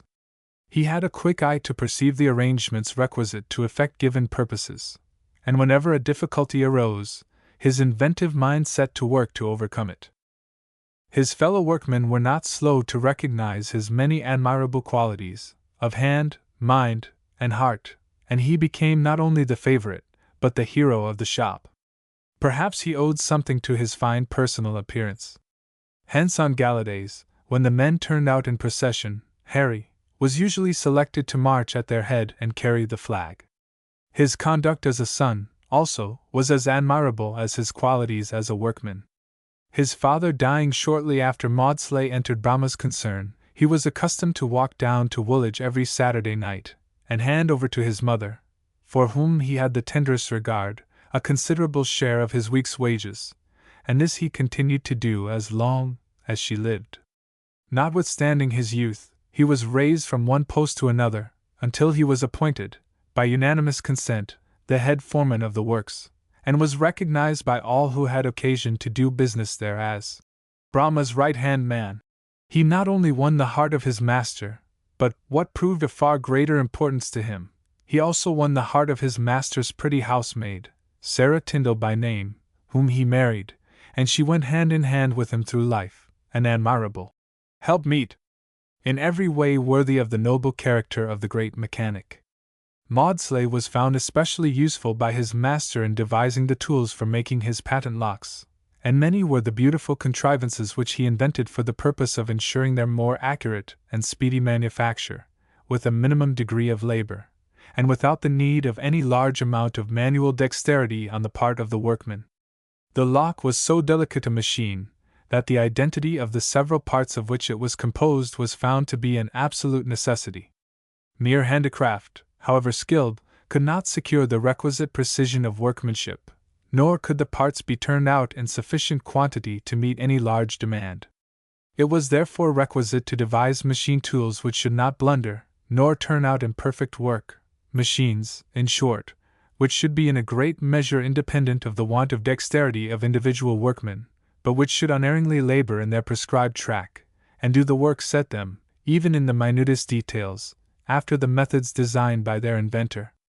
In this department Maudslay was eminently successful, and to his laborious ingenuity, as first displayed in Brahma's workshops, and afterwards in his own establishment, we unquestionably owe much of the power and accuracy of our present self-acting machines. Brahma himself was not backward in admitting that to Henry Maudslay's practical skill in contriving the machines for manufacturing his locks on a large scale, the success of his invention was in a great degree attributable. In further proof of his manual dexterity, it may be mentioned that he constructed with his own hands the identical padlock which so severely tested the powers of Mr. Hobbs in 1851. And when it is considered that the lock had been made for more than half a century, and did not embody any of the modern improvements, it will perhaps be regarded not only as creditable to the principles on which it was constructed, but to the workmanship of its maker, that it should so long have withstood the various mechanical dexterity to which it was exposed. Besides the invention of improved machine tools for the manufacture of locks, Maudslay was of further service to Brahma in applying the expedient to his famous hydraulic press, without which it would probably have remained an impracticable though a highly ingenious machine. As in other instances of great inventions, the practical success of the whole is often found to depend upon the action of some apparently trifling detail. This was especially the case with the hydraulic press, to which Maudslay added the essential feature of the self-tightening collar, above described in the Memoir of Brahma. Mr. James Naismith is our authority for ascribing this invention to Maudslay, who was certainly quite competent to have made it, and it is a matter of fact that Brahma's specification of the press says nothing of the hollow collar, one, on which its efficient action mainly depends. Mr. Naismith says, "Maudslay himself told me, or led me to believe, that it was he who invented the self-tightening collar for the hydraulic press, without which it would never have been a serviceable machine. As the self-tightening collar is to the hydraulic press, so is the steam blast to the locomotive. It is the one thing needful that has made it effective in practice. If Maudslay was the inventor of the collar, that one contrivance ought to immortalize him. He used to tell me of it with great gusto, and I have no reason to doubt the correctness of his statement. Whoever really struck out the idea of the collar displayed the instinct of the true inventor, who invariably seeks to accomplish his object by the adoption of the simplest possible means." During the time that Maudslay held the important office of manager of Brahma's works, his highest wages were not more than 30 shillings a week. He himself thought that he was worth more to his master, as indeed he was, and he felt somewhat mortified that he should have to make an application for an advance. But the increasing expenses of his family compelled him in a measure to do so. His application was refused in such a manner as greatly to hurt his sensitive feelings, and the result was that he threw up his situation, and determined to begin working on his own account.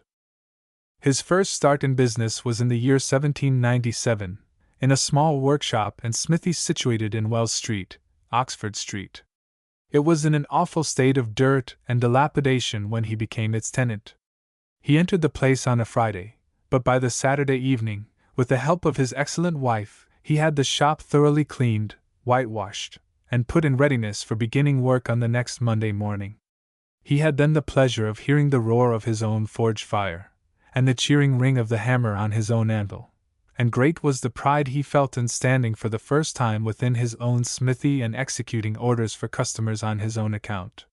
His first customer was an artist, who gave him an order to execute the iron work of a large easel, embodying some new arrangements, and the work was punctually done to his employer's satisfaction. Other orders followed, and he soon became fully employed. His fame as a first-rate workman was almost as great as that of his former master, and many who had been accustomed to do business with him at Pimlico followed him to Wells Street. Long years after, the thought of these early days of self-dependence and hard work used to set him in a glow, and he would dilate to his intimate friends up on his early struggles and his first successes, which were much more highly prized by him than those of his mature years. With a true love of his craft, Maudslay continued to apply himself, as he had done whilst working as Brahma's foreman, to the best methods of ensuring accuracy and finish of work, so as in a measure to be independent of the carelessness or want of dexterity of the workman. With this object he aimed at the contrivance of improved machine tools, which should be as much self-acting and self-regulating as possible, and it was while pursuing this study that he wrought out the important mechanical invention with which his name is usually identified, that of the slide rest.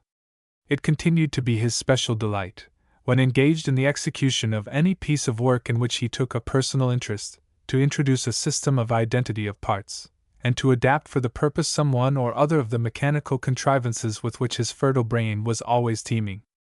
Thus it was from his desire to leave nothing to the chance of mere individual dexterity of hand that he introduced the slide rest in the lathe, and rendered it one of the most important of machine tools. The first device of this kind was contrived by him for Brahma, in whose shops it continued in practical use long after he had begun business for himself. "I have seen the slide rest," says Mr. James Naismith, "the first that Henry Maudslay made, in use at Messrs. Brahma's workshops, and in it were all those arrangements which are to be found in the most modern slide rest of our own day, too, all of which are the legitimate offspring of Maudslay's original rest. If this tool be yet extant, it ought to be preserved with the greatest care, for it was the beginning of those mechanical triumphs which give to the days in which we live so much of their distinguishing character." A very few words of explanation will serve to illustrate the importance of Maudslay's invention. Every person is familiar with the uses of the common turning lathe. It is a favorite machine with amateur mechanics, and its employment is indispensable for the execution of all kinds of rounded work in wood and metal. Perhaps there is no contrivance by which the skill of the handicraftsman has been more effectually aided than by this machine. Its origin is lost in the shades of antiquity. Its most ancient form was probably the potter's wheel, from which it advanced, by successive improvements, to its present highly improved form.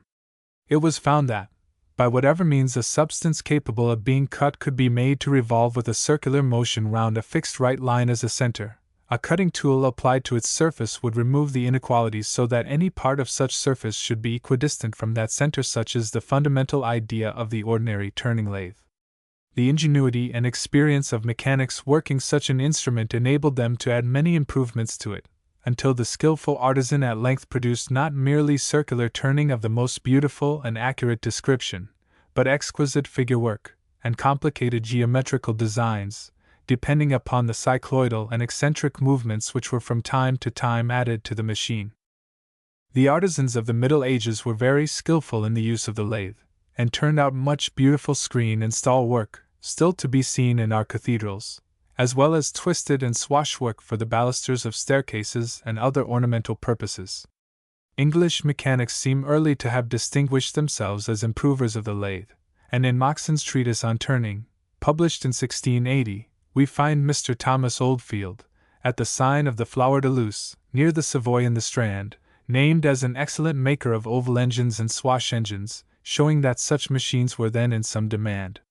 The French writer Plumier, 3, also mentions an ingenious modification of the lathe by means of which any kind of reticulated form could be given to the work, and from its being employed to ornament the handles of knives, it was called by him the machine à manche de couteau d'Angleterre. But the French artisans were at that time much better skilled than the English in the use of tools, and it is most probable that we owe to the Flemish and French Protestant workmen who flocked into England in such large numbers during the religious persecutions of the 16th and 17th centuries, the improvement, if not the introduction, of the art of turning, as well as many other arts hereafter to be referred to. It is certain that at the period to which we refer numerous treatises were published in France on the art of turning, some of them of a most elaborate character. Such were the works of de la Hire, 4, who described how every kind of polygon might be made by the lathe, de la Condamine, 5, who showed how a lathe could turn all sorts of irregular figures by means of tracers, and of Grand Jean, Morin, 6, Plumier, Bergeron, and many other writers. The work of Plumier is especially elaborate, entering into the construction of the lathe in its various parts, the making of the tools and cutters, and the different motions to be given to the machine by means of wheels, eccentrics, and other expedients, amongst which may be mentioned one very much resembling the slide rest and planing machine combined. 7. From this work it appears that turning had long been a favorite pursuit in France with amateurs of all ranks, who spared no expense in the contrivance and perfection of elaborate machinery for the production of complex figures. 8. There was at that time a great passion for automata in France, which gave rise to many highly ingenious devices, such as Camus' miniature carriage, made for Louis XIV. When a child, De Gen's mechanical peacock, Van Cansen's duck, and Maillardet's conjurer. It had the effect of introducing among the higher order of artists habits of nice and accurate workmanship in executing delicate pieces of machinery, and the same combination of mechanical powers which made the steel spider crawl, the duck quack, or wave the tiny rod of the magician, contributed in future years to purposes of higher import, the wheels and pinions, which in these automata almost eluded the human senses by their minuteness, reappearing in modern times in the stupendous mechanism of our self-acting lathes, spinning mules, and steam engines. In our own country, says Professor Willis, the literature of this subject is so defective that it is very difficult to discover what progress we were making during the 17th and 18th centuries. 9. We believe the fact to be that the progress made in England down to the end of last century had been very small indeed, and that the lathe had experienced little or no improvement until Maudslay took it in hand. Nothing seems to have been known of the slide rest until he reinvented it and applied it to the production of machinery of a far more elaborate character than had ever before been contemplated as possible. Professor Willis says that Brahma's, in other words Maudslay's, slide rest of 1794 is so different from that described in the French Encyclopedia in 1772 that the two could not have had a common origin. We are therefore led to the conclusion that Maudslay's invention was entirely independent of all that had gone before, and that he contrived it for the special purpose of overcoming the difficulties which he himself experienced in turning out duplicate parts in large numbers. At all events, he was so early and zealous a promoter of its use, that we think he may, in the eyes of all practical mechanics, stand as the parent of its introduction to the workshops of England. It is unquestionable that at the time when Maudslay began the improvement of machine tools, the methods of working in wood and metals were exceedingly imperfect.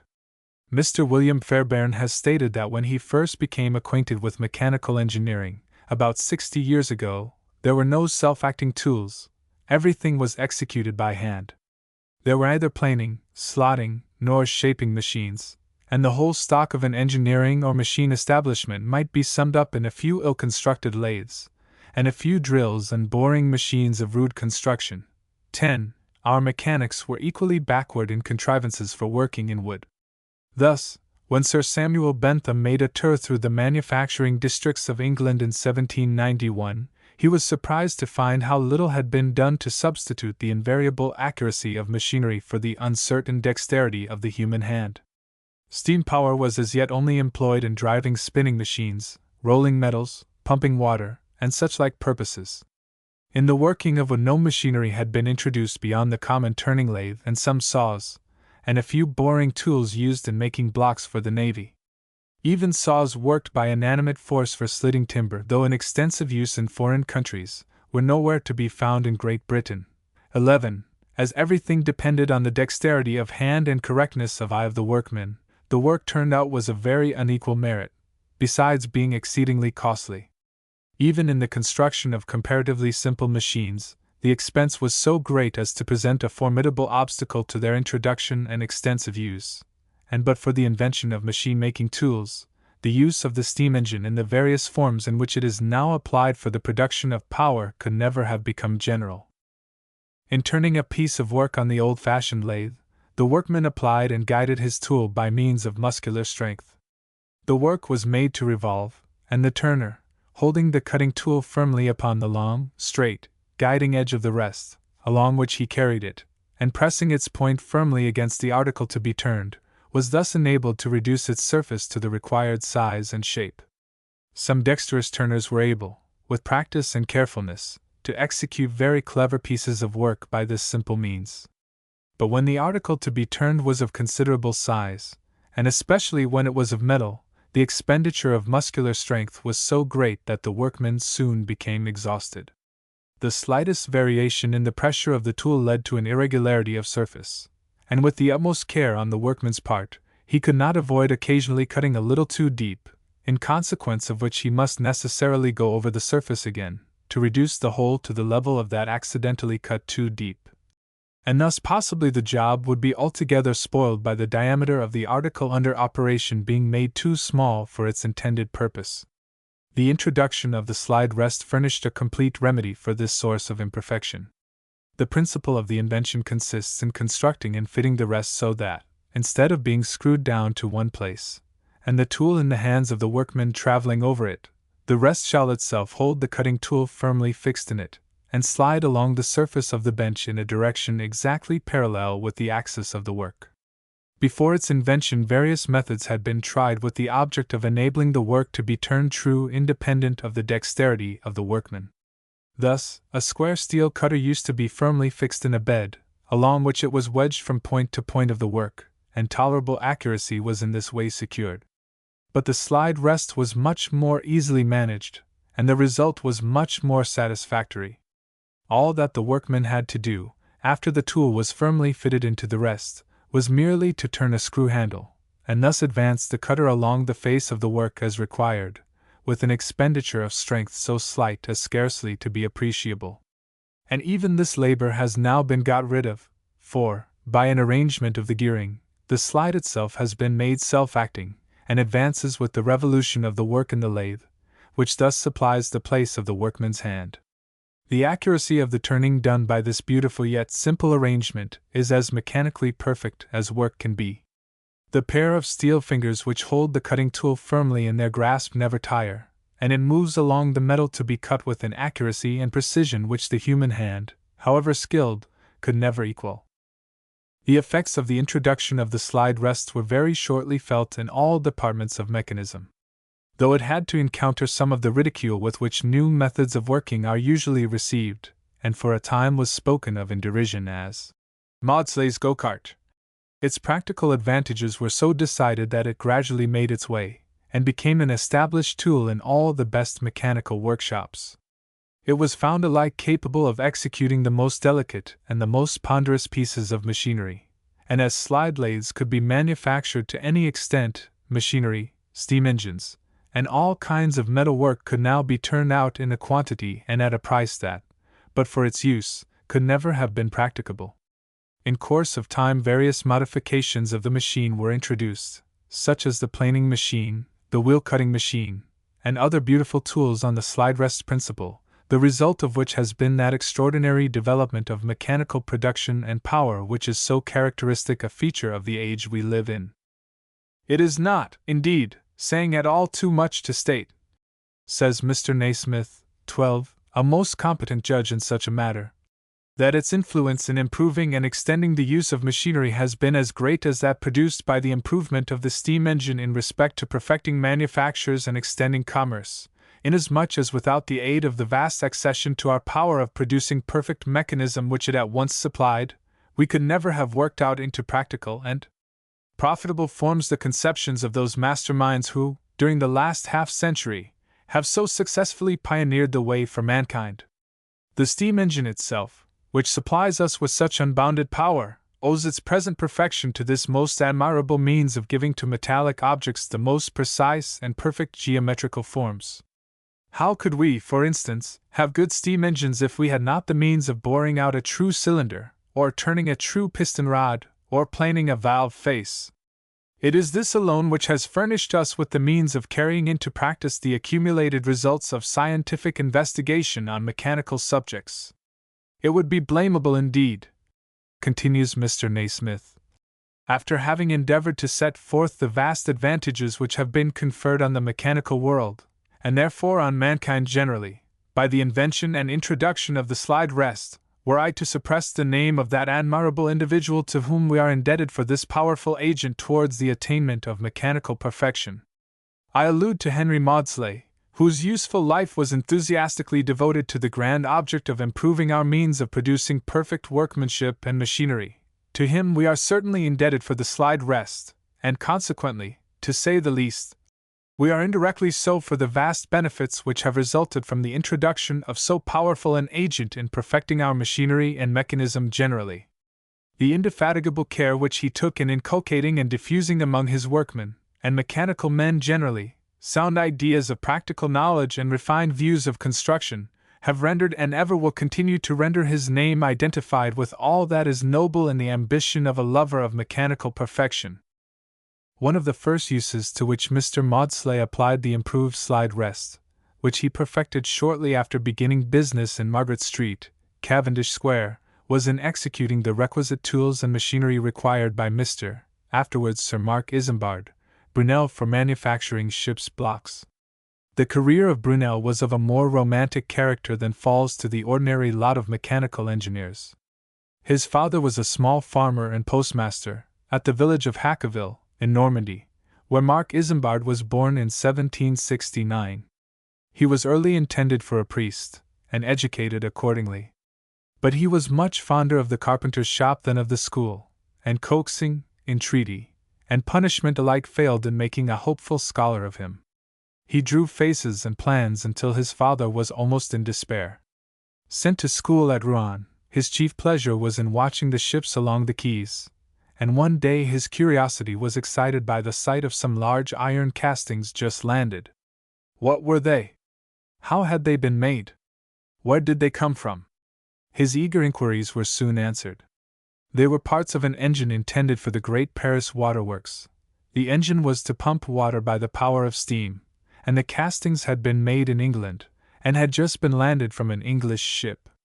"England!" exclaimed the boy. "Ah! When I am a man I will go see the country where such grand machines are made." On one occasion, seeing a new tool in a cutler's window, he coveted it so much that he pawned his hat to possess it. This was not the right road to the priesthood, and his father soon saw that it was of no use urging him further, but the boy's instinct proved truer than the father's judgment. It was eventually determined that he should qualify himself to enter the Royal Navy, and at 17 he was nominated to serve in a corvette as volontaire d'honneur. His ship was paid off in 1792, and he was at Paris during the trial of the king. With the incautiousness of youth, he openly avowed his royalist opinions in the café which he frequented. On the very day that Louis was condemned to death, Brunel had an angry altercation with some ultra-republicans, after which he called to his dog, "Viens, citoyen!" Scowling looks were turned upon him, and he deemed it expedient to take the first opportunity of escaping from the house, which he did by a back door, and made the best of his way to Hackaville. From thence he went to Rouen, and succeeded in finding a passage on board an American ship, in which he sailed for New York, having first pledged his affections to an English girl, Sophia Kingdom, whom he had accidentally met at the house of Mr. Carpentier, the American consul at Rouen. Arrived in America, he succeeded in finding employment as assistant surveyor of a tract of land along the Black River, near Lake Ontario. In the intervals of his labors he made occasional visits to New York, and it was there that the first idea of his block machinery occurred to him. He carried his idea back with him into the woods, where it often mingled with his thoughts of Sophia Kingdom, by this time safe in England after passing through the horrors of a French prison. "My first thought of the block machinery," he once said, "was at a dinner party at Major General Hamilton's, in New York, my second under an American tree, when, one day that I was carving letters on its bark, the turn of one of them reminded me of it, and I thought, ah, my block! So it must be. And what do you think were the letters I was cutting? Of course none other than S. K. Brunel subsequently obtained some employment as an architect in New York, and promulgated various plans for improving the navigation of the principal rivers. Among the designs of his which were carried out was that of the Park Theatre at New York, and a cannon foundry, in which he introduced improvements in casting and boring big guns. But being badly paid for his work, and a powerful attraction drawing him constantly towards England, he determined to take final leave of America, which he did in 1799, and landed at Falmouth in the following March. There he again met Miss Kingdom, who had remained faithful to him during his 6 long years of exile, and the pair were shortly after united for life. Brunel was a prolific inventor. During his residence in America, He had planned many contrivances in his mind, which he now proceeded to work out. The first was a duplicate writing and drawing machine, which he patented. The next was a machine for twisting cotton thread and forming it into balls, but omitting to protect it by a patent, he derived no benefit from the invention, though it shortly came into very general use. He then invented a machine for trimmings and borders for muslins, lawns, and cambrics, of the nature of a sewing machine. His famous block machinery formed the subject of his next patent. It may be explained that the making of the blocks employed in the rigging of ships for raising and lowering the sails, masts, and yards was then a highly important branch of manufacture. Some idea may be formed of the number used in the Royal Navy alone, from the fact that a 74-gun ship required to be provided with no fewer than 1,400 blocks of various sizes. The sheave blocks used for the running rigging consisted of the shell, the sheaves, which revolved within the shell, and the pins which fastened them together. The fabrication of these articles, though apparently simple, was in reality attended with much difficulty. Every part had to be fashioned with great accuracy and precision to ensure the easy working of the block when put together, as any hitch in the raising or lowering of the sails might, on certain emergencies, occasion a serious disaster. Indeed, it became clear that mere handwork was not to be relied on in the manufacture of these articles, and efforts were early made to produce them by means of machinery of the most perfect kind that could be devised. In 1781, Mr. Taylor, of Southampton, set up a large establishment on the River Itchen for their manufacture, and on the expiry of his contract, the government determined to establish works of their own in Portsmouth Dockyard, for the purpose at the same time of securing greater economy, and of being independent of individual makers in the supply of an article of such importance in the equipment of ships. Sir Samuel Bentham, who then filled the office of Inspector General of Naval Works, was a highly ingenious person, and had for some years been applying his mind to the invention of improved machinery for working in wood. He had succeeded in introducing into the Royal Dockyards sawing machines and planing machines of a superior kind, as well as block-making machines. Thus the specification of one of his patents, taken out in 1793, clearly describes a machine for shaping the shells of the blocks, in a manner similar to that afterwards specified by Brunel. Bentham had even proceeded with the erection of a building in Portsmouth Dockyard for the manufacture of the blocks after his method, the necessary steam engine being already provided, but with a singular degree of candor and generosity.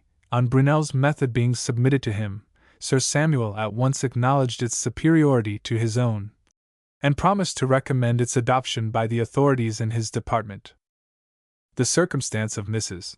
Brunel's brother being Undersecretary to the Navy Board at the time, probably led Brunel in the first instance to offer his invention to the Admiralty.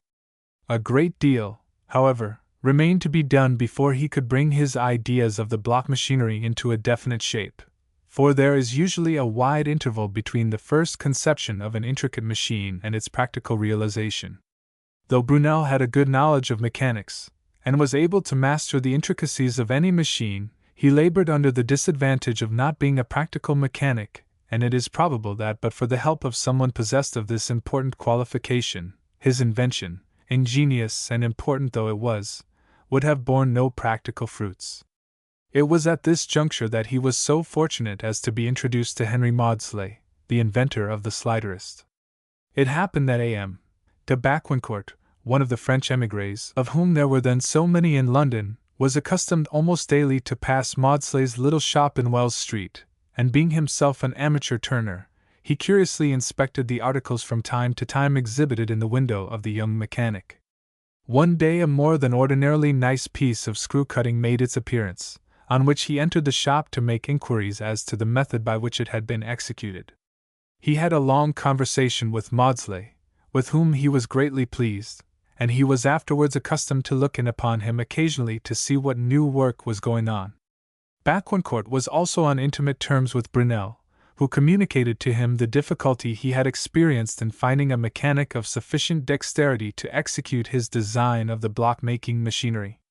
It immediately occurred to the former that Henry Maudslay was the very man to execute work of the elaborate character proposed, and he described to Brunel the new and beautiful tools which Maudslay had contrived for the purpose of ensuring accuracy and finish. Brunel at once determined to call upon Maudslay, and it was arranged that Bacquancourt should introduce him, which he did, and after the interview which took place Brunel promised to call again with the drawings of his proposed model. A few days passed, and Brunel called with the first drawing, done by himself, for he was a capital draftsman, and used to speak of drawing as the alphabet of the engineer. The drawing only showed a little bit of the intended machine, and Brunel did not yet think it advisable to communicate to Maudslay the precise object he had in view, for inventors are usually very chary of explaining their schemes to others, for fear of being anticipated. Again Brunel appeared at Maudslay's shop with a further drawing, still not explaining his design, but at the third visit, immediately on looking at the fresh drawings he had brought, Maudslay exclaimed, "Ah! Now I see what you are thinking of, you want machinery for making blocks." At this Brunel became more communicative, and explained his designs to the mechanic, who fully entered into his views, and went on from that time forward striving to his utmost to work out the inventor's conceptions and embody them in a practical machine.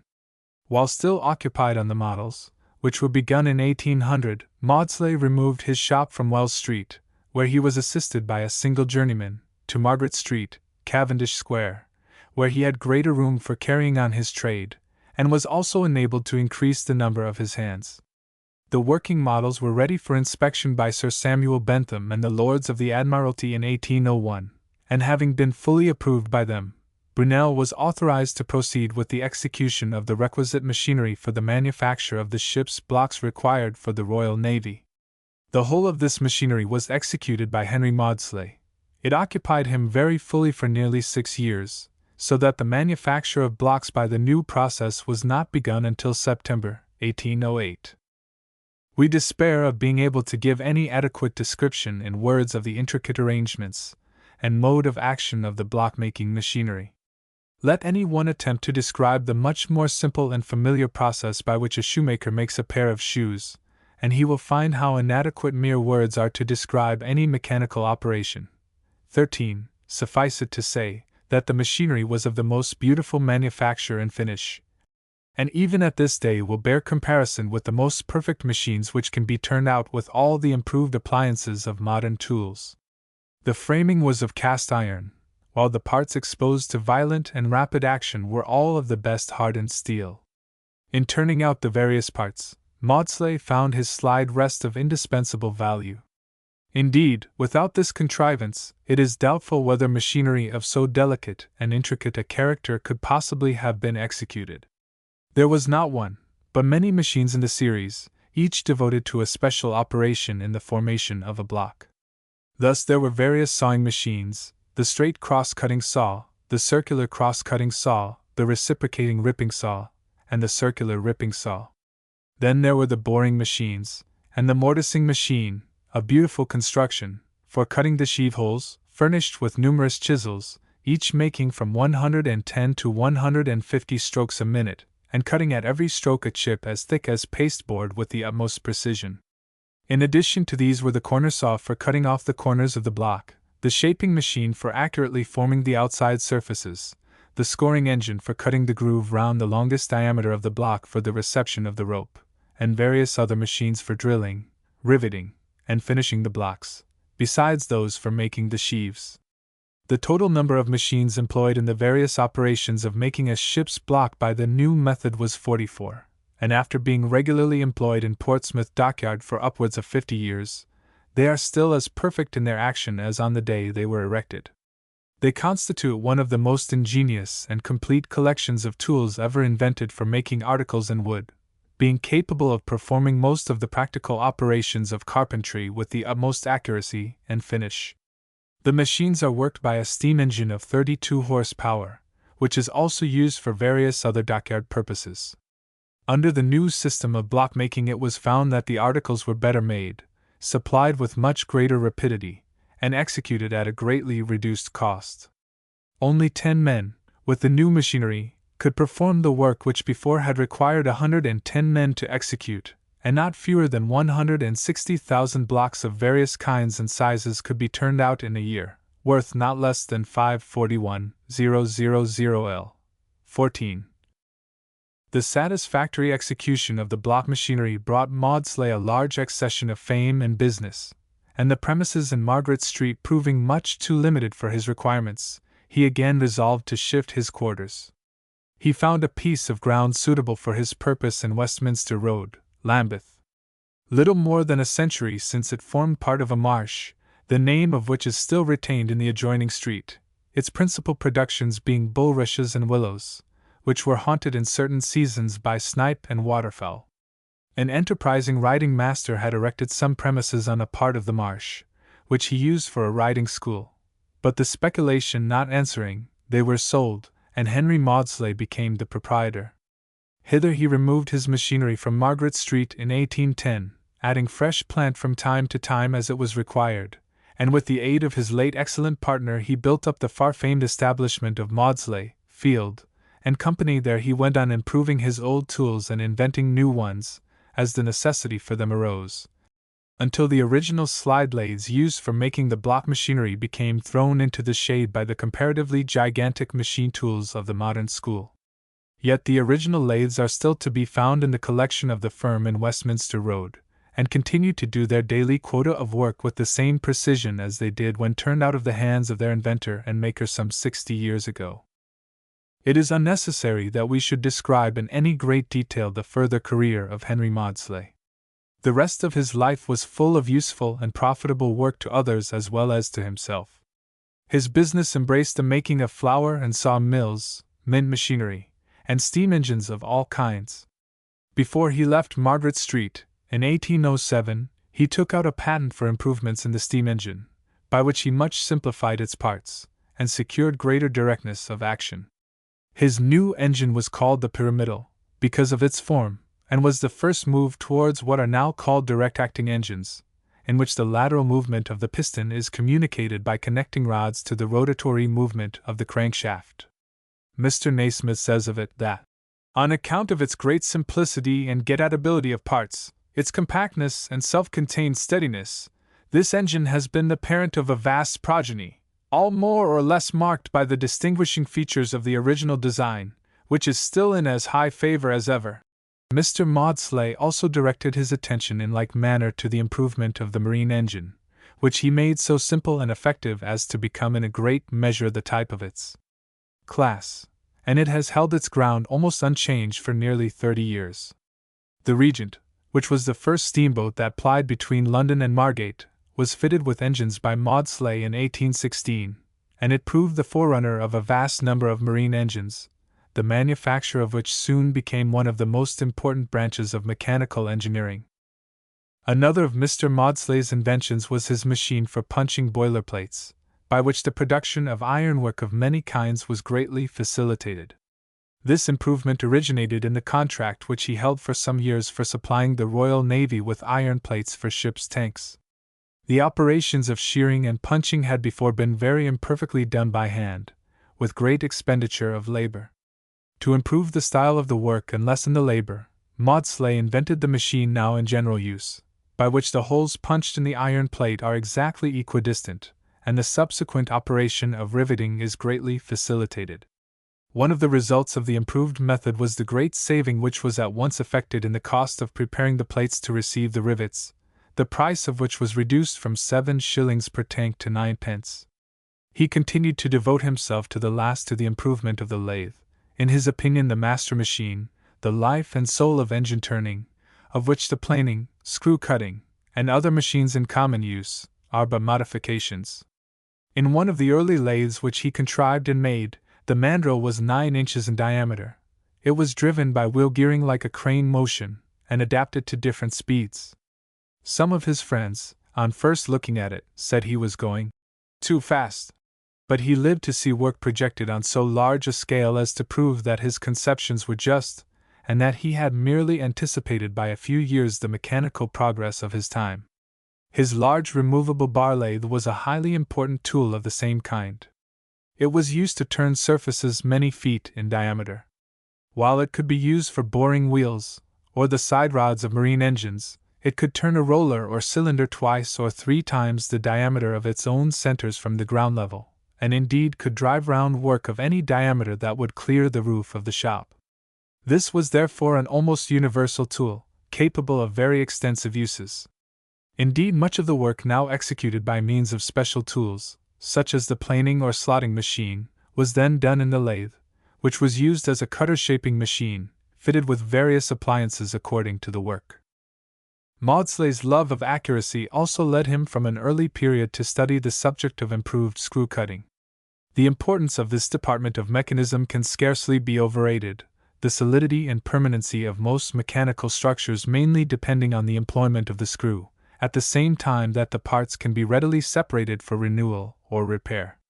Any one can form an idea of the importance of the screw as an element in mechanical construction by examining, say, a steam engine, and counting the number of screws employed in holding it together. Previous to the time at which the subject occupied the attention of our mechanic, the tools used for making screws were of the most rude and inexact kind. The screws were for the most part cut by hand, the small by filing, the larger by chipping and filing. In consequence of the great difficulty of making them, as few were used as possible, and cotters, cotterils, or forelucks were employed instead. Screws, however, were to a certain extent indispensable, and each manufacturing establishment made them after their own fashion. There was an utter want of uniformity. No system was observed as to pitch, i.e., the number of threads to the inch, nor was any rule followed as to the form of those threads. Every bolt and nut was sort of specialty in itself, and neither owed nor admitted of any community with its neighbors. To such an extent was this irregularity carried, that all bolts and their corresponding nuts had to be marked as belonging to each other, and any mixing of them together led to endless trouble, hopeless confusion, and enormous expense. Indeed, none but those who lived in the comparatively early days of machine manufacture can form an adequate idea of the annoyance occasioned by the want of system in this branch of detail, or duly appreciate the services rendered by Maudslay to mechanical engineering by the practical measures which he was among the first to introduce for its remedy. In his system of screw-cutting machinery, his taps and dies, and screw tackle generally, he laid the foundations of all that has since been done in this essential branch of machine construction, in which he was so ably followed up by several of the eminent mechanics brought up in his school, and more especially by Joseph Clement and Joseph Whitworth. One of his earliest self-acting screw lathes, moved by a guide screw and wheels after the plan followed by the latter engineer, cut screws of large diameter and of any required pitch. As an illustration of its completeness and accuracy, we may mention that by its means a screw 5 feet in length and 2 inches in diameter was cut with 50 threads to the inch, the nut to fit on to it being 12 inches long, and containing 600 threads. This screw was principally used for dividing scales for astronomical purposes, and by its means divisions were produced so minute that they could not be detected without the aid of a magnifier. The screw, which was sent for exhibition to the Society of Arts, is still carefully preserved amongst the specimens of Maudslay's handicraft at the Lambeth Works, and is a piece of delicate work which every skilled mechanic will thoroughly appreciate. Yet the tool by which this fine piece of turning was produced was not an exceptional tool, but was daily employed in the ordinary work of the manufactory. Like every good workman who takes pride in his craft, he kept his tools in first-rate order, clean, and tidily arranged, so that he could lay his hand upon the thing he wanted at once, without loss of time. They are still preserved in the state in which he left them, and strikingly illustrate his love of order, naughtiness, and dexterity. Mr. Naismith says of him that you could see the man's character in whatever work he turned out, and as the connoisseur in art will exclaim at sight of a picture, "That is Turner," or "That is Stansfield," detecting the hand of the master in it, so the experienced mechanician, at sight of one of his machines or engines, will be equally ready to exclaim, "That is Maudslay," for the characteristic style of the mastermind is as clear to the experienced eye in the case of the finished machine as the touches of the artist's pencil are in the case of the finished picture. Every mechanical contrivance that became the subject of his study came forth from his hand and mind rearranged, simplified, and made new, with the impress of his individuality stamped upon it. he at once stripped the subject of all unnecessary complications, for he possessed a wonderful faculty of knowing what to do without, the result of his clearness of insight into mechanical adaptations, and the accurate and well-defined notions he had formed of the precise object to be accomplished. Every member or separate machine in the system of block machinery, says Mr. Naismith, is full of Maudslay's presence, and in that machinery, as constructed by him, is to be found the parent of every engineering tool by the aid of which we are now achieving such great things in mechanical construction. To the tools of which Maudslay furnished the prototypes are we mainly indebted for the perfection of our textile machinery, our locomotives, our marine engines, and the various implements of art, of agriculture, and of war. If any one who can enter into the details of this subject will be at the pains to analyze, if I may so term it, the machinery of our modern engineering workshops, he will find in all of them the strongly marked features of Maudslay's parent machine, the slide rest and slide system, whether it be a planing machine, a slotting machine, a slide lathe, or any other of the wonderful tools which are now enabling us to accomplish so much in mechanism. One of the things in which Mr. Maudslay took just pride was in the excellence of his work. In designing and executing it, his main object was to do it in the best possible style and finish, altogether irrespective of the probable pecuniary results. This he regarded in the light of a duty he could not and would not evade, independent of its being a good investment for securing a future reputation, and the character which he thus obtained, although at times purchased at great cost, eventually justified the soundness of his views. As the eminent Mr. Penn, the head of the great engineering firm, is accustomed to say, "I cannot afford to turn out second-rate work," so Mr. Maudslay found both character and profit in striving after the highest excellence in his productions. He was particular even in the minutest details. Thus one of the points on which he insisted, apparently a trivial matter, but in reality of considerable importance in mechanical construction, was the avoidance of sharp interior angles in ironwork, whether wrought or cast, for he found that in such interior angles cracks were apt to originate, and when the article was a tool, the sharp angle was less pleasant to the hand as well as to the eye. In the application of his favorite round or hollow corner system, as, for instance, in the case of the points of junction of the arms of a wheel with its center and rim, he used to illustrate its superiority by holding up his hand and pointing out the nice rounded hollow at the junction of the fingers, or by referring to the junction of the branches to the stem of a tree. Hence he made a point of having all the angles of his machine framework nicely rounded off on their exterior, and carefully hollowed in their interior angles. In forging such articles he would so shape his metal before bending that the result should be the right hollow or rounded corner when bent, the anticipated external angle falling into its proper place when the bar so shaped was brought to its ultimate form. In all such matters of detail he was greatly assisted by his early dexterity as a blacksmith, and he used to say that to be a good smith you must be able to see in the bar of iron the object proposed to be got out of it by the hammer or the tool, just as the sculptor is supposed to see in the block of stone the statue which he proposes to bring forth from it by his mind and his chisel. Mr. Maudslay did not allow himself to forget his skill in the use of the hammer, and to the last he took pleasure in handling it, sometimes in the way of business, and often through sheer love of his art.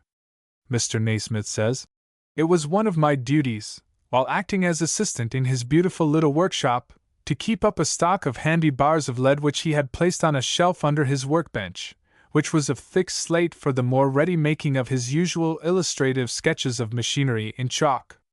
His love of iron forging led him to take delight in forging the models of work to be ultimately done in iron, and cold lead being of about the same malleability as red-hot iron, furnished a convenient material for illustrating the method to be adopted with the large work. I well remember the smile of satisfaction that lit up his honest face when he met with a good excuse for having a go at one of the bars of lead with hammer and anvil as if it were a bar of iron, and how, with a few dexterous strokes, punchings of holes, and rounded notches, he would give the rough bar or block its desired form. He always aimed at working it out of the solid as much as possible, so as to avoid the risk of any concealed defect, to which ironwork built up of welded parts is so liable, and when he had thus cleverly finished his model, he used forthwith to send for the foreman of smiths, and show him how he was to instruct his men as to the proper forging of the desired object. one of Mr. Maudslay's old workmen, when informing us of the skillful manner in which he handled the file, said, "It was a pleasure to see him handle a tool of any kind, but he was quite splendid with an 18-inch file. The vise at which he worked was constructed by himself, and it was perfect of its kind. It could be turned round to any position on the bench. The jaws would turn from the horizontal to the perpendicular or any other position, upside down if necessary, and they would open 12 inches parallel." Mr. Naismith furnishes the following further recollections of Mr. Maudslay, which will serve in some measure to illustrate his personal character. "Henry Maudslay," he says, "lived in the days of snuff-taking, which unhappily, as I think, has given way to the cigar-smoking system. He enjoyed his occasional pinch very much. It generally preceded the giving out of a new notion or suggestion for an improvement or alteration of some job in hand. As with most of those who enjoy their pinch, about 3 times as much was taken between the fingers as was utilized by the nose, and the consequence was that a large unconsumed surplus collected in the folds of the master's waistcoat as he sat working at his bench. Sometimes a file, or a tool, or some small piece of work would drop, and then it was my duty to go down on my knees and fetch it up. On such occasions, while waiting for the article, he would take the opportunity of pulling down his waistcoat front, which had become disarranged by his energetic working at the bench, and many a time have I come up with the dropped article, half blinded by the snuff jerked into my eyes from off his waistcoat front. All the while he was at work he would be narrating some incident in his past life, or describing the progress of some new and important undertaking, in illustrating which he would use the bit of chalk ready to his hand upon the slate bench before him, which was thus in almost constant use. One of the pleasures he indulged in while he sat at work was music, of which he was very fond, more particularly of melodies and airs which took a lasting hold on his mind. Hence he was never without an assortment of musical boxes, some of which were of a large size. One of these he would set a-going on his library table, which was next to his workshop, and with the door kept open, he was thus enabled to enjoy the music while he sat working at his bench. Intimate friends would frequently call upon him and sit by the hour, but though talking all the while he never dropped his work, but continued employed on it with as much zeal as if he were only beginning life. His old friend Sir Samuel Bentham was a frequent caller in this way, as well as Sir Isambard Brunel, while occupied with his Thames Tunnel Works, 15, and Mr. Chantry, who was accustomed to consult him about the casting of his bronze statuary. Mr. Barton of the Royal Mint, and Mr. Donkin the engineer, with whom Mr. Barton was associated in ascertaining and devising a correct system of dividing the standard yard, and many others, had like audience of Mr. Maudslay in his little workshop, for friendly converse, for advice, or on affairs of business. It was a special and constant practice with him on a workman's holiday, or on a Sunday morning, to take a walk through his workshops when all was quiet, and then and there examine the various jobs in hand. On such occasions he carried with him a piece of chalk, with which, in a neat and very legible hand, he would record his remarks in the most pithy and sometimes caustic terms. Any evidence of want of correctness in setting things square, or in flat filing, which he held in high esteem, or untidiness in not sweeping down the bench and laying the tools in order, was sure to have a record in chalk made on the spot. If it was a mild case, the reproof was recorded in gentle terms, simply to show that the master's eye was on the workman, but where the case deserved hearty approbation or required equally hearty reproof, the words employed were few, but went straight to the mark. These chalk jottings on the bench were held in the highest respect by the workmen themselves, whether they conveyed praise or blame, as they were sure to be deserved, and when the men next assembled, it soon became known all over the shop who had received the honor or otherwise of one of the master's bench memoranda in chalk. The vigilant, the critical, and yet withal the generous eye of the master being over all his workmen, it will readily be understood how Maudslay's works came to be regarded as a first-class school for mechanical engineers. Every one felt that the quality of his workmanship was fully understood, and if he had the right stuff in him, and was determined to advance, that his progress and skill would be thoroughly appreciated. It is scarcely necessary to point out how this feeling, pervading the establishment, must have operated, not only in maintaining the quality of the work, but in improving the character of the workmen. The results were felt in the increased practical ability of a large number of artisans, some of whom subsequently rose to the highest distinction. Indeed, it may be said that what Oxford and Cambridge are in letters, workshops such as Maudslay's and Penn's are in mechanics. Nor can Oxford and Cambridge men be prouder of the connection with their respective colleges than mechanics such as Whitworth, Naismith, Roberts, Muir, and Lewis are of their connection with the school of Maudslay. For all these distinguished engineers at one time or another formed part of his working staff, and were trained to the exercise of their special abilities under his own eye. The result has been a development of mechanical ability the like of which perhaps is not to be found in any age or country. Although Mr. Maudslay was an unceasing inventor, he troubled himself very little about patenting his inventions.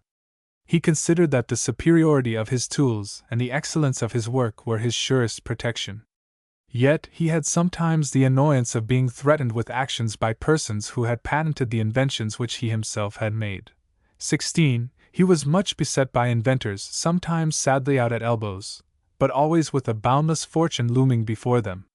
To such as applied to him for advice in a frank and candid spirit, he did not hesitate to speak freely, and communicate the results of his great experience in the most liberal manner, and to poor and deserving men of this class he was often found as ready to help them with his purse as with his still more valuable advice. He had a singular way of estimating the abilities of those who thus called upon him about their projects. The highest order of man was marked in his own mind at 100 degrees, and by this ideal standard he measured others, setting them down at 90 degrees, 80 degrees, and so on. A very first-rate man he would set down at 95 degrees, but men of this rank were exceedingly rare. After an interview with one of the applicants to him for advice, he would say to his pupil Naismith, "Jem, I think that man may be set down at 45 degrees, but he might be worked up to 60 degrees. A common enough way of speaking of the working of a steam engine, but a somewhat novel though by no means an inexpressive method of estimating the powers of an individual. But while he had much toleration for modest and meritorious inventors, he had a great dislike for secret mongers, schemers of the close, cunning sort, and usually made short work of them. He had an almost equal aversion for what he called the fiddle-faddle inventors, with their omnibus patents, into which they packed every possible thing that their noddles could imagine. "Only once or twice in a century," said he, "does a great inventor appear, and yet here we have a set of fellows each taking out as many patents as would fill a cart, some of them embodying not a single original idea, but including in their specifications all manner of modifications of well-known processes, as well as anticipating the arrangements which may become practicable in the progress of mechanical improvement. Many of these patents he regarded as mere pitfalls to catch the unwary, and he spoke of such inventors as the pests of the profession." The personal appearance of Henry Maudslay was in correspondence with his character. He was of a commanding presence, for he stood full 6 feet 2 inches in height, a massive and portly man. His face was round, full, and lit up with good humor. A fine, large, and square forehead, of the grand constructive order, dominated over all, and his bright keen eye gave energy and life to his countenance. He was thoroughly jolly and good-natured, yet full of force and character. It was a positive delight to hear his cheerful, ringing laugh. He was cordial in manner, and his frankness set everybody at their ease who had occasion to meet him, even for the first time. No one could be more faithful and consistent in his friendships, nor more firm in the hour of adversity. In fine, Henry Maudslay was, as described by his friend Mr. Naismith, the very beau ideal of an honest, upright, straightforward, hard-working, intelligent Englishman. A severe cold which he caught on his way home from one of his visits to France was the cause of his death, which occurred on the 14th of February 1831. The void which his decease caused was long and deeply felt, not only by his family and his large circle of friends, but by his workmen, who admired him for his industrial skill, and loved him because of his invariably manly, generous, and upright conduct towards them. He directed that he should be buried in Woolwich parish churchyard, where a cast-iron tomb, made to his own design, was erected over his remains. He had ever a warm heart for Woolwich, where he had been born and brought up. He often returned to it, sometimes to carry his mother a share of his week's wages while she lived, and afterwards to refresh himself with a sight of the neighborhood with which he had been so familiar when a boy. He liked its green common, with the soldiers about it, Shooter's Hill, with its outlook over Kent and down the valley of the Thames, the river busy with shipping, and the royal craft loading and unloading their armaments at the dockyard wharves. He liked the clangor of the arsenal smithy where he had first learned his art, and all the busy industry of the place. It was natural, therefore, that, being proud of his early connection with Woolwich, he should wish to lie there, and Woolwich, on its part, let us add, has equal reason to be proud of Henry Maudslay. 1. The words Brahma uses in describing this part of his patent of 1795 are these: "The piston must be made perfectly watertight by leather or other materials, as used in pump making." He elsewhere speaks of the piston rod working through the stuffing box. But in practice, as we have above shown, these methods were found to be altogether inefficient. 2. In this lathe the slide rest and frame were movable along the traversing bar, according to the length of the work, and could be placed in any position and secured by a handle and screw underneath. The rest, however, afterwards underwent many important modifications, but the principle of the whole machine was there. 3. Plumier, L'Art de Tourner, Paris, 1754, page 155. 4. Machines approuvées par l'Académie, 1719. 5. Machines approuvées par l'Académie, 1733. 6. L'Art de Tourner in Perfection, 49. 7. It consisted of 2 parallel bars of wood or iron connected together at both extremities by bolts or keys of sufficient width to admit of the article required to be planed. A movable frame was placed between the 2 bars, motion being given to it by a long cylindrical thread acting on any tool put into the sliding frame, and consequently causing the screw, by means of a handle at each end of it, to push or draw the point or cutting edge of the tool either way. Mr. George Rennie's preface to Buchanan's Practical Essays on Mill Work, 3rd editions lie. 8. Turning was a favorite amusement amongst the French nobles of last century, many of whom acquired great dexterity in the art, which they turned to account when compelled to emigrate at the Revolution. Louis XVI himself was a very good locksmith, and could have earned a fair living at the trade. Our own George III was a good turner, and was learned in wheels and treadles, chucks and chisels. Henry Mayhew says, on the authority of an old working turner, that, with average industry, the king might have made from 40s to 50s a week as a hard wood and ivory turner. Lord John Hay, though one-armed, was an adept at the latter, and Lord Grey was another capital turner. Indeed, the late Mr. Holt Sappful's elaborately illustrated treatise was written quite as much for amateurs as for working mechanics. Among other noble handicraftsmen we may mention the late Lord Douglas, who cultivated bookbinding. Lord Traquair's fancy was cutlery, and one could not come to him in a more welcome fashion than with a pair of old razors to set up. 9. Professor Willis, Lectures on the Results of the Great Exhibition of 1851, First Series, page 306. 10. Address delivered before the British Association at Manchester in 1861, and Useful Information for Engineers, First Series, page 22. 11. Life of Sir Samuel Bentham, 97-8. 12. Remarks on the introduction of the slide principle in tools and machines employed in the production of machinery, in Buchanan's Practical Essays on Mill Work and Other Machinery. 3rd edition, page 397. 13. So far as words and drawings can serve to describe the block-making machinery, it will be found very ably described by Mr. Ferry in his article under this head in Rees's Cyclopedia, and by Dr. Brewster in the Edinburgh Cyclopedia. A very good account will also be found in Tomlinson's Cyclopedia of the Useful Arts, Art. Block. 14. The remuneration paid to Mr. Brunel for his share in the invention was only 1 year's savings, which, however, were estimated by Sir Samuel Bentham at 17,663 L, besides which a grant of 5,000 L was afterwards made to Brunel when laboring under pecuniary difficulties. But the annual saving to the nation by the adoption of the block-making machinery was probably more than the entire sum paid to the engineer. Brunel afterwards invented other woodworking machinery, but none to compare in merit and excellence with the above. For further particulars of his career, see Beamish's Memoirs of Sir Mark Isambard Brunel, c. London. 1862. 15. Among the last works executed by the firm during Mr. Maudslay's lifetime was the famous shield employed by his friend Brunel in carrying forward the excavation of the Thames Tunnel. He also supplied the pumping engines for the same great work, the completion of which he did not live to see.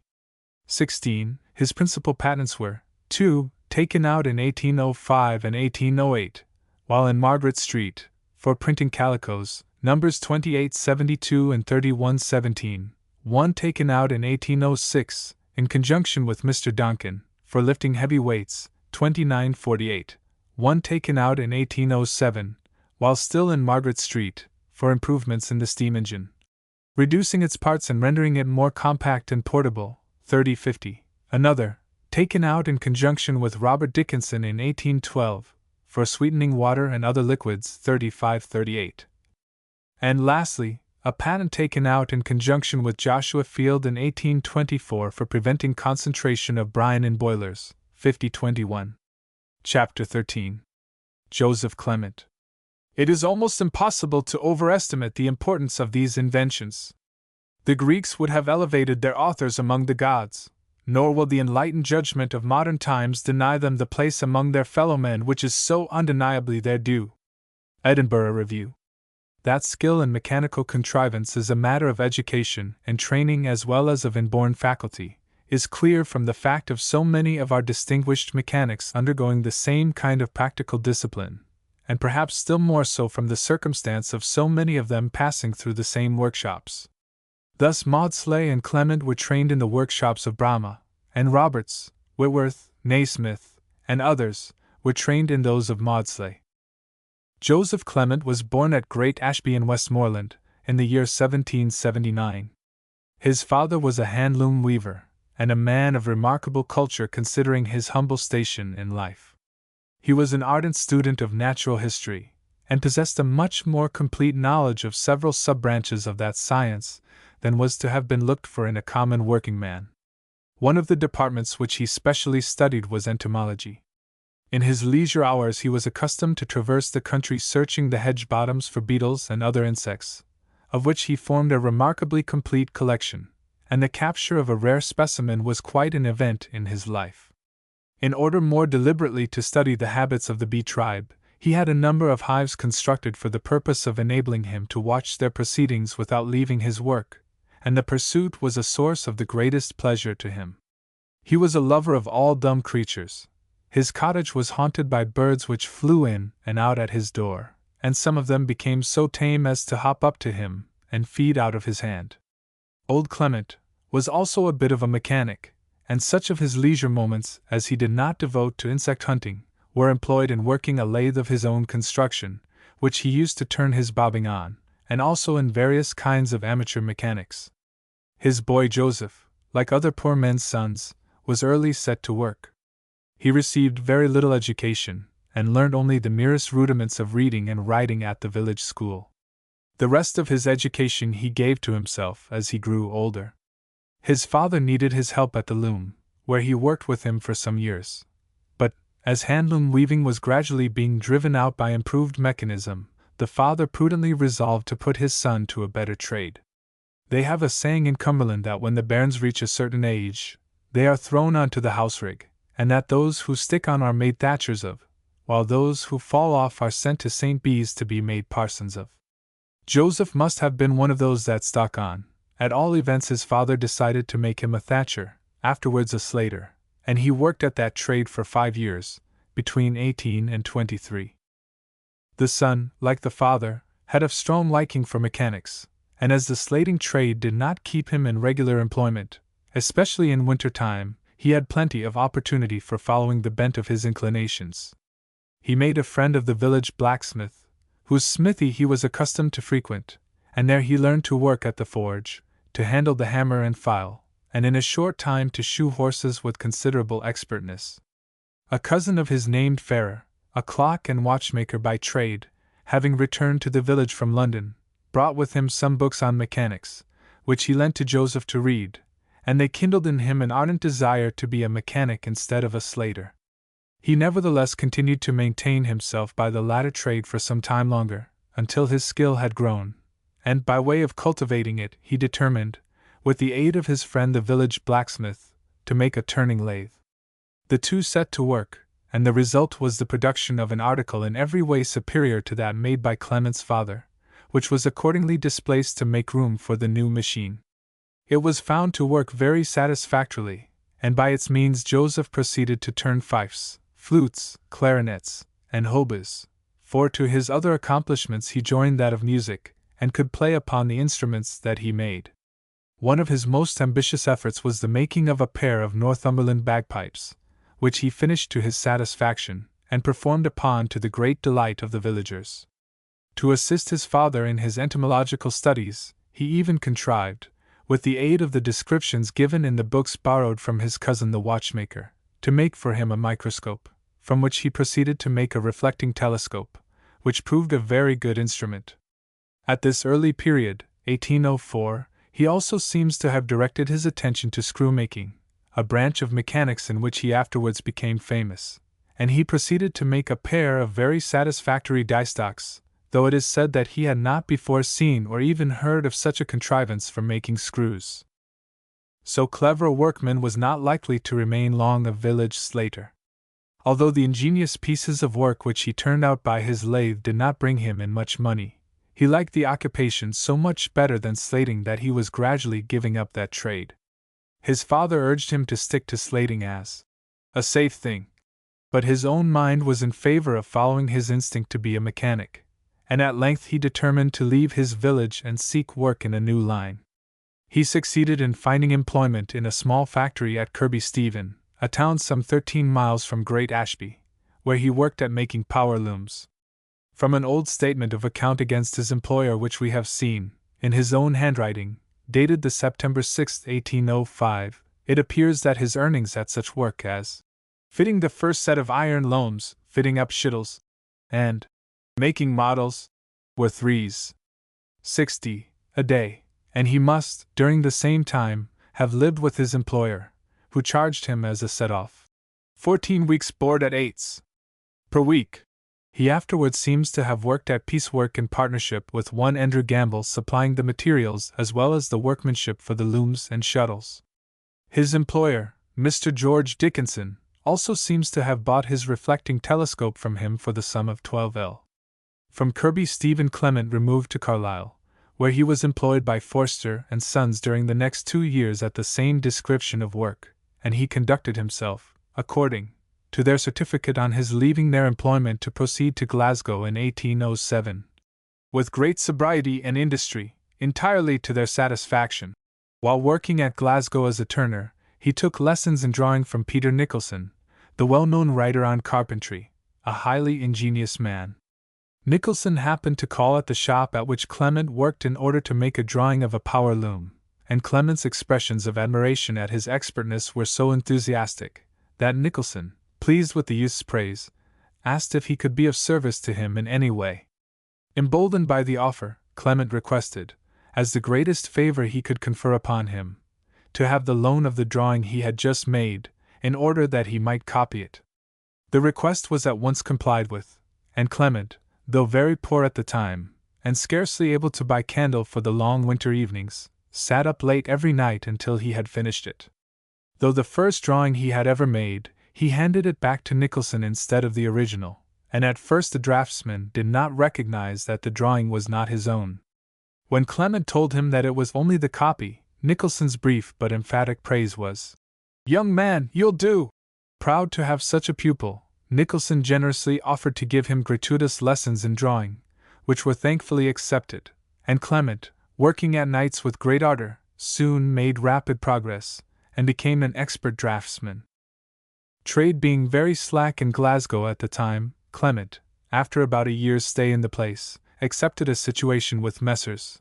Lees, Masson, and Company of Aberdeen, with whom he began at 1.50 a week, from which he gradually rose to 2 guineas, and ultimately to 3 guineas. His principal work consisted in designing and making power looms for his employers, and fitting them up in different parts of the country. He continued to devote himself to the study of practical mechanics, and made many improvements in the tools with which he worked. While at Glasgow he had made an improved pair of die stocks for screws, and at Aberdeen he made a turning lathe with a sliding mandrel and guide screws, for cutting screws, furnished also with the means for correcting guide screws. In the same machine he introduced a small slide rest, into which he fixed the tool for cutting the screws, having never before seen a slide rest, though it is very probable he may have heard of what Maudslay had already done in the same direction. Clement continued during this period of his life an industrious self-cultivator, occupying most of his spare hours in mechanical and landscape drawing, and in various studies. Among the papers left behind him we find a ticket to a course of instruction on natural philosophy given by Professor Copeland in the Marischal College at Aberdeen, which Clement attended in the session of 1812-13, and we do not doubt that our mechanic was among the most diligent of his pupils. Towards the end of 1813, after saving about 100 out of his wages, Clement resolved to proceed to London for the purpose of improving himself in his trade and pushing his way in the world. The coach by which he travelled set him down in Snow Hill, Holborn, and his first thought was of finding work. He had no friend in town to consult on the matter, so he made inquiry of the coachguard whether he knew of any person in the mechanical line in that neighbourhood. The guard said, yes, there was Alexander Galloway's show shop, just round the corner, and he employed a large number of hands. Running round the corner, Clement looked in at Galloway's window, through which he saw some lathes and other articles used in machine shops. Next morning he called upon the owner of the shop to ask employment. What can you do? Asked Galloway. I can work at the forge, said Clement. Anything else? I can turn. What else? I can draw. What? Said Galloway. Can you draw? Then I will engage you. A man who could draw or work to a drawing in those days was regarded as a superior sort of mechanic. Though Galloway was one of the leading tradesmen of his time, and had excellent opportunities for advancement, he missed them all. As Clement afterwards said of him, he was only a mouthing common council man, the height of whose ambition was to be an alderman. And like most corporation celebrities, he held a low rank in his own business. He very rarely went into his workshops to superintend or direct his workmen, leaving this to his foreman, a sufficient indication of the causes of his failure as a mechanic. 1. On entering Galloway's shop, Clement was first employed in working at the lathe, but finding the tools so bad that it was impossible to execute satisfactory work with them, he at once went to the forge, and began making a new set of tools for himself. The other men, to whom such a proceeding was entirely new, came round him to observe his operations, and they were much struck with his manual dexterity. The tools made, he proceeded to use them, displaying what seemed to the other workmen an unusual degree of energy and intelligence, and some of the old hands did not hesitate already to pronounce Clement to be the best mechanic in the shop. When Saturday night came round, the other men were curious to know what wages Galloway would allow the new hand, and when he had been paid, they asked him. "A guinea," was the reply. "A guinea! Why, you are worth 2 if you are worth a shilling," said an old man who came out of the rank, an excellent mechanic, who, though comparatively worthless through his devotion to drink, knew Clement's money value to his employer better than any man there, and he added, "Wait for a week or 2, and if you are not better paid than this, I can tell you of a master who will give you a fairer wage." Several Saturdays came round, but no advance was made on the guinea a week, and then the old workman recommended Clement to offer himself to Brahma at Pimlico, who was always on the lookout for first-rate mechanics. Clement acted on the advice, and took with him some of his drawings, at sight of which Brahma immediately engaged him for a month, and at the end of that time he had given so much satisfaction that it was agreed he should continue for 3 months longer at 2 guineas a week. Clement was placed in charge of the tools of the shop, and he showed himself so apt at introducing improvements in them, as well as in organizing the work with a view to dispatch and economy, that at the end of the term Brahma made him a handsome present, adding, "If I had secured your services 5 years since, I would now have been a richer man by many thousands of pounds." A formal agreement for a term of 5 years was then entered into between Brahma and Clement, dated the 1st of April, 1814, by which the latter undertook to fill the office of chief draftsman and superintendent of the Pimlico works, in consideration of a salary of 3 guineas a week, with an advance of 4 shillings a week in each succeeding year of the engagement. This arrangement proved of mutual advantage to both. Clement devoted himself with increased zeal to the improvement of the mechanical arrangements of the concern, exhibiting his ingenuity in many ways, and taking a genuine pride in upholding the character of his master for turning out first-class work. On the death of Brahma, his sons returned from college and entered into possession of the business. They found Clement the ruling mind there and grew jealous of him to such an extent that his situation became uncomfortable, and by mutual consent he was allowed to leave before the expiry of his term of agreement. He had no difficulty in finding employment, and was at once taken on as chief draftsman at Maudslay and Fields, where he was of much assistance in proportioning the early marine engines, for the manufacture of which that firm were becoming celebrated. After a short time, he became desirous of beginning business on his own account as a mechanical engineer. He was encouraged to do this by the Duke of Northumberland, who, being a great lover of mechanics and himself a capital turner, used often to visit Maudslay's, and thus became acquainted with Clement, whose expertness as a draftsman and mechanic he greatly admired. Being a man of frugal and sober habits, always keeping his expenditure very considerably within his income, Clement had been enabled to accumulate about 500 which he thought would be enough for his purpose, and he accordingly proceeded, in 1817, to take a small workshop in Prospect Place, Newington Butts, where he began business as a mechanical draftsman and manufacturer of small machinery requiring first-class workmanship. From the time when he took his first gratuitous lessons in drawing from Peter Nicholson, at Glasgow, in 1807, he had been steadily improving in this art, the knowledge of which is indispensable to whoever aspires to eminence as a mechanical engineer, until by general consent Clement was confessed to stand unrivaled as a draftsman.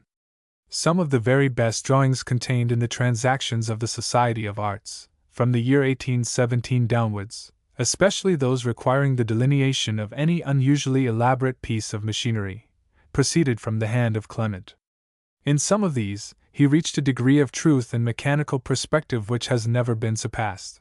2. To facilitate his labors, he invented an extremely ingenious instrument, by means of which ellipses of all proportions, as well as circles and right lines, might be geometrically drawn on paper or on copper. He took his idea of this instrument from the tramway used by carpenters for drawing imperfect ellipses, and when he had succeeded in avoiding the crossing of the points, he proceeded to invent the straight line motion. For this invention the Society of Arts awarded him their gold medal in 1818. Some years later, he submitted to the same society his invention of a stand for drawings of large size. He had experienced considerable difficulty in making such drawings, and with his accustomed readiness to overcome obstacles, he forthwith set to work and brought out his new drawing table. As with many other original-minded mechanics, invention became a habit with him, and by study and labor he rarely failed in attaining the object which he had bent his mind upon accomplishing. Indeed, nothing pleased him better than to have what he called a tough job, as it stimulated his inventive faculty, in the exercise of which he took the highest pleasure. Hence mechanical schemers of all kinds were accustomed to resort to Clement for help when they had found an idea which they desired to embody in a machine. If there was any value in their idea, none could be more ready than he to recognize its merit, and to work it into shape. But if worthless, he spoke out his mind at once, dissuading the projector from wasting upon it further labor or expense. One of the important branches of practical mechanics to which Clement continued through life to devote himself was the improvement of self-acting tools, more especially of the slide lathe. He introduced various improvements in its construction and arrangement, until in his hands it became as nearly perfect as it was possible to be. In 1818, he furnished the lathe with a slide rest 22 inches long, for the purpose of cutting screws, provided with the means of self-correction, and some years later, in 1827, the Society of Arts awarded him their gold Isis medal for his improved turning lathe, which embodied many ingenious contrivances calculated to increase its precision and accuracy in large surface turning. The beautiful arrangements embodied in Mr. Clement's improved lathe can with difficulty be described in words, but its ingenuity may be inferred from a brief statement of the defects which it was invented to remedy, and which it successfully overcame. When the mandrel of a lathe, having a metal plate fixed to it, turns round with a uniform motion, and the slide rest which carries the cutter is moving from the circumference of the work to the center, it will be obvious that the quantity of metal passing over the edge of the cutter at each revolution, and therefore at equal intervals of time, is continually diminishing, in exact proportion to the spiral line described by the cutter on the face of the work. But in turning metal plates it is found very inexpedient to increase the speed of the work beyond a certain quantity, for when this happens, and the tool passes the work at too great a velocity, it heats, softens, and is ground away, the edge of the cutter becomes dull, and the surface of the plate is indented and burnished, instead of being turned. Hence loss of time on the part of the workman, and diminished work on the part of the tool, results which, considering the wages of the one and the capital expended on the construction of the other, are of no small importance, for the prime objects of all improvement of tools are economy of time and economy of capital, to minimize labor and cost, and maximize result. The defect to which we have referred was almost the only remaining imperfection in the lathe, and Mr. Clement overcame it by making the machine self-regulating, so that, whatever might be the situation of the cutter, equal quantities of metal should pass over it in equal times, the speed at the center not exceeding that suited to the work at the circumference, while the workman was enabled to convert the varying rate of the mandrel into a uniform one whenever he chose. Thus the expedients of wheels, riggers, and drums, of different diameters, by which it had been endeavored to alter the speed of the lathe mandrel, according to the hardness of the metal and the diameter of the thing to be turned, were effectually disposed of. These, though answering very well where cylinders of equal diameter had to be bored, and a uniform motion was all that was required, were found very inefficient where a plane surface had to be turned, and it was in such cases that Mr. Clement's lathe was found so valuable. By its means surfaces of unrivaled correctness were produced, and the slide lathe, so improved, became recognized and adopted as the most accurate and extensively applicable of all machine tools. The year after Mr. Clement brought out his improved turning lathe, he added to it his self-adjusting double-driving center chuck, for which the Society of Arts awarded him their silver medal in 1828. In introducing this invention to the notice of the Society, Mr. Clement said, "Although I have been in the habit of turning and making turning lathes and other machinery for upwards of 35 years, and have examined the best turning lathes in the principal manufactories throughout Great Britain, I find it universally regretted by all practical men that they cannot turn anything perfectly true between the centers of the lathe. It was found by experience that there was a degree of eccentricity, and consequently of imperfection, in the figure of any long cylinder turned while suspended between the centers of the lathe, and made to revolve by the action of a single driver. Under such circumstances the pressure of the tool tended to force the work out of the right line and to distribute the strain between the driver and the adjacent center, so that one end of the cylinder became eccentric with respect to the other. By Mr. Clement's invention of the two-armed driver, which was self-adjusting, the strain was taken from the center and divided between the two arms, which being equidistant from the center, effectually corrected all eccentricity in the work. This invention was found of great importance in ensuring the true turning of large machinery, which before had been found a matter of considerable difficulty. In the same year, 1828, Mr. Clement began the making of fluted taps and dies, and he established a mechanical practice with reference to the pitch of the screw, which proved of the greatest importance in the economics of manufacture. Before his time, each mechanical engineer adopted a thread of his own, so that when a piece of work came under repair, the screw hob had usually to be drilled out, and a new thread was introduced according to the usage which prevailed in the shop in which the work was executed. Mr. Clement saw a great waste of labor in this practice, and he promulgated the idea that every screw of a particular length ought to be furnished with its appointed number of threads of a settled pitch. Taking the inch as the basis of his calculations, he determined the number of threads in each case, and the practice thus initiated by him, recommended as it was by convenience and economy, was very shortly adopted throughout the trade. It may be mentioned that one of Clement's ablest journeymen, Mr. Whitworth, has, since his time, been mainly instrumental in establishing the settled practice, and Whitworth's thread, initiated by Clement, has become recognized throughout the mechanical world. To carry out his idea, Clement invented his screw-engine lathe, with gearing, mandrel, and sliding table wheel work, by means of which he first cut the inside screw tools from the left-handed hobs, the reverse mode having before been adopted, while in shaping machines he was the first to use the revolving cutter attached to the slide rest. Then, in 1828, he fluted the taps for the first time with a revolving cutter, other makers having up to that time only notched them. Among his other inventions in screws may be mentioned his headless tap, which, according to Mr. Naismith, is so valuable an invention that, if he had done nothing else, it ought to immortalize him among mechanics. It passed right through the hole to be tapped, and was thus enabled to do the duty of 3 ordinary screws. By these improvements much greater precision was secured in the manufacture of tools and machinery, accompanied by a greatly reduced cost of production, the results of which are felt to this day. Another of Mr. Clement's ingenious inventions was his planing machine, by means of which metal plates of large dimensions were planed with perfect truth and finished with beautiful accuracy. There is perhaps scarcely a machine about which there has been more controversy than this, and we do not pretend to be able to determine the respective merits of the many able mechanics who have had a hand in its invention. It is exceedingly probable that others besides Clement worked out the problem in their own way, by independent methods, and this is confirmed by the circumstance that though the results achieved by the respective inventors were the same, the methods employed by them were in many respects different. As regards Clement, we find that previous to the year 1820 he had a machine in regular use for planing the triangular bars of lathes and the sides of weaving looms.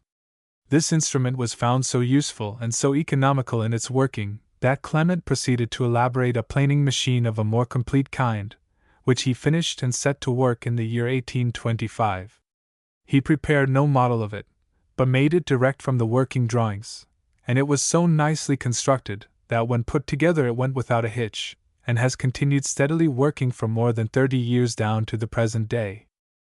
Clement took out no patent for his invention, relying for protection mainly on his own and his workmen's skill in using it. We therefore find no specification of his machine at the Patent Office, as in the case of most other capital inventions, but a very complete account of it is to be found in the Transactions of the Society of Arts for 1832, as described by Mr. Varley. The practical value of the planing machine induced the Society to apply to Mr. Clement for liberty to publish a full description of it, and Mr. Varley's paper was the result. 3. It may be briefly stated that this engineer's plane differs greatly from the carpenter's plane, the cutter of which is only allowed to project so far as to admit of a thin shaving to be sliced off, the plane working flat in proportion to the width of the tool, and its length and straightness preventing the cutter from descending into any hollows in the wood. The engineer's plane more resembles the turning lathe, of which indeed it is but a modification, working up on the same principle, on flat surfaces. The tools or cutters in Clement's machine were similar to those used in the lathe, varying in like manner, but performing their work in right lines, the tool being stationary and the work moving under it, the tool only traveling when making lateral cuts. To save time, 2 cutters were mounted, one to cut the work while going, the other while returning, both being so arranged and held as to be presented to the work in the firmest manner, and with the least possible friction. The bed of the machine, on which the work was laid, passed under the cutters on perfectly true rollers or wheels, lodged and held in their bearings as accurately as the best mandrel could be, and having set screws acting against their ends totally preventing all end motion.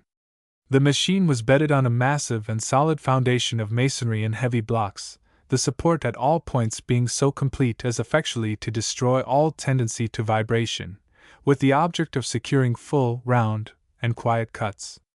The rollers on which the planing machine traveled were so true that Clement himself used to say of them, "If you were to put but a paper shaving under one of the rollers, it would at once stop all the rest." Nor was this any exaggeration, the entire mechanism, notwithstanding its great size, being as true and accurate as that of a watch. By an ingenious adaptation of the apparatus, which will also be found described in the Society of Arts paper, the planing machine might be fitted with a lathe bed, either to hold 2 centers, or a head with a suitable mandrel. When so fitted, the machine was enabled to do the work of a turning lathe, though in a different way, cutting cylinders or cones in their longitudinal direction perfectly straight, as well as solids or prisms of any angle, either by the longitudinal or lateral motion of the cutter, whilst by making the work revolve, it might be turned as in any other lathe. This ingenious machine, as contrived by Mr. Clement, therefore represented a complete union of the turning lathe with the planing machine and dividing engine, by which turning of the most complicated kind might readily be executed. For 10 years after it was set in motion, Clement's was the only machine of the sort available for planing large work, and being consequently very much in request, it was often kept going night and day, the earnings by the planing machine alone during that time forming the principal income of its inventor. As it took in a piece of work 6 feet square, and as his charge for planing was 3 halfpence the square inch, or 18 shillings the square foot, he could thus earn by his machine alone some £10 for every day's work of 12 hours. We may add that since planing machines in various forms have become common in mechanical workshops, the cost of planing does not amount to more than 3 halfpence the square foot. The excellence of Mr. Clement's tools, and his well-known skill in designing and executing work requiring unusual accuracy and finish, led to his being employed by Mr. Babbage to make his celebrated calculating or difference engine. The contrivance of a machine that should work out complicated sums in arithmetic with perfect precision was, as may readily be imagined, one of the most difficult feats of the mechanical intellect.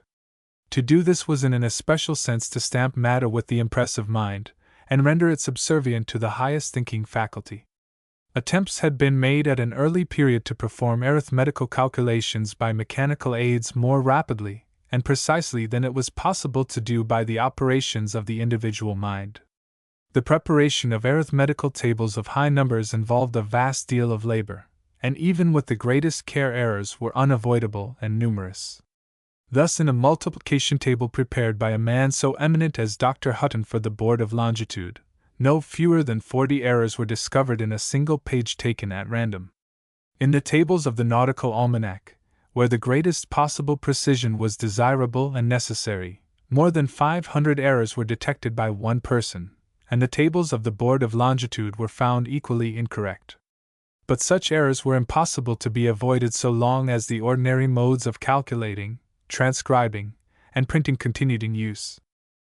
The earliest and simplest form of calculating apparatus was that employed by the schoolboys of ancient Greece, called the abacus, consisting of a smooth board with a narrow rim, on which they were taught to compute by means of progressive rows of pebbles, bits of bone or ivory, or pieces of silver coin, used as counters. The same board, strewn over with sand, was used for teaching the rudiments of writing and the principles of geometry. The Romans subsequently adopted the abacus, dividing it by means of perpendicular lines or bars, and from the designation of calculus which they gave to each pebble or counter employed on the board, we have derived our English word to calculate.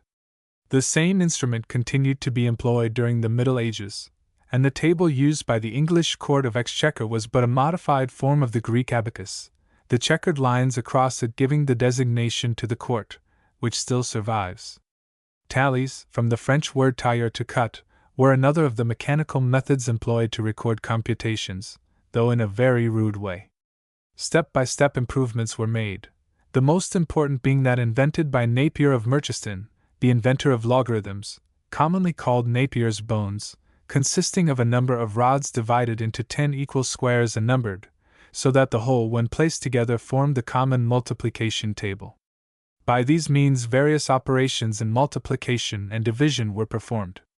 Sir Samuel Morland, Gunter, and Lamb introduced other contrivances, applicable to trigonometry, Gunter's scale being still in common use. The calculating machines of Gersten and Pascal were of a different kind, working out arithmetical calculations by means of trains of wheels and other arrangements, and that contrived by Lord Stanhope for the purpose of verifying his calculations with respect to the national debt was of like character.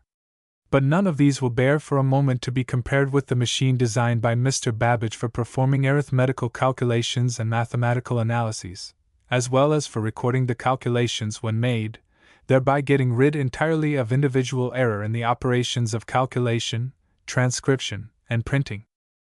The French government, in their desire to promote the extension of the decimal system, had ordered the construction of logarithmical tables of vast extent, but the great labor and expense involved in the undertaking prevented the design from being carried out. It was reserved for Mr. Babbage to develop the idea by means of a machine which he called the difference engine. This machine is of so complicated a character that it would be impossible for us to give any intelligible description of it in words. Although Dr. Lardner was unrivaled in the art of describing mechanism, he occupied 25 pages of the Edinburgh Review, volume 59, in endeavoring to describe its action, and there were several features in it which he gave up as hopeless. Some parts of the apparatus and modes of action are indeed extraordinary, and perhaps none more so than that for ensuring accuracy in the calculated results, the machine actually correcting itself, and rubbing itself back into accuracy, when the disposition to err occurs, by the friction of the adjacent machinery. When an error is made, the wheels become locked and refuse to proceed. Thus the machine must go rightly or not at all, an arrangement as nearly resembling volition as anything that brass and steel are likely to accomplish. This intricate subject was taken up by Mr. Babbage in 1821, when he undertook to superintend for the British government the construction of a machine for calculating and printing mathematical and astronomical tables. The model first constructed to illustrate the nature of his invention produced figures at the rate of 44 a minute. In 1823 the Royal Society was requested to report upon the invention, and after full inquiry the committee recommended it as one highly deserving of public encouragement. A sum of 1,500 L. was then placed at Mr. Babbage's disposal by the Lords of the Treasury for the purpose of enabling him to perfect his invention. It was at this time that he engaged Mr. Clement as draftsman and mechanic to embody his ideas in a working machine. Numerous tools were expressly contrived by the latter for executing the several parts, and workmen were specially educated for the purpose of using them. Some idea of the elaborate character of the drawings may be formed from the fact that those required for the calculating machinery alone, not to mention the printing machinery, which was almost equally elaborate, covered not less than 400 square feet of surface. The cost of executing the calculating machine was of course very great, and the progress of the work was necessarily slow. The consequence was that the government first became impatient, and then began to grumble at the expense. At the end of 7 years the engineer's bills alone were found to amount to nearly 7,200 L, and Mr. Babbage's costs out of pocket to 7,000 L. More. In order to make more satisfactory progress, it was determined to remove the works to the neighborhood of Mr. Babbage's own residence. But as Clement's claims for conducting the operations in the new premises were thought exorbitant, and as he himself considered that the work did not yield him the average profit of ordinary employment in his own trade, he eventually withdrew from the enterprise, taking with him the tools which he had constructed for executing the machine. The government also shortly after withdrew from it, and from that time the scheme was suspended, the calculating engine remaining a beautiful but unfinished fragment of a great work. Though originally intended to go as far as 20 figures, it was only completed to the extent of being capable of calculating to the depth of 5 figures, and 2 orders of differences, and only a small part of the proposed printing machinery was ever made. The engine was placed in the Museum of King's College in 1843, enclosed in a glass case, until the year 1862, when it was removed for a time to the Great Exhibition, where it formed perhaps the most remarkable and beautifully executed piece of mechanism, the combined result of intellectual and mechanical contrivance, in the entire collection. 4. Clement was on various other occasions invited to undertake work requiring extra skill, which other mechanics were unwilling or unable to execute. He was thus always full of employment, never being under the necessity of canvassing for customers. He was almost constantly in his workshop, in which he took great pride. His dwelling was over the office in the yard, and it was with difficulty he could be induced to leave the premises.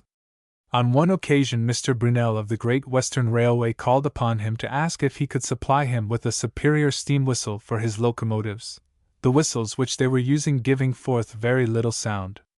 Clement examined the specimen brought by Brunel, and pronounced it to be mere tallow chandler's work. He undertook to supply a proper article, and after his usual fashion he proceeded to contrive a machine or tool for the express purpose of making steam whistles. They were made and supplied, and when mounted on the locomotive the effect was indeed screaming. They were heard miles off, and Brunel, delighted, ordered 100. But when the bill came in, it was found that the charge made for them was very high, as much as 40 the set. The company demurred at the price, Brunel declaring it to be 6 times more than the price they had before been paying. "That may be," rejoined Clement, "but mine are more than 6 times better. You ordered a first-rate article, and you must be content to pay for it." The matter was referred to an arbitrator, who awarded the full sum claimed. Mr. Weld mentions a similar case of an order which Clement received from America to make a large screw of given dimensions, in the best possible manner, and he accordingly proceeded to make one with the greatest mathematical accuracy. But his bill amounted to some hundreds of pounds, which completely staggered the American, who did not calculate on having to pay more than 20 at the utmost for the screw. The matter was, however, referred to arbitrators, who gave their decision, as in the former case, in favor of the mechanic. 5. One of the last works which Clement executed as a matter of pleasure was the building of an organ for his own use. It will be remembered that when working as a slater at Great Ashby, he had made flutes and clarinets, and now in his old age he determined to try his skill at making an organ, in his opinion the king of musical instruments. The building of it became his hobby, and his greatest delight was in superintending its progress. It cost him about £2,000 in labor alone, but he lived to finish it, and we have been informed that it was pronounced a very excellent instrument. Clement was a heavy-browed man, without any polish of manner or speech, for to the last he continued to use his strong Westmoreland dialect. He was not educated in a literary sense, for he read but little, and could write with difficulty. He was eminently a mechanic, and had achieved his exquisite skill by observation, experience, and reflection. His head was a complete repertory of inventions, on which he was constantly drawing for the improvement of mechanical practice. Though he had never more than 30 workmen in his factory, they were all of the first class, and the example which Clement set before them of extreme carefulness and accuracy in execution rendered his shop one of the best schools of its time for the training of thoroughly accomplished mechanics. Mr. Clement died in 1844, in his 65th year, after which his works were carried on by Mr. Wilkinson, one of his nephews, and his planing machine still continues in useful work. On one occasion Galloway had a cast-iron roof made for his workshop, so flat and so independent of ties that the wonder was that it should have stood an hour. One day Peter Keir, an engineer much employed by the government, a clever man, though somewhat eccentric, was taken into the shop by Galloway to admire the new roof. Keir, on glancing up at it, immediately exclaimed, "Come outside, and let us speak about it there." All that he could say to Galloway respecting the unsoundness of its construction was of no avail.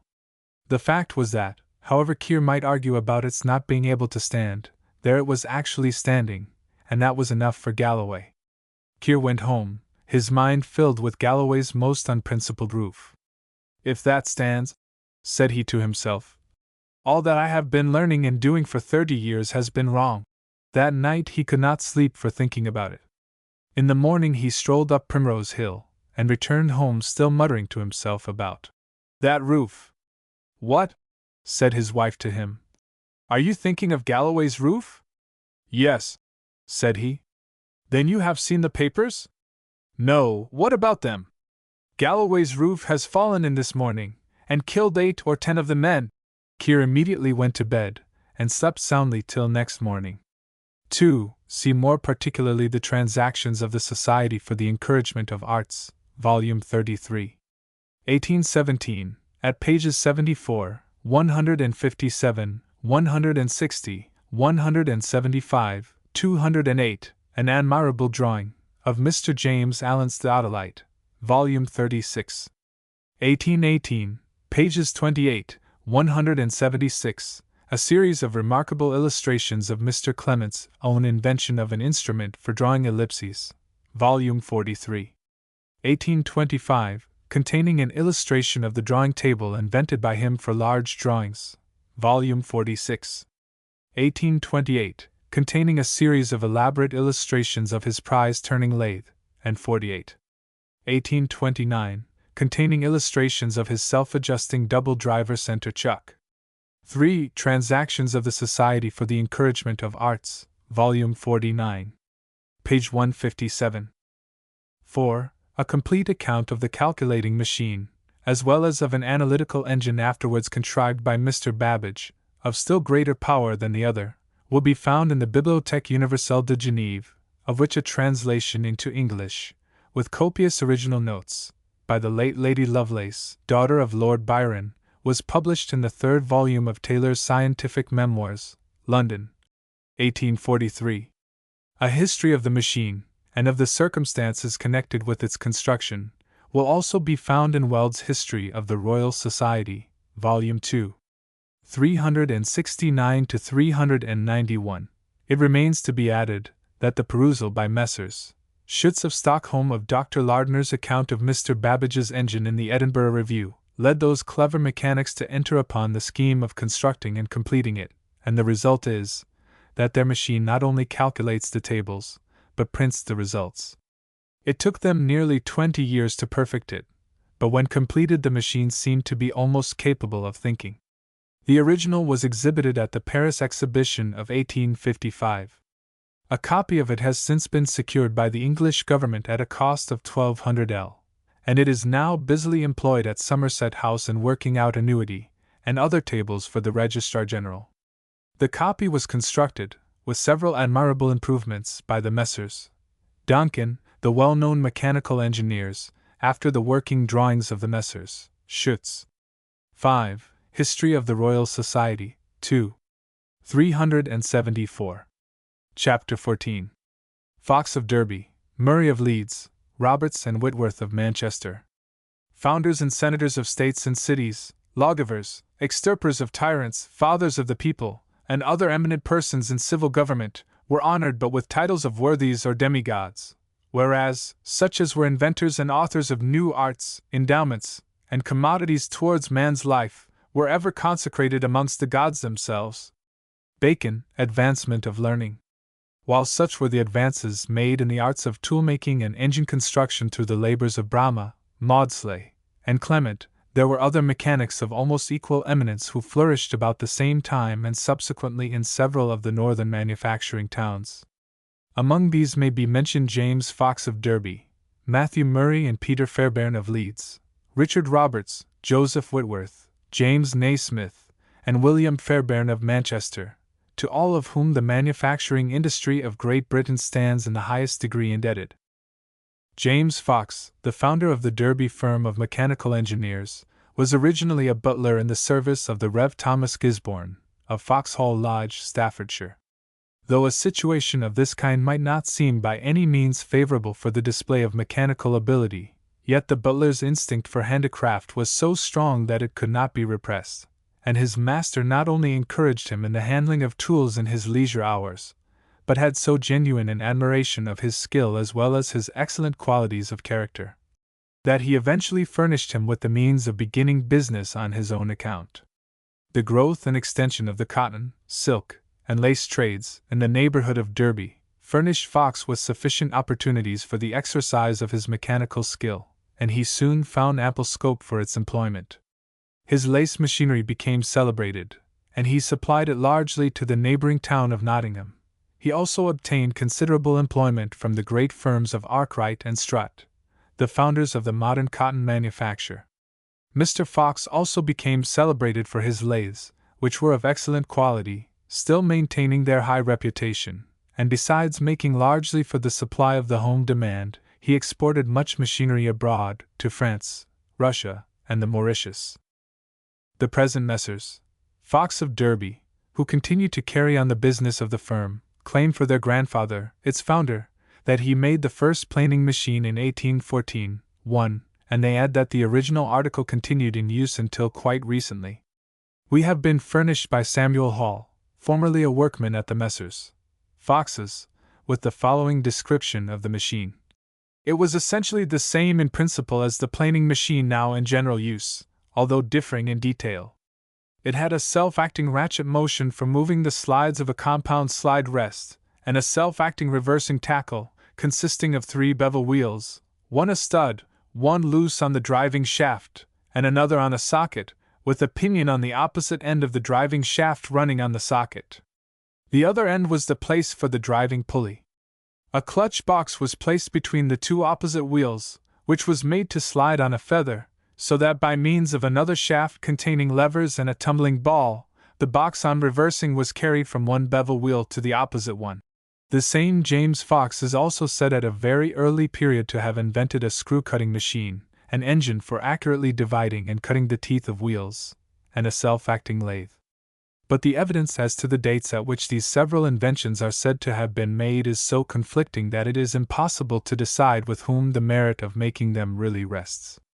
The same idea is found floating at the same time in many minds, the like necessity pressing upon all, and the process of invention takes place in like manner, hence the contemporaneousness of so many inventions, and the disputes that arise respecting them, as described in a previous chapter. There are still other claimants for the merit of having invented the planing machine, among whom may be mentioned more particularly Matthew Murray of Leeds, and Richard Roberts of Manchester. We are informed by Mr. March, the present mayor of Leeds, head of the celebrated tool manufacturing firm of that town, that when he first went to work at Matthew Murray's, in 1814, a planing machine of his invention was used to plane the circular part or back of the D valve, which he had by that time introduced in the steam engine. Mr. March says, "I recollect it very distinctly, and even the sort of framing on which it stood. The machine was not patented, and like many inventions in those days, it was kept as much a secret as possible, being locked up in a small room by itself, to which the ordinary workman could not obtain access. The year in which I remember it being in use was, so far as I am aware, long before any planing machine of a similar kind had been invented." Matthew Murray was born at Stockton-on-Tees in the year 1763. His parents were of the working class, and Matthew, like the other members of the family, was brought up with the ordinary career of labor before him. When of due age, his father apprenticed him to the trade of a blacksmith, in which he very soon acquired considerable expertness. He married before his term had expired, after which, trade being slack at Stockton, he found it necessary to look for work elsewhere. Leaving his wife behind him, he set out for Leeds with his bundle on his back, and after a long journey on foot, he reached that town with not enough money left in his pocket to pay for a bed at the Bay Horse Inn, where he put up. But telling the landlord that he expected work at Marshall's, and seeming to be a respectable young man, the landlord trusted him, and he was so fortunate as to obtain the job which he sought at Mr. Marshall's, who was then beginning the manufacture of flax, for which the firm has since become so famous. Mr. Marshall was at that time engaged in improving the method of manufacture, too, and the young blacksmith was so fortunate, or rather so dexterous, as to be able to suggest several improvements in the machinery which secured the approval of his employer, who made him a present of 20L, and very shortly promoted him to be the first mechanic in the workshop. On this stroke of good fortune Murray took a house at the neighboring village of Beeston, sent to Stockton for his wife, who speedily joined him, and he now felt himself fairly started in the world. He remained with Mr. Marshall for about 12 years, during which he introduced numerous improvements in the machinery for spinning flax, and obtained the reputation of being a first-rate mechanic. This induced Mr. James Fenton and Mr. David Wood to offer to join him in the establishment of an engineering and machine-making factory at Leeds, which he agreed to, and operations were commenced at Holbeck in the year 1795. As Mr. Murray had obtained considerable practical knowledge of the steam engine while working at Mr. Marshall's, he took principal charge of the engine-building department, while his partner Wood directed the machine-making. In the branch of engine-building Mr. Murray very shortly established a high reputation, treading close upon the heels of Boulton and Watt, so close, indeed, that that firm became very jealous of him, and purchased a large piece of ground close to his works with the object of preventing their extension. 3. His additions to the steam engine were of great practical value, one of which, the self-acting apparatus attached to the boiler for the purpose of regulating the intensity of fire under it, and, consequently, the production of steam, is still in general use. This was invented by him as early as 1799. He also subsequently invented the D-slide valve, or at least greatly improved it, while he added to the power of the air pump, and gave a new arrangement to the other parts, with a view to the simplification of the powers of the engine. To make the D valve work efficiently, it was found necessary to form two perfectly plane surfaces, to produce which he invented his planing machine. He was also the first to adopt the practice of placing the piston in a horizontal position in the common condensing engine. Among his other modifications in the steam engine was his improvement of the locomotive as invented by Trevithick, and it ought to be remembered to his honor that he made the first locomotive that regularly worked upon any railway. This was the engine erected by him for Blenkinsop, to work the Middleton Colliery Railway near Leeds, on which it began to run in 1812, and continued in regular use for many years. In this engine he introduced the double cylinder, Trevithick's engine being provided with only one cylinder, the defects of which were supplemented by the addition of a flywheel to carry the crank over the dead points.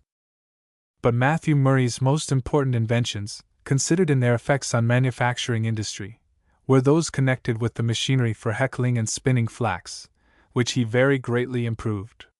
His heckling machine obtained for him the prize of the gold medal of the Society of Arts, and this as well as his machine for wet flax spinning by means of sponge weights proved of the greatest practical value. At the time when these inventions were made, the flax trade was on the point of expiring, the spinners being unable to produce yarn to a profit, and their almost immediate effect was to reduce the cost of production, to improve immensely the quality of the manufacture, and to establish the British linen trade on a solid foundation. The production of flax machinery became an important branch of manufacture at Leeds, large quantities being made for use at home as well as for exportation, giving employment to an increasing number of highly skilled mechanics. For Mr. Murray's faculty for organizing work, perfected by experience, enabled him also to introduce many valuable improvements in the mechanics of manufacturing. His preeminent skill in mill gearing became generally acknowledged, and the effects of his labors are felt to this day in the extensive and still thriving branches of industry which his ingenuity and ability mainly contributed to establish. All the machine tools used in his establishment were designed by himself, and he was most careful in the personal superintendence of all the details of their construction. Mr. Murray died at Leeds in 1826, in his 63rd year. We have not yet exhausted the list of claimants to the invention of the planing machine, for we find still another in the person of Richard Roberts of Manchester, one of the most prolific of modern inventors. Mr. Roberts has indeed achieved so many undisputed inventions, that he can readily afford to divide the honor in this case with others. He has contrived things so various as the self-acting needle and the best electromagnet, wet gas meters and dry planing machines, iron billiard tables and turret clocks, the centrifugal railway and the drill slotting machine, an apparatus for making cigars and machinery for the propulsion and equipment of steamships, so that he may almost be regarded as the admirable Crichton of modern mechanics. Richard Roberts was born in 1789, at Carragova in the parish of Laney Minnock. His father was by trade a shoemaker, to which he occasionally added the occupation of toll-keeper.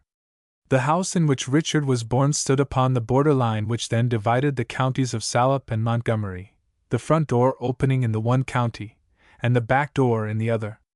Richard, when a boy, received next to no education, and as soon as he was of fitting age was put to common laboring work. For some time he worked in a quarry near his father's dwelling, but being of an ingenious turn, he occupied his leisure in making various articles of mechanism, partly for amusement and partly for profit.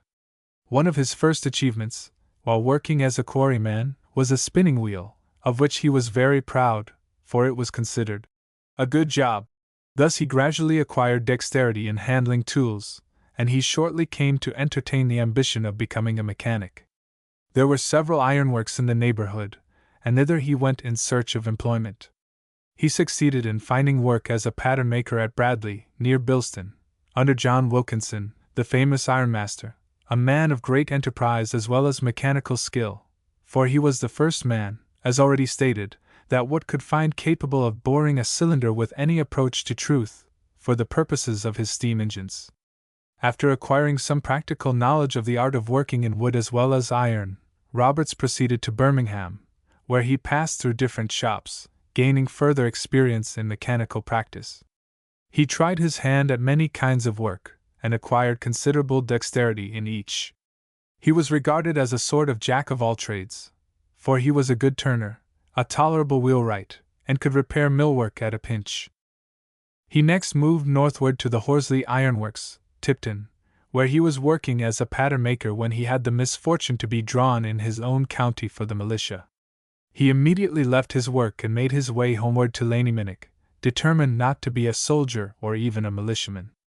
But home was not the place for him to rest in, and after bidding a hasty adieu to his father, he crossed the country northward on foot and reached Liverpool, in the hope of finding work there.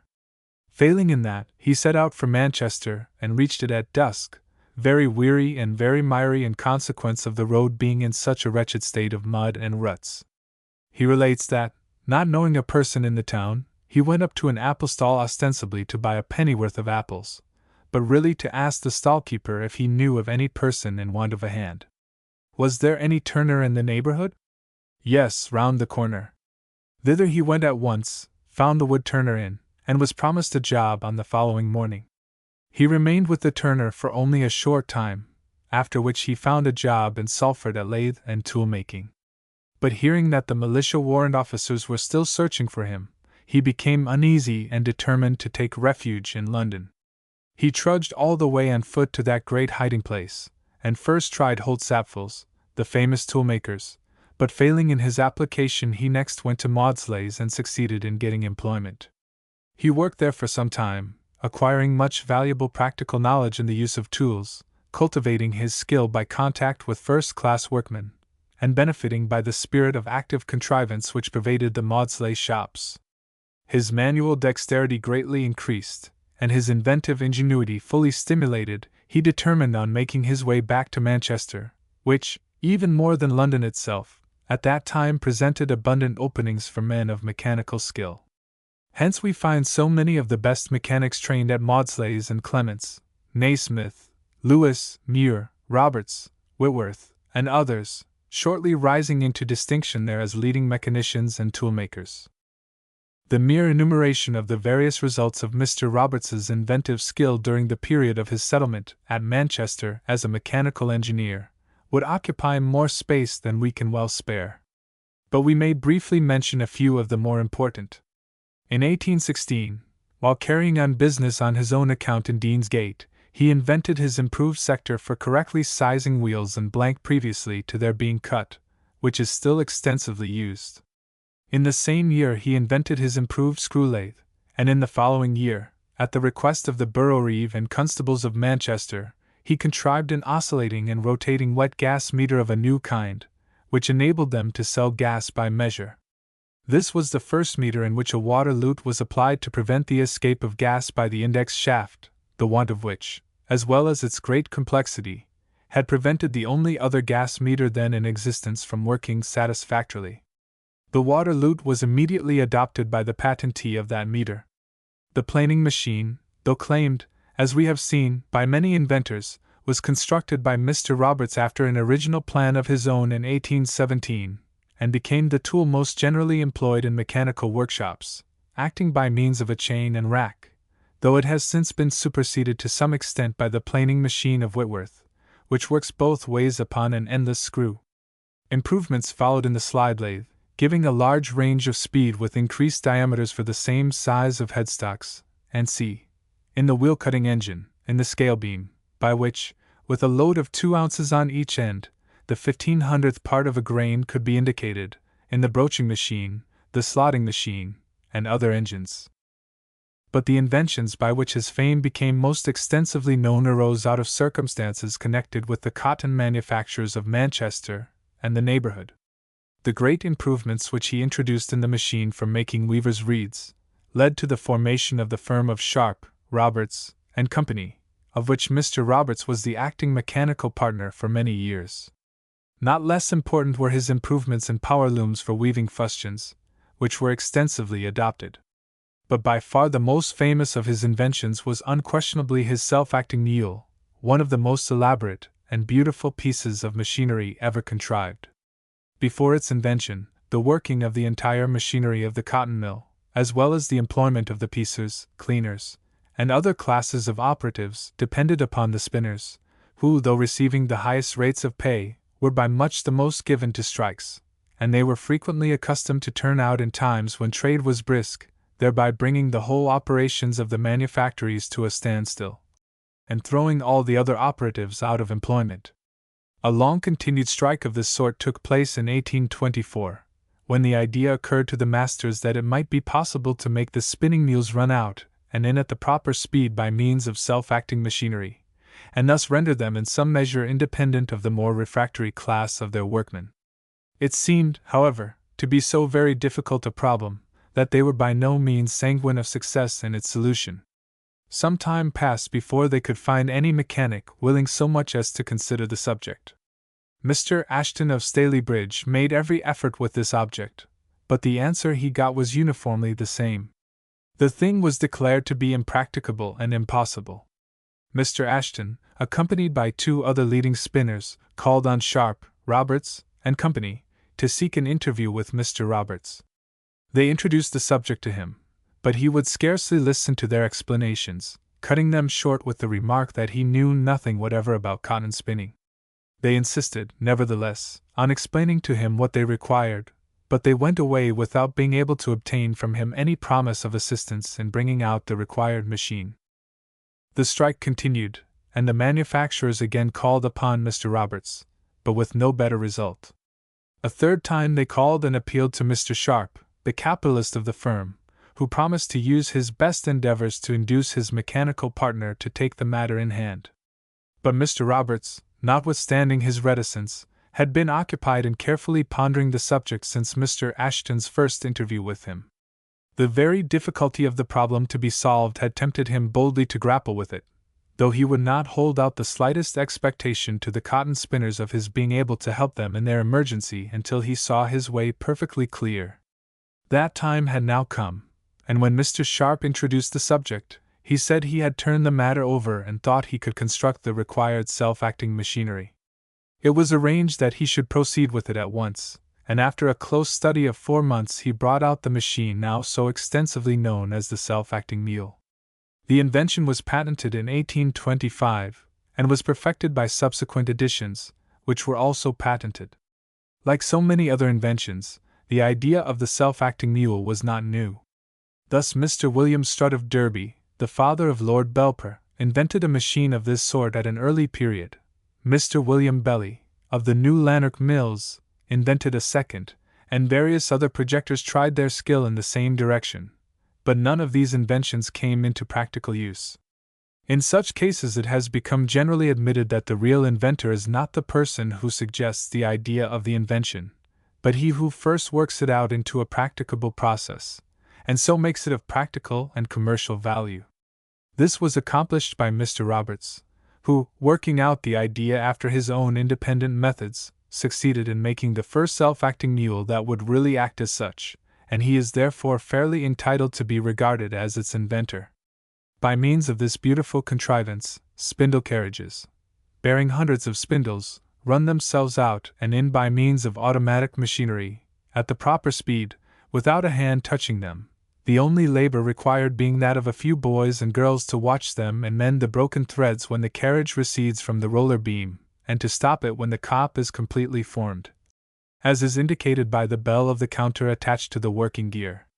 Mr. Baines describes the self-acting mule while at work as drawing out, twisting, and winding up many thousand threads, with unfailing precision and indefatigable patience and strength, a scene as magical to the eye which is not familiarized with it, as the effects have been marvelous in augmenting the wealth and population of the country. 5. Mr. Roberts's great success with the self-acting mule led to his being often appealed to for help in the mechanics of manufacturing. In 1826, the year after his patent was taken out, he was sent for to Mulhouse, in Alsace, to design and arrange the machine establishment of André Koechlin and Company, and in that and the 2 subsequent years he fairly set the works a-going, instructing the workmen in the manufacture of spinning machinery, and thus contributing largely to the success of the French cotton manufacture. In 1832 he patented his invention of the radial arm for winding on, and the self-acting needle, now in general use, and in future years he took out sundry patents for roving, slubbing, spinning, and doubling cotton and other fibrous materials, and for weaving, beetling, and mangling fabrics of various sorts. A considerable branch of business carried on by the firm of Sharp, Roberts, and Company was the manufacture of iron billiard tables, which were constructed with almost perfect truth by means of Mr. Roberts's planing machine, and became a large article of export. But a much more important and remunerative department was the manufacture of locomotives, which was begun by the firm shortly after the opening of the Liverpool and Manchester Railway had marked this as one of the chief branches of future mechanical engineering. Mr. Roberts adroitly seized the opportunity presented by this new field of invention and enterprise, and devoted himself for a time to the careful study of the locomotive and its powers.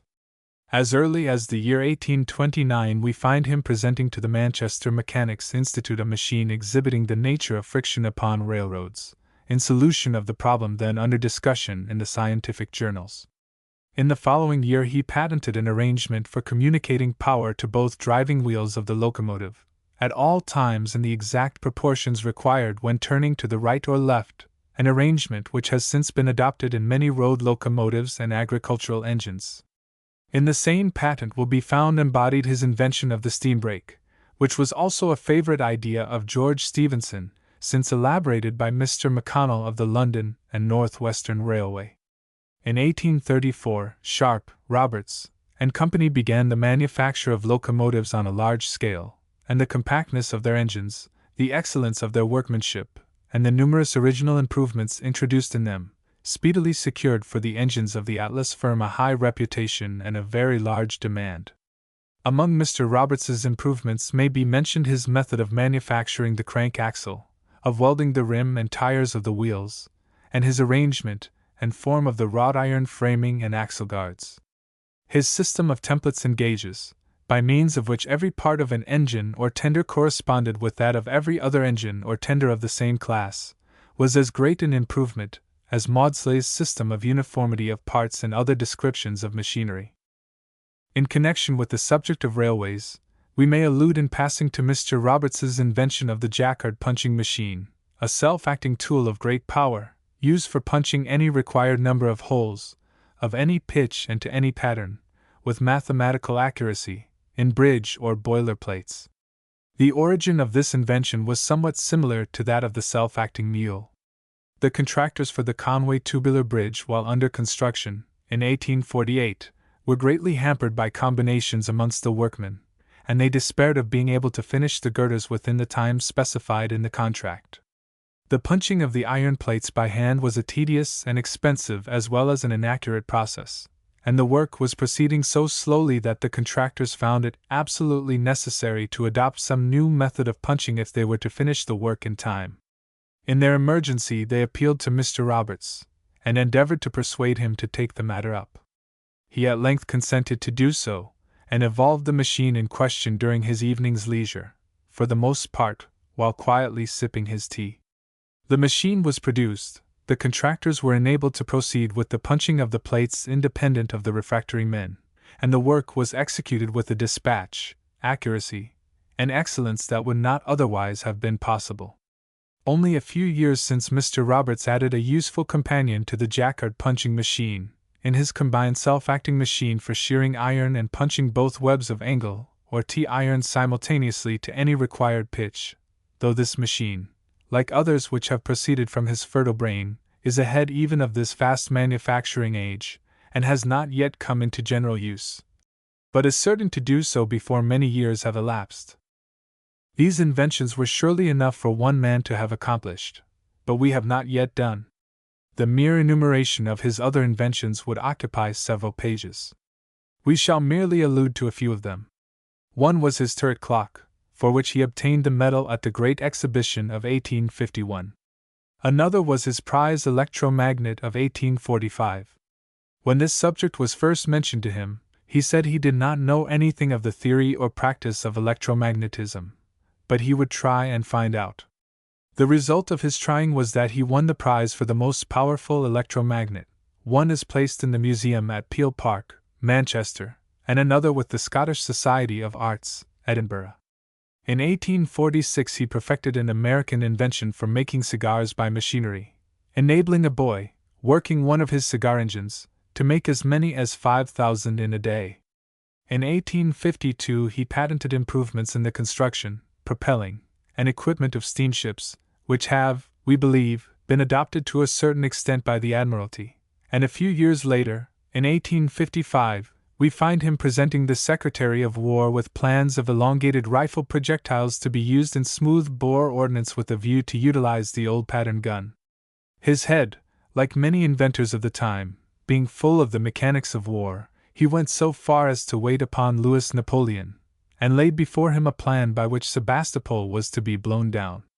In short, upon whatever subject he turned his mind, he left the impress of his inventive faculty. If it was imperfect, he improved it; if incapable of improvement, and impracticable, he invented something entirely new, superseding it altogether. But with all his inventive genius, in the exercise of which Mr. Roberts has so largely added to the productive power of the country, we regret to say that he is not gifted with the commercial faculty. He has helped others in their difficulties, but forgotten himself.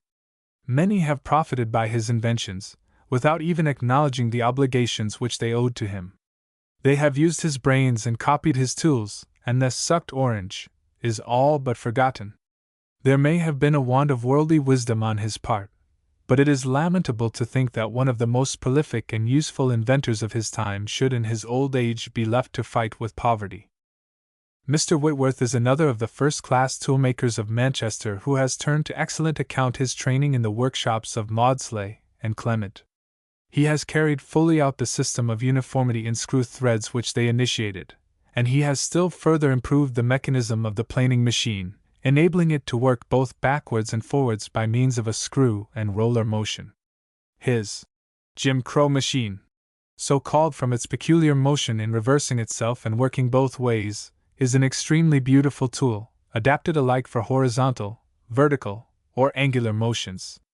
The minute accuracy of Mr. Whitworth's machines is not the least of their merits, and nothing will satisfy him short of perfect truth. At the meeting of the Institute of Mechanical Engineers at Glasgow in 1856 he read a paper on the essential importance of possessing a true plane as a standard of reference in mechanical constructions, and he described elaborately the true method of securing it, namely, by scraping, instead of by the ordinary process of grinding.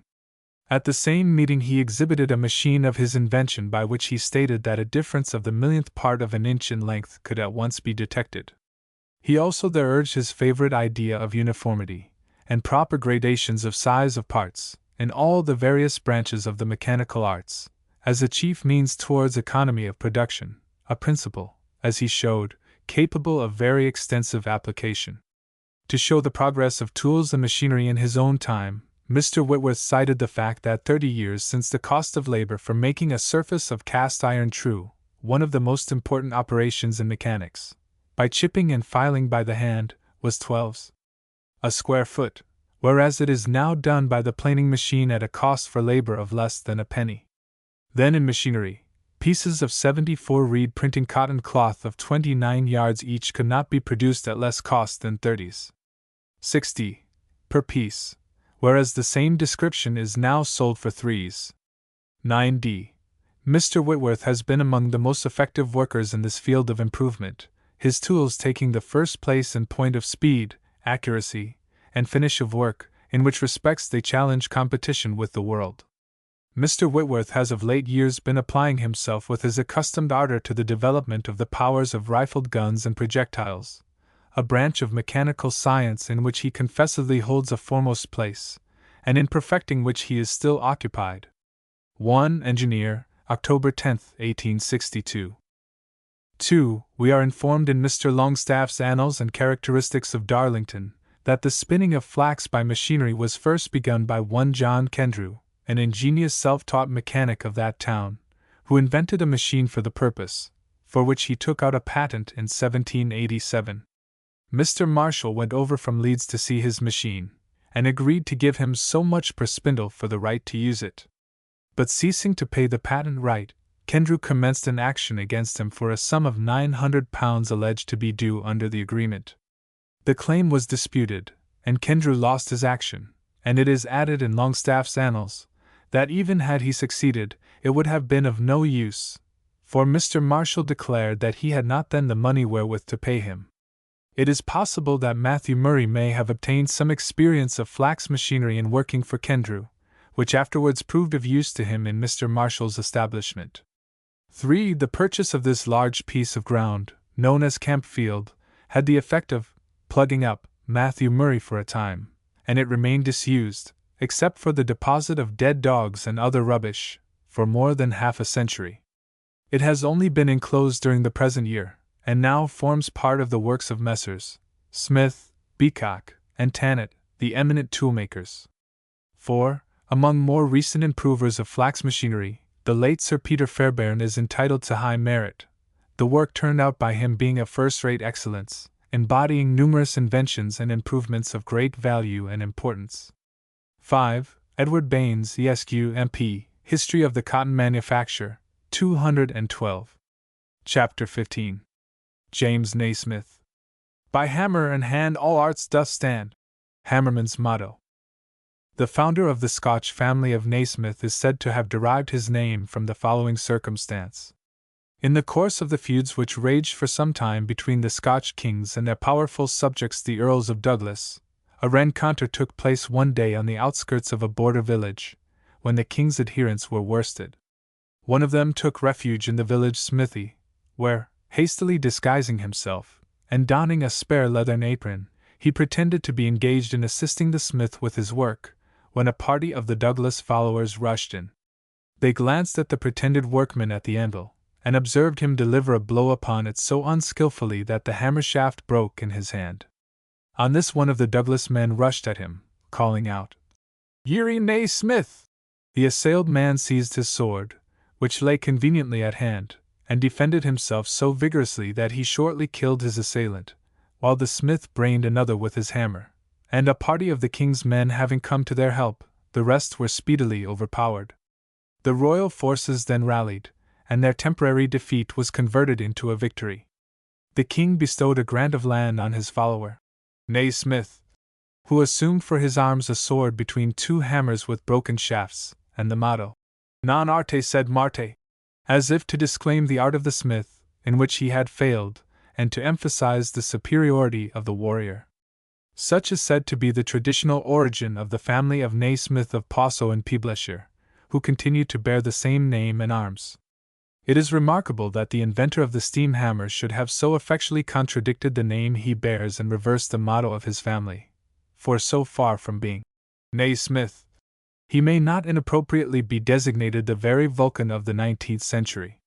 His hammer is a tool of immense power and pliancy, but for which we must have stopped short in many of those gigantic engineering works which are among the marvels of the age we live in. It possesses so much precision and delicacy that it will chip the end of an egg resting in a glass on the anvil without breaking it, while it delivers a blow of 10 tons with such a force as to be felt shaking the parish. It is therefore with a high degree of appropriateness that Mr. Naismith has discarded the feckless hammer with the broken shaft, and assumed for his emblem his own magnificent steam hammer, at the same time reversing the family motto, which he has converted into Non Marte sed Arte. James Naismith belongs to a family whose genius in art has long been recognized. His father, Alexander Naismith of Edinburgh, was a landscape painter of great eminence, whose works are sometimes confounded with those of his son Patrick, called the English Hobbema, though his own merits are peculiar and distinctive. The elder Naismith was also an admirable portrait painter, as his head of Burns, the best ever painted of the poet, bears ample witness. His daughters, the Misses Naismith, were highly skilled painters of landscape, and their works are well known and much prized. James, the youngest of the family, inherits the same love of art, though his name is more extensively known as a worker and inventor in iron. He was born at Edinburgh, on the 19th of August 1808, and his attention was early directed to mechanics by the circumstance of this being one of his father's hobbies. Besides being an excellent painter, Mr. Naismith had a good general knowledge of architecture and civil engineering, and could work at the lathe and handle tools with the dexterity of a mechanic. He employed nearly the whole of his spare time in a little workshop which adjoined his studio, where he encouraged his youngest son to work with him in all sorts of materials. Among his visitors at the studio were Professor Leslie, Patrick Miller of Dalswinton, and other men of distinction. He assisted Mr. Miller in his early experiments with paddleboats, which eventually led to the invention of the steamboat. It was a great advantage for the boy to be trained by a father who so loved excellence in all its forms, and could minister to his love of mechanics by his own instruction and practice. James used to drink in with pleasure and profit the conversation which passed between his father and his visitors on scientific and mechanical subjects, and as he became older, the resolve grew stronger in him every day that he would be a mechanical engineer, and nothing else.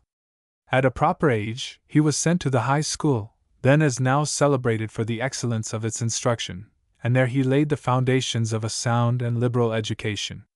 But he has himself told the simple story of his early life in such graphic terms that we feel we cannot do better than quote his own words. 1. I had the good luck, he says, to have for a school companion the son of an iron founder. Every spare hour that I could command was devoted to visits to his father's iron foundry, where I delighted to watch the various processes of molding, iron melting, casting, forging, pattern making, and other smith and metal work, and although I was only about 12 years old at the time, I used to lend a hand, in which hearty zeal did a good deal to make up for want of strength. I look back to the Saturday afternoons spent in the workshops of that small foundry, as an important part of my education. I did not trust to reading about such and such things. I saw and handled them, and all the ideas in connection with them became permanent in my mind. I also obtained there, what was of much value to me in after life, a considerable acquaintance with the nature and characters of workmen. By the time I was 15, I could work and turn out really respectable jobs in wood, brass, iron, and steel. Indeed, in the working of the latter inestimable material, I had at a very early age, 11 or 12, acquired considerable proficiency. As that was the pre-Lucifer match period, the possession of a steel and tinder box was quite a patent of nobility among boys. So I used to forge old files into steels in my father's little workshop, and harden them and produce such first-rate, neat little articles in that line, that I became quite famous amongst my school companions, and many a task have I had excused me by bribing the monitor, whose grim sense of duty never could withstand the glimpse of a steel. My first essay at making a steam engine was when I was 15. I then made a real working steam engine, 1 3/4 diameter cylinder and 8 inches stroke, which not only could act, but really did some useful work, for I made it grind the oil colors which my father required for his painting. Steam engine models, now so common, were exceedingly scarce in those days, and very difficult to be had, and as the demand for them arose, I found it both delightful and profitable to make them, as well as sectional models of steam engines, which I introduced for the purpose of exhibiting the movements of all the parts, both exterior and interior. With the results of the sale of such models, I was enabled to pay the price of tickets of admission to the lectures on natural philosophy and chemistry delivered in the University of Edinburgh. About the same time, 1826, I was so happy as to be employed by Professor Leslie in making models and portions of apparatus required by him for his lectures and philosophical investigations, and I had also the inestimable good fortune to secure his friendship. His admirably clear manner of communicating and knowledge of the fundamental principles of mechanical science rendered my intercourse with him of the utmost importance to myself. A hearty, cheerful, earnest desire to toil in his service caused him to take pleasure in instructing me by occasional explanations of what might otherwise have remained obscure. About the years 1827 and 1828, the subject of steam carriages for common roads occupied much of the attention of the public. Many tried to solve the problem. I made a working model of an engine which performed so well that some friends determined to give me the means of making one on a larger scale. This I did, and I shall never forget the pleasure and the downright hard work I had in producing, in the autumn of 1828, at an outlay of 60L, a complete steam carriage that ran many a mile with 8 persons on it.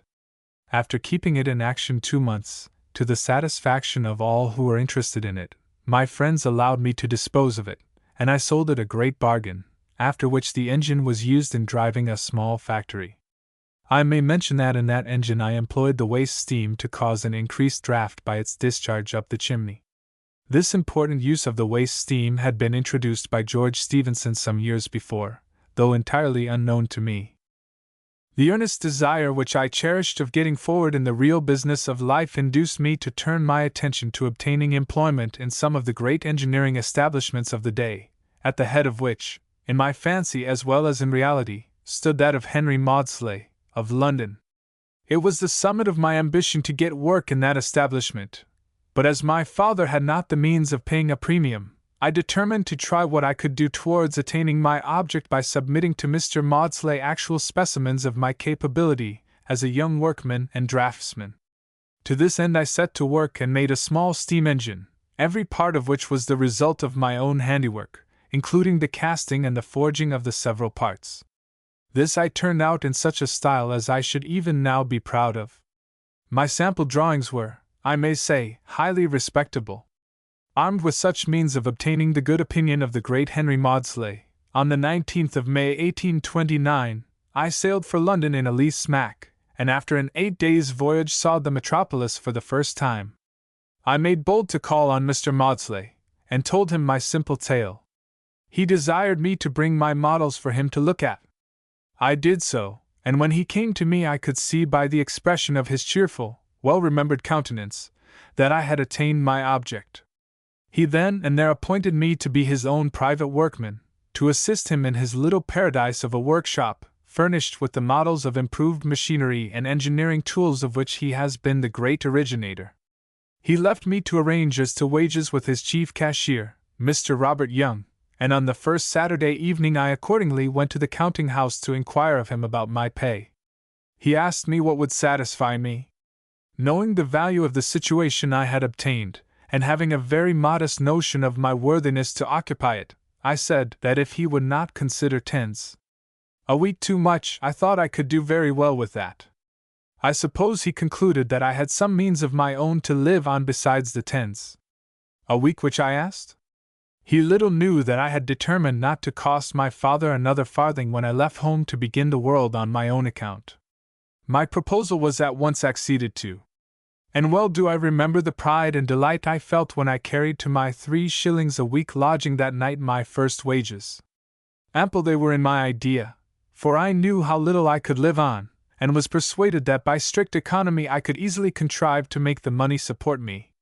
To help me in this object, I contrived a small cooking apparatus, which I forthwith got made by a tinsmith in Lambeth, at a cost of six, and by its aid I managed to keep the eating and drinking part of my private account within 3s.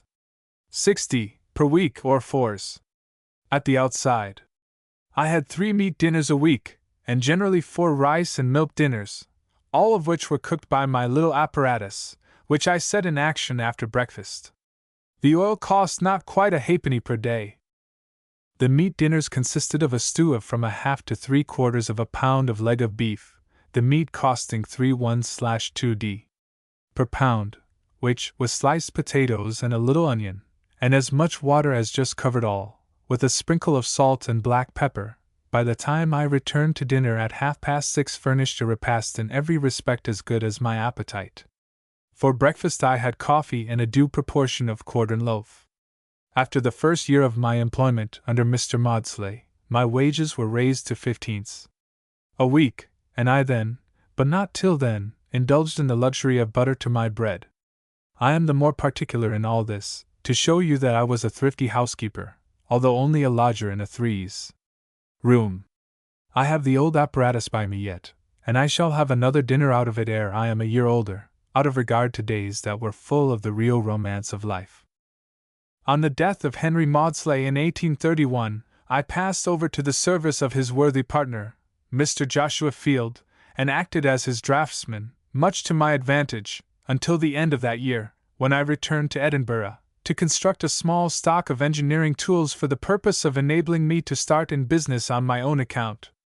This occupied me until the spring of 1833, and during the interval I was accustomed to take in jobs to execute in my little workshop in Edinburgh, so as to obtain the means of completing my stock of tools. 2. In June 1834, I went to Manchester and took a flat of an old mill in Dale Street, where I began business.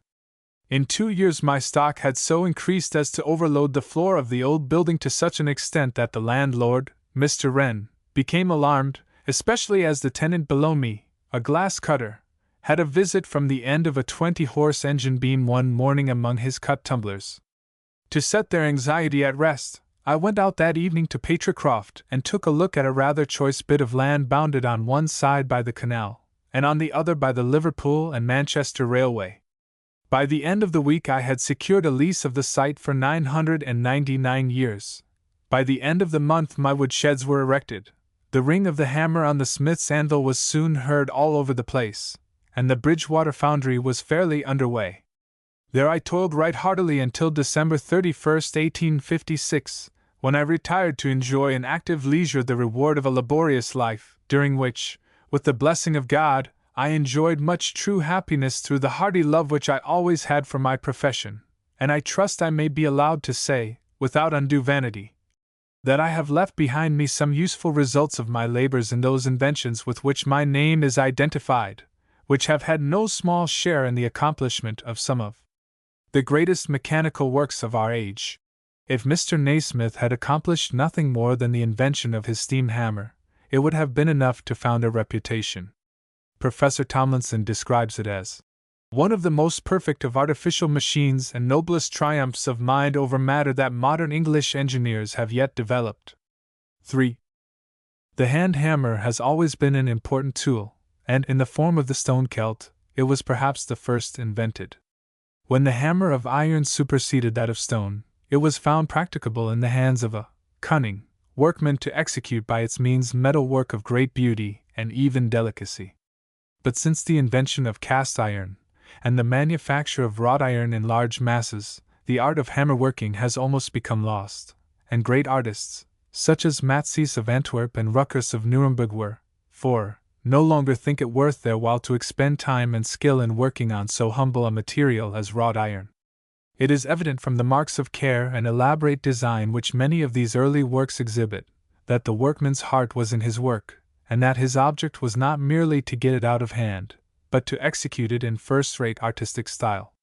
When the use of iron extended and larger ironwork came to be forged, for cannon, tools, and machinery, the ordinary hand hammer was found insufficient, and the helve or forge hammer was invented. This was usually driven by a water wheel, or by oxen or horses. The tilt hammer was another form in which it was used, the smaller kinds being worked by the foot.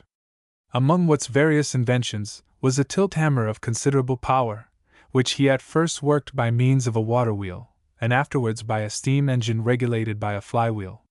His first hammer of this kind was 120 pounds in weight. It was raised 8 inches before making each blow.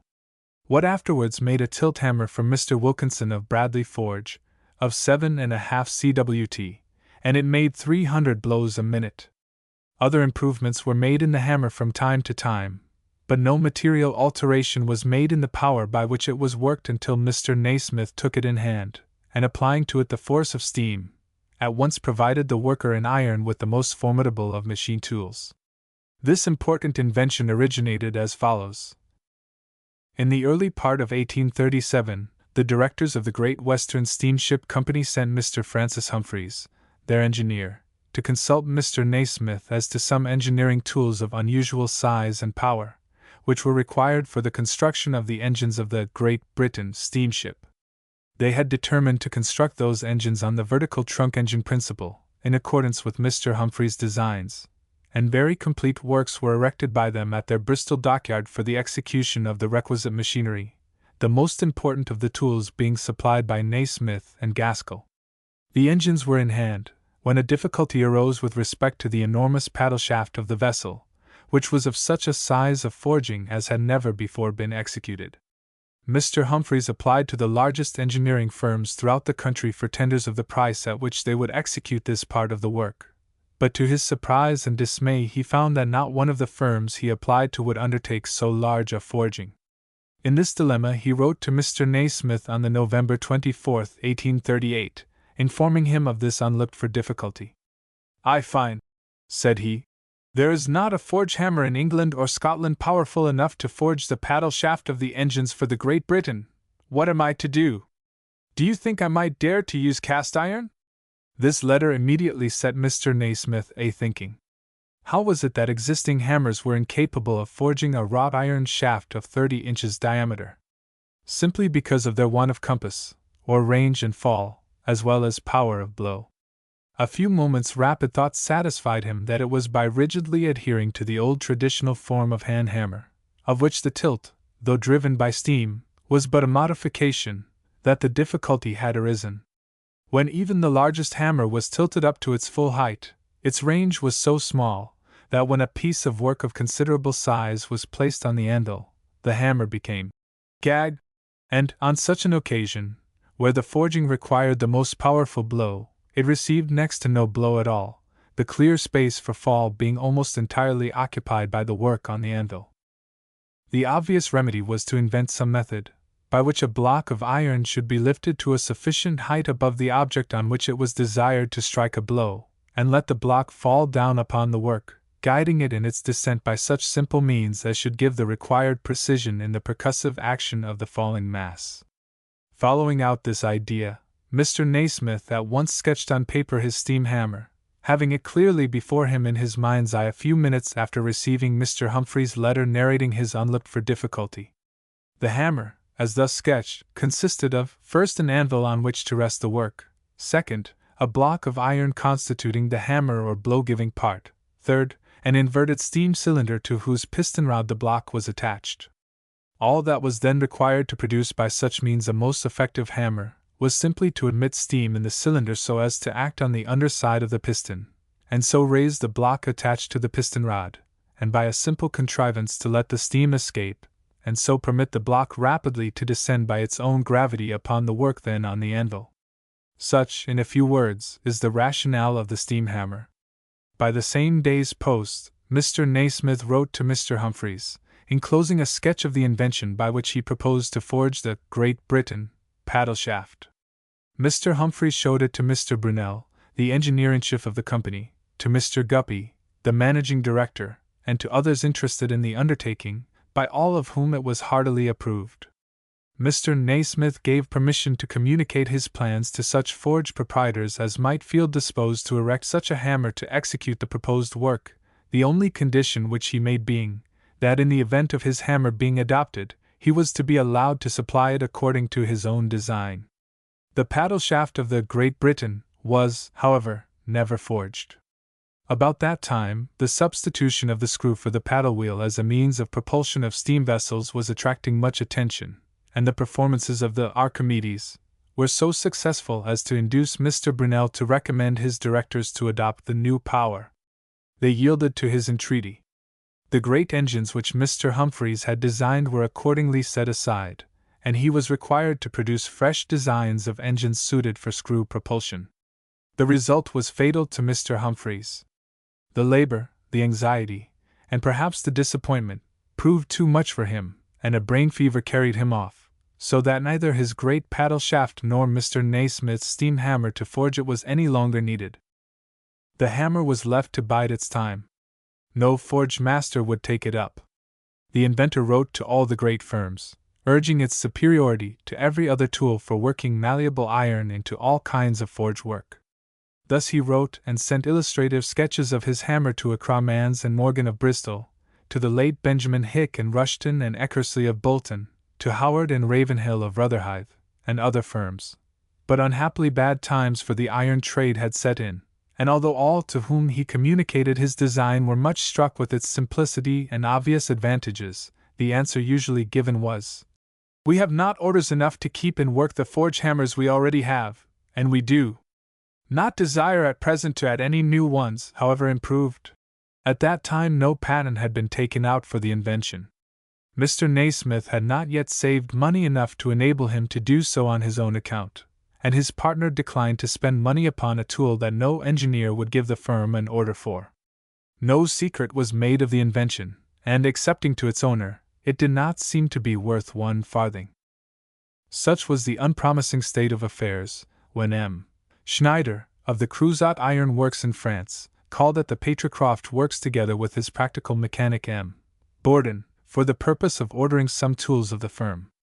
Mr. Naismith was absent on a journey at the time, but his partner, Mr. Gaskell, as an act of courtesy to the strangers, took the opportunity of showing them all that was new and interesting in regard to mechanism about the works. And among other things, Mr. Gaskell brought out his partner's sketch or scheme book, which lay in a drawer in the office, and showed them the design of the steam hammer, which no English firm would adopt. They were much struck with its simplicity and practical utility, and M. Borden took careful note of its arrangements. Mr. Naismith on his return was informed of the visit of M. Schneider and Borden, but the circumstance of their having inspected the design of his steam hammer seems to have been regarded by his partner as too trivial a matter to be repeated to him, and he knew nothing of the circumstance until his visit to France in April, 1840. When passing through the works at Cruzat with M. Borden, Mr. Naismith saw a crank shaft of unusual size, not only forged in the piece, but punched. He immediately asked, "How did you forge that shaft?" M. Borden's answer was, "Why, with your hammer, to be sure." Great indeed was Naismith's surprise, for he had never yet seen the hammer, except in his own drawing. A little explanation soon cleared all up. M. Borden said he had been so much struck with the ingenuity and simplicity of the arrangement, that he had no sooner returned than he set to work, and had a hammer made in general accordance with the design Mr. Gaskell had shown him, and that its performances had answered his every expectation. He then took Mr. Naismith to see the steam hammer, and great was his delight at seeing the child of his brain in full and active work. It was not, according to Mr. Naismith's ideas, quite perfect, and he readily suggested several improvements, conformable with the original design, which M. Borden forthwith adopted. On reaching England, Mr. Naismith at once wrote to his partner telling him what he had seen, and urging that the taking out of a patent for the protection of the invention ought no longer to be deferred. But trade was still very much depressed, and as the Patricroft firm needed all their capital to carry on their business, Mr. Gaskell objected to lock any of it up in engineering novelties. Seeing himself on the brink of losing his property in the invention, Mr. Naismith applied to his brother-in-law, William Bennett, Esq., who advanced him the requisite money for the purpose, about 2 ADL, and the patent was secured in June 1840. The first hammer, of 30 cwt, was made for the Patricroft Works, with the consent of the partners, and in the course of a few weeks it was in full work. The precision and beauty of its action, the perfect ease with which it was managed, and the untiring force of its percussive blows, were the admiration of all who saw it, and from that moment the steam hammer became a recognized power in modern mechanics. The variety or gradation of its blows was such, that it was found practicable to manipulate a hammer of 10 tons as easily as if it had only been of 10 ounces weight. It was under such complete control that while descending with its greatest momentum, it could be arrested at any point with even greater ease than any instrument used by hand. While capable of forging an Armstrong 100-pounder, or the sheet anchor for a ship of the line, it could hammer a nail, or crack a nut without bruising the kernel. When it came into general use, the facilities which it afforded for executing all kinds of forging had the effect of greatly increasing the quantity of work done, at the same time that expense was saved. The cost of making anchors was reduced by at least 50%, while the quality of the forging was improved.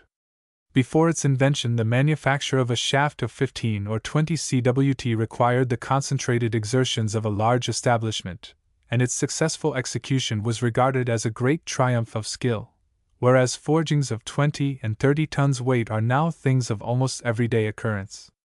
Its advantages were so obvious that its adoption soon became general, and in the course of a few years Naismith's steam hammers were to be found in every well-appointed workshop both at home and abroad. Many modifications have been made in the tool, by Condy, Morrison, Naylor, Rigby, and others, but Naismith's was the father of them all, and still holds its ground. 5. Among the important uses to which this hammer has of late years been applied, is the manufacture of iron plates for covering our ships of war, and the fabrication of the immense wrought iron ordnance of Armstrong, Whitworth, and Blakely. but for the steam hammer, indeed, it is doubtful whether such weapons could have been made. It is also used for the remanufacture of iron in various other forms, to say nothing of the greatly extended use which it has been the direct means of effecting in wrought iron and steel forgings in every description of machinery, from the largest marine steam engines to the most nice and delicate parts of textile mechanism.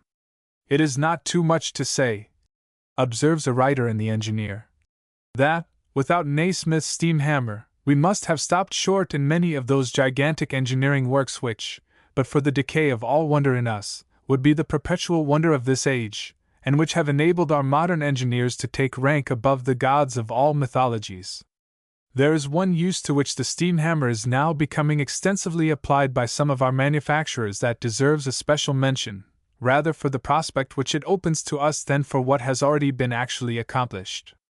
We allude to the manufacture of large articles in dies. At one manufactory in the country, railway wheels, for example, are being manufactured with enormous economy by this means. The various parts of the wheels are produced in quantity either by rolling or by dies under the hammer.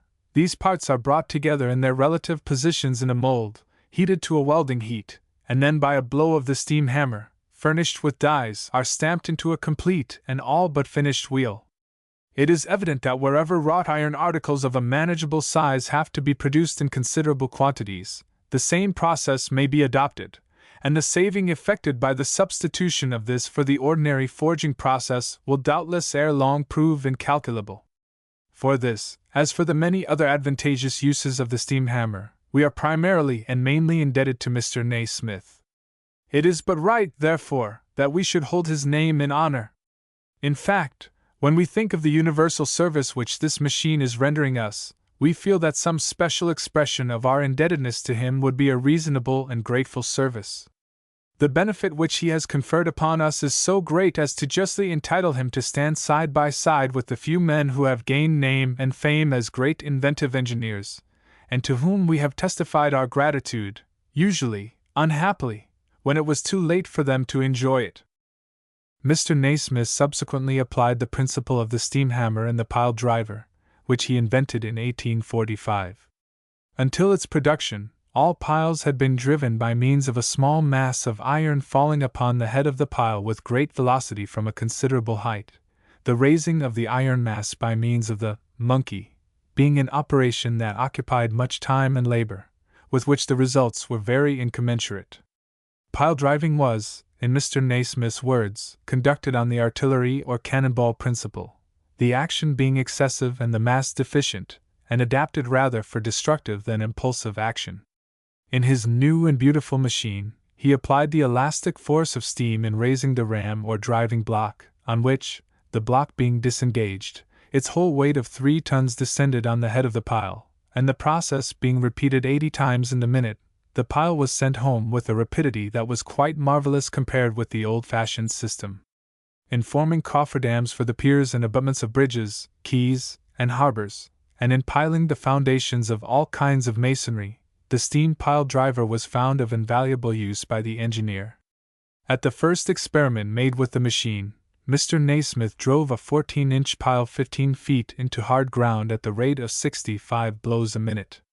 The driver was first used in forming the great steam dock at Devonport, where the results were very striking, and it was shortly after employed by Robert Stephenson in piling the foundations of the great high-level bridge at Newcastle, and the border bridge at Berwick, as well as in several other of his great works.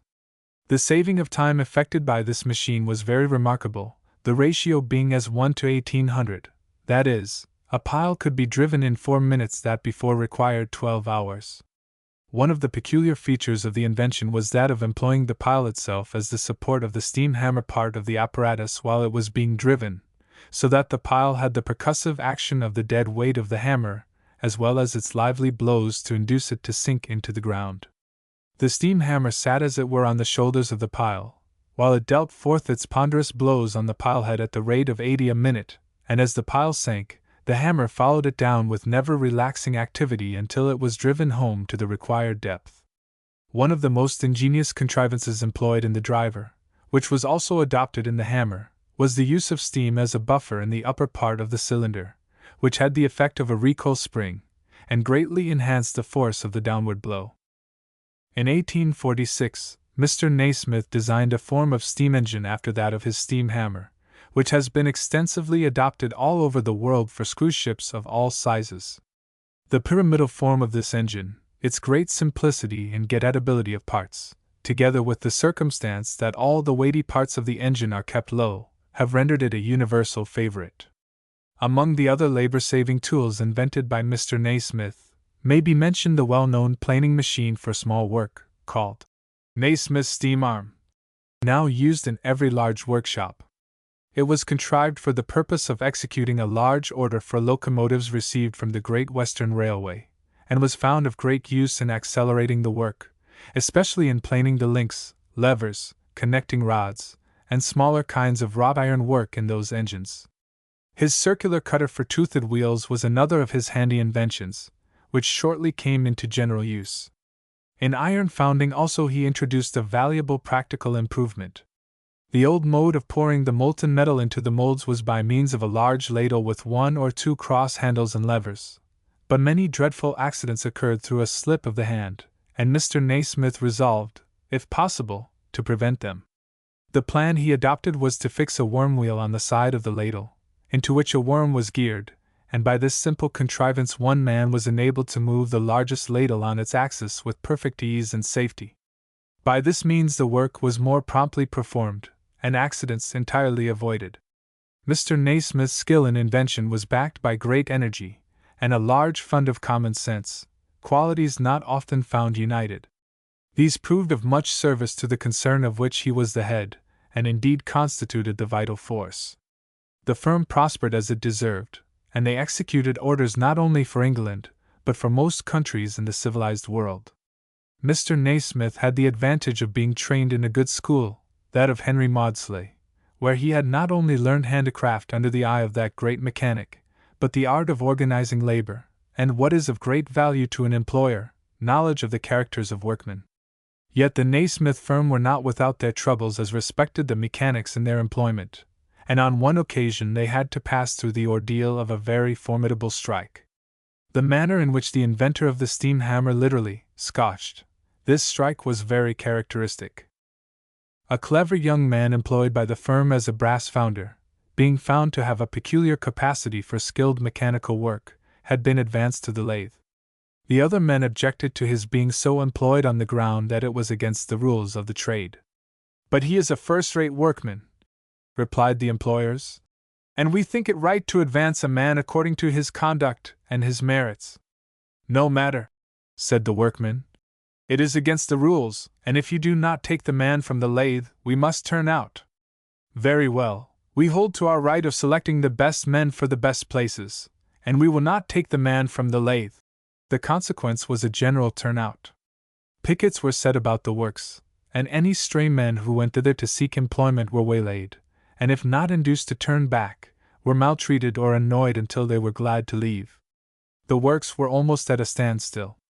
This state of things could not be allowed to go on, and the head of the firm bestirred himself accordingly with his usual energy.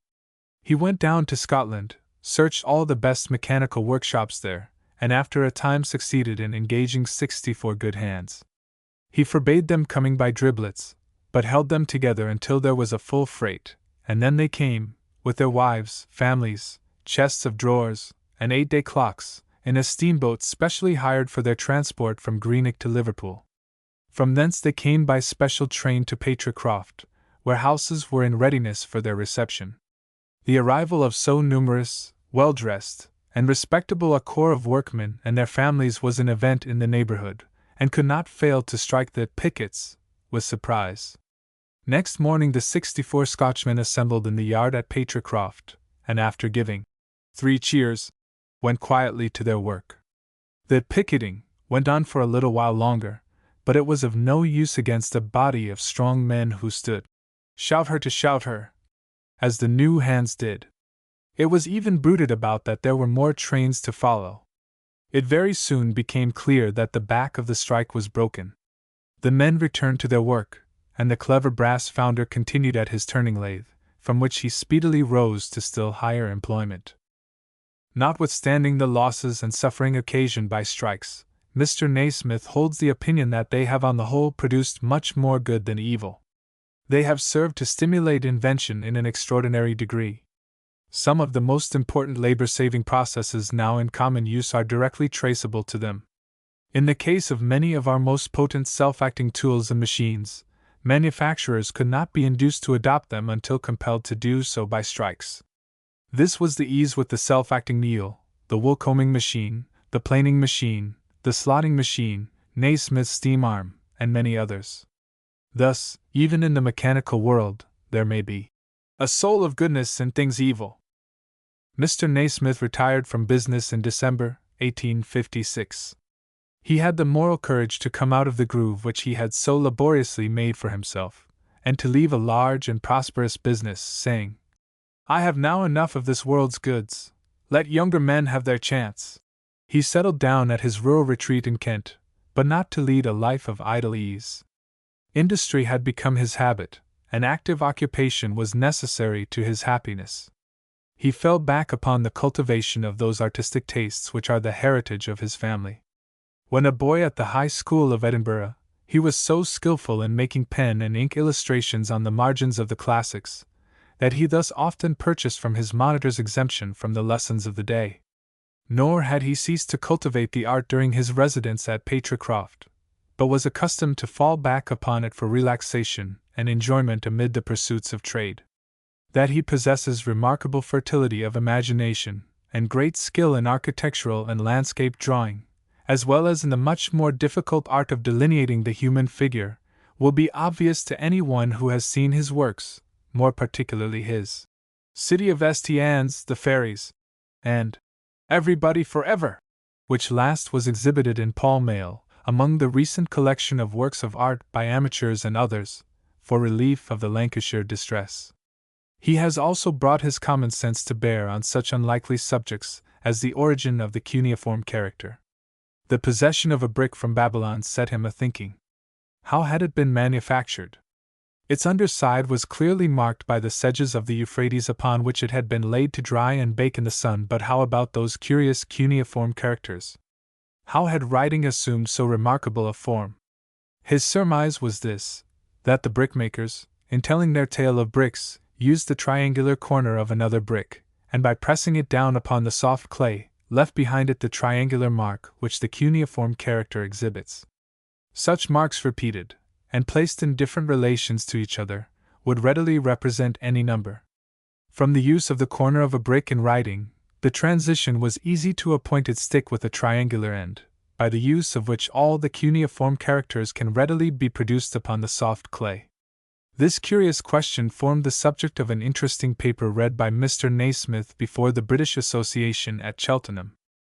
But the most engrossing of Mr. Naismith's later pursuits has been the science of astronomy, in which, by bringing a fresh, original mind to the observation of celestial phenomena, he has succeeded in making some of the most remarkable discoveries of our time. Astronomy was one of his favorite pursuits at Patricroft, and on his retirement became his serious study. By repeated observations with a powerful reflecting telescope of his own construction, he succeeded in making a very careful and minute painting of the craters, cracks, mountains, and valleys in the moon's surface, for which a council medal was awarded him at the Great Exhibition of 1851. But the most striking discovery which he has made by means of big telescope, the result of patient, continuous, and energetic observation, has been that of the nature of the sun's surface, and the character of the extraordinary light-giving bodies, apparently possessed of voluntary motion, moving across it, sometimes forming spots or hollows of more than 100,000 miles in diameter. The results of these observations were of so novel a character that astronomers for some time hesitated to receive them as facts. 6. Yet so eminent an astronomer as Sir John Herschel does not hesitate now to describe them as a most wonderful discovery. According to Mr. Naismith's observations, says he, made with a very fine telescope of his own making, the bright surface of the sun consists of separate, insulated, individual objects or things, all nearly or exactly of one certain definite size and shape, which is more like that of a willow leaf, as he describes them, than anything else. These leaves or scales are not arranged in any order, as those on a butterfly's wing are, but lie crossing one another in all directions, like what are called spills in the game of spillikins, except at the borders of a spot, where they point for the most part inwards towards the middle of the spot. 7. Presenting much the sort of appearance that the small leaves of some water plants or seaweeds do at the edge of a deep hole of clear water. The exceedingly definite shape of these objects, their exact similarity one to another, and the way in which they lie across and athwart each other, except where they form a sort of bridge across a spot, in which case they seem to affect a common direction, that, namely, of the bridge itself. All these characters seem quite repugnant to the notion of their being of a vaporous, a cloudy, or a fluid nature. Nothing remains but to consider them as separate and independent sheets, flakes, or scales, having some sort of solidity. And these flakes, be they what they may, and whatever may be said about the dashing of meteoric stones into the sun's atmosphere and sea, are evidently the immediate sources of the solar light and heat, by whatever mechanism or whatever processes they may be enabled to develop and, as it were, elaborate these elements from the bosom of the non-luminous fluid in which they appear to float. Looked at in this point of view, we cannot refuse to regard them as organisms of some peculiar and amazing kind, and though it would be too daring to speak of such organization as partaking of the nature of life, yet we do know that vital action is competent to develop heat and light, as well as electricity. These wonderful objects have been seen by others as well as Mr. Naismith, so that there is no room to doubt of their reality. 8. Such is the marvelous discovery made by the inventor of the steam hammer, as described by the most distinguished astronomer of the age. A writer in the Edinburgh Review, referring to the subject in a recent number, says it shows him to possess an intellect as profound as it is expert. Doubtless his training as a mechanic, his habits of close observation, and his ready inventiveness, which conferred so much power on him as an engineer, proved of equal advantage to him when laboring in the domain of physical science. Bringing a fresh mind, of keen perception, to his new studies, and uninfluenced by preconceived opinions, he saw them in new and original lights, and hence the extraordinary discovery above described by Sir John Herschel. Some 200 years since, a member of the Naismith family, Jean Naismith of Hamilton, was burnt for a witch, one of the last martyrs to ignorance and superstition in Scotland, because she read her Bible with 2 pairs of spectacles. Had Mr. Naismith himself lived then, he might, with his 2 telescopes of his own making, which bring the sun and moon into his chamber for him to examine and paint, have been taken for a sorcerer. But fortunately for him, and still more so for us, Mr. Naismith stands before the public of this age as not only one of its ablest mechanics, but as one of the most accomplished and original of scientific observers. 1. Originally prepared for John Hick, Esq. C. of Bolton, and embodied by him in his lectures on self-help, delivered before the Holy Trinity Working Men's Association of that town, on the 18th and March 20th, 1862, the account having been kindly corrected by Mr. Naismith for the present publication. 2. Most of the tools with which he began business in Manchester were made by his own hands in his father's little workshop at Edinburgh. He was on one occasion hard up for brass with which to make a wheel for his planing machine. There was a row of old-fashioned brass candlesticks standing in bright array on the kitchen mantelpiece which he greatly coveted for the purpose. His father was reluctant to give them up. "For," said he, "I have had many a crack with Burns when these candlesticks were on the table." But his mother at length yielded, when the candlesticks were at once recast, and made into the wheel of the planing machine, which is still at work in Manchester. 3. Cyclopedia of Useful Arts 2. 739. 4. Matsey's beautiful wrought iron well cover, still standing in front of the cathedral at Antwerp, and Rucker's steel, or iron chair exhibited at South Kensington in 1862, are examples of the beautiful hammer work turned out by the artisans of the Middle Ages. The railings of the tombs of Henry VII and Queen Eleanor in Westminster Abbey, the hinges and iron work of Lincoln Cathedral, of St. George's Chapel at Windsor, and of some of the Oxford colleges, afford equally striking illustrations of the skill of our English blacksmiths several centuries ago. 5. Mr. Naismith has lately introduced, with the assistance of Mr. Wilson of the Lowmore Iron Works, a new, exceedingly ingenious, and very simple contrivance for working the hammer. By this application, any length of stroke, any amount of blow, and any amount of variation can be given by the operation of a single lever, and by this improvement the machine has attained a rapidity of action and change of motion suitable to the powers of the engine, and the form or consistency of the articles under the hammer. Mr. Fairbairn's Report on the Paris Universal Exhibition of 1855. Page 100.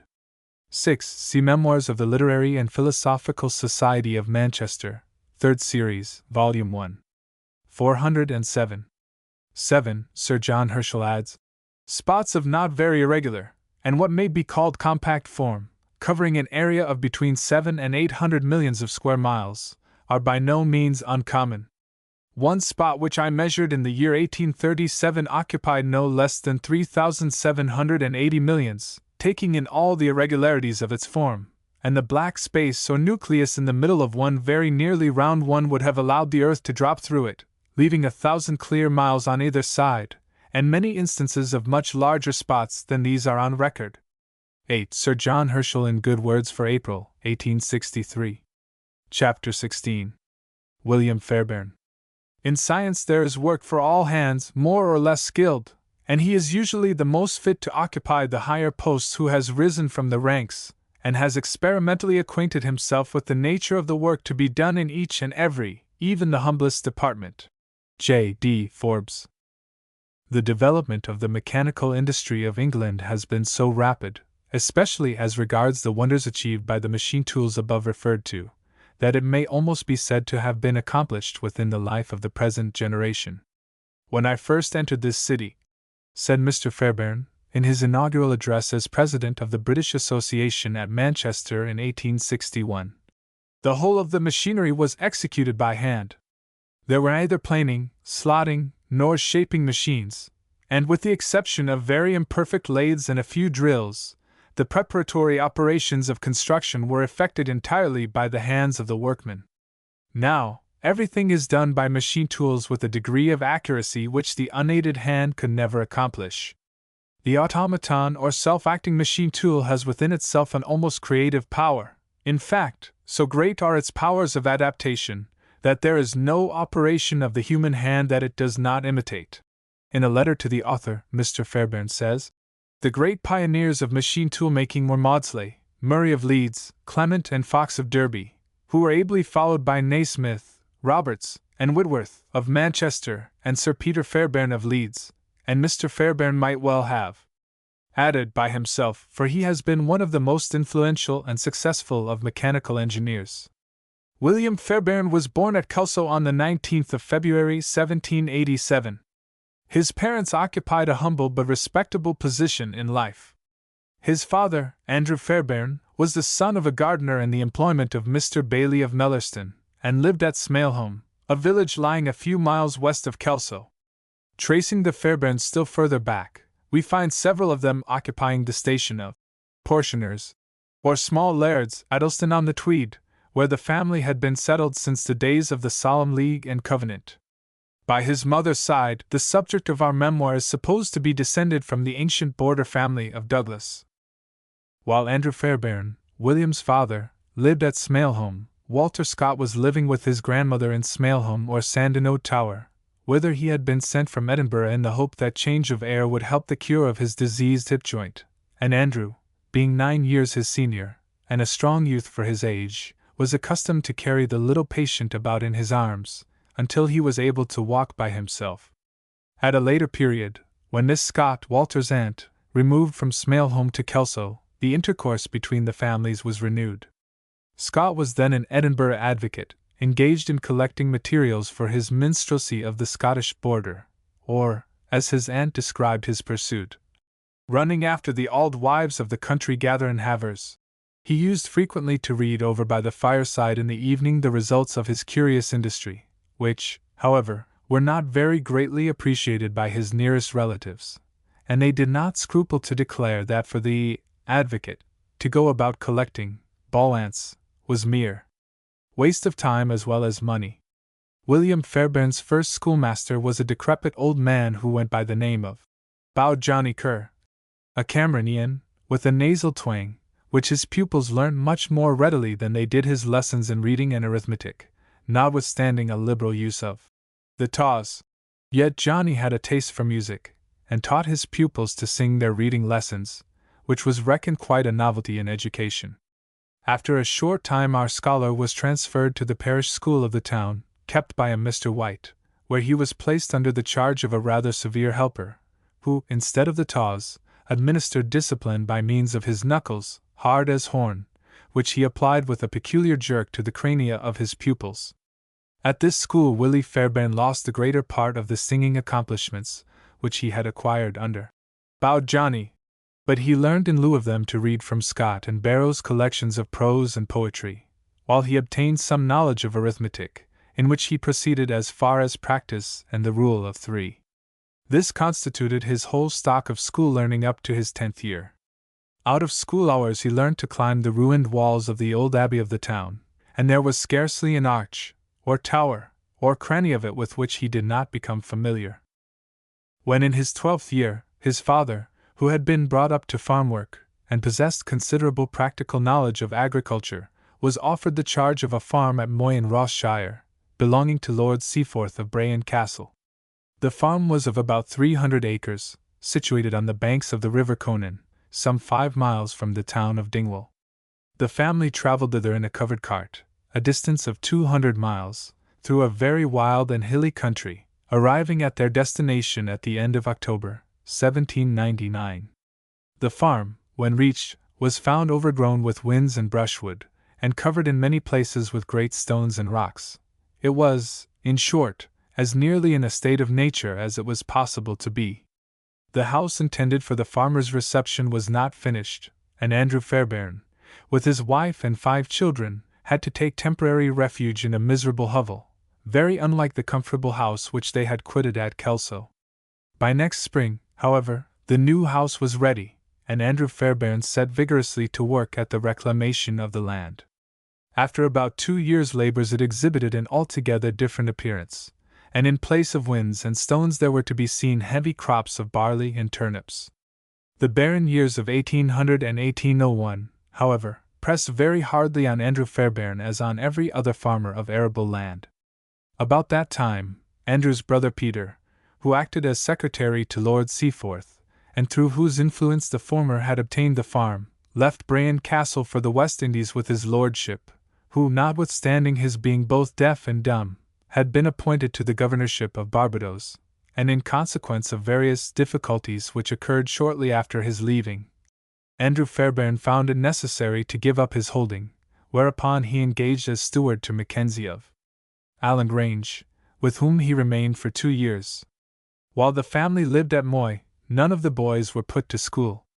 They could not be spared from the farm and the household. Those of them that could not work afield were wanted to help to nurse the younger children at home.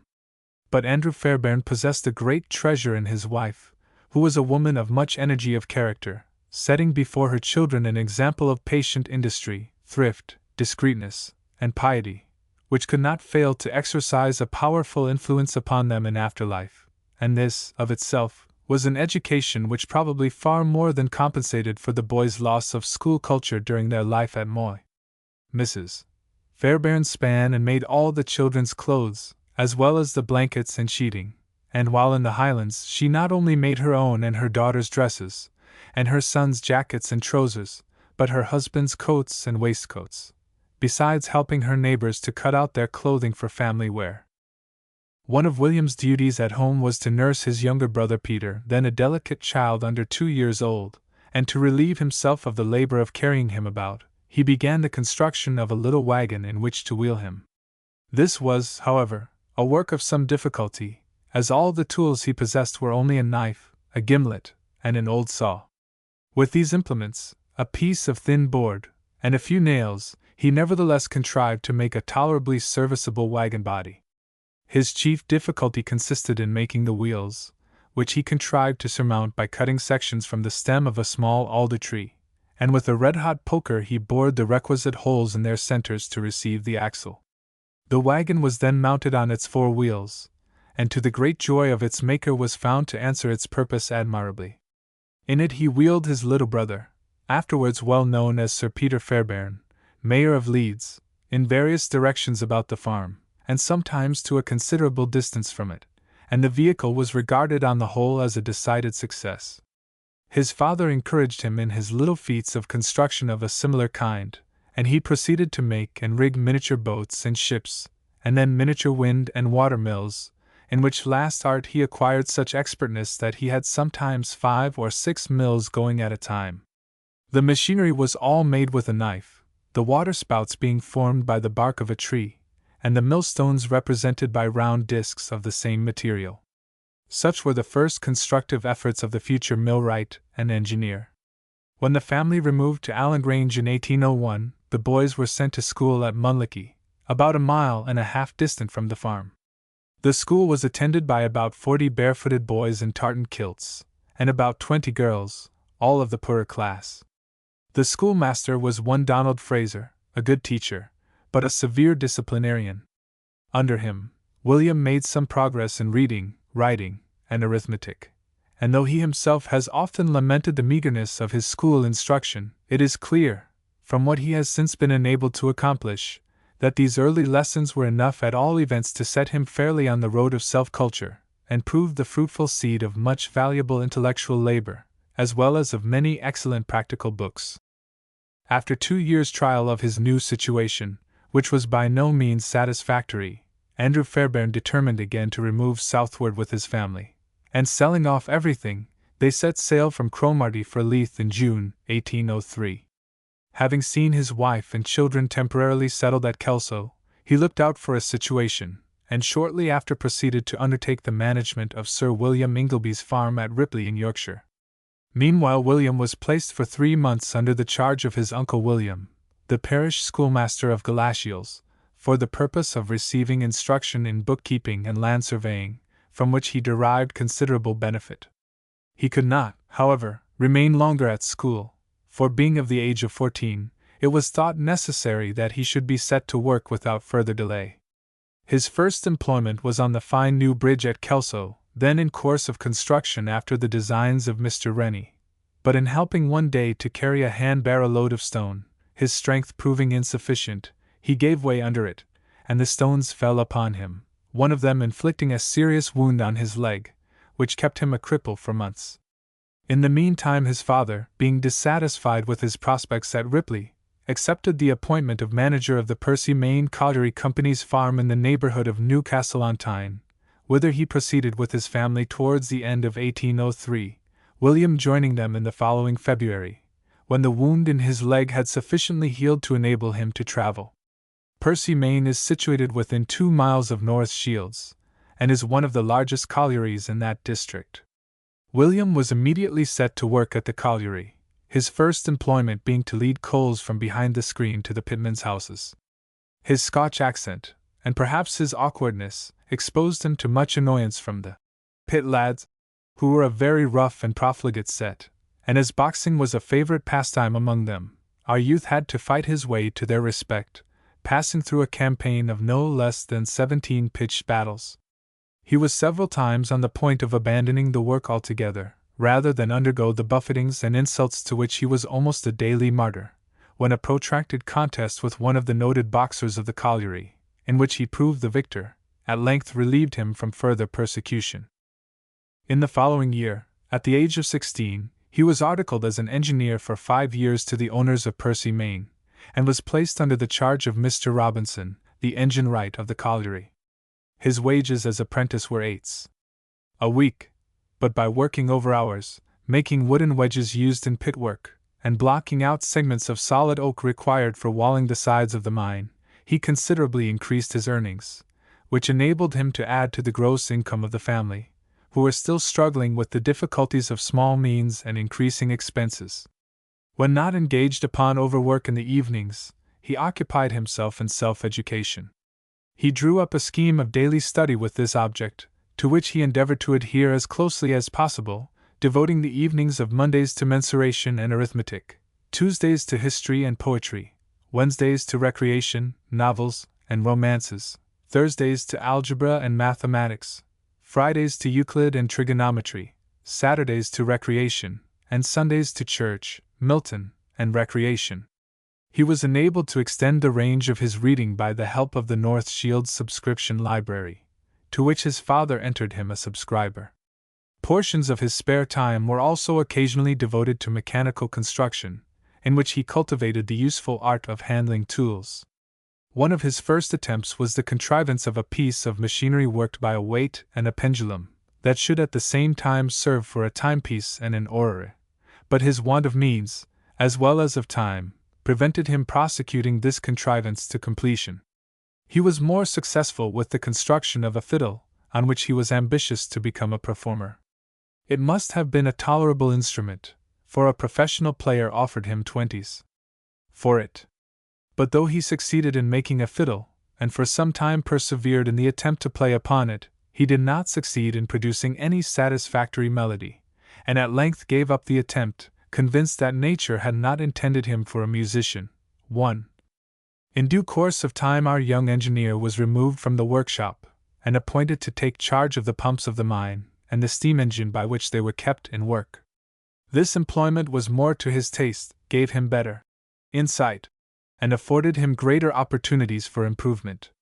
The work was, however, very trying, and at times severe, especially in winter, the engineer being liable to be drenched with water every time that he descended the shaft to regulate the working of the pumps. But, thanks to a stout constitution, he bore through these exposures without injury, though others sank under them. At this period he had the advantage of occasional days of leisure, to which he was entitled by reason of his night work, and during such leisure he usually applied himself to reading and study.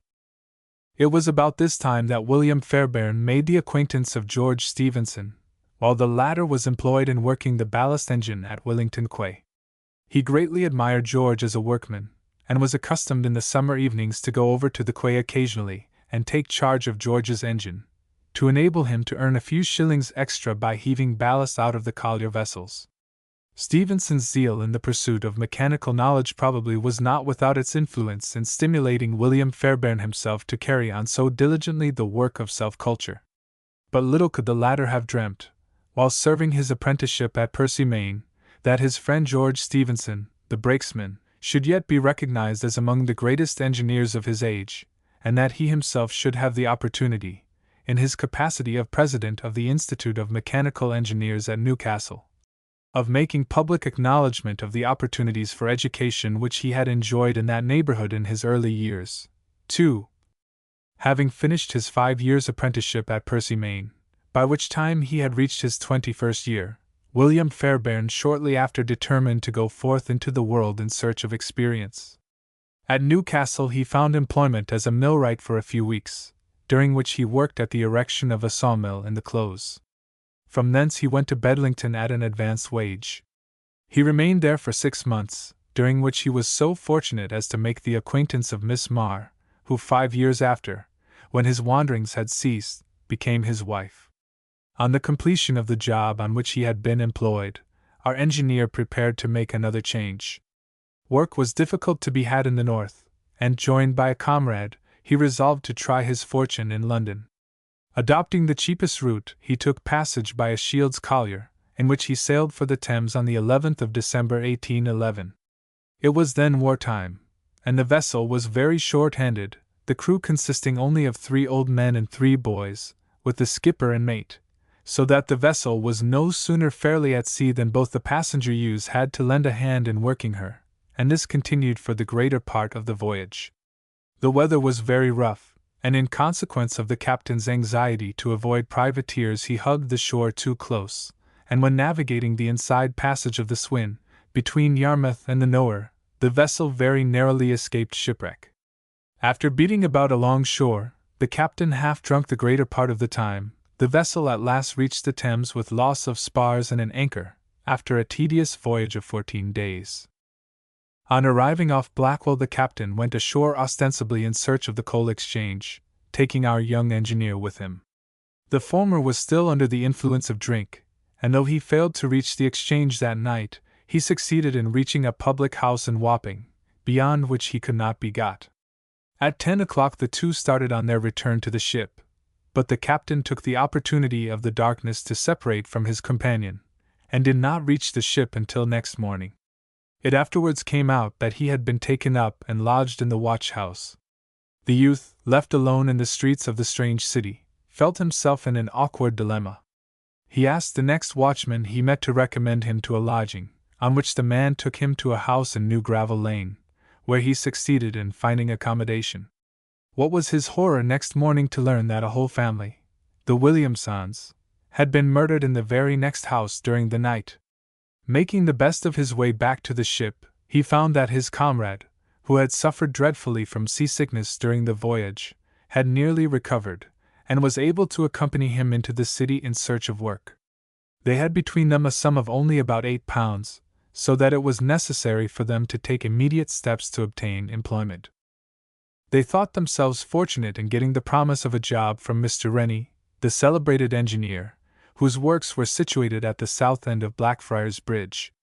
Mr. Rennie sent the two young men to his foreman, with the request that he should set them to work.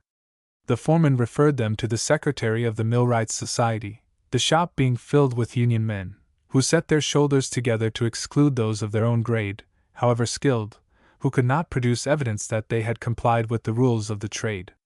Describing his first experience of London Unionists, nearly half a century later, before an assembly of working men at Derby, Mr. Fairbairn said, "When I first entered London, a young man from the country had no chance whatever of success, in consequence of the trade guilds and unions. I had no difficulty in finding employment, but before I could begin work I had to run the gauntlet of the trade societies, and after dancing attendance for nearly 6 weeks, with very little money in my pocket, and having to box Harry all the time, I was ultimately declared illegitimate, and sent adrift to seek my fortune elsewhere.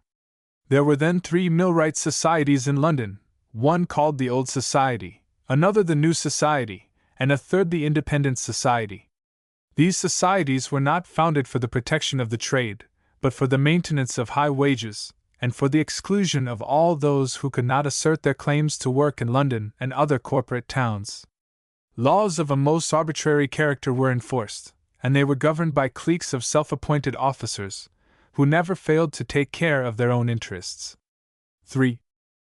Their first application for leave to work in London having thus disastrously ended, the two youths determined to try their fortune in the country, and with aching hearts they started next morning before daylight. Their hopes had been suddenly crushed, their slender funds were nearly exhausted, and they scarce knew where to turn. But they set their faces bravely northward, and pushed along the high road, through slush and snow, as far as Hertford, which they reached after nearly 8 hours' walking, on the moderate fare during their journey of a penny roll and a pint of ale each.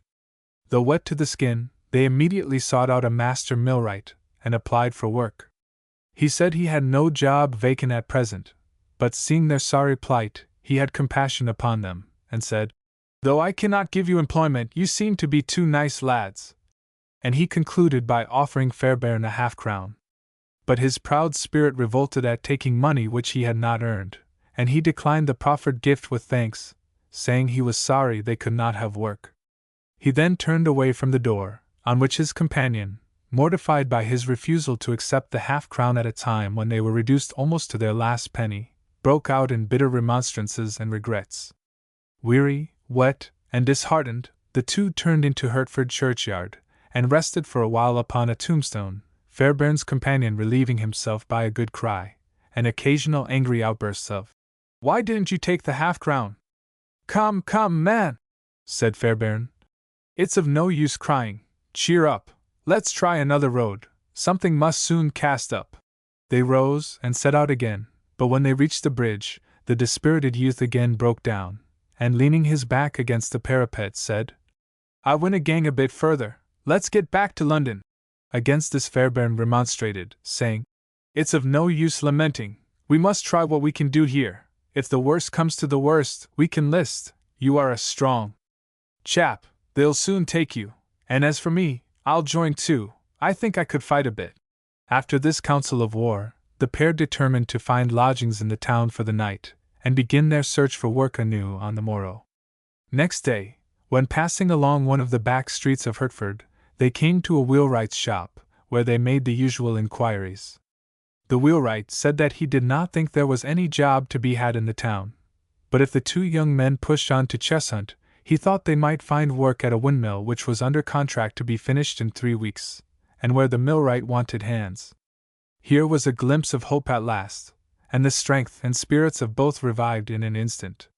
They set out immediately, walked the 7 miles to Cheshunt, succeeded in obtaining the expected employment, worked at the job a fortnight, and entered London again with nearly £3 in their pockets. Our young millwright at length succeeded in obtaining regular employment in the metropolis at good wages. He worked first at Grundy's patent ropery at Shadwell, and afterwards at Mr. Penn's of Greenwich, gaining much valuable insight, and sedulously improving his mind by study in his leisure hours. Among the acquaintances he then made was an enthusiastic projector of the name of Hall, who had taken out one patent for making hemp from beanstalks, and contemplated taking out another for effecting spade tillage by steam. The young engineer was invited to make the requisite model, which he did, and it cost him both time and money, which the out-at-elbows projector was unable to repay, and all that came of the project was the exhibition of the model at the Society of Arts and before the Board of Agriculture, in whose collection it is probably still to be found. Another more successful machine constructed by Mr. Fairbairn about the same time was a sausage chopping machine, which he contrived and made for a pork butcher for 33L. It was the first order he had ever had on his own account, and, as the machine when made did its work admirably, he was naturally very proud of it. The machine was provided with a flywheel and double crank, with connecting rods which worked across head. It contained a dozen knives crossing each other at right angles in such a way as to enable them to mince or divide the meat on a revolving block. Another part of the apparatus accomplished the filling of the sausages in a very expert manner, to the entire satisfaction of the pork butcher. As work was scarce in London at the time, and our engineer was bent on gathering further experience in his trade, he determined to make a tour in the south of England and South Wales, and set out from London in April 1813 with 7L in his pocket. After visiting Bath and Frome, he settled to work for 6 weeks at Bathgate, after which he travelled by Bradford and Trowbridge, always on foot, to Bristol. From thence he travelled through South Wales, spending a few days each at Newport, Llandaff, and Cardiff, where he took ship for Dublin. By the time he reached Ireland his means were all but exhausted, only 3 halfpence remaining in his pocket. But being young, hopeful, skilful, and industrious, he was light of heart, and looked cheerfully forward. The next day he succeeded in finding employment at Mr. Robinson's, of the Phoenix Foundry, where he was put to work at once upon a set of patterns for some nail machinery. Mr. Robinson was a man of spirit and enterprise, and seeing the quantities of English machine-made nails imported into Ireland, he was desirous of giving Irish industry the benefit of the manufacture.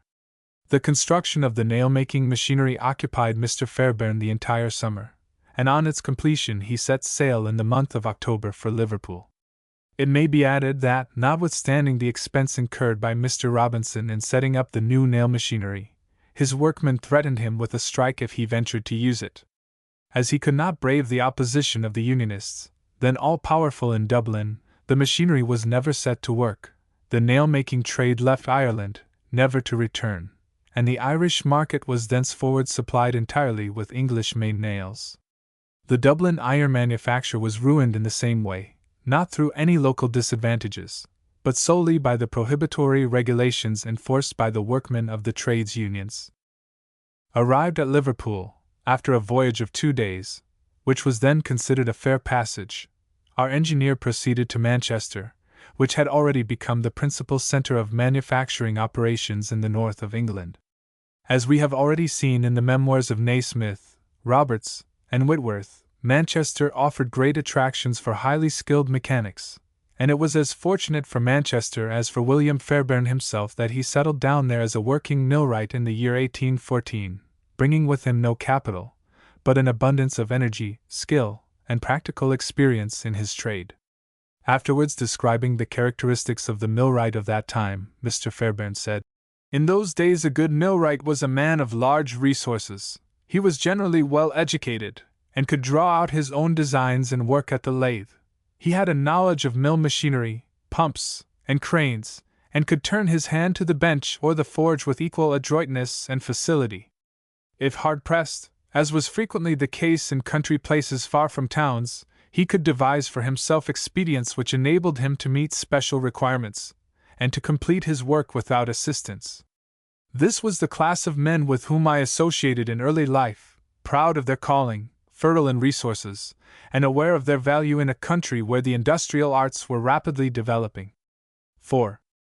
When William Fairbairn entered Manchester, he was 24 years of age, and his hat still covered his family, but being now pretty well satiated with his Wanderschaft, as German tradesmen term their stage of traveling in search of trade experience, he desired to settle, and if fortune favored him, to marry the object of his affections, to whom his heart still faithfully turned during all his wanderings.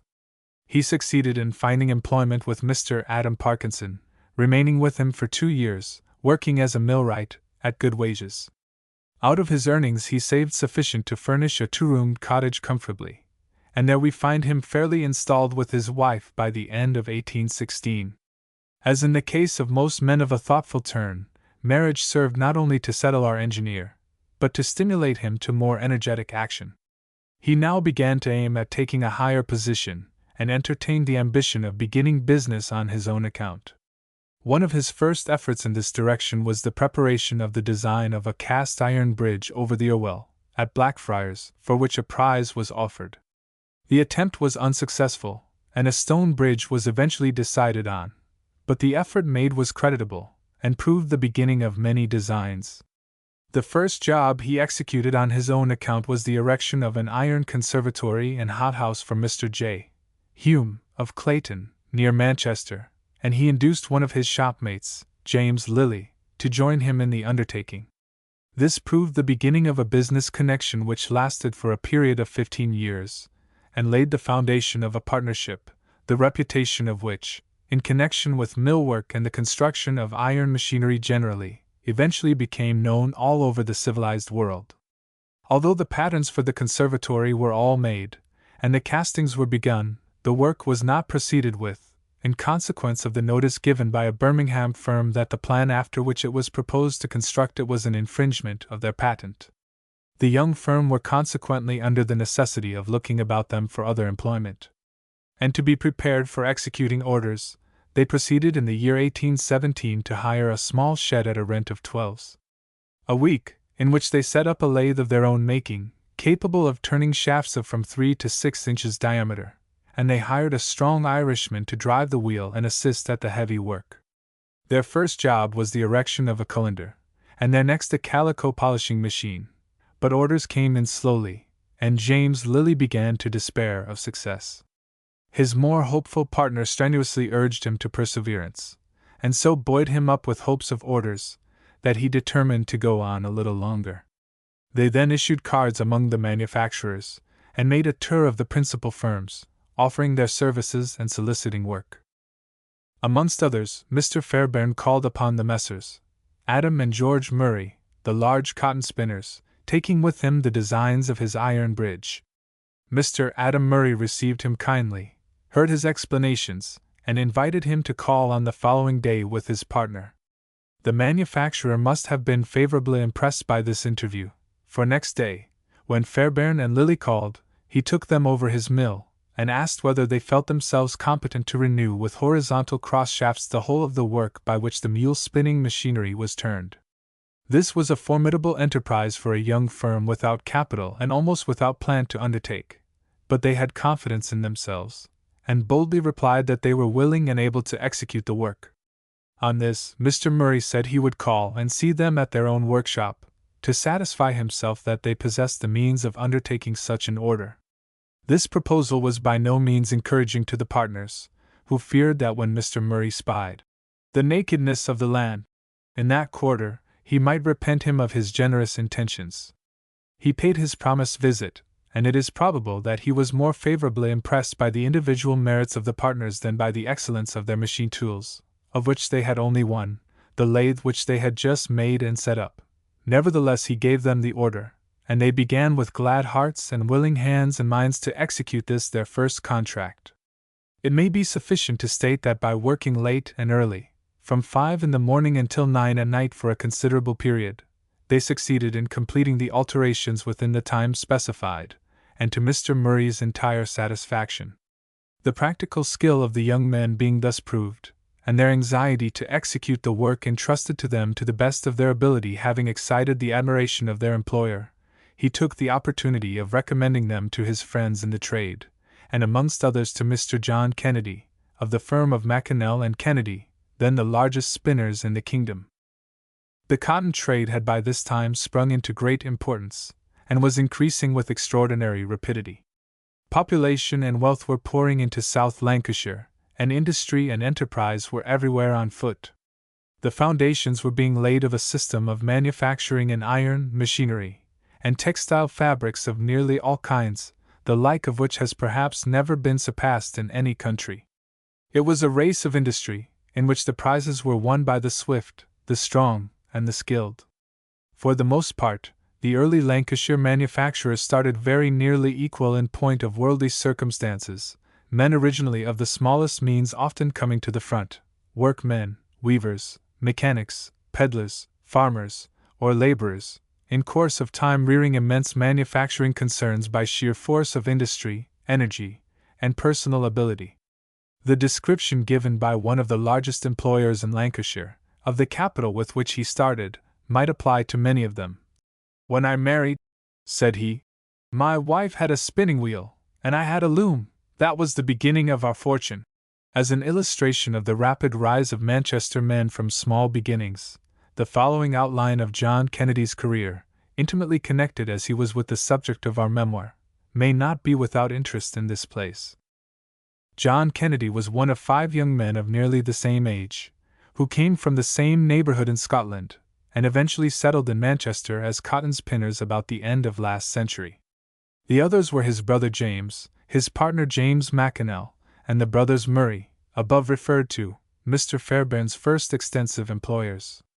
John Kennedy's parents were respectable peasants, possessed of a little bit of ground at Knocknalling, in the stewartry of Kirkcudbright, on which they contrived to live, and that was all.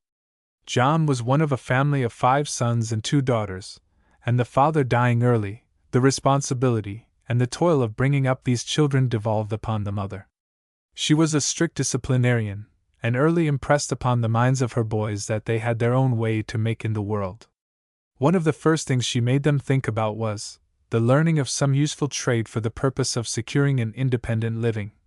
"For," said she, "if you have gotten mechanical skill and intelligence, and are honest and trustworthy, you will always find employment and be ready to avail yourselves of opportunities for advancing yourselves in life." Though the mother desired to give her sons the benefits of school education, there was but little of that commodity to be had in the remote district of Knocknalling. The parish school was 6 miles distant, and the teaching given in it was of a very inferior sort, usually administered by students, probationers for the ministry, or by half-fledged dominies, themselves more needing instruction than able to impart it. The Kennedys could only attend the school during a few months in summertime, so that what they had acquired by the end of one season was often forgotten by the beginning of the next. They learnt, however, to read the Testament, say their catechism, and write their own names. As the children grew up, they each longed for the time to come when they could be put to a trade. The family were poorly clad, stockings and shoes were luxuries rarely indulged in, and Mr. Kennedy used in after life to tell his grandchildren of a certain Sunday which he remembered shortly after his father died, when he was setting out for Dalry Church, and had borrowed his brother Alexander's stockings. His brother ran after him and cried, "See that you keep out of the dirt, for mind you have got my stockings on." John indulged in many daydreams about the world that lay beyond the valley, and the mountains which surrounded the place of his birth. Though a mere boy, the natural objects, eternally unchangeable, which daily met his eyes, the profound silence of the scene, broken only by the bleating of a solitary sheep, or the crowing of a distant cock, or the thrasher beating out with his flail the scanty grain of the black oats spread upon a skin in the open air, or the streamlets leaping from the rocky clefts, or the distant church bells sounding up the valley on Sundays, all bred in his mind a profound melancholy and feeling of loneliness. And he used to think to himself, "What can I do to see and know something of the world beyond this?" The greatest pleasure he experienced during that period was when packmen came round with their stores of clothing and hardware, and displayed them for sale. He eagerly listened to all that such visitors had to tell of the ongoings of the world beyond the valley. The people of the Knocknalling district were very poor. The greater part of them were unable to support the younger members, whose custom it was to move off elsewhere in search of a living when they arrived at working years, some to America, some to the West Indies, and some to the manufacturing districts of the South. Whole families took their departure in this way, and the few friendships which Kennedy formed amongst those of his own age were thus suddenly snapped, and only a great blank remained. But he too could follow their example, and enter upon that wider world in which so many others had ventured and succeeded. As early as 8 years of age, his mother still impressing upon her boys the necessity of learning to work, John gathered courage to say to her that he wished to leave home and apprentice himself to some handicraft business. Having seen some carpenters working in the neighborhood, with good clothes on their backs, and hearing the men's characters well spoken of, he thought it would be a fine thing to be a carpenter too, particularly as the occupation would enable him to move from place to place and see the world. He was as yet, however, of too tender an age to set out on the journey of life, but when he was about 11 years old, Adam Murray, one of his most intimate acquaintances, having gone off to serve an apprenticeship in Lancashire with Mr. Cannon of Chowbent, himself a native of the district, the event again awakened in him a strong desire to migrate from Knocknalling. Others had gone after Murray, James Mackinell and 2 or 3 more, and at length, at about 14 years of age, Kennedy himself left his native home for Lancashire. About the time that he set out, Paul Jones was ravaging the coasts of Galloway, and producing general consternation throughout the district. Great excitement also prevailed through the occurrence of the Gordon riots in London, which extended into remote country places, and Kennedy remembered being nearly frightened out of his wits on one occasion by a poor dominie whose school he attended, who preached to his boys about the horrors that were coming upon the land through the introduction of popery.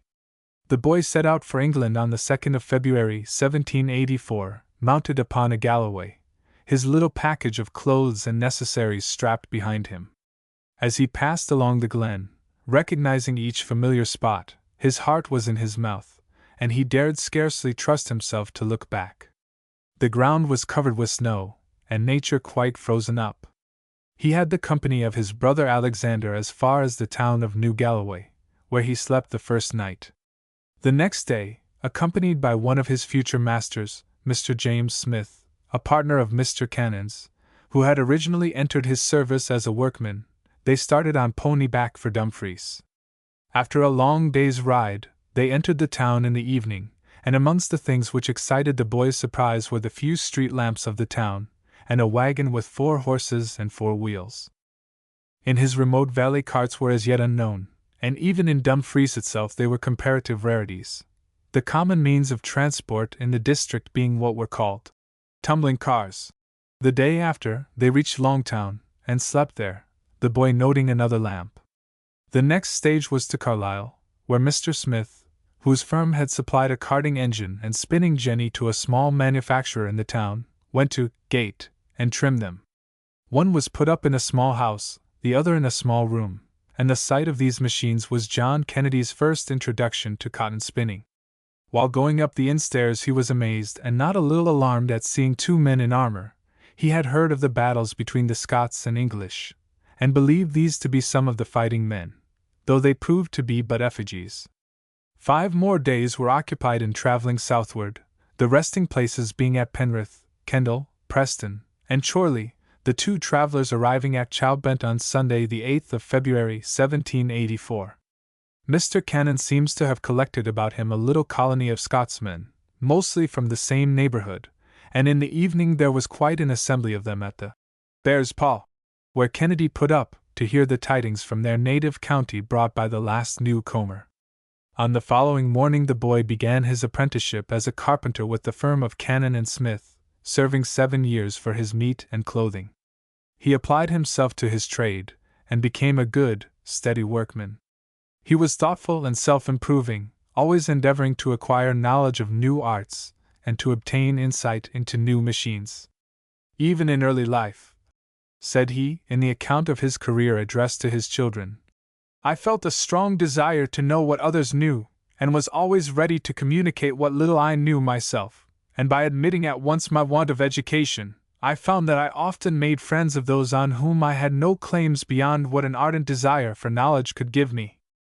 His apprenticeship over, John Kennedy commenced business, in a small way in Manchester in 1791, in conjunction with two other workmen, Sanford and Mackennal. Their business was machine making and mule spinning, Kennedy taking the direction of the machine department. The firm at first put up their mules for spinning in any convenient garrets they could hire at a low rental. After some time, they took part of a small factory in Canal Street, and carried on their business on a larger scale. Kennedy and Mackennal afterwards occupied a little factory in the same street, since removed to give place to Fairbairn's large machine works. The progress of the firm was steady and even rapid, and they went on building mills and extending their business, Mr. Kennedy, as he advanced in life, gathering honor, wealth, and troops of friends.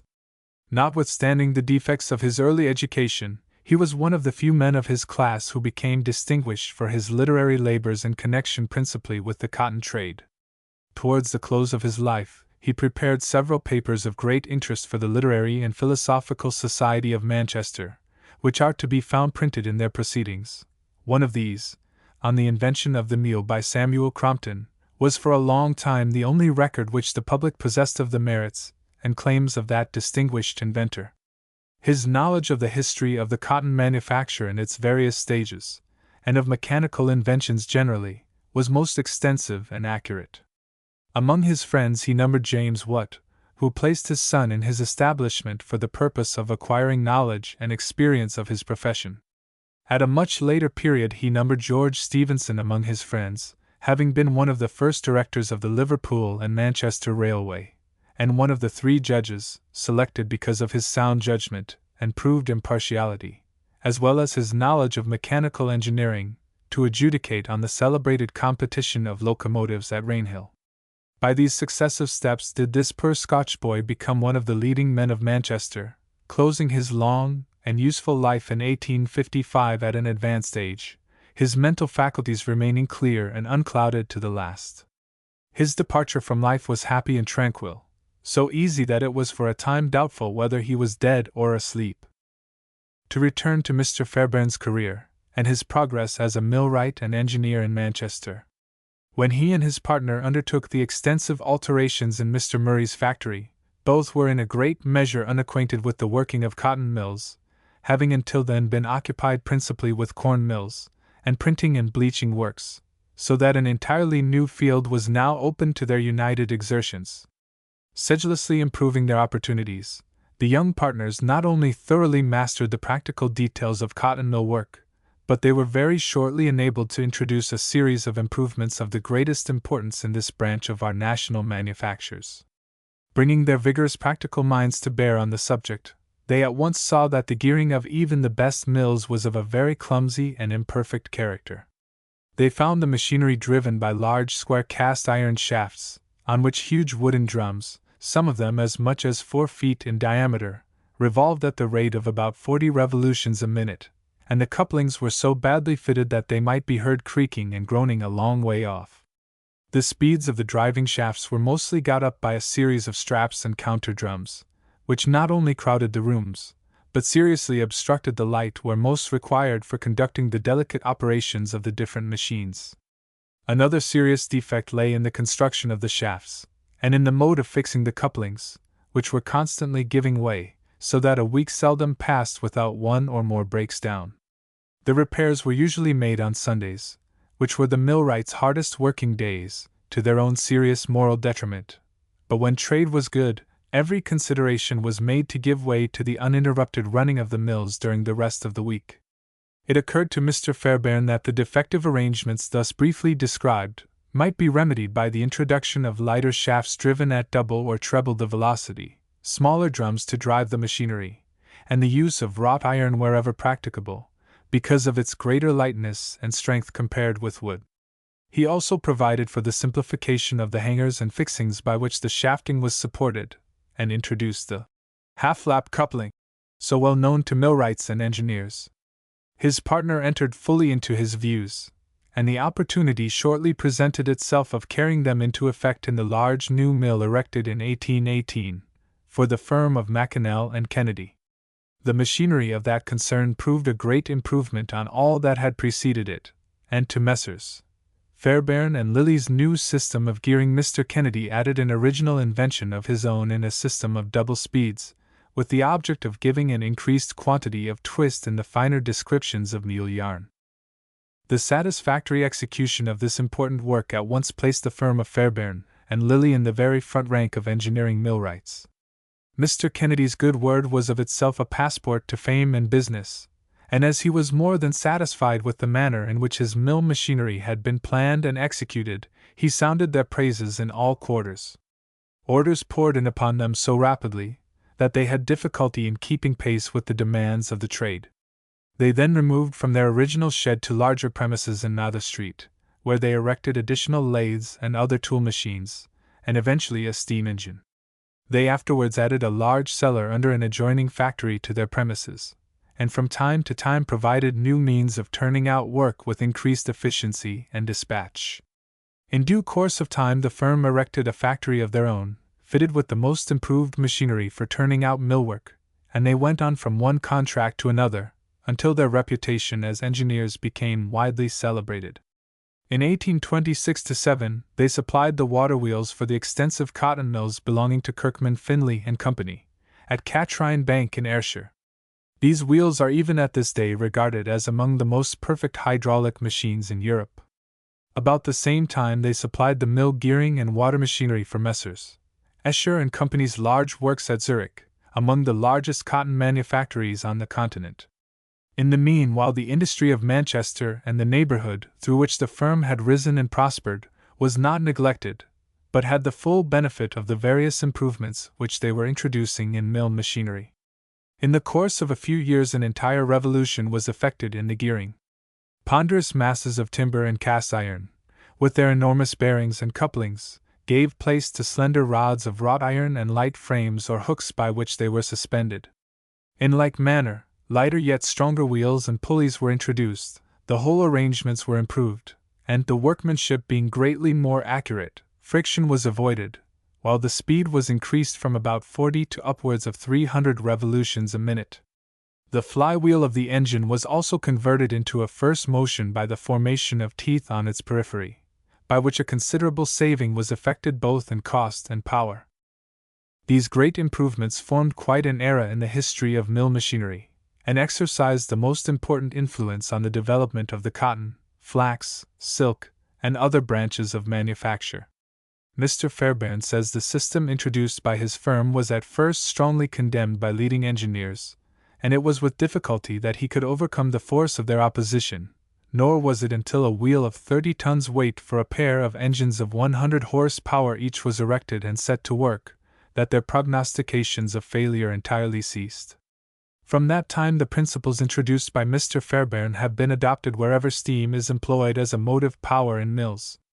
Mr. Fairbairn and his partner had a hard uphill battle to fight while these improvements were being introduced, but energy and perseverance, guided by sound judgment, secured their usual reward, and the firm became known as one of the most thriving and enterprising in Manchester.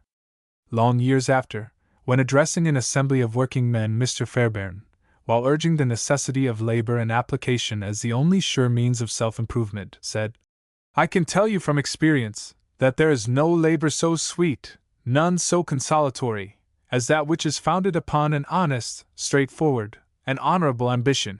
The history of any prosperous business, however, so closely resembles every other, and its details are usually of so monotonous a character, that it is unnecessary for us to pursue this part of the subject, and we will content ourselves with briefly indicating the several further improvements introduced by Mr. Fairbairn in the mechanics of construction in the course of his long and useful career.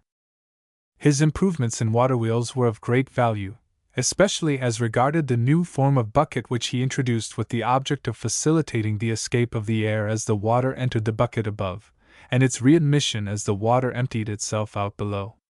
This arrangement enabled the water to act upon the wheel with the maximum of effect in all states of the river, and it so generally recommended itself, that it very soon became adopted in most watermills both at home and abroad. 6. His labors were not, however, confined to his own particular calling as a mill engineer, but were shortly directed to other equally important branches of the constructive art. Thus he was among the first to direct his attention to iron ship building as a special branch of business. In 1829, Mr. Houston, of Johnstown, near Paisley, launched a light boat on the Ardrossan Canal for the purpose of ascertaining the speed at which it could be towed by horses with 2 or 3 persons on board. To the surprise of Mr. Houston and the other gentlemen present, it was found that the labor the horses had to perform in towing the boat was much greater at 6 or 7 than at 9 miles an hour. This anomaly was very puzzling to the experimenters, and at the request of the Council of the Forth and Clyde Canal, Mr. Fairbairn, who had already become extensively known as a scientific mechanic, was requested to visit Scotland and institute a series of experiments with light boats to determine the law of traction, and clear up, if possible, the apparent anomalies in Mr. Houston's experiments. This he did accordingly, and the results of his experiments were afterwards published. The trials extended over a series of years, and were conducted at a cost of several £1,000s. The first experiments were made with vessels of wood, but they eventually led to the construction of iron vessels upon a large scale and on an entirely new principle of construction, with angle iron ribs and wrought iron sheathing plates. The results proved most valuable, and had the effect of specially directing the attention of naval engineers to the employment of iron in ship building. Mr. Fairbairn himself fully recognized the value of the experiments, and proceeded to construct an iron vessel at his works at Manchester, in 1831, which went to sea the same year. Its success was such as to induce him to begin iron shipbuilding on a large scale, at the same time as the Messrs. Laird did at Birkenhead, and in 1835 Mr. Fairbairn established extensive works at Millwall, on the Thames, afterwards occupied by Mr. Scott Russell, in whose yard the Great Eastern steamship was erected, where in the course of some 14 years he built upwards of 120 iron ships, some of them above 2,000 tons burden. It was in fact the first great iron shipbuilding yard in Britain, and led the way in a branch of business which has since become of first-rate magnitude and importance. Mr. Fairbairn was a most laborious experimenter in iron, and investigated in great detail the subject of its strength, the value of different kinds of riveted joints compared with the solid plate, and the distribution of the material throughout the structure, as well as the form of the vessel itself. It would indeed be difficult to overestimate the value of his investigations on these points in the earlier stages of this now highly important branch of the national industry. To facilitate the manufacture of his iron-sided ships, Mr. Fairbairn, about the year 1839, invented a machine for riveting boiler plates by steam power. The usual method by which this process had before been executed was by hand hammers, worked by men placed at each side of the plate to be riveted, acting simultaneously on both sides of the bolt. But this process was tedious and expensive, as well as clumsy and imperfect, and some more rapid and precise method of fixing the plates firmly together was urgently wanted.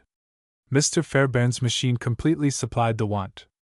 By its means the rivet was driven into its place, and firmly fastened there by a couple of strokes of a hammer impelled by steam. Aided by the Jacquard punching machine of Roberts, the riveting of plates of the largest size has thus become one of the simplest operations in iron manufacturing.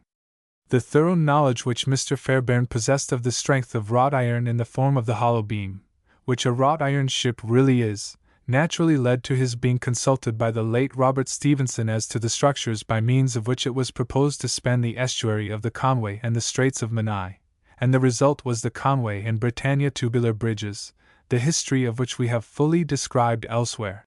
7. There is no reason to doubt that by far the largest share of the merit of working out the practical details of those structures, and thus realizing Robert Stephenson's magnificent idea of the tubular bridge, belongs to Mr. Fairbairn. In all matters connected with the qualities and strength of iron, he came to be regarded as a first-rate authority, and his advice was often sought and highly valued. The elaborate experiments instituted by him as to the strength of iron of all kinds have formed the subject of various papers which he has read before the British Association, the Royal Society, and the Literary and Philosophical Society of Manchester. His practical inquiries as to the strength of boilers have led to his being frequently called upon to investigate the causes of boiler explosions, on which subject he has published many elaborate reports. The study of this subject led him to elucidate the law according to which the density of steam varies throughout an extensive range of pressures and atmospheres, in singular confirmation of what had before been provisionally calculated from the mechanical theory of heat. His discovery of the true method of preventing the tendency of tubes to collapse, by dividing the flues of long boilers into short lengths by means of stiffening rings, arising out of the same investigation, was one of the valuable results of his minute study of the subject, and is calculated to be of essential value in the manufacturing districts by diminishing the chances of boiler explosions, and saving the lamentable loss of life which has during the last 20 years been occasioned by the malconstruction of boilers. Among Mr. Fairbairn's most recent inquiries are those conducted by him at the instance of the British government relative to the construction of iron-plated ships, his report of which has not yet been made public, most probably for weighty political reasons. We might also refer to the practical improvements which Mr. Fairbairn has been instrumental in introducing in the construction of buildings of various kinds by the use of iron. He has himself erected numerous iron structures, and pointed out the road which other manufacturers have readily followed. "I am one of those," said he, in his lecture on the progress of engineering, "who have great faith in iron walls and iron beams, and although I have both spoken and written much on the subject, I cannot too forcibly recommend it to public attention. It is now 20 years since I constructed an iron house, with the machinery of a corn mill, for Halil Pasha, then Saraskier of the Turkish army at Constantinople. I believe it was the first iron house built in this country, and it was constructed at the works at Millwall, London, in 1839. 8. Since then iron structures of all kinds have been erected, iron lighthouses, iron and crystal palaces, iron churches, and iron bridges. Iron roads have long been worked by iron locomotives, and before many years have passed a telegraph of iron wire will probably be found circling the globe. We now use iron roofs, iron bedsteads, iron ropes, and iron pavement, and even the famous wooden walls of England are rapidly becoming reconstructed of iron. In short, we are in the midst of what Mr. Worsey has characterized as the age of iron. At the celebration of the opening of the North Wales Railway at Bangor, almost within sight of his iron bridge across the Straits of Menai, Robert Stevenson said, "We are daily producing from the bowels of the earth a raw material, in its crude state apparently of no worth, but which, when converted into a locomotive engine, flies over bridges of the same material, with a speed exceeding that of the bird, advancing wealth and comfort throughout the country. Such are the powers of that all-civilizing instrument, iron. Iron indeed plays a highly important part in modern civilization. Out of it are formed alike the sword and the plowshare, the cannon and the printing press, and while civilization continues partial and half-developed, as it still is, our liberties and our industry must necessarily in a great measure depend for their protection upon the excellence of our weapons of war as well as on the superiority of our instruments of peace. Hence the skill and ingenuity displayed in the invention of rifled guns and artillery, and iron-sided ships and batteries, the fabrication of which would be impossible but for the extraordinary development of the iron manufacture, and the marvelous power and precision of our tool-making machines, as described in preceding chapters. Our strength, wealth, and commerce," said Mr. Cobden in the course of a recent debate in the House of Commons, "grow out of the skilled labor of the men working in metals. They are at the foundation of our manufacturing greatness, and in case you were attacked, they would at once be available, with their hard hands and skilled brains, to manufacture your muskets and your cannon, your shot and your shell. What has given us our Armstrongs, Whitworths, and Fairbairns, but the free industry of this country? If you can build 3 times more steam engines than any other country, and have threefold the force of mechanics, to whom and to what do you owe that, but to the men who have trained them, and to those principles of commerce out of which the wealth of the country has grown? We who have some hand in doing that, are not ignorant that we have been and are increasing the strength of the country in proportion as we are raising up skilled artisans." 9. The reader who has followed us up to this point will have observed that handicraft labor was the first stage of the development of human power, and that machinery has been its last and highest. The uncivilized man began with a stone for a hammer, and a splinter of flint for a chisel, each stage of his progress being marked by an improvement in his tools. Every machine calculated to save labor or increase production was a substantial addition to his power over the material resources of nature, enabling him to subjugate them more effectually to his wants and uses, and every extension of machinery has served to introduce new classes of the population to the enjoyment of its benefits. In early times, the products of skilled industry were for the most part luxuries intended for the few, whereas now the most exquisite tools and engines are employed in producing articles of ordinary consumption for the great mass of the community. Machines with millions of fingers work for millions of purchasers, for the poor as well as the rich, and while the machinery thus used enriches its owners, it no less enriches the public with its products. Much of the progress to which we have adverted has been the result of the skill and industry of our own time.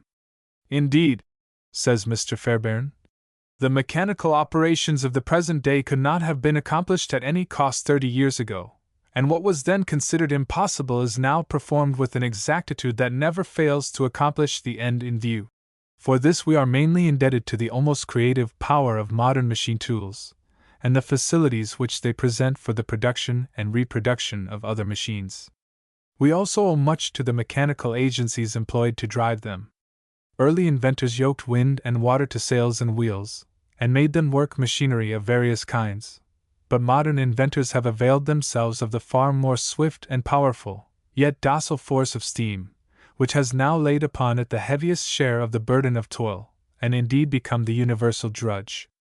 Coal, water, and a little oil are all that the steam engine, with its bowels of iron and heart of fire, needs to enable it to go on working night and day, without rest or sleep. Yoked to machinery of almost infinite variety, the results of vast ingenuity and labor, the steam engine pumps water, drives spindles, thrashes corn, prints books, hammers iron, plows land, saws timber, drives piles, impels ships, works railways, excavates docks, and, in a word, asserts an almost unbounded supremacy over the materials which enter into the daily use of mankind, for clothing, for labor, for defense, for household purposes, for locomotion, for food, or for instruction. Long after, when married and settled at Manchester, the fiddle, which had been carefully preserved, was taken down from the shelf for the amusement of the children. But though they were well enough pleased with it, the instrument was never brought from its place without creating alarm in the mind of their mother lest anybody should hear it. At length a dancing master, who was giving lessons in the neighborhood, borrowed the fiddle, and, to the great relief of the family, it was never returned. Many years later Mr. Fairbairn was present at the starting of a cotton mill at Westerling in Alsace belonging to Messrs. Gros, Duval, and Company, for which his Manchester firm had provided the millwork and water wheel, the first erected in France on the suspension principle, when the event was followed by an entertainment. During dinner Mr. Fairbairn had been explaining to M. Gros, who spoke a little English, the nature of homebrewed beer, which he much admired, having tasted it when in England. The dinner was followed by music, in the performance of which the host himself took part, and on Mr. Fairbairn's admiring his execution on the violin, M. Gros asked him if he played. "A little," was the almost unconscious reply. "Then you must have the goodness to play some." And the instrument was in a moment placed in his hands, amidst urgent requests from all sides that he should play. There was no alternative, so he proceeded to perform one of his best tunes, the Kyoro. The company listened with amazement, until the performer's career was suddenly cut short by the host exclaiming at the top of his voice, "Stop, stop, monsieur, by God, that be homebrewed music!" 2. Although not a native of Newcastle, he then said, he owed almost everything to Newcastle. He got the rudiments of his education there, such as it was, and that was something like that of his revered predecessor George Stephenson, at a colliery. He was brought up as an engineer at the Percy Main Colliery. He was there 7 years, and if it had not been for the opportunities he then enjoyed, together with the use of the library at North Shields, he believed he would not have been there to address them. Being self-taught, but with some little ambition, and a determination to improve himself, He was now enabled to stand before them with some pretensions to mechanical knowledge, and the persuasion that he had been a useful contributor to practical science and objects connected with mechanical engineering. Meeting of the Institute of Mechanical Engineers at Newcastle on Tyne, 1858. 3. Useful Information for Engineers, 2nd Series, 1860, page 211. 4. Lecture at Derby, Useful Information for Engineers, 2nd Series, page 212. 5. One of the reasons which induced Kennedy thus early to begin the business of mule spinning has been related as follows. While employed as apprentice at Chowbent, he happened to sleep over the master's apartment, and late one evening, on the latter returning from market, his wife asked his success. "I've sold the 80s," said he, "at a guinea a pound." "What?" exclaimed the mistress, in a loud voice. "Sold the 80s for only a guinea a pound? I never heard of such a thing." The apprentice could not help overhearing the remark, and it set him a-thinking. He knew the price of cotton and the price of labor, and concluded there must be a very large margin of profit. So soon as he was out of his time, therefore, he determined that he should become a cotton spinner. 6. The subject will be found fully treated in Mr. Fairbairn's own work, a treatise on mills and millwork, embodying the results of his large experience. 7. Lives of the Engineers, Volume 3. 416-40. See also an account of the construction of the Britannia and Conway tubular bridges.